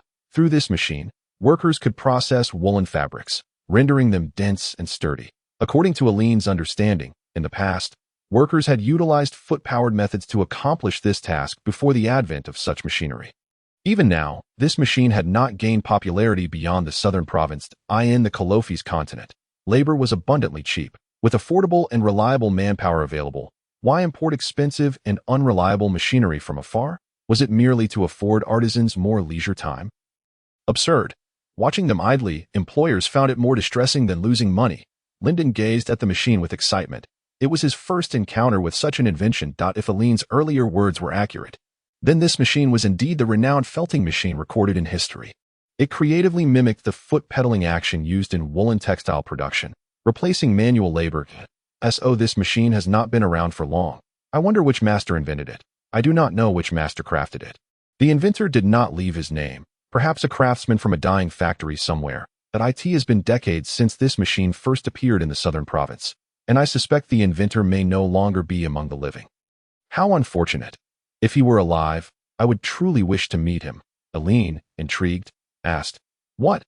Did similar techniques exist in ancient times?" Lyndon raised an eyebrow, proudly replying, "Of course. In a time long past, there was a magnificent city known as Sarah, where the Sarah people developed remarkable textile techniques. Not only could felting be replaced by machinery, but even carding and curling could be mechanized. But what benefits does this bring, aside from saving a trivial amount on labor costs? This is of paramount importance, Aline. You will come to understand this in due time. Then I shall await that day." Lyndon, eagerly anticipating the moment when our resurrected ancient inventions achieve great success. Indeed, that day shall arrive swiftly. The two carefully covered the machine with the gray fabric and departed the warehouse, engaged in conversation. They could hardly contain their anticipation for the day the workshop would commence operations, hence their eagerness for the next commission. "Aline, the headhammer you recommended last time was fantastic. Do you have any suggestions for the next task? That is quite vexing. If you ask me, there are none. Recently, there have been no worthwhile tasks, just those to be avoided at all costs." "Really? Not a single one. What about a relatively better option? Those deemed suitable for commission by the trade association are generally places that most people would steer clear of. After sifting through, how could there be any good locations left? If I must recommend, I suggest you transport supplies to the frontier territory." "The frontier territory?" Lyndon queried, intrigued by the unfamiliar term. The frontier territory is a new settlement currently under development, typically overseen by border knights. If they can successfully establish a foothold amidst the threats of magical beasts and bandits, these knights will transform into actual lords. There's such an opportunity. The temptation seems quite enticing. However, these opportunities do not come without significant risks. Establishing a frontier territory requires a hefty price, one that ordinary individuals cannot bear. Thus, the number of knights willing to venture to the frontier is exceedingly scarce, and even fewer remain steadfast. Lyndon nodded, signaling his understanding. Why this reasoning? The knights who establish frontier territories stand at the forefront, both in personal strength and social acumen. Those lacking ability, merely surviving off others, cannot possibly undertake the endeavor of building a frontier territory. Compared to venturing forth, they would rather remain in their families, occupying trivial positions. "Which frontier territory do you recommend I pursue?" In response to Lyndon's inquiry, Aline laughed heartily. "Near Wanghai town, there is only one frontier territory. Located in the Southern Valley region, a perilous area teeming with magical beasts, were it not for your commendable strength and the formation of a merchant caravan of around 80 to 90 individuals. I would never recommend you to lead a small caravan of merely a dozen people to their demise." "Very well. I shall seize this commission at once. That place is not far. The sooner we go and return, the sooner we can commence operations at the dye factory." "Oh, the dye factory. The ancient techniques of the dye factory. How thrilling." After viewing the surprise with Aline, Lyndon prepared to return and get some well-deserved rest. Just as he arrived back at his room and began to undress, a servant from the Orchid Trade Association conveyed a message from outside to Mr. Angus. "There is an elderly woman dressed in a fine maid's outfit outside." claiming she has urgent matters to discuss with you. An elderly woman. Who could that be? Lyndon's eyes fluttered open. Still somewhat groggy, he muttered a few words under his breath, suddenly jolted awake. The letter. He sat up abruptly, rubbing his forehead. The battle with the rogue knight had been utterly exhausting. And how could he forget such an important matter? That letter from Miss Rose must have been delivered by this elderly woman. Lyndon tapped his head, rose from his bed, and donned his attire. However, feeling it inadequate, he first retrieved the splendid and flamboyant gift from Illicit, polishing it to a brilliant shine, and then selected the most suitable outer garment to wear over it. After completing this meticulous preparation, he adjusted his hairstyle in front of the mirror, taking a small box from his trunk to tuck into his pocket. Upon exiting the grand doors of the Xiangzi Lawn Chamber of Commerce, he finally encountered the reputed elderly woman in the waiting room nearby. She was a maid, elegantly dressed and exuding an air of dignity, her eyes revealing wisdom and competence. Upon seeing Lyndon, she greeted him with a smile reminiscent of an aunt's affection. Words were few, exchanged in mere phrases. She concealed her deeper thoughts, unwilling to divulge them to outsiders. For instance, upon her first glance at Lyndon, she mused to herself, "It was worth my wait here. He was merely tidying up his appearance. Has he prepared himself for our reunion? Quite commendable. I wonder if he brought a gift for the young lady, or has he forgotten? Should I remind him?" Yet, the clumsy failures of life are experiences worth enduring. In an instant, a myriad of thoughts flickered through the old woman's mind, more absurd than the wildest whims of avid fans, thoughts so far-fetched that it was hard to believe they belonged to a woman in her 50s. Indeed, she appeared competent on the surface, but within her lay a flair for the dramatic. Adolescence can be an age, but it can also be a condition. When afflicted individuals grow old, their personalities merely hide beneath a facade of decorum. The elderly woman was precisely such a person. It was precisely because of their shared nature that she became Miss Rose's most beloved and trusted servant. This is the kinship of kindred spirits. Before long, Lyndon was escorted by one afflicted with youthful folly to another of the same ilk. Traversing the velvet carpet, he pushed open a beautifully crafted wooden door to behold a radiant girl seated upon a pure white chair, as dazzling as daylight itself. "Behold, my summoned kin." The elderly woman's eyes sparkled with delight. What a splendid line, truly befitting of a young lady. Lyndon felt goosebumps rise on his skin. "Kin." He repeated the word with a tone laced with confusion. Faced with the unexpected inquiry, Rose, immersed in her otherworldly reverie, steadied herself and glanced at the elderly maid beside her, who returned a look of affirmation. Rose finally cleared her throat and responded with an air of authority. "Indeed. So this is the poetic segment that the bards speak of?"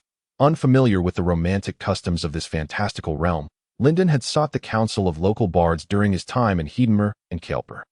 For a fee in dinars, these artists were more than willing to assist, eagerly outlining how one might pursue a noble lady in the southern provinces. In essence, the process was straightforward. First, one must meet at a banquet. Then, express the desire to court the lady. If she reciprocated, she would send a servant to arrange a private meeting.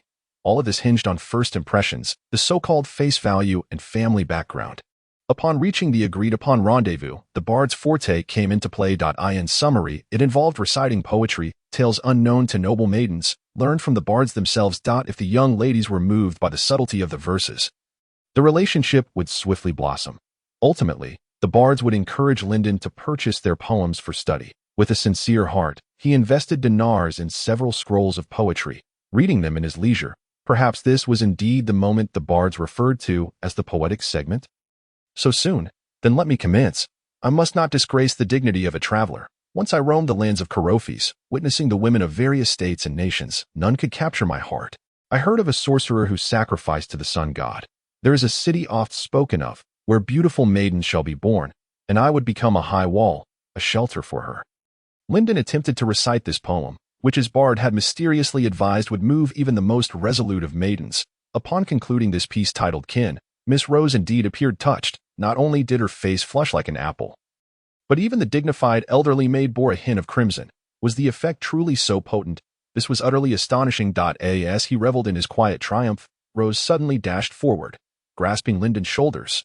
She shook him and exclaimed, "Ah, you foolish dolt, that poem is not meant for now. Do you even understand its meaning? But you just mentioned kin, did you not?" Rose headbutted Lyndon's chest, yet in his pursuit of charm, he had donned a breastplate beneath his attire, leaving her to collide with metal instead of the soft, muscular touch she anticipated, causing her to see stars.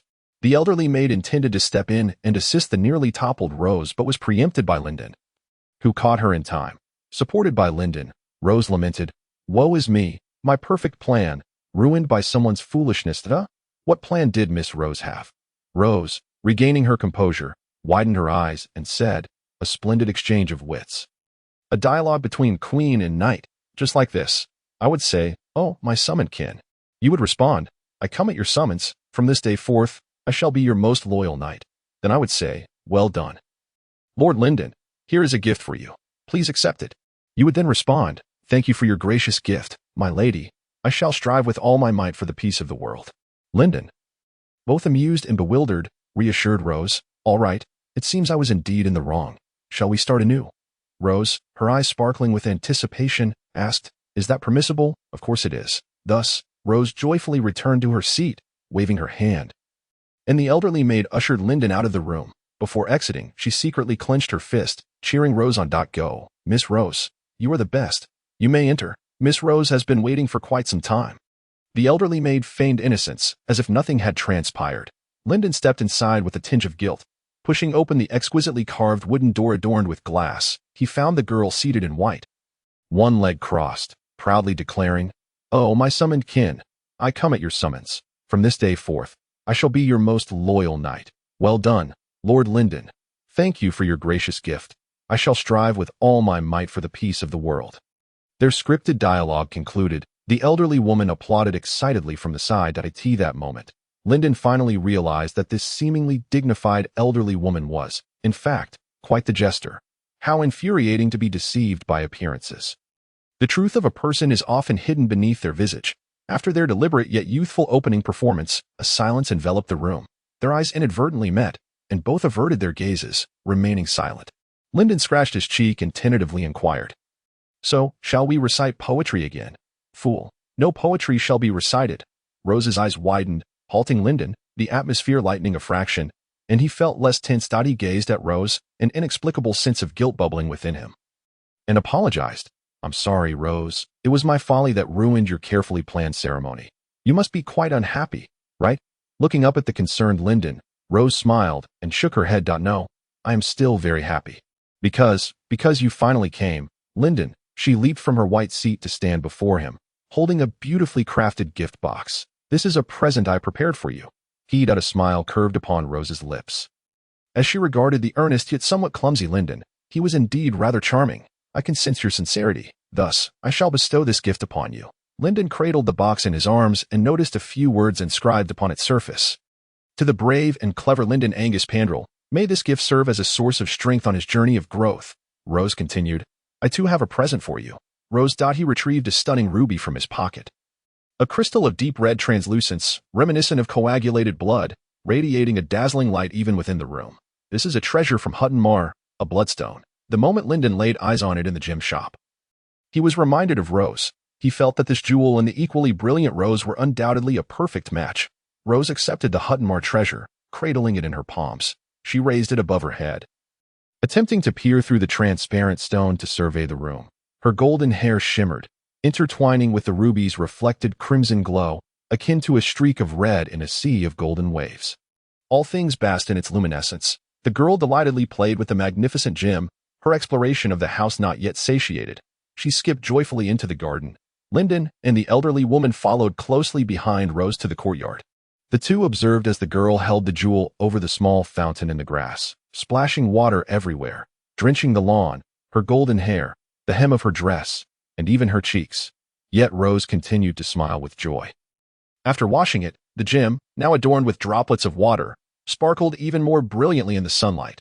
The emerald grass mirrored her brilliance, just as the girl herself did. She gazed intently at the stone, oblivious to the fact that, in the eyes of others, she too resembled a precious gem. As Rose played in the garden, the sun began its descent. The last rays of the setting sun caressed her reluctant face, prompting the elderly woman to urge, "Miss Rose, it is time for Linden to return."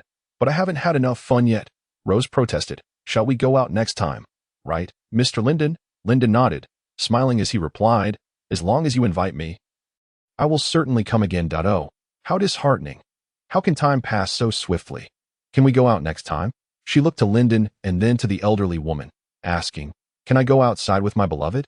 The wise sage responded, Of course, Miss Rose. After answering her query, the old maid turned to Lyndon and suggested, How about taking Miss Rose to the seaside next time?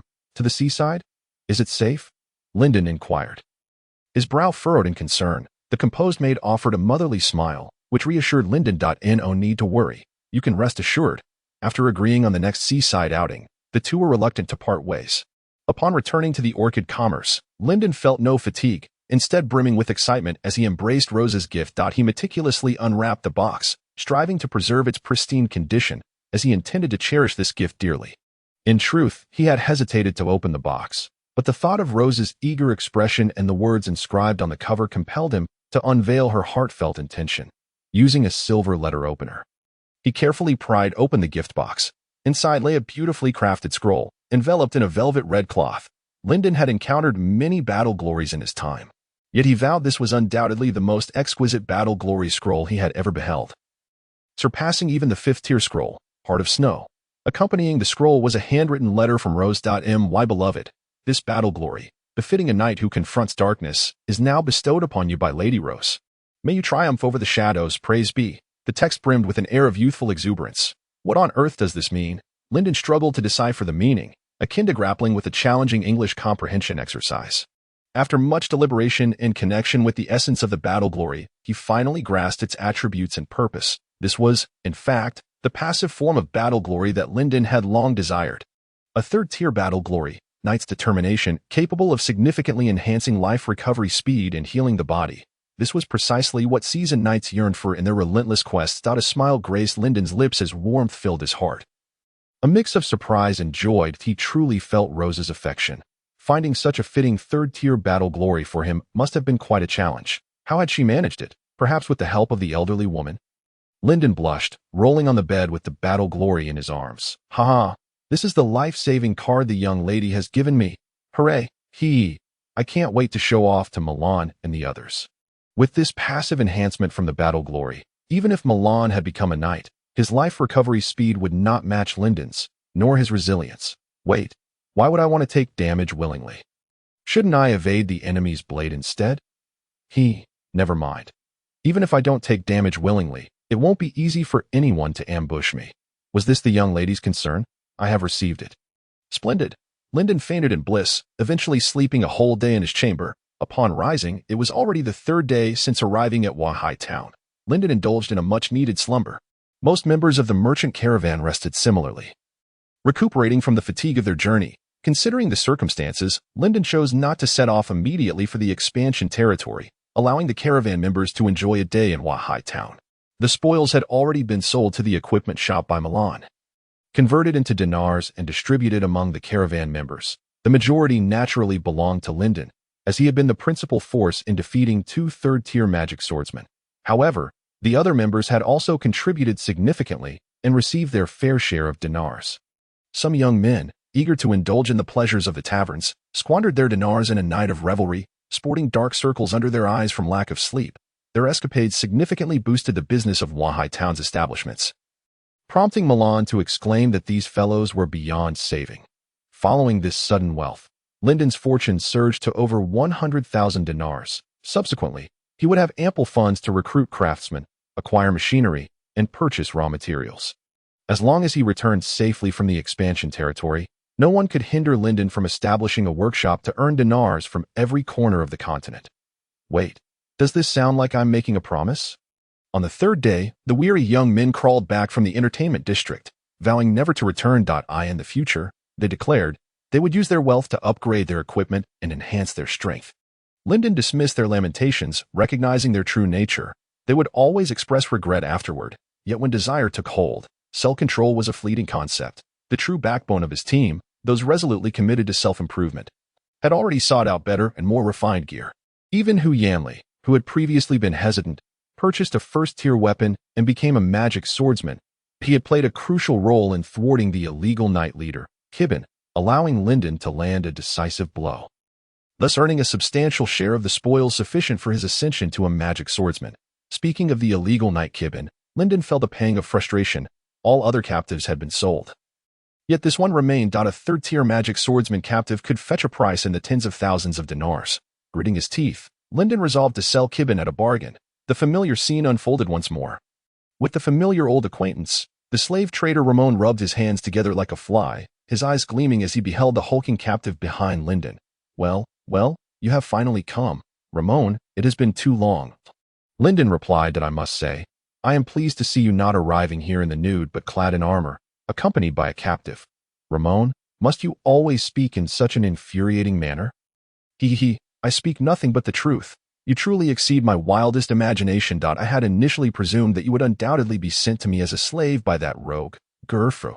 Ramon's eyes sparkled with a dangerous glimmer, subtly concealing an ominous light. Having long been entrenched in the slave trade, he often assessed people as mere commodities. In his eyes, Lyndon undoubtedly belonged to the category of exceptionally promising slave merchandise. Handsome and brimming with potential, whether branded with a slave mark to be presented to noblewomen and young ladies or castrated and sent to the imperial capital, he would yield substantial returns. What a pity, Ramon mused inwardly. This fledgling hawk had matured far too quickly. Before anyone could place a collar around his neck, he had already become an elusive entity. Good heavens, how could there exist a magic swordsman with such rapid growth? The last one of such caliber was Baron Karsu. Just as he recognized Lyndon's worth, the opportunity had slipped away. Lyndon was quite familiar with Ramon and understood that he was not a man of virtue, perpetually contemplating how to send others into slavery. Yet, Ramon adhered to his own principles. He merely engaged in business, acquiring and redeeming captives without personally capturing them. Thus, he had no intention of pursuing the matter further.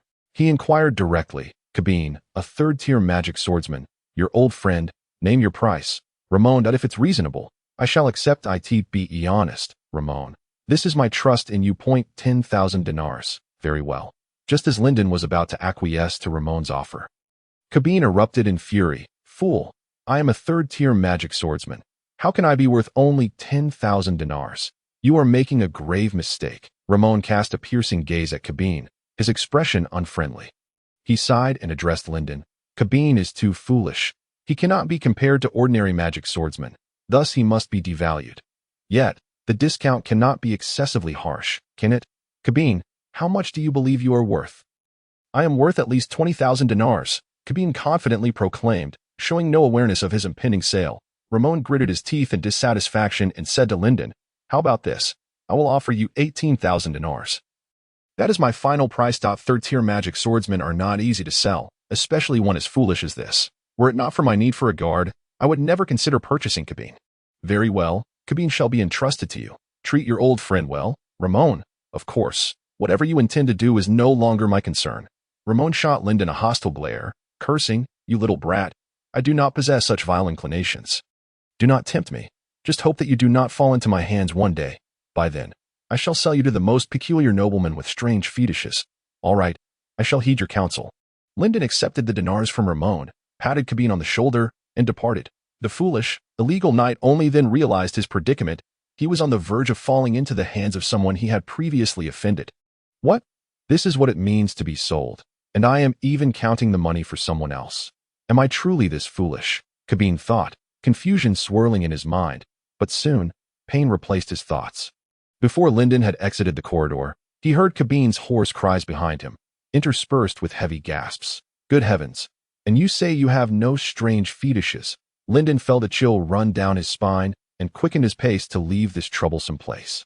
When he sold Kibin and returned to the Xiangzi Orchid Trading Association with the dinars, the members of the caravan who had gone to procure equipment and upgrade their combat capabilities had already returned one after another. They gathered in the training ground of the association, boasting about their gear and taking turns to showcase their acquisitions. Cheers erupted from the crowd, observing the spirited scene of the caravan members competing in the training ground. Lyndon felt that his mission to develop the territory would proceed far more smoothly than he had anticipated. He had already learned the specifics of the task from the old president. The commission required transporting supplies to the developing territory near Wanhai town, with a reward of 200 dinars per cart, a sum that could be deemed nearly negligible. However, compared to Huda Mayor's slightly more acceptable terms. The proximity of the developing territory to Wanhai town allowed for a round trip to be completed within a week. This was currently the most suitable commission to meet Lyndon's needs. The supplies were stored in the town warehouse of Baron Karsu, managed by the guards. Lyndon instructed Melanson and Ijisia to take the association's commission letter and lead 12 carts to retrieve the supplies. Thus, they could set off directly from the Xiangzi Orchid Trading Association early the next morning without further inconveniencing the warehouse guards.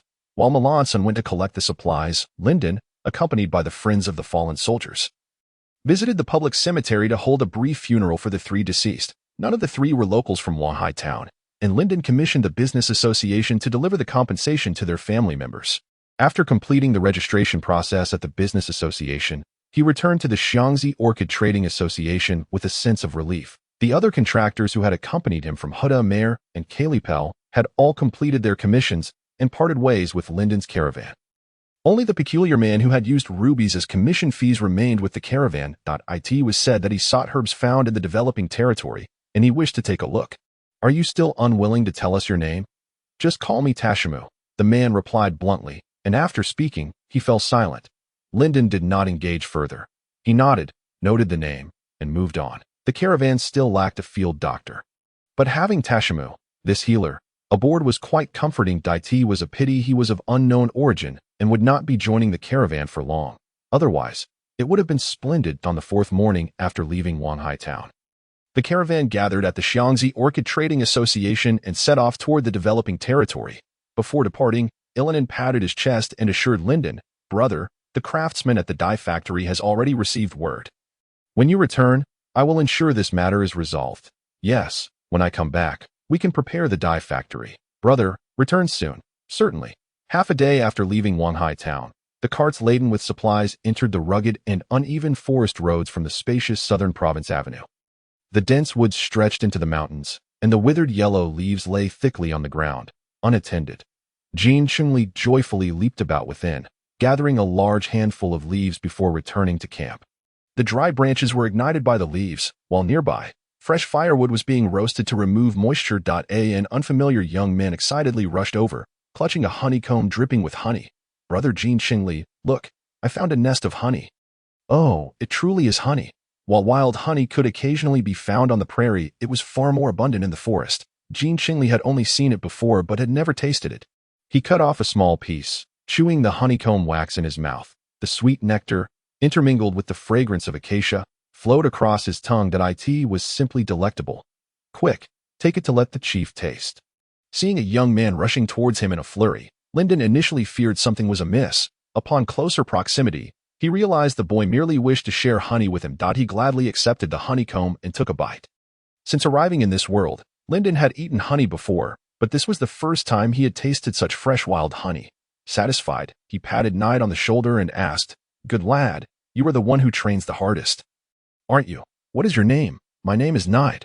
Knight has been part of the caravan for over half a month now. He has transformed from a state of fear and panic into one of steadiness and confidence. The changes are not limited to his mindset. His physique has grown robust, and he is now clad in entirely new gear. The tattered cloth armor and spear he once possessed have been replaced by a short sword and shield that gleam in the sunlight. With his funds exhausted, he has acquired a plate armor, a flat-topped helmet, scale-armored sleeves, and chainmail leggings to enhance his strength. In recent days, every spare moment has been spent in the training grounds, absorbing the teachings of Arain and the veterans. He has emerged from the shadows of war, ready to prove himself with blade and sword. Within Lyndon's caravan, many young men have similarly matured alongside the group, after savoring honey-glazed, crispy wings. Lyndon has commenced his daily ritual of meditation and training. The battle brilliance gifted by Miss Rose has now been infused into his order enforcement sword. Alongside his mastery of the great sword, he has acquired a healing passive, thus possessing 2 abilities. Unlike status-type battle brilliance, passives consume a portion of his magical energy during normal activities. Initially, his body will struggle to adapt to the spontaneous allocation of magic for these abilities, but once accustomed, it becomes as instinctive as breathing. Unless one meets their demise, these passives will persist indefinitely. The road to the frontier is treacherous, and no caravan is willing to venture forth. Even bandits would perish from hunger. Only the magical beasts lurk within the forests, poised to strike at any unsuspecting traveler. Therefore, Lyndon has refrained from dispatching scouts to probe the distance, fearing that while seeking the bandits, they might fall prey to hidden beasts. A risk not worth taking. As Lyndon remained unperturbed, the caravan unexpectedly encountered a peculiar group. The 2 factions faced each other in a narrow valley. Upon the return of the path-clearing Melanson with a report, Lyndon mounted his horse and approached. inquiring, "Who are you?" "We are a passing caravan," replied the scarred man coldly, clearly disinterested in further discourse. A caravan? It hardly seems so. What caravan would transport so many captives, akin to refugees? The scarred man, already impatient, flared with anger at Lyndon's skepticism, exclaiming, "Kid, you're meddling too much. With your meager band, do you presume to dictate our affairs? Let me be frank. We are not a caravan. We are the infamous Sher bandit group. Are you frightened yet?" Observing the bandits brandishing their weapons and proclaiming their identity, Lyndon wore a peculiar expression. He had just dispatched Jerf, the deputy leader of the Sher bandits, and now he faced another faction of their captive transport team. What an uncanny coincidence. Noticing Lyndon's odd demeanor, the bandits assumed he was merely intimidated. "Gather your weapons, brothers." The battle was on the precipice of igniting in the narrow valley. Lyndon and the vanguard he led numbered merely a dozen. While the opposing bandits clearly exceeded 20. Yet, he felt no trepidation. The terrain was perfectly suited for unleashing his ice blade technique. He immediately invoked the battle brilliance of Shatter Blade and Heart of Snow. Wielding his great sword upward, an ice spear surged across the ground. Extending over a range of several meters, as the bandits charged, they were met with the oncoming ice spear, their expressions shifting from confidence to terror. Before they could react, they were encased in a colossal ice sculpture. The once formidable bandit group found their morale shattered in an instant. Melanson surged ahead, incapacitating one panicked bandit after another. Some bandits, unwilling to yield, desperately attempted to exchange blows with Melanson, but their weapons merely grazed his armor and the protective aura, failing to penetrate. The more than 20 bandits were swiftly subdued by the vanguard of the caravan. Only after they were stripped of their possessions and turned into captives did they realize the formidable force that trailed behind them. In that moment, several resentful gazes fell upon the bandit leader, who had commanded the assault. "Brother, this is a detachment of 90 extraordinary individuals.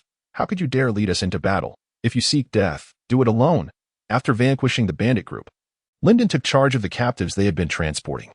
According to the customs of the Colofes continent, these captives were now free. However, as their liberator, Lyndon had two options for their treatment: either request their allegiance to his cause, treating them as ordinary soldiers, or simply release them. To the captives, he would declare, "You are free now. Return to your homes and families." After inquiring about their origins, he decided to temporarily enlist them in his ranks, intending to disband those unnecessary once they reached the frontier. Most of these individuals had been abducted from resource-gathering sites near the frontier, so in a sense, he would be returning them home. So you are a doctor, then. What is your name? After screening the captives, Lyndon discovered a pleasant surprise. Among them were craftsmen and a physician. In response to your lordship, my name is Lisalad, and I possess a modest understanding of healing arts. From where do you hail? And what brings you to the frontier? Lisalad's expression turned nostalgic as he spoke heavily. I was originally from the Northlands. During a conflict, I fled to the central region, only to find myself swept into another war, ultimately ending up in the southern province. Here, I have no land, and the foolish southerners refused to believe in our northern expertise in medicine. When I suggested performing trepanation on a noble to cure an ailment, I was cast out from Wahai town. This minor incident cost me my medical license, and unable to practice, I ventured to the frontier in search of fortune, hoping to obtain a small parcel of land to sustain my family. Do you have any family? Where are they now? Lisalad awkwardly chuckled, clearly embarrassed. In truth, I do not even know where my future wife is. Lyndon was momentarily rendered speechless by his response, contemplating before saying, "Listen, Lisalad, I do not care how you practice medicine. What I require is the efficacy of your treatments. I will meticulously record your experiences and outcomes. The results will determine your worth. My lord, does this mean I can practice medicine again?" Lisalad's expression brightened with excitement, his eyes widening in disbelief at having encountered such an enlightened individual in the southern province. "Indeed, as long as your treatments are effective and not mere deception. I assure you, there will be dinars, land, and family awaiting you. Rest assured, my lord, I will diligently serve you. My medical skills are not a sham. They are the fruit of my earnest study." Lisalad pledged, vowing to join Lyndon's ranks long-term while accepting only a meager stipend. He intended to earn his keep through his medical expertise, eschewing excessive gifts. Observing Lisalad's determination to prove himself, Lyndon felt compelled to support him. From their brief exchange, he concluded that Lisalad was likely a competent physician. True charlatans would not resort to the drastic measure of trepanation. They preferred to employ soothing rhetoric to placate others, seeking only a placebo effect. Such methods are less likely to expose a fraud while minimizing the risk of causing harm. Only those genuinely confident in their medical abilities would dare to speak of operating on a noble's head. After all, how would one close the skull afterward? What if the patient were to perish on the operating table? What benefit would Lieselad gain from such an outcome? The members of the caravan bound the shivering bandit captives in the midst of ice blocks, much like they had previously escorted slaves. As they led them toward the frontier territories, the captives harbored a deep-seated animosity towards these brigands.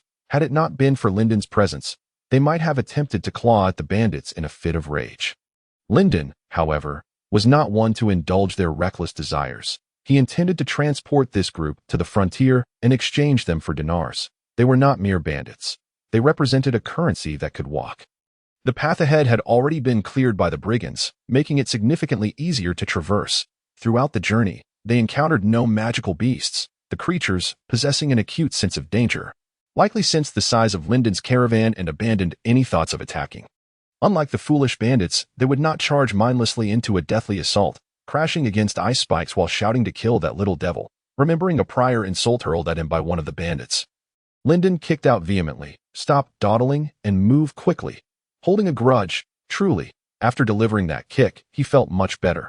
With the pace of the caravan quickening, they finally arrived at the frontier near Wanhai town before sunset.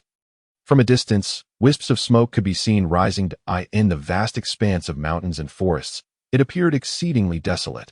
This was the mark of civilization, a solitary city amidst towering peaks. As the alarm suddenly sounded, Lyndon's caravan gradually passed through the dense forest, entering the Lord's Manor situated in the valley. A flurry of white birds took flight, vanishing into the distant sky. A middle-aged man clad in armor, mounted on a warhorse and wielding a lance, stood before the territory, flanked by several injured retainers who looked utterly miserable. They gazed anxiously at the well-equipped party appearing in the distance, with the pack horses and carts behind them offering a slight sense of reassurance. Lord Iranda, what is the origin of this caravan? Could it be a merchant group from Wanhai town? I did not see the crest or banner of Baron Kasu, so I cannot be certain. The others fell silent, refraining from mentioning the possibility of bandits. If this caravan bore hostility, it would spell doom for the frontier. Upon hearing the alert, Lyndon commanded the caravan to halt and dispatched Robin to negotiate. After receiving the order, Robin dismounted and rode forward, approaching the middle-aged knight within 100 meters. What caravan do you belong to, and what is your purpose in the frontier? The man asked with calm authority. To which Robin replied, We are a merchant caravan from Wanhai town, here to fulfill a contract for transporting supplies. One of the retainers took the contract and handed it to the man.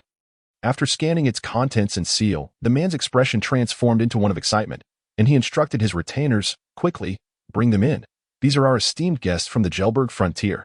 Upon hearing that they were from a supply transport caravan, the retainers could barely contain their enthusiasm. Following Sir Iranda's orders, they returned to the caravan with Robin. Sir Iranda did not linger in a show of authority, but instead followed on horseback.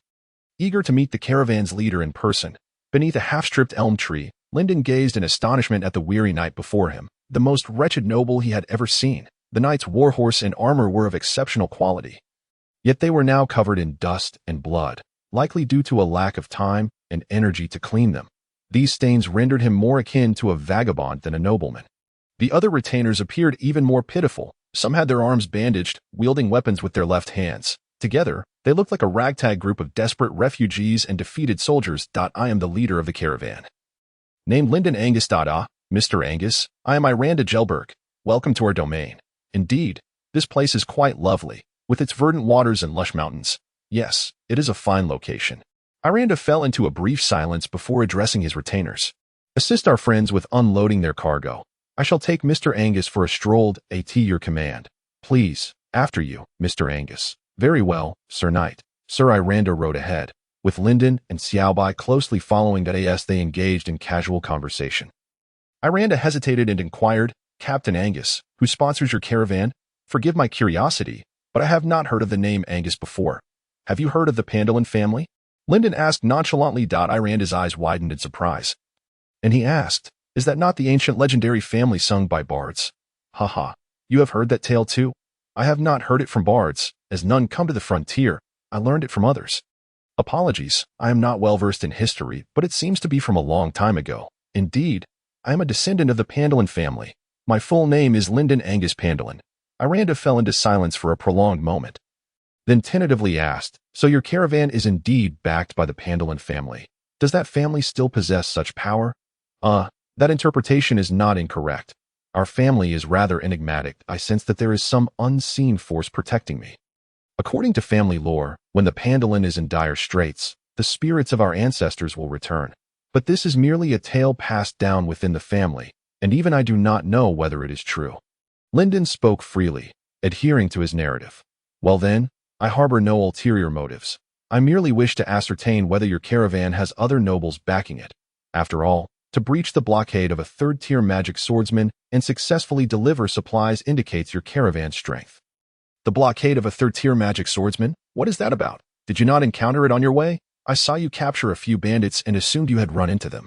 No, those captives were from a bandit capture unit, that's so. The wounded in your territory were caused by fighting the bandits. Sir, Iranda nodded, a fierce glare in his eyes as he gritted his teeth. Those damned bandits have sealed off the frontier. Whenever I send out a party, they are intercepted. Then why do you not personally destroy the bandit lair? Alas, I am the only third-tier combatant in the territory. Just as I was preparing to leave, the bandits lured magical beasts, forcing me to remain at home to guard the territory against them. The sudden onslaught had left Iranda in a state of utter exhaustion. He looked haggard as he gazed at the sky and sighed deeply. I am at my wit's end. The citizens deprived of supplies have fallen into dire straits. Had it not been for your timely delivery of goods, we would likely face a great famine. Can they not flee to Wanhai town? It is strange that Baron Kasu is not addressing this issue. He should be your nominal lord, correct? Is your relationship so strained? Iranda shook his head, a look of confusion crossing his face as he replied, I cannot comprehend what has transpired. Where did these inexplicable bandits come from? Baron Kasu even wrote me a letter stating that his forces were preoccupied with urgent matters and could not assist in transporting supplies. Those bandits are truly despicable, leaving the citizens with no means of escape. Even if someone manages to flee, they will be captured by lurking bandits along the way, becoming prisoners. After such incidents occur a couple of times, no one in the territory is willing to attempt escape anymore. A hint of sorrow tinged Sir Iranda's voice, and he could no longer contain himself. Standing atop that high ground, he shed tears as he gazed down at the territory. He dismounted and knelt before Lyndon's horse. Please, save the citizens. If this continues, they may very well perish alongside the territory. Confronted by the kneeling middle-aged knight, Lyndon was momentarily taken aback. He never anticipated that a powerful noble would bow to an outlaw knight. This act was utterly contrary to the code of noble honor. He hastily dismounted, attempting to assist Sir Elanada. My Lord Elanada, what is the meaning of this? As their lord, I cannot bear to witness their suffering from hunger. These individuals are the valiant contributors who have accompanied me in the expansion of our territory. I implore you to deliver supplies to our domain. I am willing to bear any cost.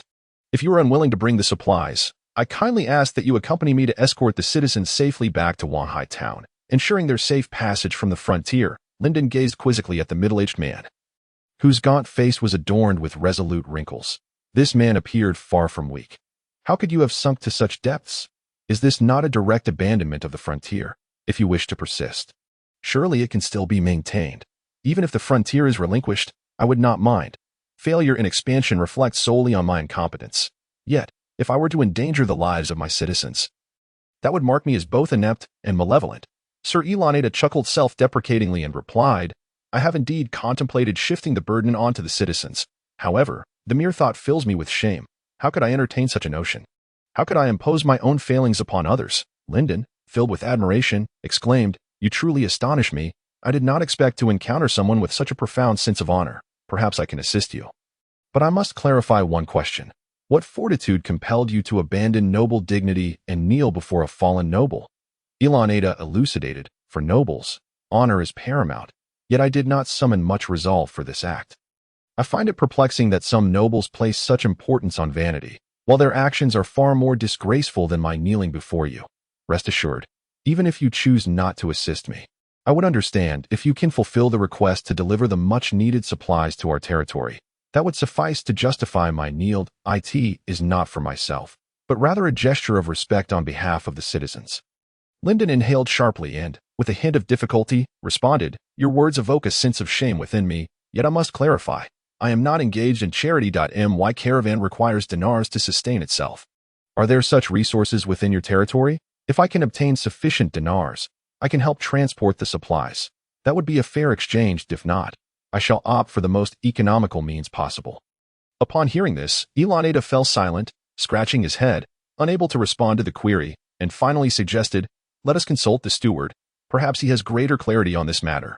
Lyndon rubbed his forehead, gaining a more intuitive understanding of the noble's management capabilities. How could a lord be unaware of the valuable resources within his own territory? It was no wonder they found themselves in dire straits. Accompanied by Ilaneta, they descended the hillside and entered the heart of the territory, where Lyndon finally met the steward that Ilaneta had mentioned. Who is this? My lady, Chris Ilaneta. What do you think? Beautiful, isn't she? Ha ha. All domestic affairs within our territory are overseen by her. Ilaneta proudly introduced his lovely wife, who served as the Minister of Domestic Affairs. The lady had a magnificent mane of silver hair, and her blue eyes sparkled like gems under the sunlight. Upon their entrance, she was seated with a book in hand. Hearing Ilaneta's introduction, Lady Chris closed her book and turned her gaze toward Lyndon with interest. "You must be Lyndon Angus, the captain of the caravan delivering supplies to us. I must say, I did not expect such a young and handsome lad." "Good day to you, Mr. Angus." "Good day, Lady Chris. Have you already coordinated with the caravan?" "Indeed, I have observed that you have brought a substantial and excellent quantity of goods. You have my gratitude, young sir. There is no need for excessive formality." Lady Chris, that I was discussing with Sir Ilaneta the possibility of exchanging the supplies for dinars in Wanhai town, that I wonder if there are any desirable commodities in the Jirberg frontier. Lady Chris glanced at Ilaneta, who nodded in affirmation, and then teased, "Since you have already conversed, then very well. Please, do not be so formal. You can simply call me Chris if a handsome young boy like you addresses me as such. I shall feel a decade younger, and it will bring me great joy." Chris smiled playfully, leaving room for levity, and then made a whimsical gesture, twirling her finger at her temple. "Speaking of valuable goods, we recently discovered an iron mine in our territory. I wonder if you might be interested?" Lyndon's eyes widened in surprise as he turned to Ilaneta, questioning, "Why was this not mentioned earlier?" "Oh, right. Perhaps you were unaware?" Ilaneta scratched his head in confusion, genuinely perplexed that I had heard rumors about it. "Is it not valuable? I truly did not know. Does Sir Ilaneta not oversee the funds for purchasing equipment and tools within your territory?" The lord shook his head and replied candidly, "I do not oversee these matters. With my wife managing them, I feel assured and see no need to intervene." Lyndon sighed, expressing his understanding, filled with curiosity about the iron mine, and inquired of the beaming Lady Chris, "Madam, do you have knowledge of the mine's reserves and quality?" "I apologize. I can roughly guess the reserves, but what do you mean by quality?" Chris asked, a bit embarrassed. Yet her intellect allowed her to grasp the essence of his question, prompting Lyndon to nod in affirmation. "Yes, the quality can be determined by the proportion of iron resources within the ore. I wish to ascertain whether the mine you discovered is rich in iron or poor. It should be a rich iron mine. I have seen high-quality iron ore, and our newly discovered mine is indeed of superior quality." Observing the cheerful lady, Lyndon eagerly expressed his desire to visit the mine, asking them, "May I see the site? After all, the conditions of extraction and the distance for transportation will significantly affect the price." Chris nodded, granting Lyndon's request. "Follow me. The mine is quite close to the frontier, just a short walk away." We were also astonished to discover iron resources here. Upon reaching the site, Lyndon curiously inquired, why had it not been discovered before? Given its proximity, look at this mountainside. It bears signs of a calamity, does it not? It was only after this recent disaster that the residents stumbled upon the iron resources. Lady Chris led Lyndon in inspecting the iron mine. He began to formulate a hypothesis. The news of the newly discovered iron resources in the frontier must have leaked, leading to a deliberate targeting by other nobles. The gang of robbers that had recently emerged was undoubtedly the handiwork of nobility. He shared his speculation with Lady Chris, who looked grave and responded uncertainly, "I have long suspected an insider within the territory. Otherwise, it is difficult to explain why a party would be ambushed by robbers upon departure." "Then it seems we must prepare ourselves," Lyndon replied. "Are you suggesting we should brace for another attack from the robbers?" "Indeed. My caravan intercepted a group of robbers transporting captives, and I doubt they will let this affront go unpunished." Chris's heart sank. Worry etched across her face as she sighed, regrettably, The doctor of the frontier was killed during the robbers' raid, and the soldiers were injured in battle. They have yet to recover, leaving the territory incapable of retaliating against the robbers. Hearing this, Lyndon smiled and calmly replied to Lady Chris. Lady Chris, my caravan happens to have 2 doctors accompanying us. Upon hearing this, Lady Chris's face lit up with joy, her excitement evident as she stared at Lyndon. Her playful wink revealing a charming contrast to her maturity that caught him off guard. Oh, you have doctors traveling with you? Would you be willing to lend them to the territory to treat the soldiers? Haha. Regarding this matter, you may directly inquire with those 2 doctors. As long as the territory can offer them something of interest, I believe they would be amenable. Thank you immensely for your assistance with our domain. We are truly grateful. After receiving Lady Chris's thanks, Lyndon bid farewell to the 2. Both Iranda and Chris had their own affairs to attend to, so he began to wander aimlessly through the well-ordered and flourishing territory of Gelberg. Sturdy wooden houses lined the spacious roads, and a wooden fence enclosed the entire estate, i.e. the backyard gardens of the residents. There were numerous carrot pits, seemingly plucked even before the young carrots had fully grown.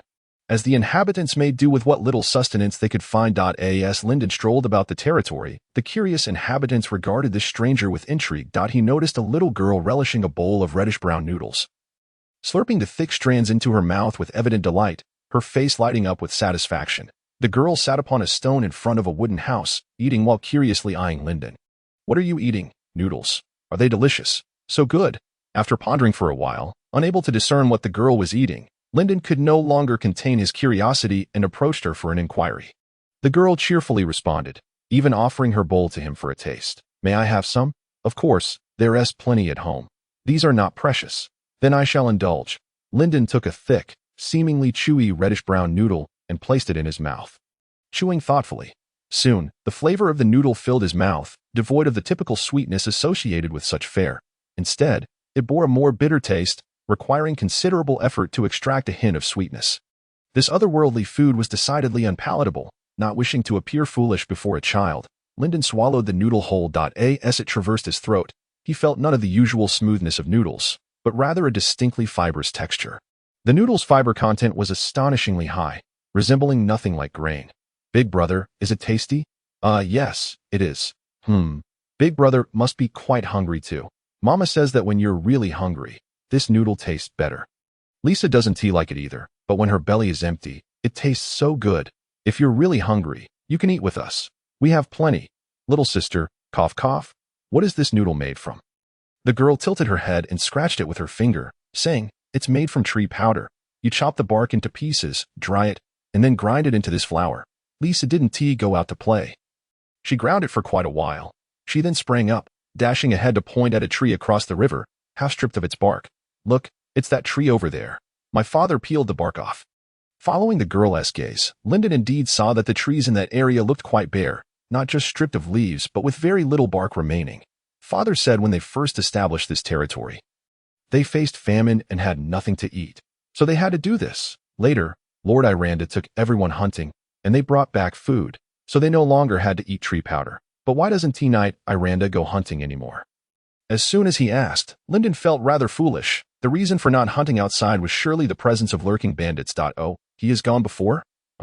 Lord Iranda went out not long ago and returned injured. They say there are terrifying bad people outside. Lisa was so scared, thinking of the missing Uncle Blinken, that she hasn't slept well for days. Big brother, did you come from afar? Have you seen any bad people? What do they look like?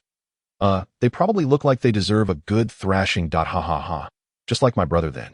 After a lengthy conversation with the little girl, until her mother emerged from the house calling her to eat properly, Lyndon politely declined the enthusiastic invitation and returned to the merchant caravan's encampment. This time, Aunt Caitlin had already started cooking with the farmers, after adding salt and tossing in some green wild vegetables into a large pot. She prepared a delicious vegetable soup before adding some simply roasted jerky. This was Aunt Caitlin's specially modified dish, a savory salt vegetable jerky soup, initially lacking in appetite. Lyndon found himself inspired by the residents' dire circumstances. And as the aroma of meat wafted through the air, his mouth began to water, ultimately leading him to consume 3 large bowls, tears of joy in his eyes. That it was the first time anyone had seen Lyndon eat with such gusto. Aunt Caitlin felt a profound sense of accomplishment and an unprecedented feeling of conquest. Look at you, declaring you wouldn't eat, yet you succumb to the culinary prowess of this kitchen deity. Eat more, eat more. She excitedly refilled Lyndon's bowl with chunks of meat. Even after he declared he could eat no more after the third bowl, Aunt Caitlin still appeared unsatisfied, expertly shaking her spoon until only one piece of meat remained, which she placed into the eagerly waiting bowl of Jean Shingley. The following day after arriving at the territory, the astute and capable Lady Chris had already distributed supplies among the populace. The residents had finally momentarily escaped the clutches of hunger. However, as they had not anticipated the possibility of the granaries being plundered and burned by bandits, the merchant caravan had not brought an abundance of food when departing from Wanhai town. Consequently, the supplies would not last long. Nevertheless, they would suffice for the time being. Even though Lady Chris had already allocated the food, out of gratitude for the little girl's gift yesterday, Lyndon still invited her family to the merchant caravan's encampment, extending an invitation to join the barbecue gathering. Upon hearing there would be roasted meat, Lisa had not eaten all day, preparing her empty stomach for a feast, after enduring prolonged hunger and subsisting on tree powder. Lisa's family had long forgotten the taste of meat, and even the memory of what slightly normal food tasted like had faded considerably. As Lisa took big bites of the roasted meat slathered in honey and spices, she could not help but shed tears of joy, exclaiming, so good, this is truly amazing." Just as Lyndon's merchant caravan was celebrating, an unexpected guest arrived in the territory. A white steed carried a man dressed in splendid attire into the domain.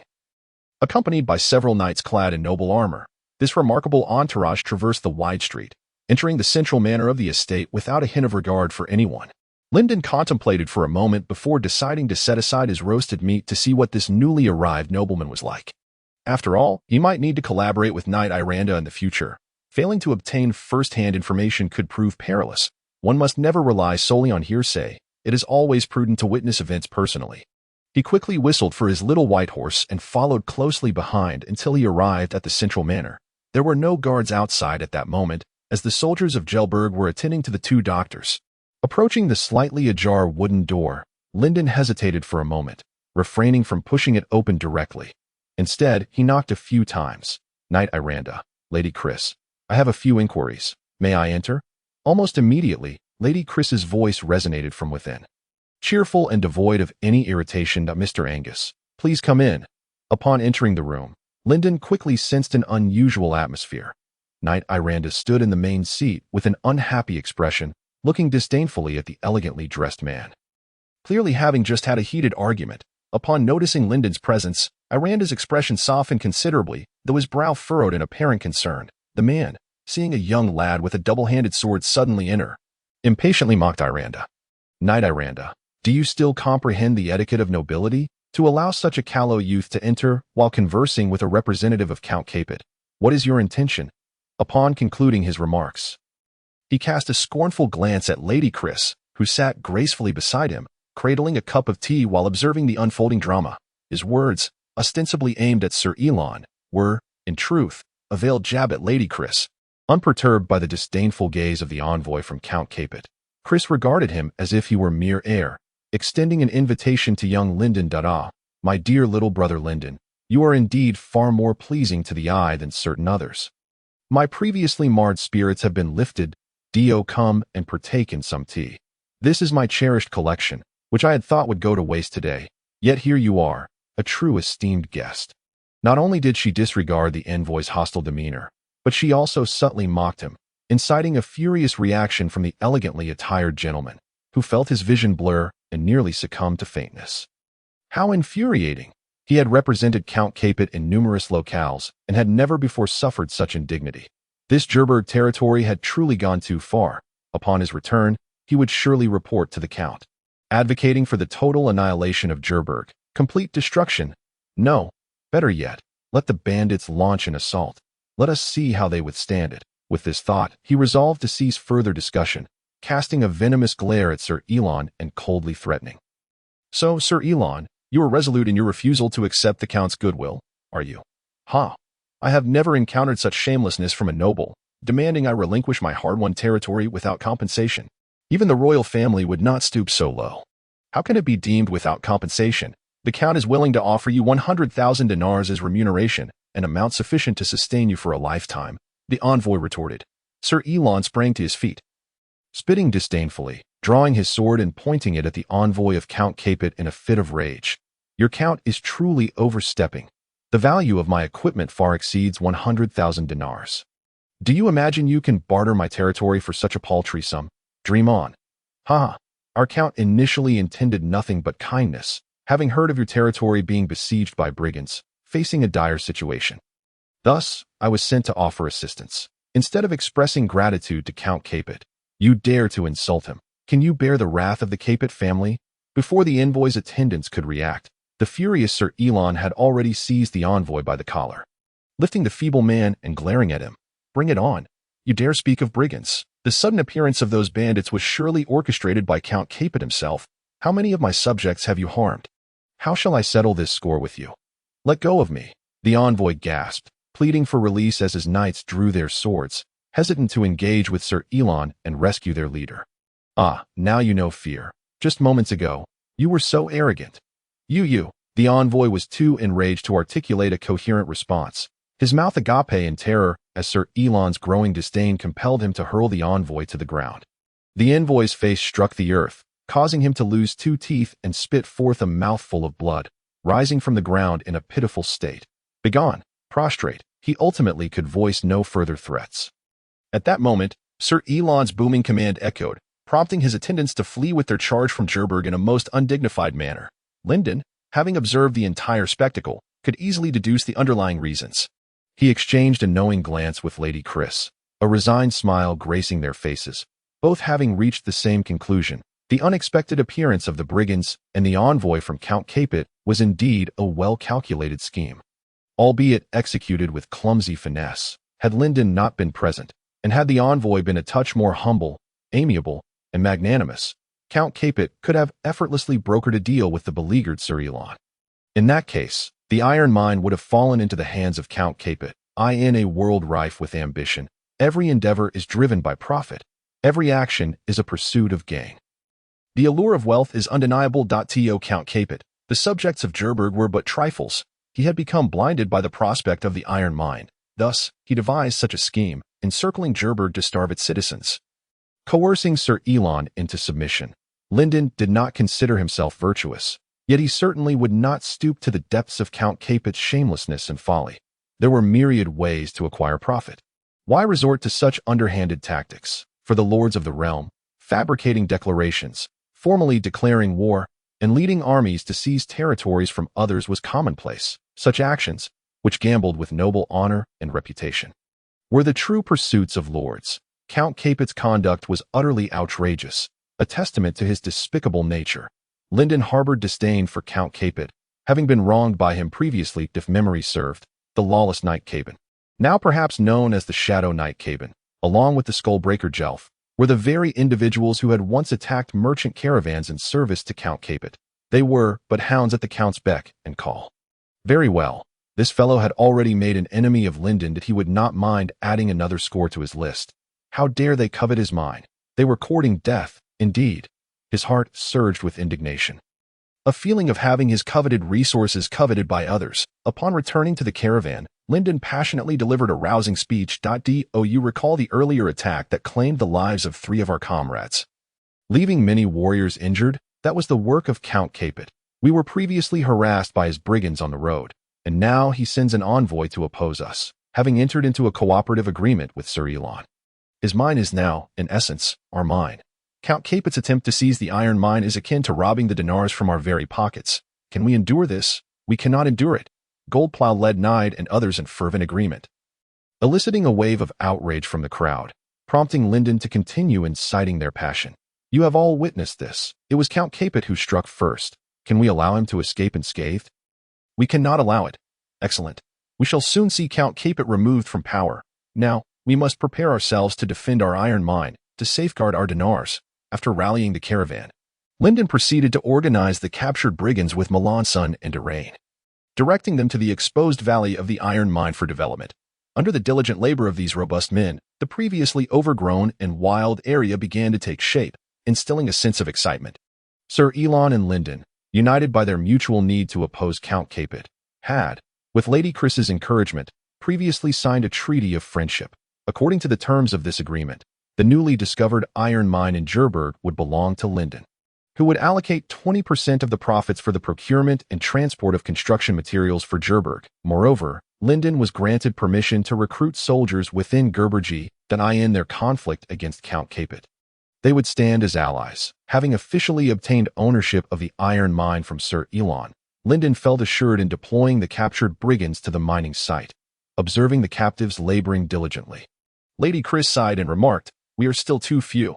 If only we had more captives." Linden chuckled, responding enigmatically, "What difficulty is there? Do you have a solution?" Lady Chris inquired, puzzled. Linden laughed, tapping his fingers together. "Soon, someone will deliver more captives to me." After leaving the mining site, Linden sought out Sir Elon, who was currently attending to the injured warriors of Jerburg alongside Tsm. As Linden entered, he found Tasm treating a squire who had lost his hand. Holding up a mirror, he instructed the knight to sit before it. The reflection revealed a man with but one intact hand, yet under Tasm's seemingly magical ministrations, the mirror gradually displayed a second, fully restored hand. "Now, focus your gaze upon the mirror and place your severed hand in my embrace." The knight's retainer complied without hesitation, and by the time he withdrew his palm from Tassimu, he had already been fully restored. Everyone gazed in astonishment at the now complete knight's retainer. However, Linden swallowed hard, his scalp prickling, for he observed that as the knight's retainer regained his integrity, the reflection in the mirror became increasingly fragmented. It was as if the individuals outside had been transposed into the mirror, reminiscent of a terrifying tale he had once encountered, leaving him feeling unnerved. He could not help but bolster himself with a buff akin to the heart of snow. With the enhancement of battle brilliance, his mind calmed slightly, yet he remained deeply skeptical of Tassimu's method of healing. Perhaps it was prudent to observe Lieselard instead, in stark contrast to Tassimu. Lieselard's approach to healing appeared considerably more conventional. Yet, unlike Linden's reaction, the wounded from the frontier held greater faith in Tassimu's treatment. Lieselard's techniques seemed mundane and devoid of any mystical influence. How could they possibly heal? Was he a charlatan, or perhaps a devotee of a malevolent deity? This disparity might simply reflect the differences in customs. After watching Lieselard's treatment for a while, Linden realized that he did, in fact, draw upon some mystical powers, albeit less enigmatically than Tassimu's unpredictable methods. He merely employed a frog, placing it over the wound to aid in healing. Who knew what kind of chemical reactions ensued? Under the frog's influence, the wound healed swiftly. This revelation, some began to applaud Lieselard, dispelling their doubts regarding his medical skills. Was this truly medicine? It would be more accurate to label it divine art, Linden mused, shaking his head in quiet derision. Sir Iranda, having listened to his complaints, lamented, "This is not divine art. Such powers are reserved for the priests of the church. Alas, the territory remains too small. Otherwise, we could establish a church and summon priests of the sanctum. Is there any significant difference between the healing methods employed by those church priests and those of physicians?" Iranda nodded in affirmation.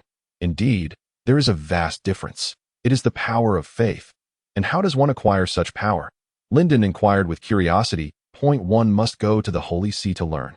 All priests there have undergone rigorous training." Meanwhile, in a bandit camp nestled within the mountains, the Viscount's envoy erupted in fury. "I represent the dignity of Viscount Capet.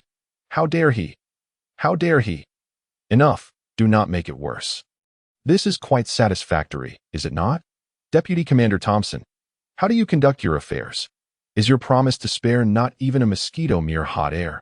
Now, it is not just a mosquito that has entered the frontier.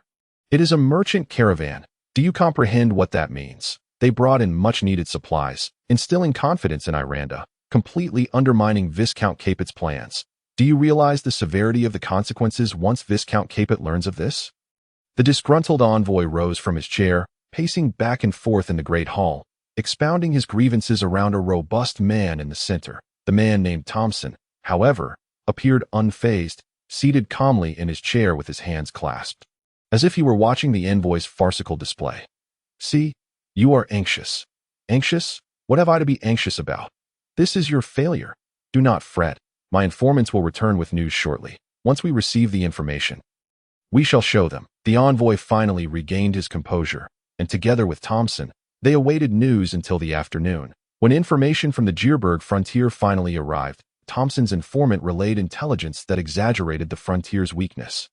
asserting that should Thompson launch an attack, it would undoubtedly deliver a devastating blow.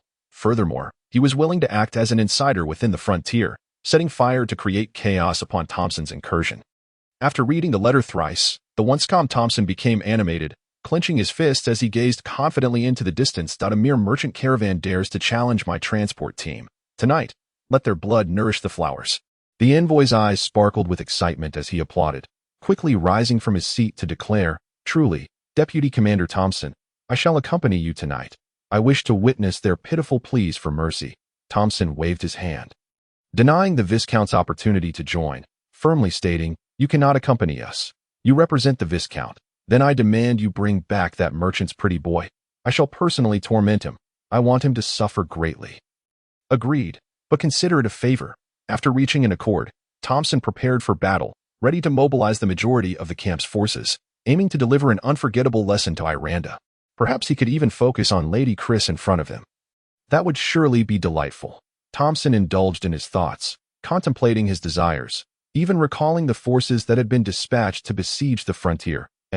He gathered all available strength on the flatland before the mountain fort. The area was already brimming with people, loose clusters of groups, numbering around 150. With 150 robust bandits facing the few injured soldiers in the frontier, not to mention a fortuitous small merchant caravan.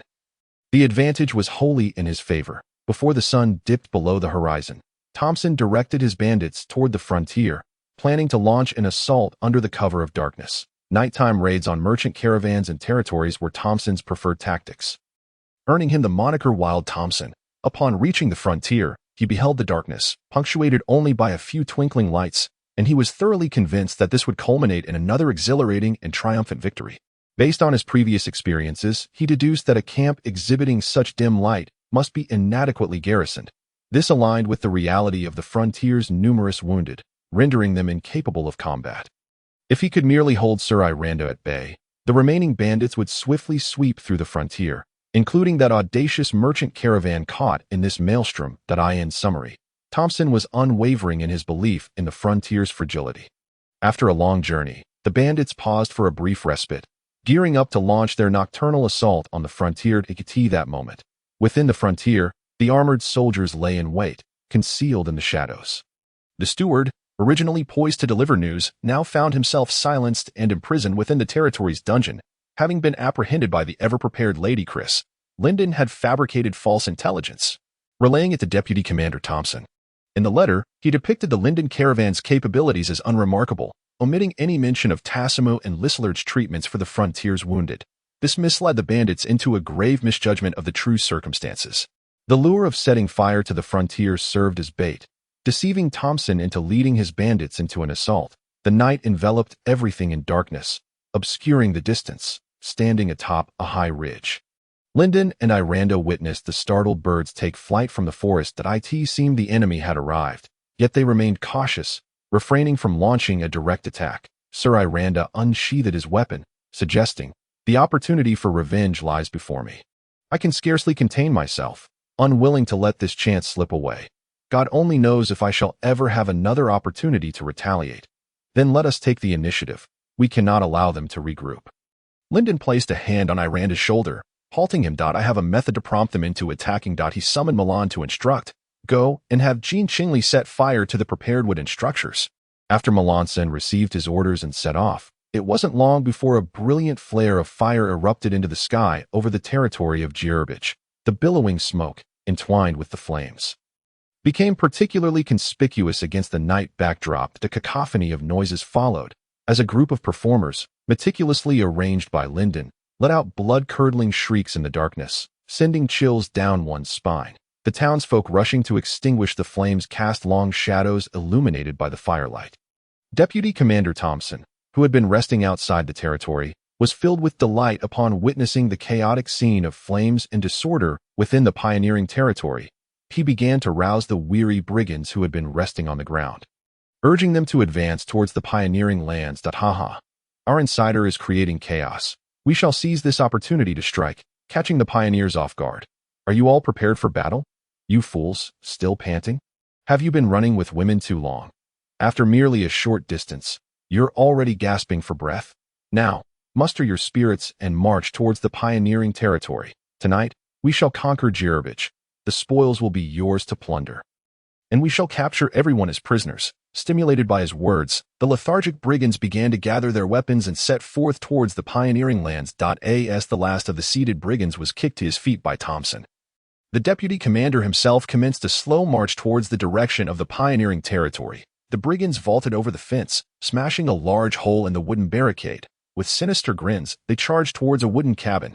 This was Lena S. house, and a scarred-eyed thug kicked the door open. He drew his sword and stormed into the room, wildly hacking in the direction of the bee, and to his surprise, instead of hearing the screams of men and women, his blade struck the bed frame directly. It was then that he realized the owner of the house had long vacated the premises.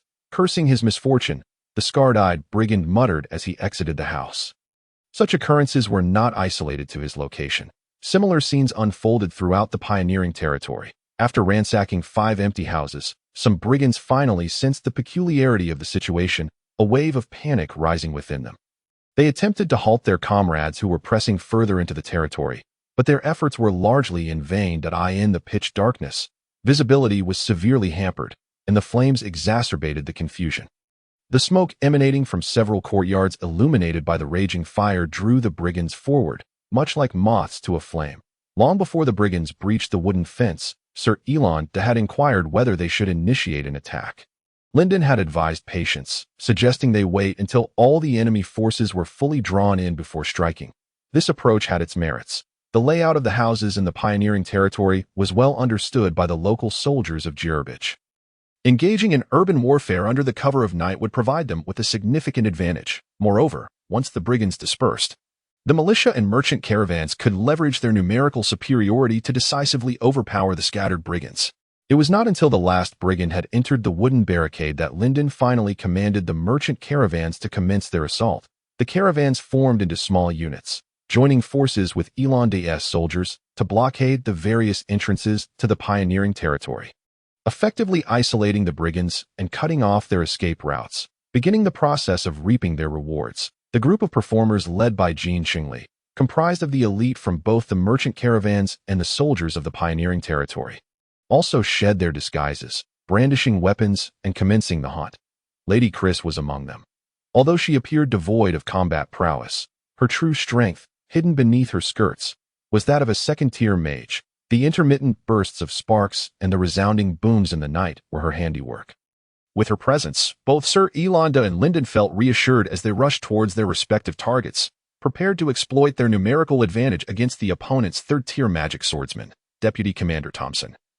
Armed with 2 weapons, first utilized a crimson dagger to invoke a state of insatiable thirst upon himself. He then drew a one-handed sword, its blade reflecting the firelight and illuminating his sullen face. By this time, he was acutely aware that he had fallen victim to deceit. Merchants were indeed cunning and treacherous individuals. How could the simple-minded Sir Elon devise such a nefarious scheme? As soon as Thompson entered the territory, he discovered that his escape route had been cut off. That moment, some quick-witted brigands were retreating from the pioneering territory, breathless as they reported the situation behind him. Without hesitation, he led these men in a frantic dash towards the exit. The knight, known for its proficiency in ambushes, was equally adept at facilitating escape. Recognizing the precariousness of the situation, fleeing was Thompson's greatest asset. However, he had scarcely made it a short distance before a contingent of soldiers encircled him. Among them were many familiar faces of those he had previously injured. Seeing them restored to full vigor confirmed to Thompson that there must be healers within the merchant caravan, aiding these soldiers in regaining their combat strength. The foes he now faced were far from the simplistic adversaries described by the insider in the correspondence. It's Thompson. Don't let him escape. Surround him! Surround him! The soldiers roared loudly, whether they were the pioneers or the brigands, converging towards this direction. Thompson had no intention of lingering here any longer. He raised his single-handed sword, channeling the chilling essence of his frostbite strike. And with a stomp, a wave of frigid air surged forth beneath him. True to its name, frostbite strike caused the soldiers to shriek in agony, a wave of soreness striking their vulnerable knees, rendering them momentarily immobile. Seizing this opportunity, Thompson broke through their defensive line. With the instinctual enhancement of his third-tier frostbite ability, his speed and movement became almost flamboyant, far exceeding that of an ordinary person. He ran with an effortless grace. Just as he was on the verge of escaping the pioneer territory, A sound reminiscent of shattering ice echoed from the side, and a sense of danger surged within him, prompting him to swiftly activate his first-tier Frosthound step. With the peculiar speed afforded by this skill, Thompson narrowly evaded the peril of being encased in ice. Gasping for breath, he beheld Lyndon and Iranda emerging from the shadows, his heart racing. Fortuitously, it was this Frosthound step, inherited from his father, Tom, that had saved his life countless times. Lyndon recognized the peculiar ability being employed by his foe. He understood that this was indeed the Frosthound step Iranda had mentioned. This proved to be quite a predicament, even though he had anticipated it. Witnessing such rapid movement firsthand was still astonishing, but he rapidly layered himself with the statuses of Shattering Blade, Acceleration, Swift Step, and Phantom. Having already empowered himself with the Heart of Light Snow before Iranda unleashed his Ice Blade strike, just as Lyndon took the opportunity to augment his own abilities, Iranda, the knight, raised his longsword and charged forward with a thrust, swiftly followed by a series of upward strikes. This was the fourth-tier ability, Giant Hunter. Despite its formidable power, it was regrettably countered by the Frosthound step. This was precisely the reason for Iranda's prior misfortunes. He bore the heart of a giant hunter, yet found himself ensnared by a mere hound as expected. With a missed strike, Thompson activated the Frosthound step once more, creating distance between himself and the two. Iranda, left with no choice, drew the short sword from his waist and summoned a Radiant Blade Array. This was a first-tier ability. Previously, Lyndon had witnessed this ability at Baron Cass's estate. Upon activation, several sleek magical swords materialized behind the knight. Their blue ethereal glow dazzling against the knight as Iranda attacked. The flying swords relentlessly assailed Thompson, impeding his movements. However, the offensive capability of the flying swords was rather lacking, appearing impressive, yet ultimately ineffective against formidable foes. They seemed more suited for charming the affections of the fairer sex rather than battling beasts. Thus, Iranda favored the type of ability represented by Giant Hunter, charging directly with his longsword to inflict real pain upon his adversaries. As Lyndon approached Iranda, he knew that if he did not close the distance now, it would be impossible to catch up once Thompson utilized a few more Frosthound steps to widen the gap. Fortunately, the buffs he had stacked were sufficiently numerous. With the enhancements from Acceleration, Swift Step, and Phantom, Lyndon executed a series of strikes, just managing to keep pace with Thompson's Frosthound step. This moment, Thompson felt a surge of anxiety. This was the first time he faced an enemy he could neither overpower nor evade. Each time he activated the Frosthound step, he could only create a slight distance that had devolved into a battle of magical prowess. If this continued, it wouldn't be long before he was ensnared. What was up with this opponent?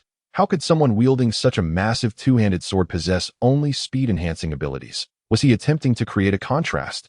Did he intend to lull his enemies into complacency with his imposing weapon, only to reveal himself as an assassin thrusting his sword into their hearts? Damn it! Did merchants truly possess such duplicitous natures? Thompson cursed inwardly. Yet, he resolved not to flee any longer. Prepared to confront the challenge head-on, bolstered by the hunger instinct, Thompson's close combat prowess was formidable. He feared no adversary of equal rank, especially not this young man who appeared to be merely a second-tier magic swordsman. Seizing the opportunity after executing a Frosthound step, Thompson pivoted and stomped, unleashing a wave of cold that spread across the ground towards Lyndon, even encasing the weeds in glistening frost. Lyndon, moving swiftly, barely managed to evade, redirecting his triple strike to create a slight distance. Yet, the reach of Frostbite Strike was extensive, and ultimately, Lyndon could not escape its grasp. Elated, Thompson surged toward Lyndon, invigorated by the hunger instinct. This ability enhanced his speed. Yet the increase when attacking far surpassed that during retreat. When advancing towards an enemy, both movement and attack speeds were exponentially amplified. If the enemy was low on health, the speed would continue to escalate. Though Lyndon had suffered damage from Frostbite Strike, he was still far from being critically wounded. With the Heart of Ice's enhancement, his resistance to ice attributes reached an extraordinary level the moment the chill struck his legs.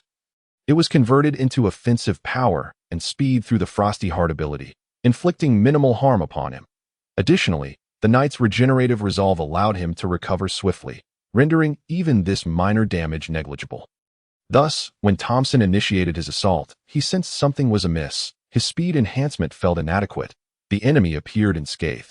How could it be? I witnessed him endure my Frostbite Strike. How is he still agile and sprightly? Could he possibly be the reincarnation of an ice slime?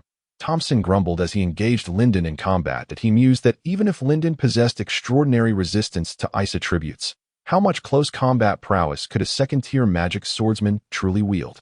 Every individual's magical capacity was finite, and crucially, the number of abilities a weapon could accommodate was limited. Given that this young man wielded only a two-handed sword, it was improbable he possessed many abilities. A third-tier magic swordsman against a second-tier one should guarantee victory. Thompson executed a flamboyant dance with his single-handed sword, thrusting toward Lyndon. Yet, with a mere flick of the wrist, Lyndon effortlessly parried each strike. Thanks to the passive mastery of his greatsword, Lyndon's swordsmanship surpassed that of Thompson, a third-tier magic swordsman. He instinctively merged the first-tier ability into his own swordplay. Stopped by this unexpected counter, a force reverberated through Thompson's hand, causing him to falter momentarily. Lyndon would not let this opportunity slip away. He swung his greatsword down upon Thompson. Startled, Thompson attempted to activate the Frosthound's step. Observing Thompson's movements, Lyndon sighed inwardly. Would he once again evade? The Hound's stride is indeed infuriatingly tenacious. There was no time to change tactics. The colossal sword was swung, yet it did not feel like a mere miss. Instead, it struck against solid iron armor. Thompson was sent sprawling, rendered incapacitated by a single blow. Enhanced by the heart of fine snow, the devastating force of the blade was beyond what a fragile being like Thompson could endure. Just as he thought he could evade with the Hound's stride, Sir Iranda's radiant sword formation finally reached its attack range, unexpectedly unleashing a small flying sword towards Thompson that it momentarily hindered him. Caught off guard, Thompson had no time to defend himself and was sent crashing to the ground. Upon landing, he once again activated the Hound's stride, but this time he did not dare glance back at the courage of the two behind him. Dragging his bleeding body, he desperately unleashed his battle radiance, hoping to exhaust Lyndon's mana, his only chance of survival. That he had already realized from that heavy strike that the second-tier magic swordsman wielding the colossal sword was no mere showpiece. Having invested his points into speed, his mastery of the colossal sword was evident, and his attacks were forceful and weighty, far beyond Thompson's capacity to withstand. Lyndon pursued Thompson closely.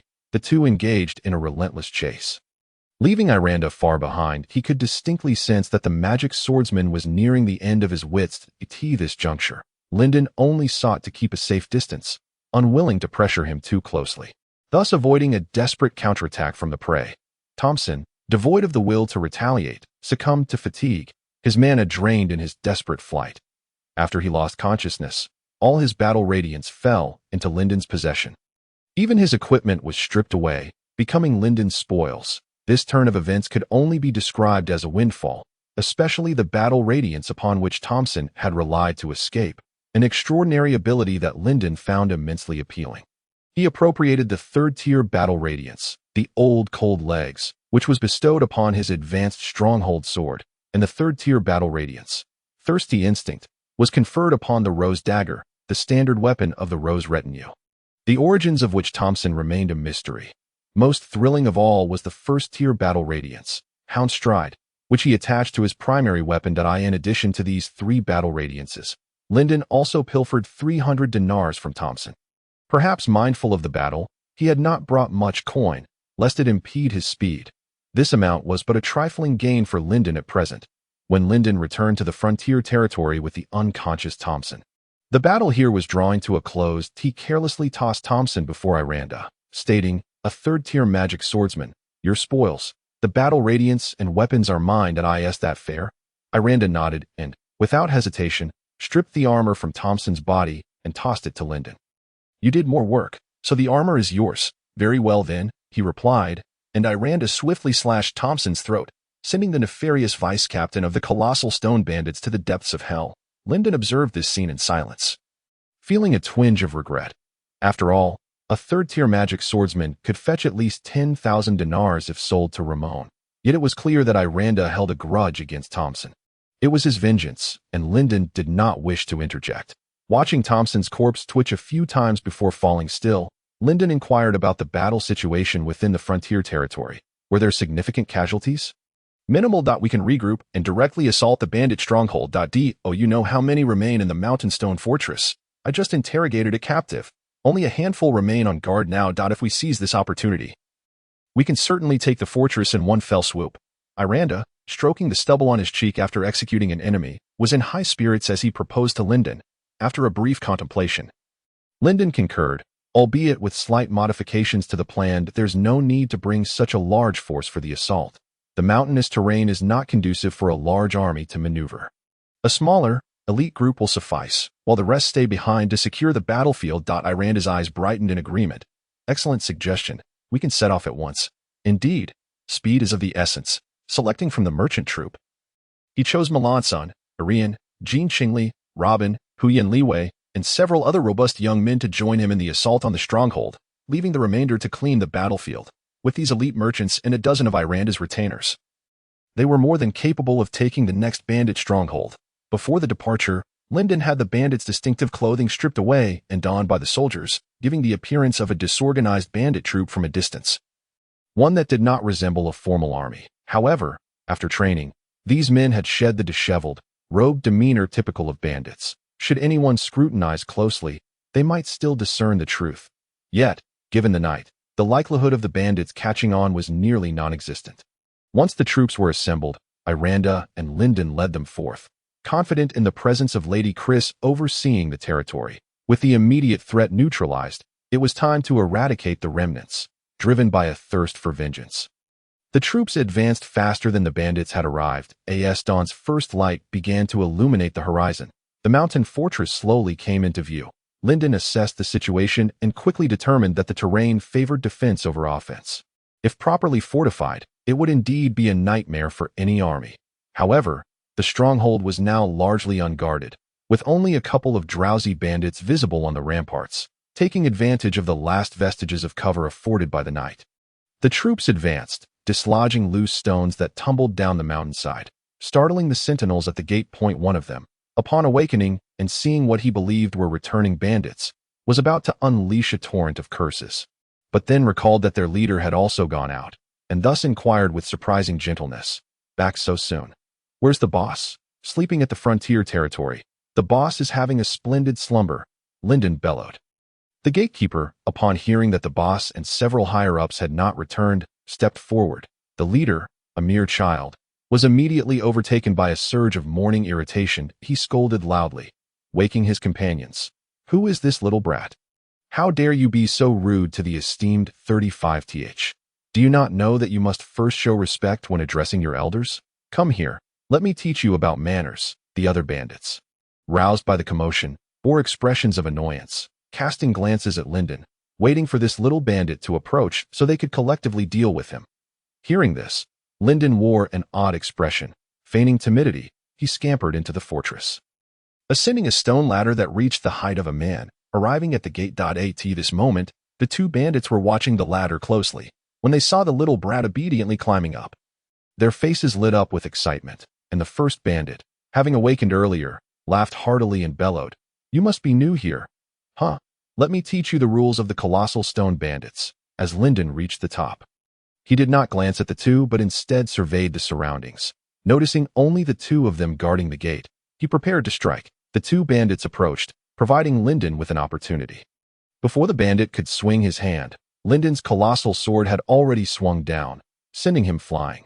The other bandit, still groggy and caught off guard, stood frozen in shock, only to soon have his head severed from his body. Thus, the gate of the mountain fortress was seized by Lyndon. His swift actions had made no noise, ensuring the element of surprise remained intact. Thus, the stone fortress remained enveloped in a cacophony of snoring. When Lyndon and his companions finally located the envoy of the Viscount, he was still nestled in bed, cocooned in his blankets and soundly asleep. Lyndon yanked him from his slumber, casting him unceremoniously onto the floor. The envoy, who had been immersed in a delightful dream, felt as though he were plummeting from the heavens to the depths of despair. With a terrified scream, he awoke, only to find Iranda and a young merchant standing over him. What a wretched dream to endure! The envoy, still in a dazed state, wallowed in self-pity. Iranda, however, approached and delivered a sharp kick, berating him. "Does it hurt? Do you still believe this is a dream? Dreams do not inflict pain." His eyes widened in horror upon realizing the grim reality he faced. He fervently wished that everything unfolding before him was merely a figment of his imagination. A wave of unprecedented panic washed over him. This so-called second-tier magic swordsman, who boasted of traversing many noble territories, now knelt on the ground, weeping uncontrollably. "Oh, you now comprehend the essence of fear. Were you not jubilant upon your arrival in this territory? Did you not threaten me?" Iranda's fists rained down upon the envoy's head, mercilessly transforming his once arrogant visage into a battered pulp. Only after he had exhausted himself did Lyndon approach with a smile. The envoy lifted his head, his face numbed from the blows, and mumbled a plea for mercy. "Please, do not strike me again. Another blow may prove fatal. Worry not. I do not harm others. Thank you. However, you did insult me earlier. How shall I exact my revenge?" "What? When did that occur? Have you forgotten? Shall I remind you?" "No, no need that I remember now." The envoy grimaced as he recalled the earlier confrontation, wherein he had indeed cursed the very boy now standing before him. He had not anticipated such a grudge would linger. This envoy of Viscount Capet was on the verge of forgetting, yet this mere commoner had retained such a memory. "Excellent. It seems you have recollected. I can offer a ransom. Allow me to pen a letter to Viscount Capet, and he will pay for my return. 10,000 denarii will be at stake. Would that not be a substantial sum for you? With that, you could procure splendid equipment." The envoy spoke with an air of cordiality, spinning a grand vision of wealth, yet Lyndon merely regarded him with bemusement. This man was on the brink of demise. Yet he still clung to his miserly ways. "You are worth no more than 10,000 denarii. Surely, you are a false noble. Perhaps we should simply end you." Upon hearing Lyndon's decree, the envoy burst into tears, pleading, "No, sir, my lord. I am a true noble. You cannot slay me. According to the laws of the Carophas continent, nobles are protected. Indeed, nobles who surrender to me on the battlefield are afforded such protection. Yet here, in the stronghold of brigands, does a noble still retain their status? Of course not. Nobles dwell in estates and face battles with honor, while you, cowering in a den of thieves, dare to call yourself a noble? Those who reside in noble estates are nobles. Those who dwell in lairs of robbers are but robbers. Meet your end, you wretched brigand." Before the envoy met his demise, Lyndon delivered a lengthy and scathing tirade. Determined to leave a bitter taste in the mouth of this noble envoy, he had no intention of allowing this noble messenger to return to Viscount Capet, for doing so would immediately alert the Viscount to Lyndon's circumstances. Confronting the wrath of Viscount Capet would undoubtedly prove perilous. Conversely, should he eliminate the envoy, he could effectively seal off any news. By the time Viscount Capet received word, it would be far too late. In the interim, Lyndon and Sir Iranda had much to accomplish. Ultimately, the imperative was to stifle the enemy's information, ensuring that Viscount Capet remained oblivious to the true situation. This was the most advantageous course of action at present. Such a maneuver was worth far more than a mere 10,000 denarii. After suspending the envoy's head outside the city gates, Lyndon's merchant caravan officially took control of the mountain stone fortress. This stronghold was not far from the territory of Jerburg, and it could still be considered part of Sir Iranda's domain. Lyndon immediately recognized the potential of this brigand stronghold and proposed to Sir Iranda that they acquire the land as a base for the caravan. In the future, when transporting supplies to Jerburg, the caravan could use this location for resupply. Sir Iranda readily agreed to Lyndon's proposal, though the specifics of the contract would need to be discussed with Lady Chris back in the territory. Such matters were beyond his purview. After a night of battle, the weary team briefly tidied the mountain fortress before taking a day to recuperate. Lyndon, too, lay upon the bed previously occupied by the envoy.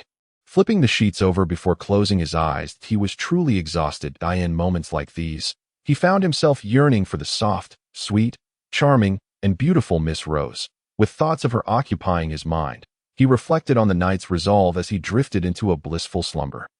The knight's resolve was a passive third-tier battle aura, imbued with healing properties that doubled the recovery of his physical fatigue while he rested. Awakening after midday, he felt invigorated and brimming with energy as he rose from the bed. At that time, Sir Iranda was still in a deep slumber. Once awake, Lyndon surveyed the stronghold. Having resolved to establish this location as the future base for the caravan, he contemplated how to renovate the mountain fortress. The structure, hastily erected by robbers using readily available stones, was sturdy but far from aesthetically pleasing. Moreover, there was ample room for expansion. For instance, at the city gates, Lyndon envisioned the addition of 2 towering watchtowers to enhance visibility and fortify the fortress's defenses. While the mountain path was indeed advantageous for defense, it posed significant challenges for transporting goods, making it unsuitable for the caravan's needs. Ideally, a wider road should be constructed on the opposite side of the mountain to serve as the main thoroughfare to the stronghold. At that point, formidable gates would be erected, and lethal ballistae set in place to comprehensively secure the narrow mountain path, picking off any foolish intruders. Once they had dealt with the ballistae, they would be met by an insurmountable presence waiting at the final gate. In that moment, Lyndon, would be the formidable final boss at the gate. Something feels amiss. Such thoughts are indeed rather ominous. Just as Lyndon was lost in his musings, Sir Elon finally awoke from his slumber. Gathering the personnel from the mountain fortress to assemble the captives on the plateau before the mountain, the sight of their congregation evoked memories of the previous day when Captain Thompson, with great enthusiasm, led everyone forth to seize the territory of Gelberg, a moment now eerily reminiscent of this one. Alas, the individuals before him were no longer the same as they had been yesterday. The brigands could only swallow their bitterness as they were driven, under the escort of Lyndon and Elana, into the mining district of Gelberg. Here, they would reunite with those who had once been good men. Surely, the joy of their reunion would bring them to tears. At this juncture, the frontier had finally weathered a life-and-death crisis. The spoils of this battle were immense, with over 100 giants yielding a bounty of treasures. While dozens of captured brigands, following the peculiar treatments of Tashimu and Lieselad, diligently toiled to develop the mining area, Tashimu, too, had discovered the herbs he sought within the frontier, thanks to the relentless pursuit of the brigands. The denizens collected numerous roots to stockpile at home, preparing to subsist on these when food became scarce. To repay the kindness shown to him in treating the soldiers, Sir Elon exchanged a substantial quantity of herbs with the locals for provisions. Delivering them to Tashimu. On the following day, a caravan laden with spoils prepared to return. He intended to first visit Wanhai town to sell all these treasures. Kite-shaped shields for 200 dinars, spears for 300 dinars, hunting crossbows for 44 dinars, greywood pikes for 200 dinars, leather gloves for 80 dinars, scale armor for 600 dinars, splint leg guards for 300 dinars, luxurious studded leather coats for 2,000 dinars, and nomadic cloaks for 600 dinars. These assorted armaments, stripped from over 100 brigands, collectively amounted to a staggering sum, likely exceeding 100,000 dinars upon sale. At that time, Lyndon would possess a more substantial treasury to invest in the development of this mining area. The next morning, 12 merchant carts and 5 frontier carts, brimming with the harvest from Gelberg, set forth towards Wanhai town. Lyndon, filled with longing for the maiden, embarked on his journey home, eager to share countless thoughts with her. After a protracted time in the wild, he felt utterly fatigued. Riding on his steed was no match for the serene pleasure of reclining in the garden with the girl, watching the sunset together. How lamentable that this other world has no mobile phones. If only there were tools for remote communication. The cargo on the return journey exceeded that of the outbound trip, inevitably slowing their pace. Yet, Lyndon's heart yearned for home, and he spared no moment on the road, returning to Wanhai town in just 3 days. Upon his arrival, Lyndon headed straight for the Orchid Chamber of Commerce. This time, there was no need for him to personally deliver reports to the Commercial Association with the caravan. He entrusted the task to Melanzin. As he returned, the proprietor of the Orchid Chamber, Ilanin, was out. So he took the opportunity to write a letter to Miss Rose. Generally speaking, it is best to personally present a letter requesting a meeting before approaching a noble, to demonstrate proper etiquette. Moreover, given that Lyndon's intended recipient was the charming yet whimsical Rose, he endeavored to infuse the letter with as much amusement as possible, hoping it would bring her joy upon reading. Just as Lyndon completed the letter and handed it to Rose's servant, Ilanin returned to the Orchid Chamber. Not long after, the amiable Ilanin sought out Lyndon, who coincidentally had matters to discuss with him. He intended to consult Ilanin regarding the feasibility of establishing a mining site and iron smelting center in Gelberg. Estimating the potential costs involved, with his wealth of experience, Ilanin was undoubtedly a more reliable advisor in this matter. After hearing Lyndon's proposal, Ilanin furrowed his brow, his expression turning serious as he asked, "Brother, are you serious? What's the matter, Ilanin?" Lyndon, startled by his demeanor, quickly inquired. Observing Lyndon's puzzled expression, Ilanin broke into laughter, slapping his thigh as he exclaimed, "Ha ha ha, that is simply too far-fetched. You must understand, the iron industry has always been under the control of bishops and great nobles." Lyndon also knitted his brow, contemplating various possibilities before tentatively asking Ilanin, Is there a law in the southern province that stipulates only bishops and great nobles may smelt iron? Is it something we cannot even touch? Such state monopolies were common in ancient China. Perhaps this world with its nobility had similar restrictions and taboos. Illinan shook his head, dismissing Linden's speculation. He lifted his teacup, taking a sip before explaining. Clearly, this is a long story. Let me begin with the town. Are you familiar with Pfalz? It is a renowned smelting center, overseen by the Archbishop of the Rhine. It requires a workforce of 75 miners, 300 transport workers, 518 lumberjacks, and an additional 400 laborers, totaling over 1,000 individuals to sustain an annual production of 1,000 tons of iron. Upon hearing Illinan's description of Pfalz, Linden was astonished. He had not anticipated such scale for an iron smelting center in this world, prompting him to exclaim, "So many?" Illinan waved his hand dismissively, adopting an expression of seasoned understanding. "What did you expect?" Thus, establishing an iron smelting center necessitates substantial financial reserves, the likes of which only bishops possess. Even ordinary nobles lack the capacity to engage in such ventures. With our limited resources, we should refrain. Linden briefly calculated the investment in his mind, promptly dismissing the notion of entering the metallurgical industry at this stage. It was not something he could engage in just yet. Perhaps he would need to wait until his dye factory was successfully established to allow light industry to support heavy industry. Only then, with ample capital, could he elevate the mining site into a metallurgical center. He sighed internally, realizing that the initial capital accumulation for heavy industry far surpassed that of light industry. "Thank you, Illinan, for your guidance. Let us focus on establishing the dye factory." Illinan nodded in satisfaction, patting Linden on the shoulder in encouragement. "Indeed, do not aim too high. Otherwise, a rupture in our financial chain would spell disaster." In Illinan's view, this was merely the youthful folly of imagination.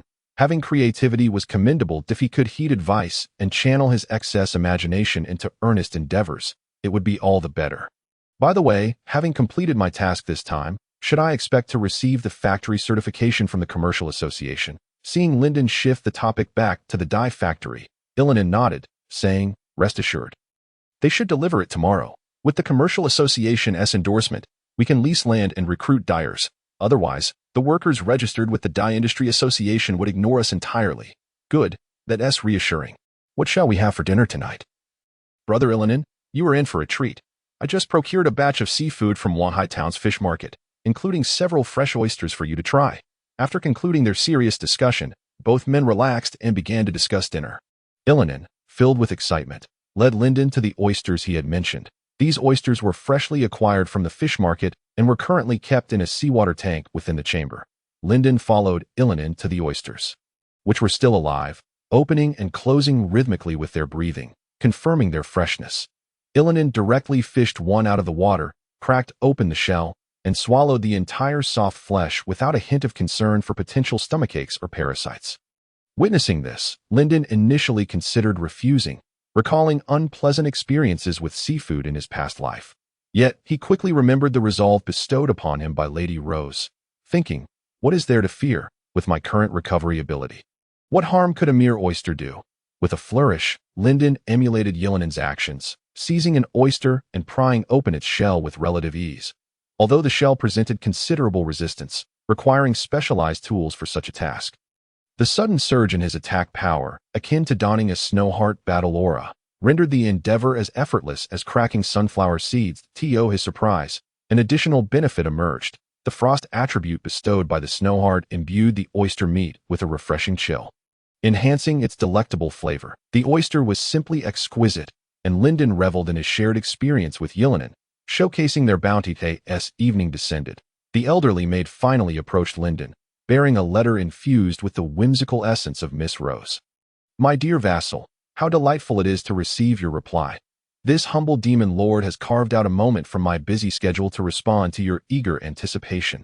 Shall we rendezvous the day after tomorrow?" The letter confirmed their outing, thoughtfully allowing Linden time to attend to his affairs. On the second day after arriving at Wanhai Town, Linden and Melanson ventured to the local market. Together, they attended to various matters, primarily selling off unnecessary spoils at the bustling marketplace. After rewarding his subordinates with a share of the spoils, Linden's wealth swelled to over 200,000 dinars, nearing 300,000, reflecting on his earlier plight. When even tattered garments depended on Uncle Linus's charity, he couldn't help but feel a twinge of nostalgia. How impoverished he had been. Although now more affluent, he was not yet truly wealthy. He anticipated that the future opening of the dye factory would elevate his fortunes to staggering heights. With newfound riches, Lyndon was in high spirits as he set out to select a gift for Rose. Contemplating what a girl might cherish, he found himself in a quandary, hesitating before a jewelry and clothing shop. He ultimately stepped into the latter, deciding to explore both options. Had it not been for the fact that Gyreberg only produced iron ore, he would have returned with a gem from that region. This clothing store was undeniably the most opulent in Wanhai town, as the shopkeeper informed him that even the aristocrats of the town bespoke their garments here. Adorned in blue armor, Lyndon exuded an air of distinction. Garnering the shopkeeper's enthusiastic attention, this hat is truly splendid. What is the name of the flower atop it? He inquired. It is called Valendilus. You certainly have exquisite taste. This hat is most befitting for young ladies. Would you not consider purchasing one for your beloved? How much does it cost? Not dear at all, only 400 dinars. Very well, please wrap it up for me. The day before his meeting with Rose, he spent 1,000 dinars on a blue hat adorned with white flowers, along with a lovely dress in alternating shades of white and cream.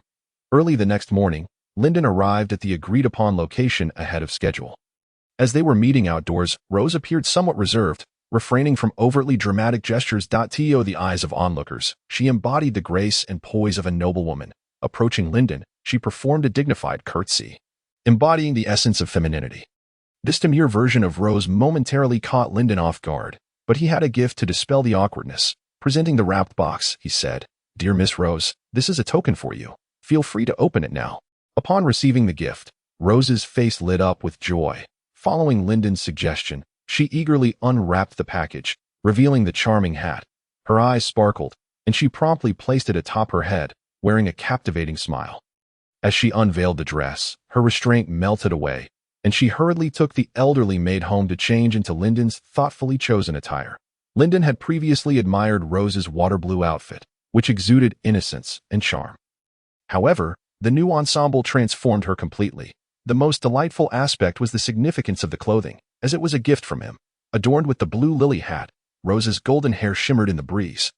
Prompting an involuntary smile from Lyndon, the sentiments of a youthful heart presented to a young lady were indeed treasures to cherish. "Rose, have you decided what you want to do at the beach?" "Of course, I want to go fishing with my entourage." At that moment, Lyndon realized that Rose had not brought the cooling garments typically associated with swimming, nor did the elderly maid seem prepared.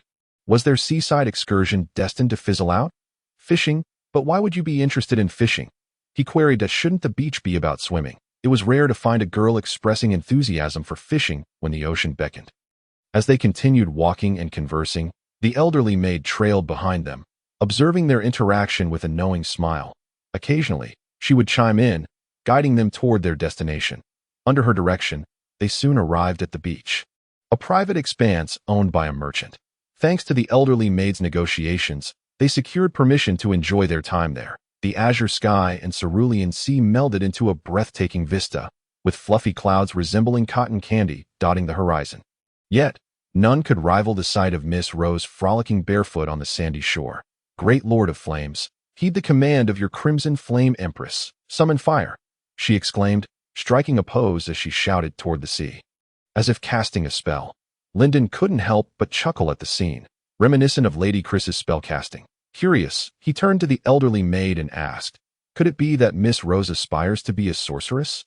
"Perhaps," the maid replied, uncertainty lacing her voice. "Does Rose possess any magical aptitude?" "Indeed, she has a talent for that," the elderly maid said with a gentle smile, her eyes filled with affection as she glanced at Rose. Could it be true that Rose had a knack for magic? That was splendid news. Lyndon smiled, having previously doubted her potential in that regard. Thus, the elderly maid responded with such uncertainty. After all, possessing magical talent is an exceedingly rare phenomenon. Those endowed with such gifts are far fewer than one might imagine, and certainly not comparable to the ranks of magic swordsmen. The elderly maid suggested to Lyndon, "So, for the next gift, why not include a few more gemstones? Just like last time. Will this aid in magic?" "Indeed, it would greatly benefit the young lady. Gemstones serve as excellent magical materials. They can store both magical power and spells, making them invaluable for aspiring mages. Many wands are crafted with these stones as essential components. Linden pondered over her words, contemplating. If they can store magical power, then weapons should also be able to incorporate these stones, right? Precisely. Many high-tier weapons are imbued with gemstones. I have even heard of an exceptionally high-tier weapon that is entirely constructed from gemstones, known as the gem sword. That moment, a somewhat disgruntled Rose approached, pulling Linden aside and exclaiming, "You two have been chatting without including me." "Linden, you must play with me today?" Although the two were discussing matters pertaining to Rose, they had become so engrossed that they overlooked the feelings of the young girl. Linden comforted Rose, saying, "Aren't we fishing? Fishing requires tranquility, you know, but we haven't caught a single fish." Rose tilted her head, observing the empty basket before Linden, which made him feel somewhat embarrassed. He extended his fishing rod to her, saying, "Then why don't you try?" "Rose? I shall show you how a true fishing master operates." The young girl took the rod, baited it, and gently cast it into the water. Before long, she reeled it back in, and upon inspection, there was indeed a fish hooked on the line. Linden, filled with confusion, asked, "Rose, I haven't seen you do anything remarkable. How did you manage to catch a fish so easily?" "It's simply that Linden is too slow. The bait must have been devoured while it was left in the water for so long." She rebaited the hook and executed the same technique, pulling out another fish, this one even larger, its white scales shimmering with iridescence under the sunlight. "Look, a white fish," she exclaimed, proudly displaying it in her palm. Leaving Linden utterly astounded, he attempted to replicate Rose's method, casting the line once more, but after a brief moment, he reeled it back in. Rose was at his side, offering guidance. "Linden, you're too slow. You need to be quicker." "No, that's wrong. Cast with more force. Don't hesitate. There's no need to be stylish while casting. Even the fish will turn up their noses at that." Is Linden not satisfied? How about I prepare some of that witch's grilled fish for you?" As Rose stifled her laughter while earnestly instructing him, Linden finally learned how to fish in this otherworldly realm. The cunning strategies he employed in his past life, waiting patiently in the battle of wits with fish, proved ineffective here. The fish in this realm were rather simple-minded, readily biting at any bait. Linden's previous failures to catch fish stemmed from the fact that the bait was snatched away the moment it touched the water. By the time he realized, he was left with nothing but an empty rod. For the remainder of the time, Linden reveled in the joy of catching fish. It wasn't long before his basket was brimming with lively fish. Flopping about within, he contentedly lifted a particularly large fish, cradling it in his arms, thinking, "The fishing resources in this world are truly abundant. Fishermen, come and traverse with me," having caught a plethora of fish. The meal by the seaside would naturally be grilled fish prepared by Miss Rose. Her culinary skills, learned from the elderly maid, were nothing short of remarkable, and the golden, crispy grilled fish quickly captured Linden's appetite. On the golden-tinged beach, the waves lapped and receded, leaving behind a few fish and plankton stranded on the shore. Adorable waterbirds scurried along the sandy beach, chasing after the waves, snatching morsels to fill their bellies. This scene was both amusing and comical, a picturesque sight by the sea. However, for those who also struggled to survive, it would hardly evoke laughter. Many otherworldly adventurers faced similar hardships, and during his time in the Jeerberg development area, Linden encountered a particularly outrageous profession. These individuals, in pursuit of dinars, caught leeches from the swamps to sell. According to Lissillard, leeches were excellent medicinal materials often used in bloodletting therapies. However, these creatures were not easy to capture. Having hands was merely a prerequisite. If one attempted to catch them directly, they would likely burrow into the depths of the mud, refusing to surface. The optimal method involved using cow blood or chicken meat as bait. By tossing these into the water, areas inhabited by leeches would soon be swarming with them. Yet, cow blood and chicken meat cost money, and for these impoverished individuals, it was unlikely they could afford such luxuries.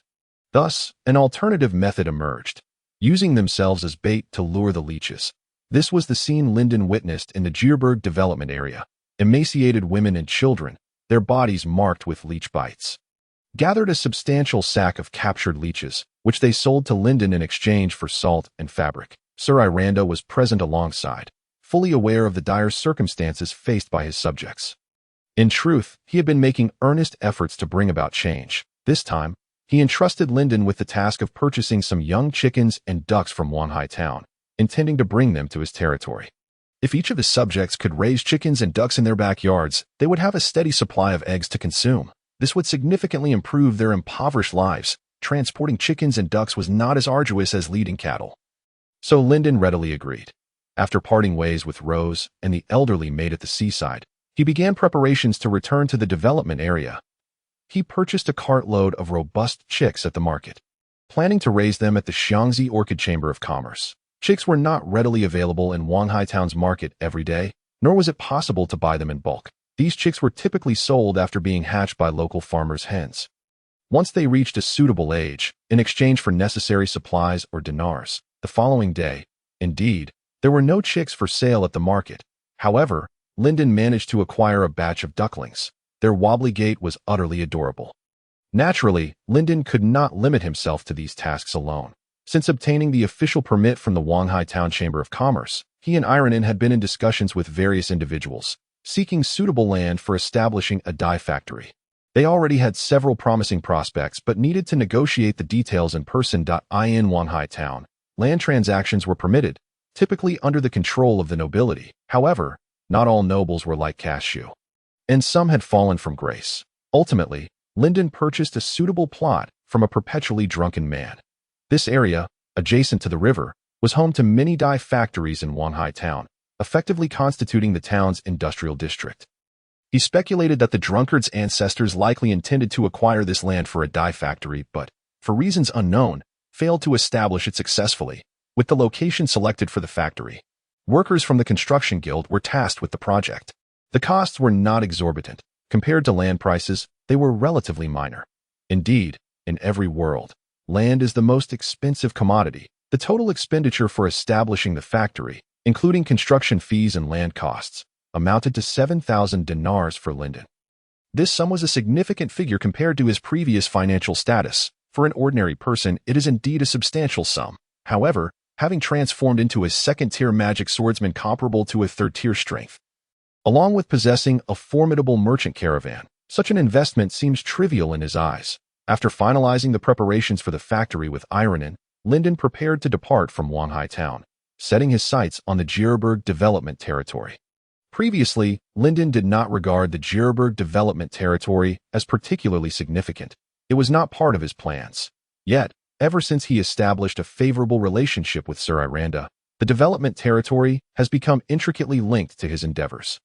Not only is it Iranda's development territory, but it also serves Lyndon's interest that it is a base for recruiting soldiers, stockpiling supplies, and acquiring dinars. Should the Jierberg development territory flourish in the future, attracting talents from all corners to settle here, he would be able to recruit exceptional individuals directly from the village, which would be far more economical than hiring from taverns or similar venues. After all, he would avoid the substantial commission and mercenary fees, which are a means for the lords of Karofi's continent to restrict others.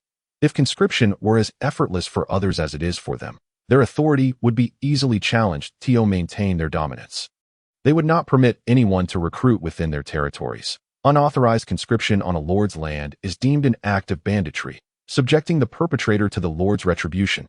However, should one pay a certain sum of dinars to the village chief, these astute elders would gladly facilitate the process for you. One of the most difficult characters to deal with is often the village chief. Many development territories or established lands relinquish their conscription rights to their partners to gain additional support. For common development territories, these partners may be affluent merchant guilds or religious organizations in territories that have been developed for over a century. Merchant guilds are unlikely to penetrate. Instead, it would be powerful, extraordinary organizations like knight orders that collaborate with them, training their elite knights. The knight orders also cultivate future talents within their territories. Many territories surrounding Wanghai Town previously entered into contracts with organizations within the town. Several territories have also granted conscription rights to commercial associations. Thus, the Jierberg development territory finds itself in a state of isolation, with Sir Iranda receiving nothing beyond the support of state resources. Even the collaboration with the commercial association was secured only after he promised the old president a substantial portion of central land. The intricacies of this arrangement became clear to Lyndon through his discussions with Ironin. Therefore, his expectations for the Jierberg development territory have increased, but they extend beyond mere anticipation. He also plans to establish another workshop here to generate dinars. Not a smelting factory, as he currently lacks the means to initiate. Rather, it will be a paper mill producing pristine white paper from materials like bark and other fibers. Indeed, he intends to disseminate paper-making technology across this land. And when the pristine paper reaches Karophis, he shall undoubtedly become one of the wealthiest individuals on the continent. To realize this ambition, he established a mountain fortress as his paper-making base, with aspirations and plans for the future. Lyndon spent 5,000 dinars to acquire tools and craftsmen. As he set forth, his 12 wagons were laden with supplies destined for the development territory. Among them were 5 wagons filled with chicks and ducklings, 2 wagons of mining tools, as well as essential goods such as fabric, salt, and oil. It is worth noting that the wagons that had accompanied him to the development territory had already returned, as they did not linger in Wanghai town, unlike Lyndon, who had the delightful Miss Rose by his side.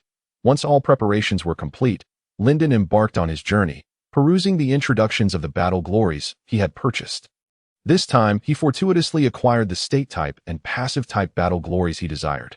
Thus, he happily accepted several battle glories valued at 30,000 dinars. They included the third-tier battle glories, mighty strength of thousands, agile arm, and iron heart, all of which are third-tier state-type battle glories.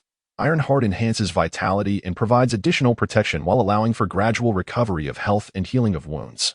Agile arm increases the armor-piercing value of weapons, and mighty strength of thousands boosts armor-piercing attacks in close combat. Furthermore, when executing a greatsword decapitation against an enemy, it can trigger a deterrent effect, lowering the opponent's morale, which aligns perfectly with Lyndon's preferences. In addition to these 3 battle glories, he also acquired 2 second-tier passive battle glories, Greatsword Mastery LV2 and Greatsword Enhancement LV2, both of which are rare types of passive battle glories that enhance sword techniques. Lyndon had already experienced the joy of Greatsword Mastery LV1, which significantly improved his sword skills. Transitioning to LV2 would catapult him even further. Upon affixing the Greatsword Mastery LV2 to his weapon, he was astonished to discover that these 2 battle glories could synergistically activate. However, they did not simply stack to form LV3. In his perception, they seemed to exceed LV2 by a slight margin, akin to 2. 1. This delighted Lyndon immensely, as it suggested that he might not need to seek out higher tiers of greatsword mastery to grasp advanced greatsword techniques. By acquiring numerous lower-tier greatsword mastery glories and affixing them to his weapon, he could potentially amass them to reach a 9th tier. With sufficient greatsword mastery, such a feat would indeed be achievable. The journey from Wanghai town to the development territory encompasses a round trip of approximately 1 week. Since Lyndon's caravan had traversed this route once before, they had also cleared the road of bandits and made basic repairs.